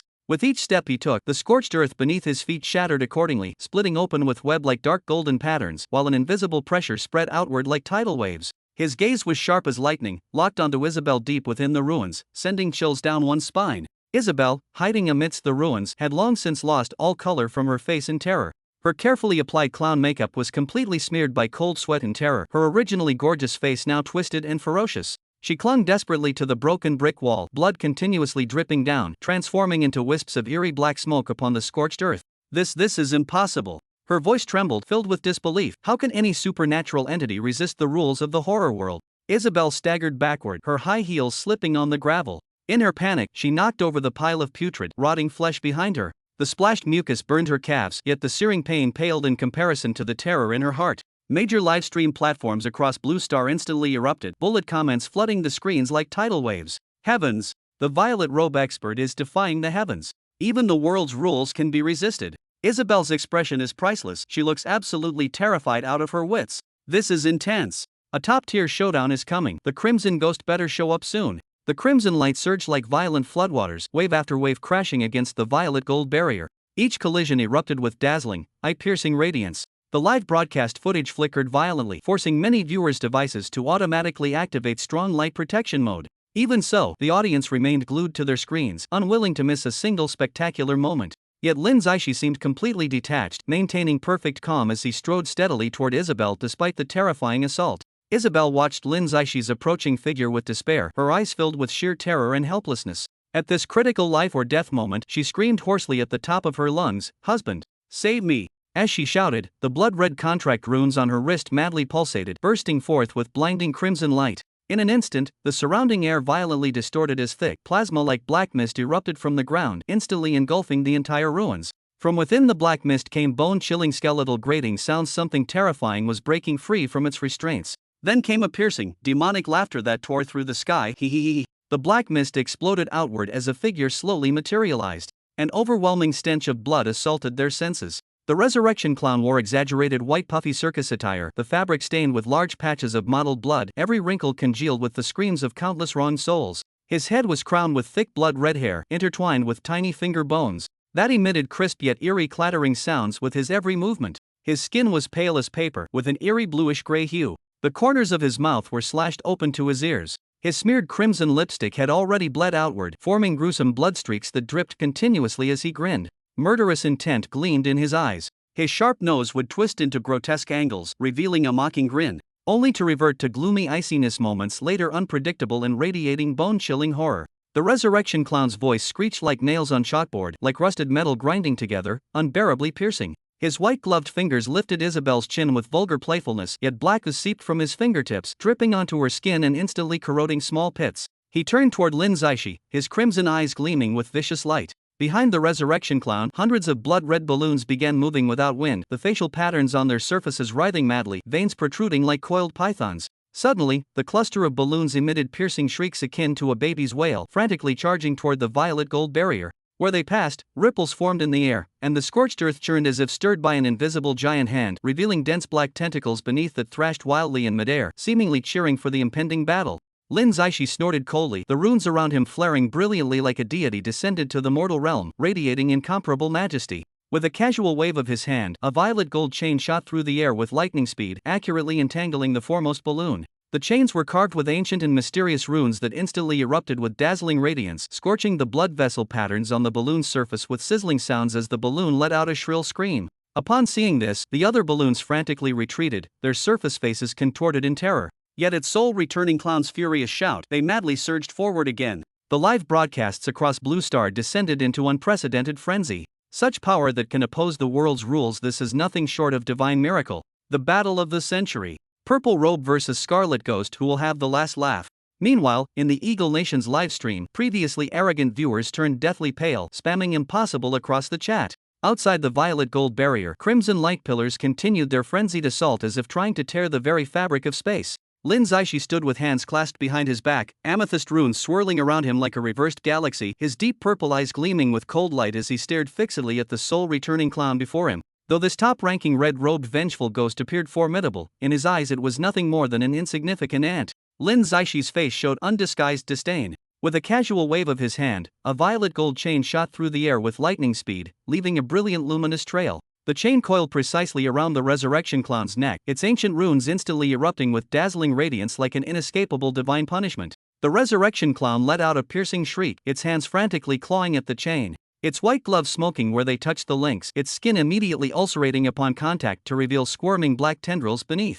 The cluster of blood-red balloons behind it recoiled in terror, their surface faces contorting into expressions of fear, yet firmly trapped by the oppressive aura surrounding Lin Zaishi. Impossible! How can you be this powerful? Isabelle screamed in terror, her nails digging deep into her palms. The blood that dripped evaporated instantly upon contact with the scorching ground. The resurrection clown she took such pride in was utterly defenseless against Lin Zaishi, shattering her understanding of the horror world's power hierarchy. Lin Zaishi advanced with measured steps, each footfall crushing the void as purple golden lotus platforms blossomed beneath his feet. With a wave of his hand, another talisman transformed into a sword that pierced straight through the resurrection clown's chest. Ah! The resurrection clown's scream was abruptly cut short. The Blue Star livestream exploded with activity, bullet comments erupting like a volcanic eruption. 3 moves. The boss only needed 3 moves to suppress a top-tier Crimson Ghost. The resurrection clown looks like a kid next to the purple robe. Is this what dimensional suppression looks like? Isabelle's face has gone green. So much for her arrogance earlier, now she finally understands fear.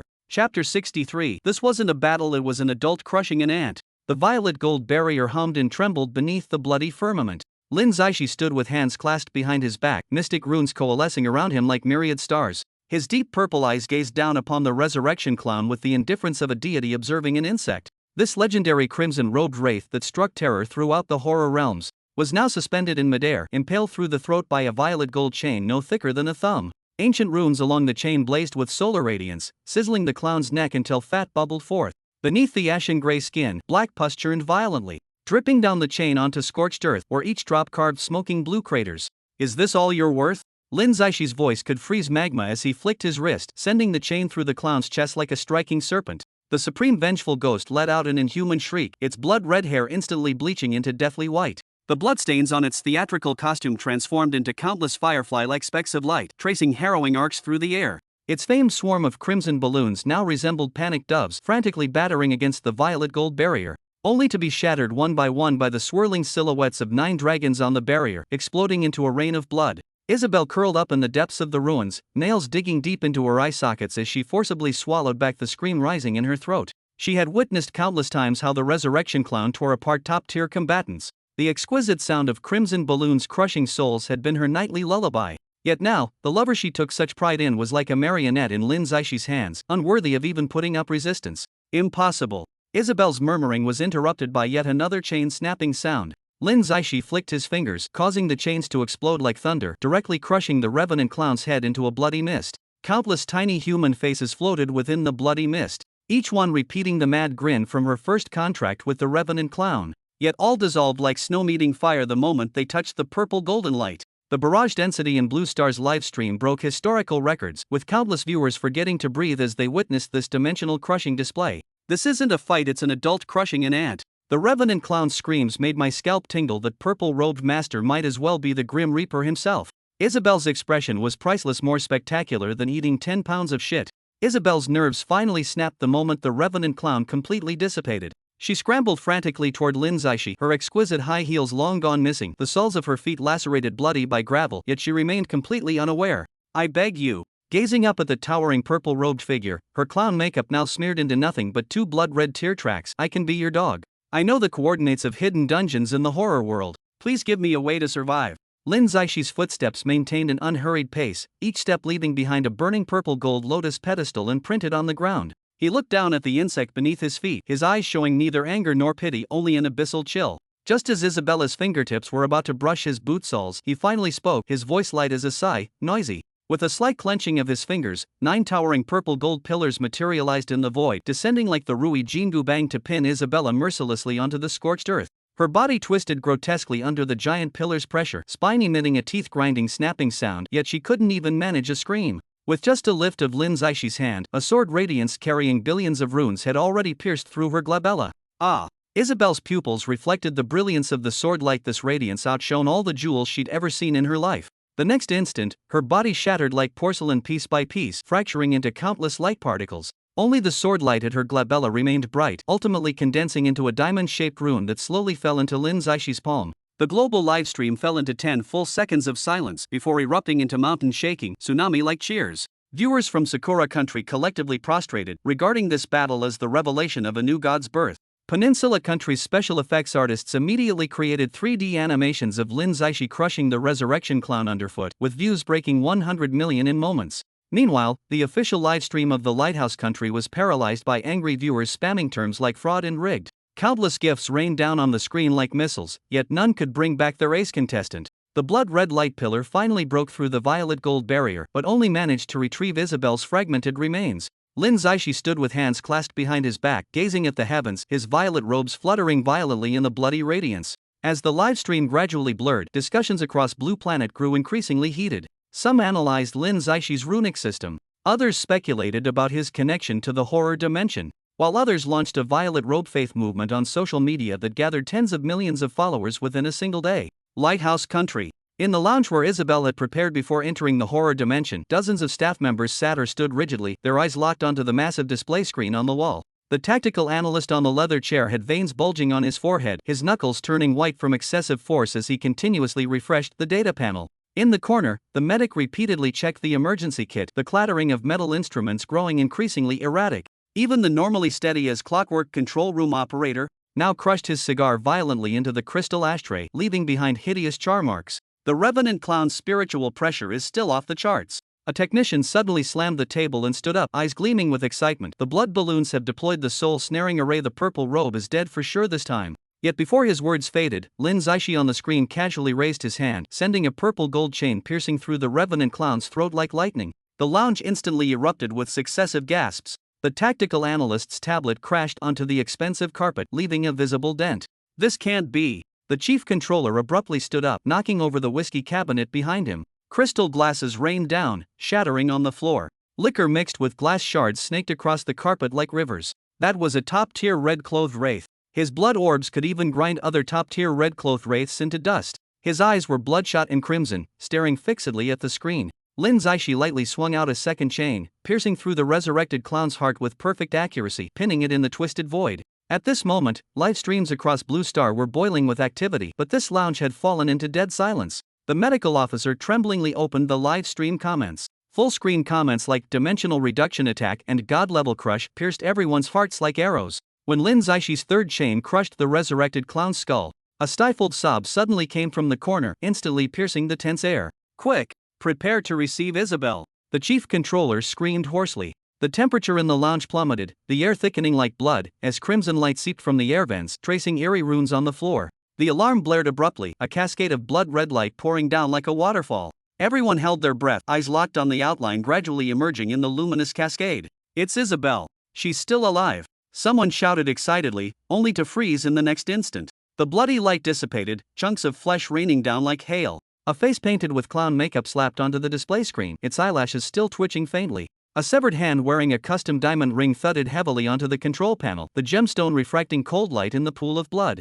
An eyeball rolled silently on the floor, its bloodshot white part staring fixedly at the ceiling. Gag. The medic's face instantly turned deathly pale as he rushed toward the restroom first, overturning the emergency kit from which an adrenaline syringe rolled into the pool of blood. The tactical analyst collapsed into his chair, unconsciously clawing at the Persian rug, his fingers bleeding dark red into the fabric. The chief controller's pupils contracted violently as he stared at that terrified eyeball on the ground, his throat constricted as if by invisible hands, unable to utter a sound. The nauseating stench of blood slithered like venomous snakes into everyone's nostrils, while the central air conditioning's hum sounded unbearably loud in the deadly silence. This scene made the collapsed tactical analyst tremble violently. Curling up as if electrocuted, his fingernails digging deep into his own arms. Chapter 64. Turning off the livestream means it never happened. What a 666 move. Cut all live broadcast signals. Now. The commander's roar made the control console vibrate. His thick palm slammed onto the touchscreen, leaving 3 sweaty fingerprints on the display. In the holographic projection, Isabel's shattered limbs were still slowly falling. Her half-face coated with fluorescent blue pigment faced the camera, while the custom diamond-encrusted wristguard on her severed arm glinted coldly amidst the bloodstains. He suddenly remembered how every time a Beacon Country contestant triumphed in the horror world, the authorities would meticulously plan global broadcasts to ignite public excitement with victorious footage. But this time, the image of Isabel being instantly killed was spreading virally. The technical director's voice cracked with panic. Sir, all 17 backup lines have been hijacked by civilian mirror sites and are now being simulcast on platforms across 127 countries. The commander grabbed a tactical pen and snapped it violently, the crisp sound of carbon fiber breaking mixing with the rising and falling alarm sirens. To secure their second-place ranking, they sacrificed a trump card cultivated over 10 years. Now even if they shut down the main livestream, those frames filled with blood mist and scattered limbs have already been screen recorded by viewers. Electronic screens across Blue Star simultaneously fell into eerie silence. Beneath the giant billboard in Times Square, fans holding Isabella MVP light signs stood dumbstruck, their still glowing cheer sticks flickering in the night breeze. In the gaming lounges, girls clutched pillows printed with resurrection clowns, sobbing uncontrollably. The final frame before the Horror World broadcast cutoff showed Isabella's severed limbs landing beside Lin Zaixi's feet. The moment the real-world livestream was forcibly terminated, the comments section exploded, shutting down the stream like nothing happened. Lighthouse Country's move is truly next level. Where's that supposedly top-tier red ghost? Against violet robes, it might as well have been made of paper. Did Isabella have water in her brain? Provoking them after game over, truly the #1 feeder. Serves you right. Always bullying other nations with your strength finally got what you deserve today. In Xia Country's livestream, White Peach Blossom burst into laughter, all worries swept away. Persisting when you know it's impossible isn't bravery, it's stupidity. In the underground conference room of Lighthouse Country, the security advisor's report was laced with anxiety. Negative hashtags topped global trends within 12 minutes. Stock market triggered circuit breakers at opening. The minister loosened his tie, staring at the blacked-out live feed. Prepare a press release stating Isabel encountered rule exploitation. Before he finished speaking, the secretary rushed in with a tablet. The public already uncovered her provocation audio recordings. On Lighthouse Country's streets, crowds awaiting celebrations stood frozen holding faded star-spangled banners. Street-side billboards looped footage of Lin Zaishi crushing the resurrection clown. The moment those violet gold runes flared, suppressed gasps rippled through the crowd. Since the advent of the horror world, the Lighthouse Country has dominated globally with its formidable stockpile of anomalies. Yet now, the brutal death of their ace player has made countless people realize, before absolute power, they remain utterly fragile. Meanwhile, that purple-robed presence from Xia Country is redefining the rules of the horror world. The crimson glow receded like tidal waves. Sun Lingyu staggered and grabbed hold of the couch armrest encrusted with crystal rhinestones. Looking up, the 9-meter-high living room's chandelier shattered moonlight into stardust, scattering across the carpet. The golden thread embroidery along the carpet's edge shimmered with opulent luster in the interplay of light and shadow. She collapsed onto the sofa, fingers sinking into the silk cushion on the armrest, touching the pearl-beaded trim along the cushion's edge. The cool sensation jolted her back to awareness. Before her eyes was the familiar living room of the Sun family manor, where an authentic water lilies painting on the wall was gently glowing under the moonlight from the floor-to-ceiling windows. In the nearby temperature-controlled wine cabinet, her slightly disheveled figure was reflected on the surfaces of the red wine bottles. Ha! She took a deep breath, catching the faint scent of cedar in the air. It was the signature cologne fragrance her father Sun Jinbei always wore. Bang! The heavy engraved copper door was suddenly thrown open as 8 black-suited bodyguards swiftly entered, their black sunglasses covering half their faces, while the pistols at their waists gleamed coldly under the lights. Sun Lingyu instinctively stood up, her expensive cashmere skirt leaving creases on the carpet. Her tense shoulders immediately relaxed upon recognizing the newcomers. At the forefront walked her father Sun Jinbei, his crisp suit shoulders still damp with night dew. His tie hung askew around his neck, his usually meticulously slicked back hair was disheveled, revealing newly sprouted white hairs at his temples. Lingyu! Sun Jinbei's voice carried a hint of hoarseness as he strode to his daughter, examining her blood-stained sleeves. His Adam's apple bobbed before he gently patted her shoulder.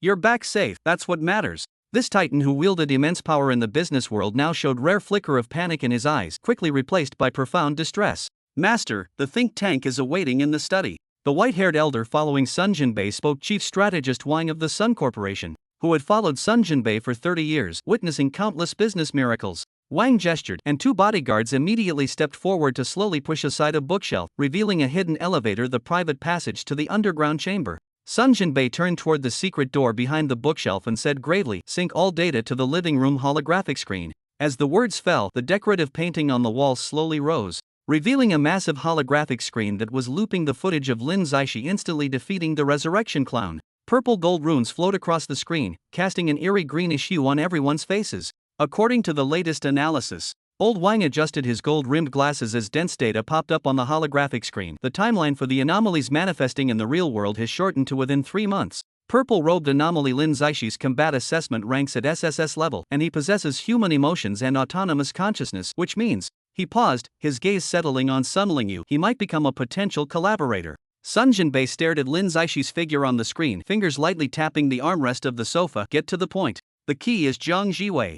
Old Wang pulled up Zhang Jiwei's profile, a descendant of Taoist masters, though she herself might not even be aware of this identity. She shares a profound connection with Lin Zixi. Our intelligence indicates she currently lacks resource support and maintains absolute trust in Lin Zixi. He tapped the screen, enlarging the image of Zhang Jiwei brandishing her money sword. If we can reach Lin Zixi through her, the Sun family will gain unprecedented advantages. Sun Lingyu stared at the screen, recalling Zhang Jiwei's determined gaze in the horror world, and couldn't help speaking. Father, Lin Zixi is strong, unimaginably strong, but he truly wants to return to the real world. Perhaps we could. Not perhaps. We must. Sun Jinbei interrupted his daughter, a gleam flashing in his eyes. Uncle Wang, prepare 1 billion in cash, a 100-acre Taoist temple, plus shares from our jewelry conglomerate. These will be our gifts for Zhang Jiwei. His tone softened slightly as he turned to Sun Lingyu. Lingyu, the trust you built with them in the horror world is our greatest advantage. Chapter 65. The last punishment cost us an entire city. There's something even more crucial. Old Wang pulled up Sun Lingyu's anomalous compatibility report. Once the cooperation succeeds, combined with the anomalous entity the young lady is betrothed to,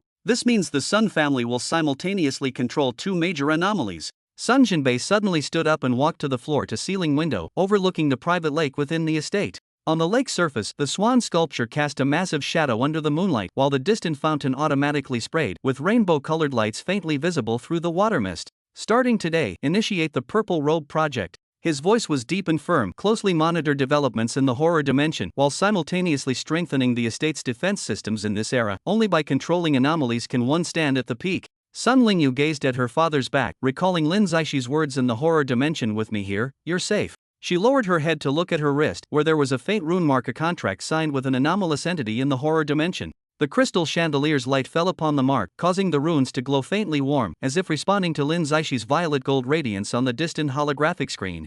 In the living room, the think tank began enthusiastically discussing collaboration details, with Sun Jinbei's voice occasionally cutting through, brimming with all-controlling confidence. Sun Lingyu sat on the sofa, fingertips gently rubbing the pink diamond stud on her earlobe. She suddenly realized that in this gamble concerning supernatural forces, the Sun family had already taken the crucial first step, and she would become one of the most important bargaining chips in this high-stakes game. Outside the window, the night was at its darkest, with the Sun family estate's lights illuminating the sky as bright as day. In this era of impending supernatural events, this opulent mansion was quietly weaving an enormous net, attempting to ensnare the strongest forces within its grasp. 2300 hours Japan Standard Time. The entire nation of Japan was suddenly plunged into piercing electrical static. The office worker buying rice balls at the convenience store, the drunkard kneeling on the izakaya tatami, the JK girl filming short videos on the street. All their phones, TVs, and car radios simultaneously emitted a mechanical voice. All Japanese contestants have failed. Judged as eliminated from the horror game.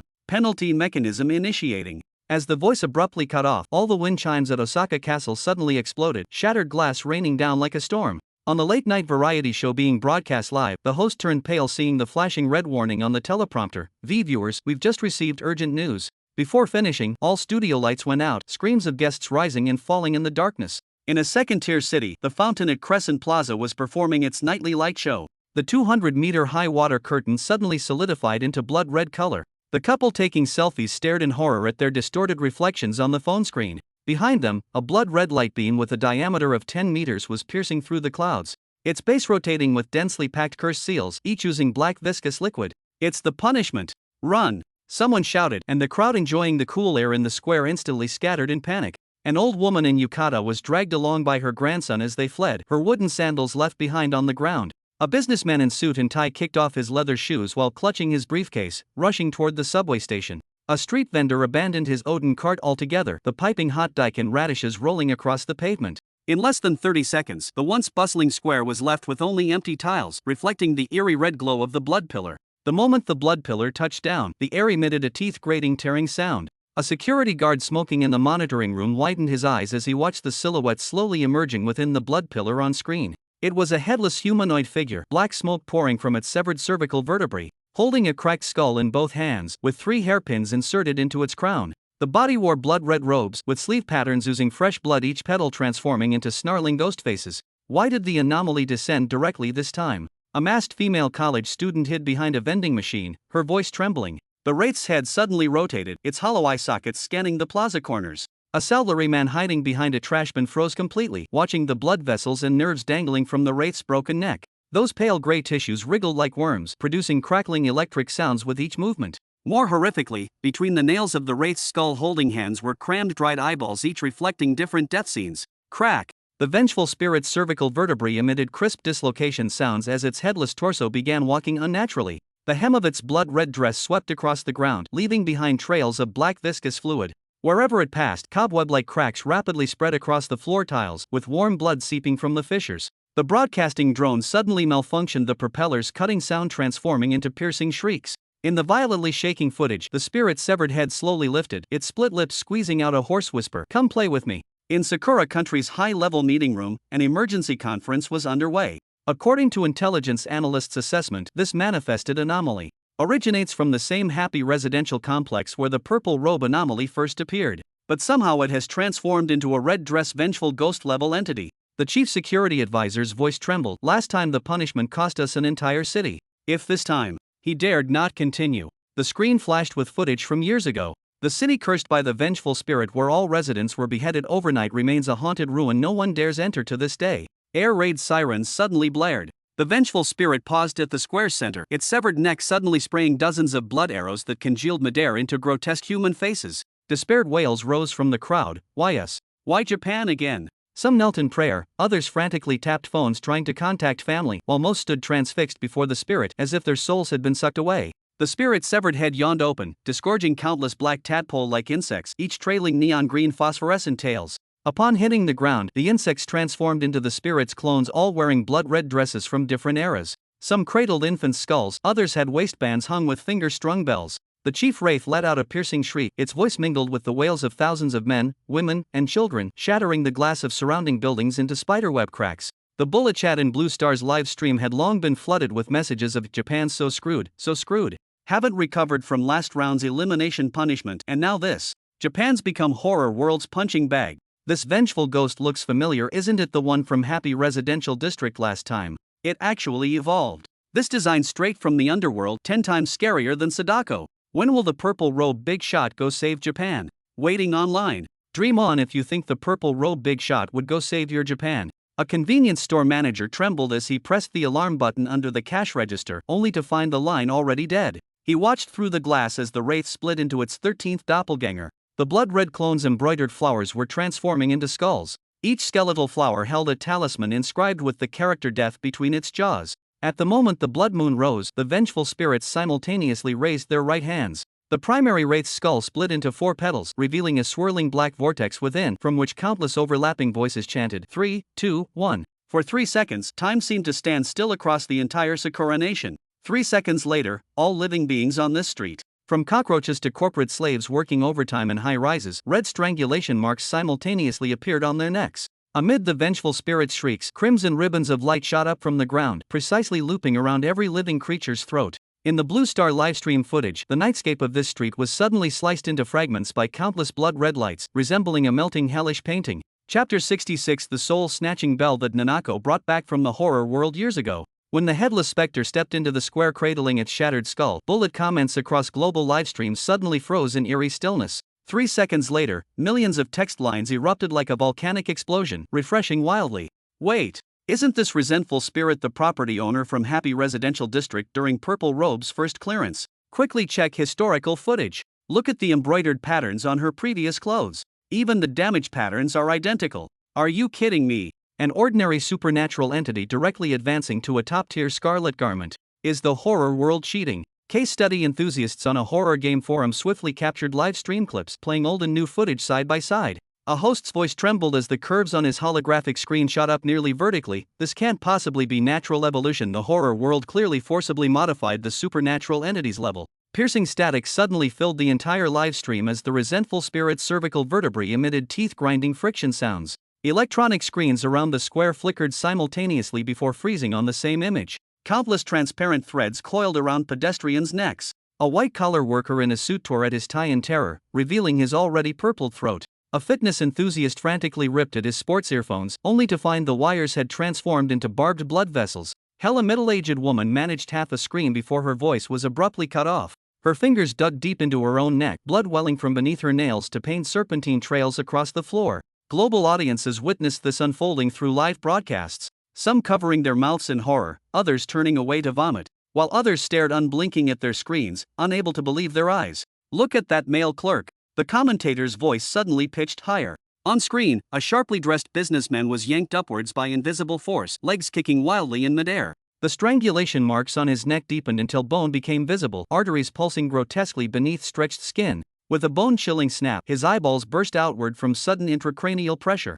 Immediately after, the sound of bone snapping came from the neck area. The male employee's head rolled like a ripe fruit. The blood fountain spraying from his broken cervical spine reached 3 stories high, dyeing nearby billboards crimson, a scene utterly defying reason. His body remained in a struggling posture, knees crashing onto the asphalt with such force that spiderweb cracks radiated across the road surface. This scene broadcast live worldwide, eliciting terrified screams from countless viewers across Blue Planet, with some fainting outright from shock. Even more horrifying scenes continued unfolding. Office workers collectively hurled themselves against glass windows, leaving blood-streaked dents of heads across the tempered surfaces. At vending machines, shoppers suddenly stiffened with black blood oozing from all 7 orifices, their beverage cans clattering to the ground, pull tabs still clinging with fresh blood bubbles. Mass killing of this scale. The expert in the live stream turned pale. It requires an enormous amount of resentment and energy. This punishment from the horror world is too terrifying. He pulled up satellite cloud images, showing formerly prosperous urban areas being rapidly devoured by crimson mist. Look at the movement patterns of this mist, it resembles some terrifying creature feeding. At the center of the square, the vengeful spirit's head suddenly split into 6 segments, with each broken bone fragment revealing the twisted faces of previous eliminated contestants. Next, a voice blending male, female, old and young tones came from all directions as countless blood-red fissures split the ground, arms entwined with blood vessels stretching forth. Global viewers witnessing this scene finally understood. The horror world's punishment was never a joke, but rather a death banquet that humanity could hardly resist. When the first severed head rolled into the fountain, staining the clear water crimson, a renowned anti-horror blogger tremblingly updated their post. "We always think we're participants in the game, forgetting that in the eyes of the horror world, we're just disposable pawns that can be discarded anytime." The post instantly received over 100 million likes, featuring as its cover image the death-reflecting eyeball lodged between the vengeful spirit's fingernails. In Sakura Country's highest decision-making conference room, 12 gilded palace lanterns cast an exceptionally oppressive atmosphere. 30 floors beneath the government residence, beyond the bulletproof glass, stretched a city nightscape bathed in blood-red hues. The holographic projection at the center of the conference table displayed live footage of the ongoing carnage. A black swarm of headless vengeful spirits drifted like dark clouds through the commercial district. As red strangulation marks on the street's corpses spread from necks to chests, more and more bodies beginning to swell and burst in grotesque fashion. "We must initiate the plan." Minister Yamada Jiro slammed the table violently, causing the matcha in the gilded teacup to splash out. The soul-snatching bell that Naniko brought back from the horror world years ago was our only hope. He pulled up a dusty archive file, the screen displaying a young girl in shrine maiden attire with a bronze bell carved with cherry blossom patterns hanging at her waist. According to the test reports from that time, this bell can resonate with the spiritual wave frequencies of the supernatural. Ridiculous. Minister Sato Takeo adjusted his gold-rimmed glasses, the lenses reflecting scenes of vengeful spirits tearing pedestrians apart. "That thing is nothing but a toy for the supernatural. How could it possibly attract a top-tier red-clothed vengeful ghost?" Before his voice faded, a muffled explosion suddenly sounded outside the window. The top of a distant landmark building was beginning to ooze black mucus, resembling the maw of some living creature. "But do we have any other choice?" Minister Takahashi Mieko's hands trembled as she lit a cigarette, accidentally flicking ash into the teacup. "Just look at these data reports." She pulled up the spiritual pressure monitoring map of Sakura Country. The red zone was expanding at 2 kilometers per minute. In 30 minutes, the entire region will become a hunting ground for vengeful spirits. Suzuki Masao, the ruler, stared at the vengeful spirit's head on the screen. "We'll proceed as Yamada suggested. Immediately recall Nanaoko and initiate the soul-snatching bell resonance ritual." He paused, his eyes flashing with malice. "If the horror realm wishes to punish failures, then let the truly strong bear this honor." Under the oppressive and gloomy sky, the land of Xia Country had long been shrouded in eerie haze. Both cities and villages had fallen into a deathly silent slumber. At this moment of despair, a sudden roar echoed across the heavens. The clouds churned violently, as if some colossal entity was stirring within their depths. "Look! What's that?" Someone was the first to notice the anomaly in the sky, their voice filled with shock and disbelief. The heavy leaden clouds began to twist, and a golden fissure tore open among them, like a dazzling celestial eye-opening.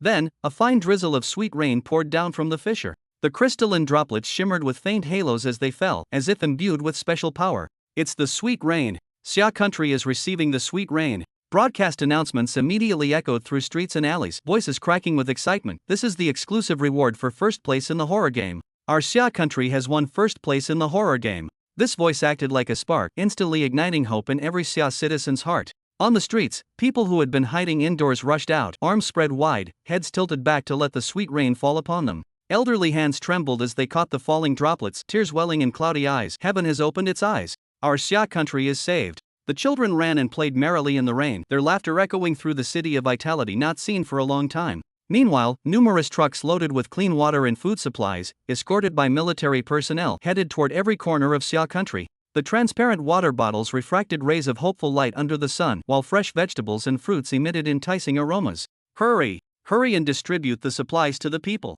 The workers responsible for distribution shouted loudly, their faces filled with joy. People queued in orderly lines, continuously expressing their gratitude as they received the supplies. At this moment, the entire Xia country was enveloped in warmth and hope. As the sweet rain moistened the land, the soil that had been riddled with erosion from supernatural phenomena began to visibly revive at remarkable speed. Sunlight! It's sunlight! People gazed at the sky, their cheers resounding to the heavens. But at this time in Xia country, the people immersed in joy, unaware that an even greater crisis was preparing to completely devour this hard-won hope. Chapter 67. The fate of the entire Sakura nation now hangs upon your bell. In the suburban apartment, the incandescent lights buzzed and flickered from unstable current. Nanako curled up on the faded fabric sofa. On the television screen, the headless red-dressed female ghost was forcibly twisting off the 17th victim's head, the spray of blood mist forming eerie patterns on the ground. Livestream comments refreshed at a rate of 10,000 per second. Why are eyeballs growing in that ghost's nail beds? Those aren't the ghost's eyes. She's impaling her victim's eyeballs onto her own fingernails during the killings.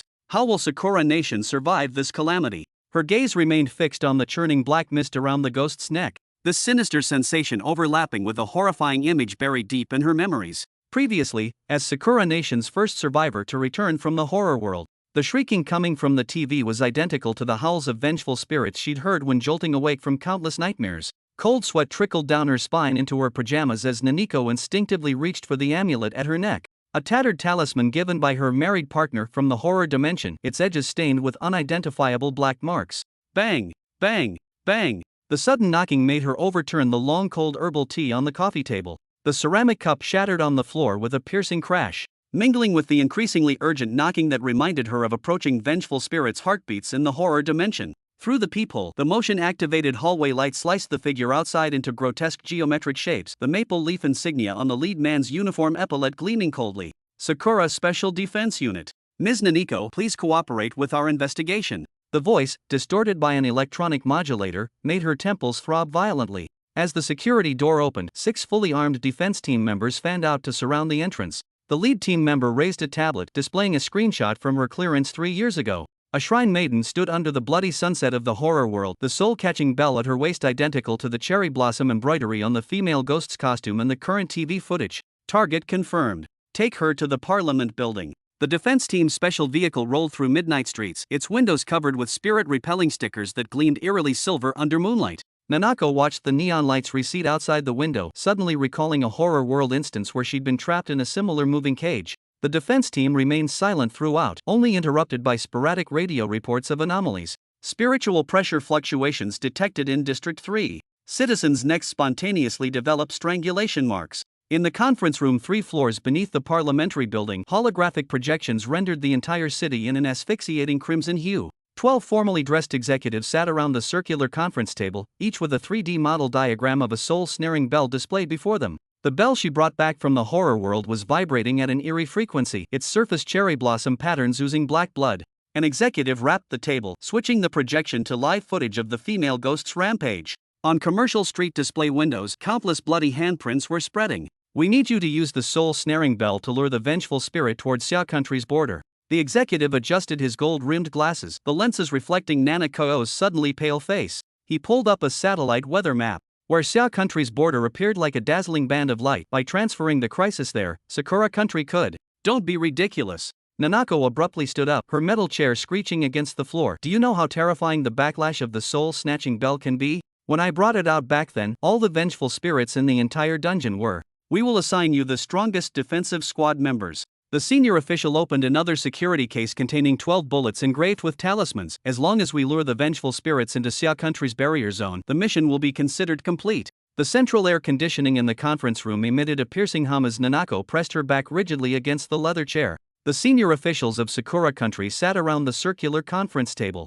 Miss Nanako, you should understand the significance of this cooperation. The official pushed a tablet toward her, showing real-time footage of a headless female ghost nailing victims to utility poles. This red-clothed vengeful ghost creates a death incident every 10 minutes. Do you want to see your family members' names appear on this death list? Nanako's pupils contracted violently. The projection suddenly switched. The large screen successively flashed surveillance snapshots of her parents shopping in the supermarket, a secretly taken photo of her little sister napping in kindergarten, even the back view of her best friend returning from late-night work. The most glaring image was that family portrait, where everyone's face had been crudely crossed out with red marker. You! Nanako suddenly stood up, only to be pressed back down by two defense team members gripping her shoulders. Another senior official smiled while holding up the final photo, its edges still damp with fingerprints. This shows your little sister playing under the cherry blossoms this morning. What an adorable child. However, he paused deliberately as the room temperature seemed to plummet. If the red dress ghost strangulation technique spreads to the kindergarten zone, the crisp sound of a metal photo frame hitting the floor startled everyone. Nanako's gaze remained nailed to that photograph on her sister's twin ponytails, still pinned the protective charm she'd brought back from the horror world. Memories suddenly surged up years ago when she returned from the dungeon. Her younger sister had tearfully thrown herself into her arms, saying she prayed every night for her sister's safety. I agree. Her voice was as hoarse as sandpaper, nails digging deep into her palms. You must guarantee my family's absolute safety. A wise choice. A senior official clapped his hands as the hologram switched to satellite imagery of Xia country's border. Just lure the vengeful spirit into this area, and you'll become Japan's hero. His smile looked particularly sinister in the cold light. Of course, if the mission fails. A metallic smell suddenly permeated the air. When the electromagnetic lock on the safe emitted an overwhelmed hum, Nanako felt like she was back in that rainy night in the horror world. Back then, she had similarly watched helplessly through iron bars as teammates were torn apart by vengeful spirits. Step back. She rushed forward shouting, only to be blocked by security personnel. The instant the cabinet door sprang open, a bone-chilling cold swept through the entire room. Frost instantly crystallized on everyone's eyelashes as the holographic screens cracked like spiderwebs from the extreme cold. The bronze bell hovered in nitrogen mist, its cherry blossom patterns oozing black blood, each drop instantly corroding charred pits upon hitting the ground. Is this the soul-snatching bell you retrieved from that dungeon years ago? Fujita's voice trembled, his tie inexplicably entangled with invisible threads. Why would it? Nanako's pupils reflected the bell's eerie glow as she suddenly recalled that strange scene from the clearance day. The moment her fingers touched the bell, the entire world fell silent. Countless vengeful spirits' faces flickered across its surface, both teammates who died in that dungeon and today's livestream victims with their distorted features. The bell emitted an infant-like wail as Nanako desperately clenched the handle, refusing to let go.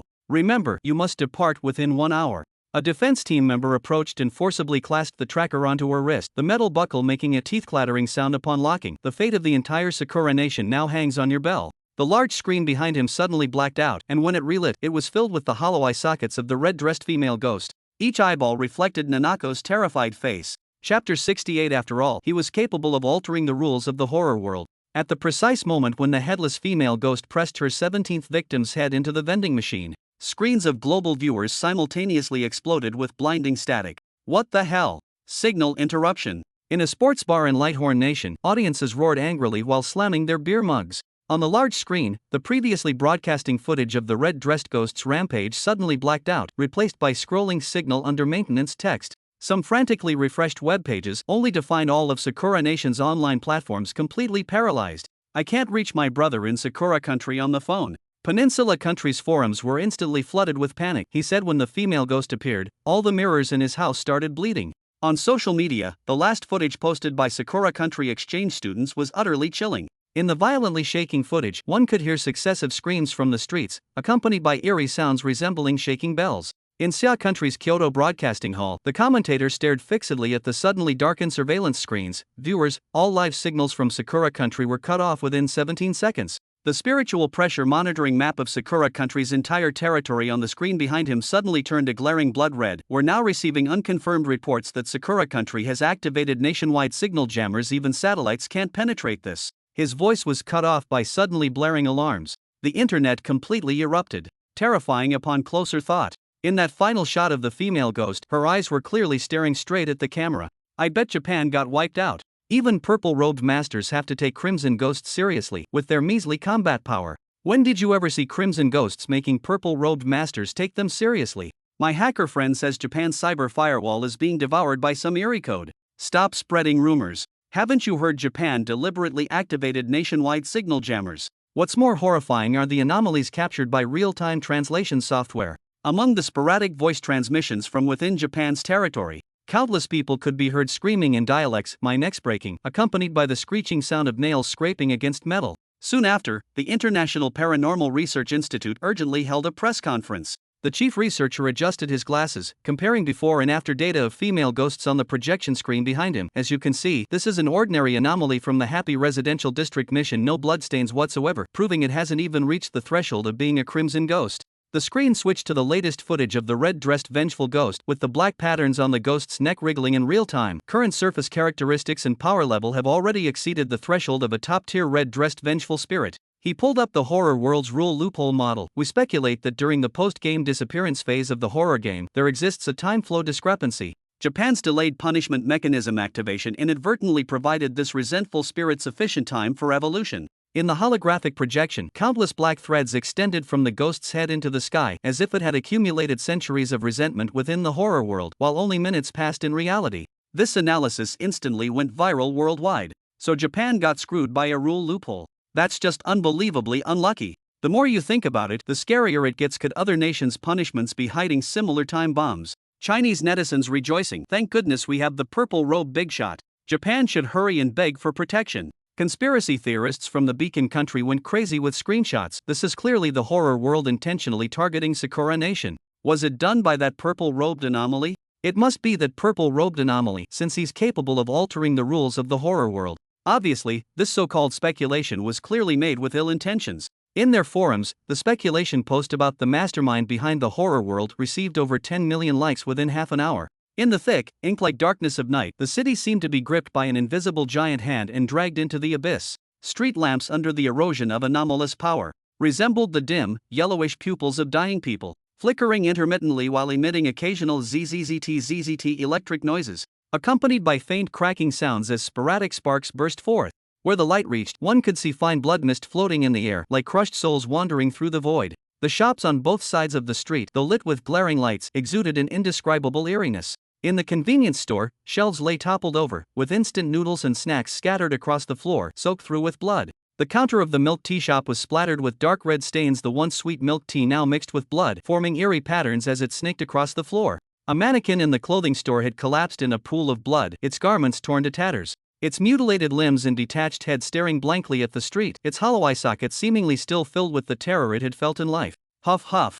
A middle-aged man hiding in the shadows of an alleyway clamped his trembling hands tightly over his mouth and nose, his entire body shaking uncontrollably, his teeth chattering audibly, straining to suppress any sound that might attract the presence of that terror. He witnessed with his own eyes the dessert shop owner, whose neck twisted at an impossible angle, eyeballs nearly bursting from their sockets, yet his hands remained in the cake-making position. Only now, what squeezed from the piping bag wasn't sweet cream but bloody mucus, tracing eerie arcs through the air. Then in this suffocating silence came a pat-pat-pat of footsteps, like the drumbeats of death, approaching from the distance. The rhythm was neither hurried nor slow, yet radiated arrogance and wantonness, each step trampling on everyone's hearts. Everyone knew that the only being who would swagger so boldly down this death-shrouded street was that female ghost in red clothes cradling her own head. Screech! A sharp breaking sound tore through the night as a black armored vehicle from the Sakura government came to an abrupt halt at the street intersection. The car door slowly opened, releasing a biting chill and overwhelming stench of blood, as if revealing the very gates of hell.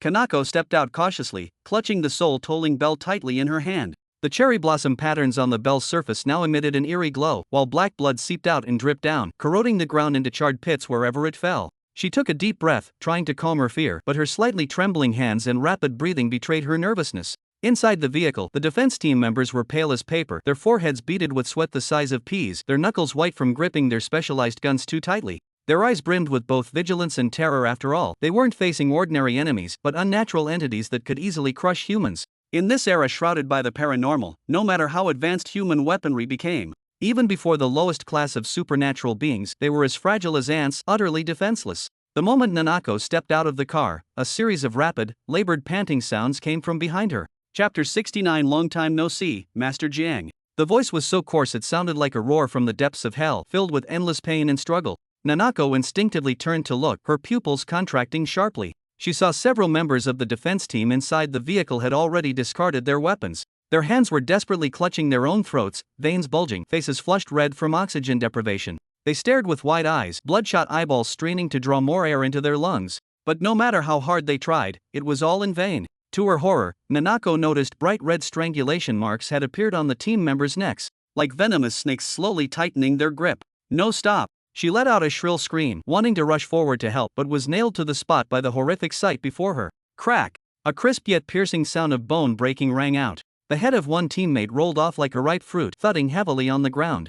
A half-meter-high column of blood gushed from the neck, splattering against the car windows and body, staining the originally gleaming black vehicle a dark crimson. Immediately after, the other teammates stopped writhing all at the same time. Expressions of agony and resentment still lingered on their faces, the strangulation marks on their necks deep enough to reveal bone. Their bodies slumped weakly inside the car, blood streaming down the gaps between the seats and pooling into a bloody puddle on the ground. Nanako stumbled backward in terror, her legs giving way as she nearly collapsed. Her screams echoed through the silent street but were soon swallowed by an eerie, deathly stillness. At that moment, a faint yet bone-chilling sound of footsteps came from behind her. The sound resembled wet hair dragging across the ground. One after another, neither hurried nor slow, yet it made Nanako's heart nearly leap out of her chest. The soul-summoning bell in her hand suddenly began shaking uncontrollably, emitting a series of crisp yet eerily echoing chimes. The bell tones resembled a requiem, reverberating through the air and harmonizing with the distant footsteps. Nanako's entire body stiffened. She knew the red-clothed female ghost holding her own head in both hands was now within arm's reach. Cold sweat slid down her forehead, dripping onto the bell and mixing with the seeping black blood, emitting a nauseating stench of decay. Gritting her teeth, she suppressed her inner terror and slowly turned around to face the imminent horrifying confrontation. A night wind smelling of rust carried the cloying scent of blood to Naoko's face. The moment she turned around, her breath nearly stopped. The dim streetlight cast fragmented halos behind the female ghost, outlining her silhouette with eerie lethality. From her severed neck bubbled mist the color of mother of pearl, while her spinal column glowed with the lustrous sheen of polished ivory.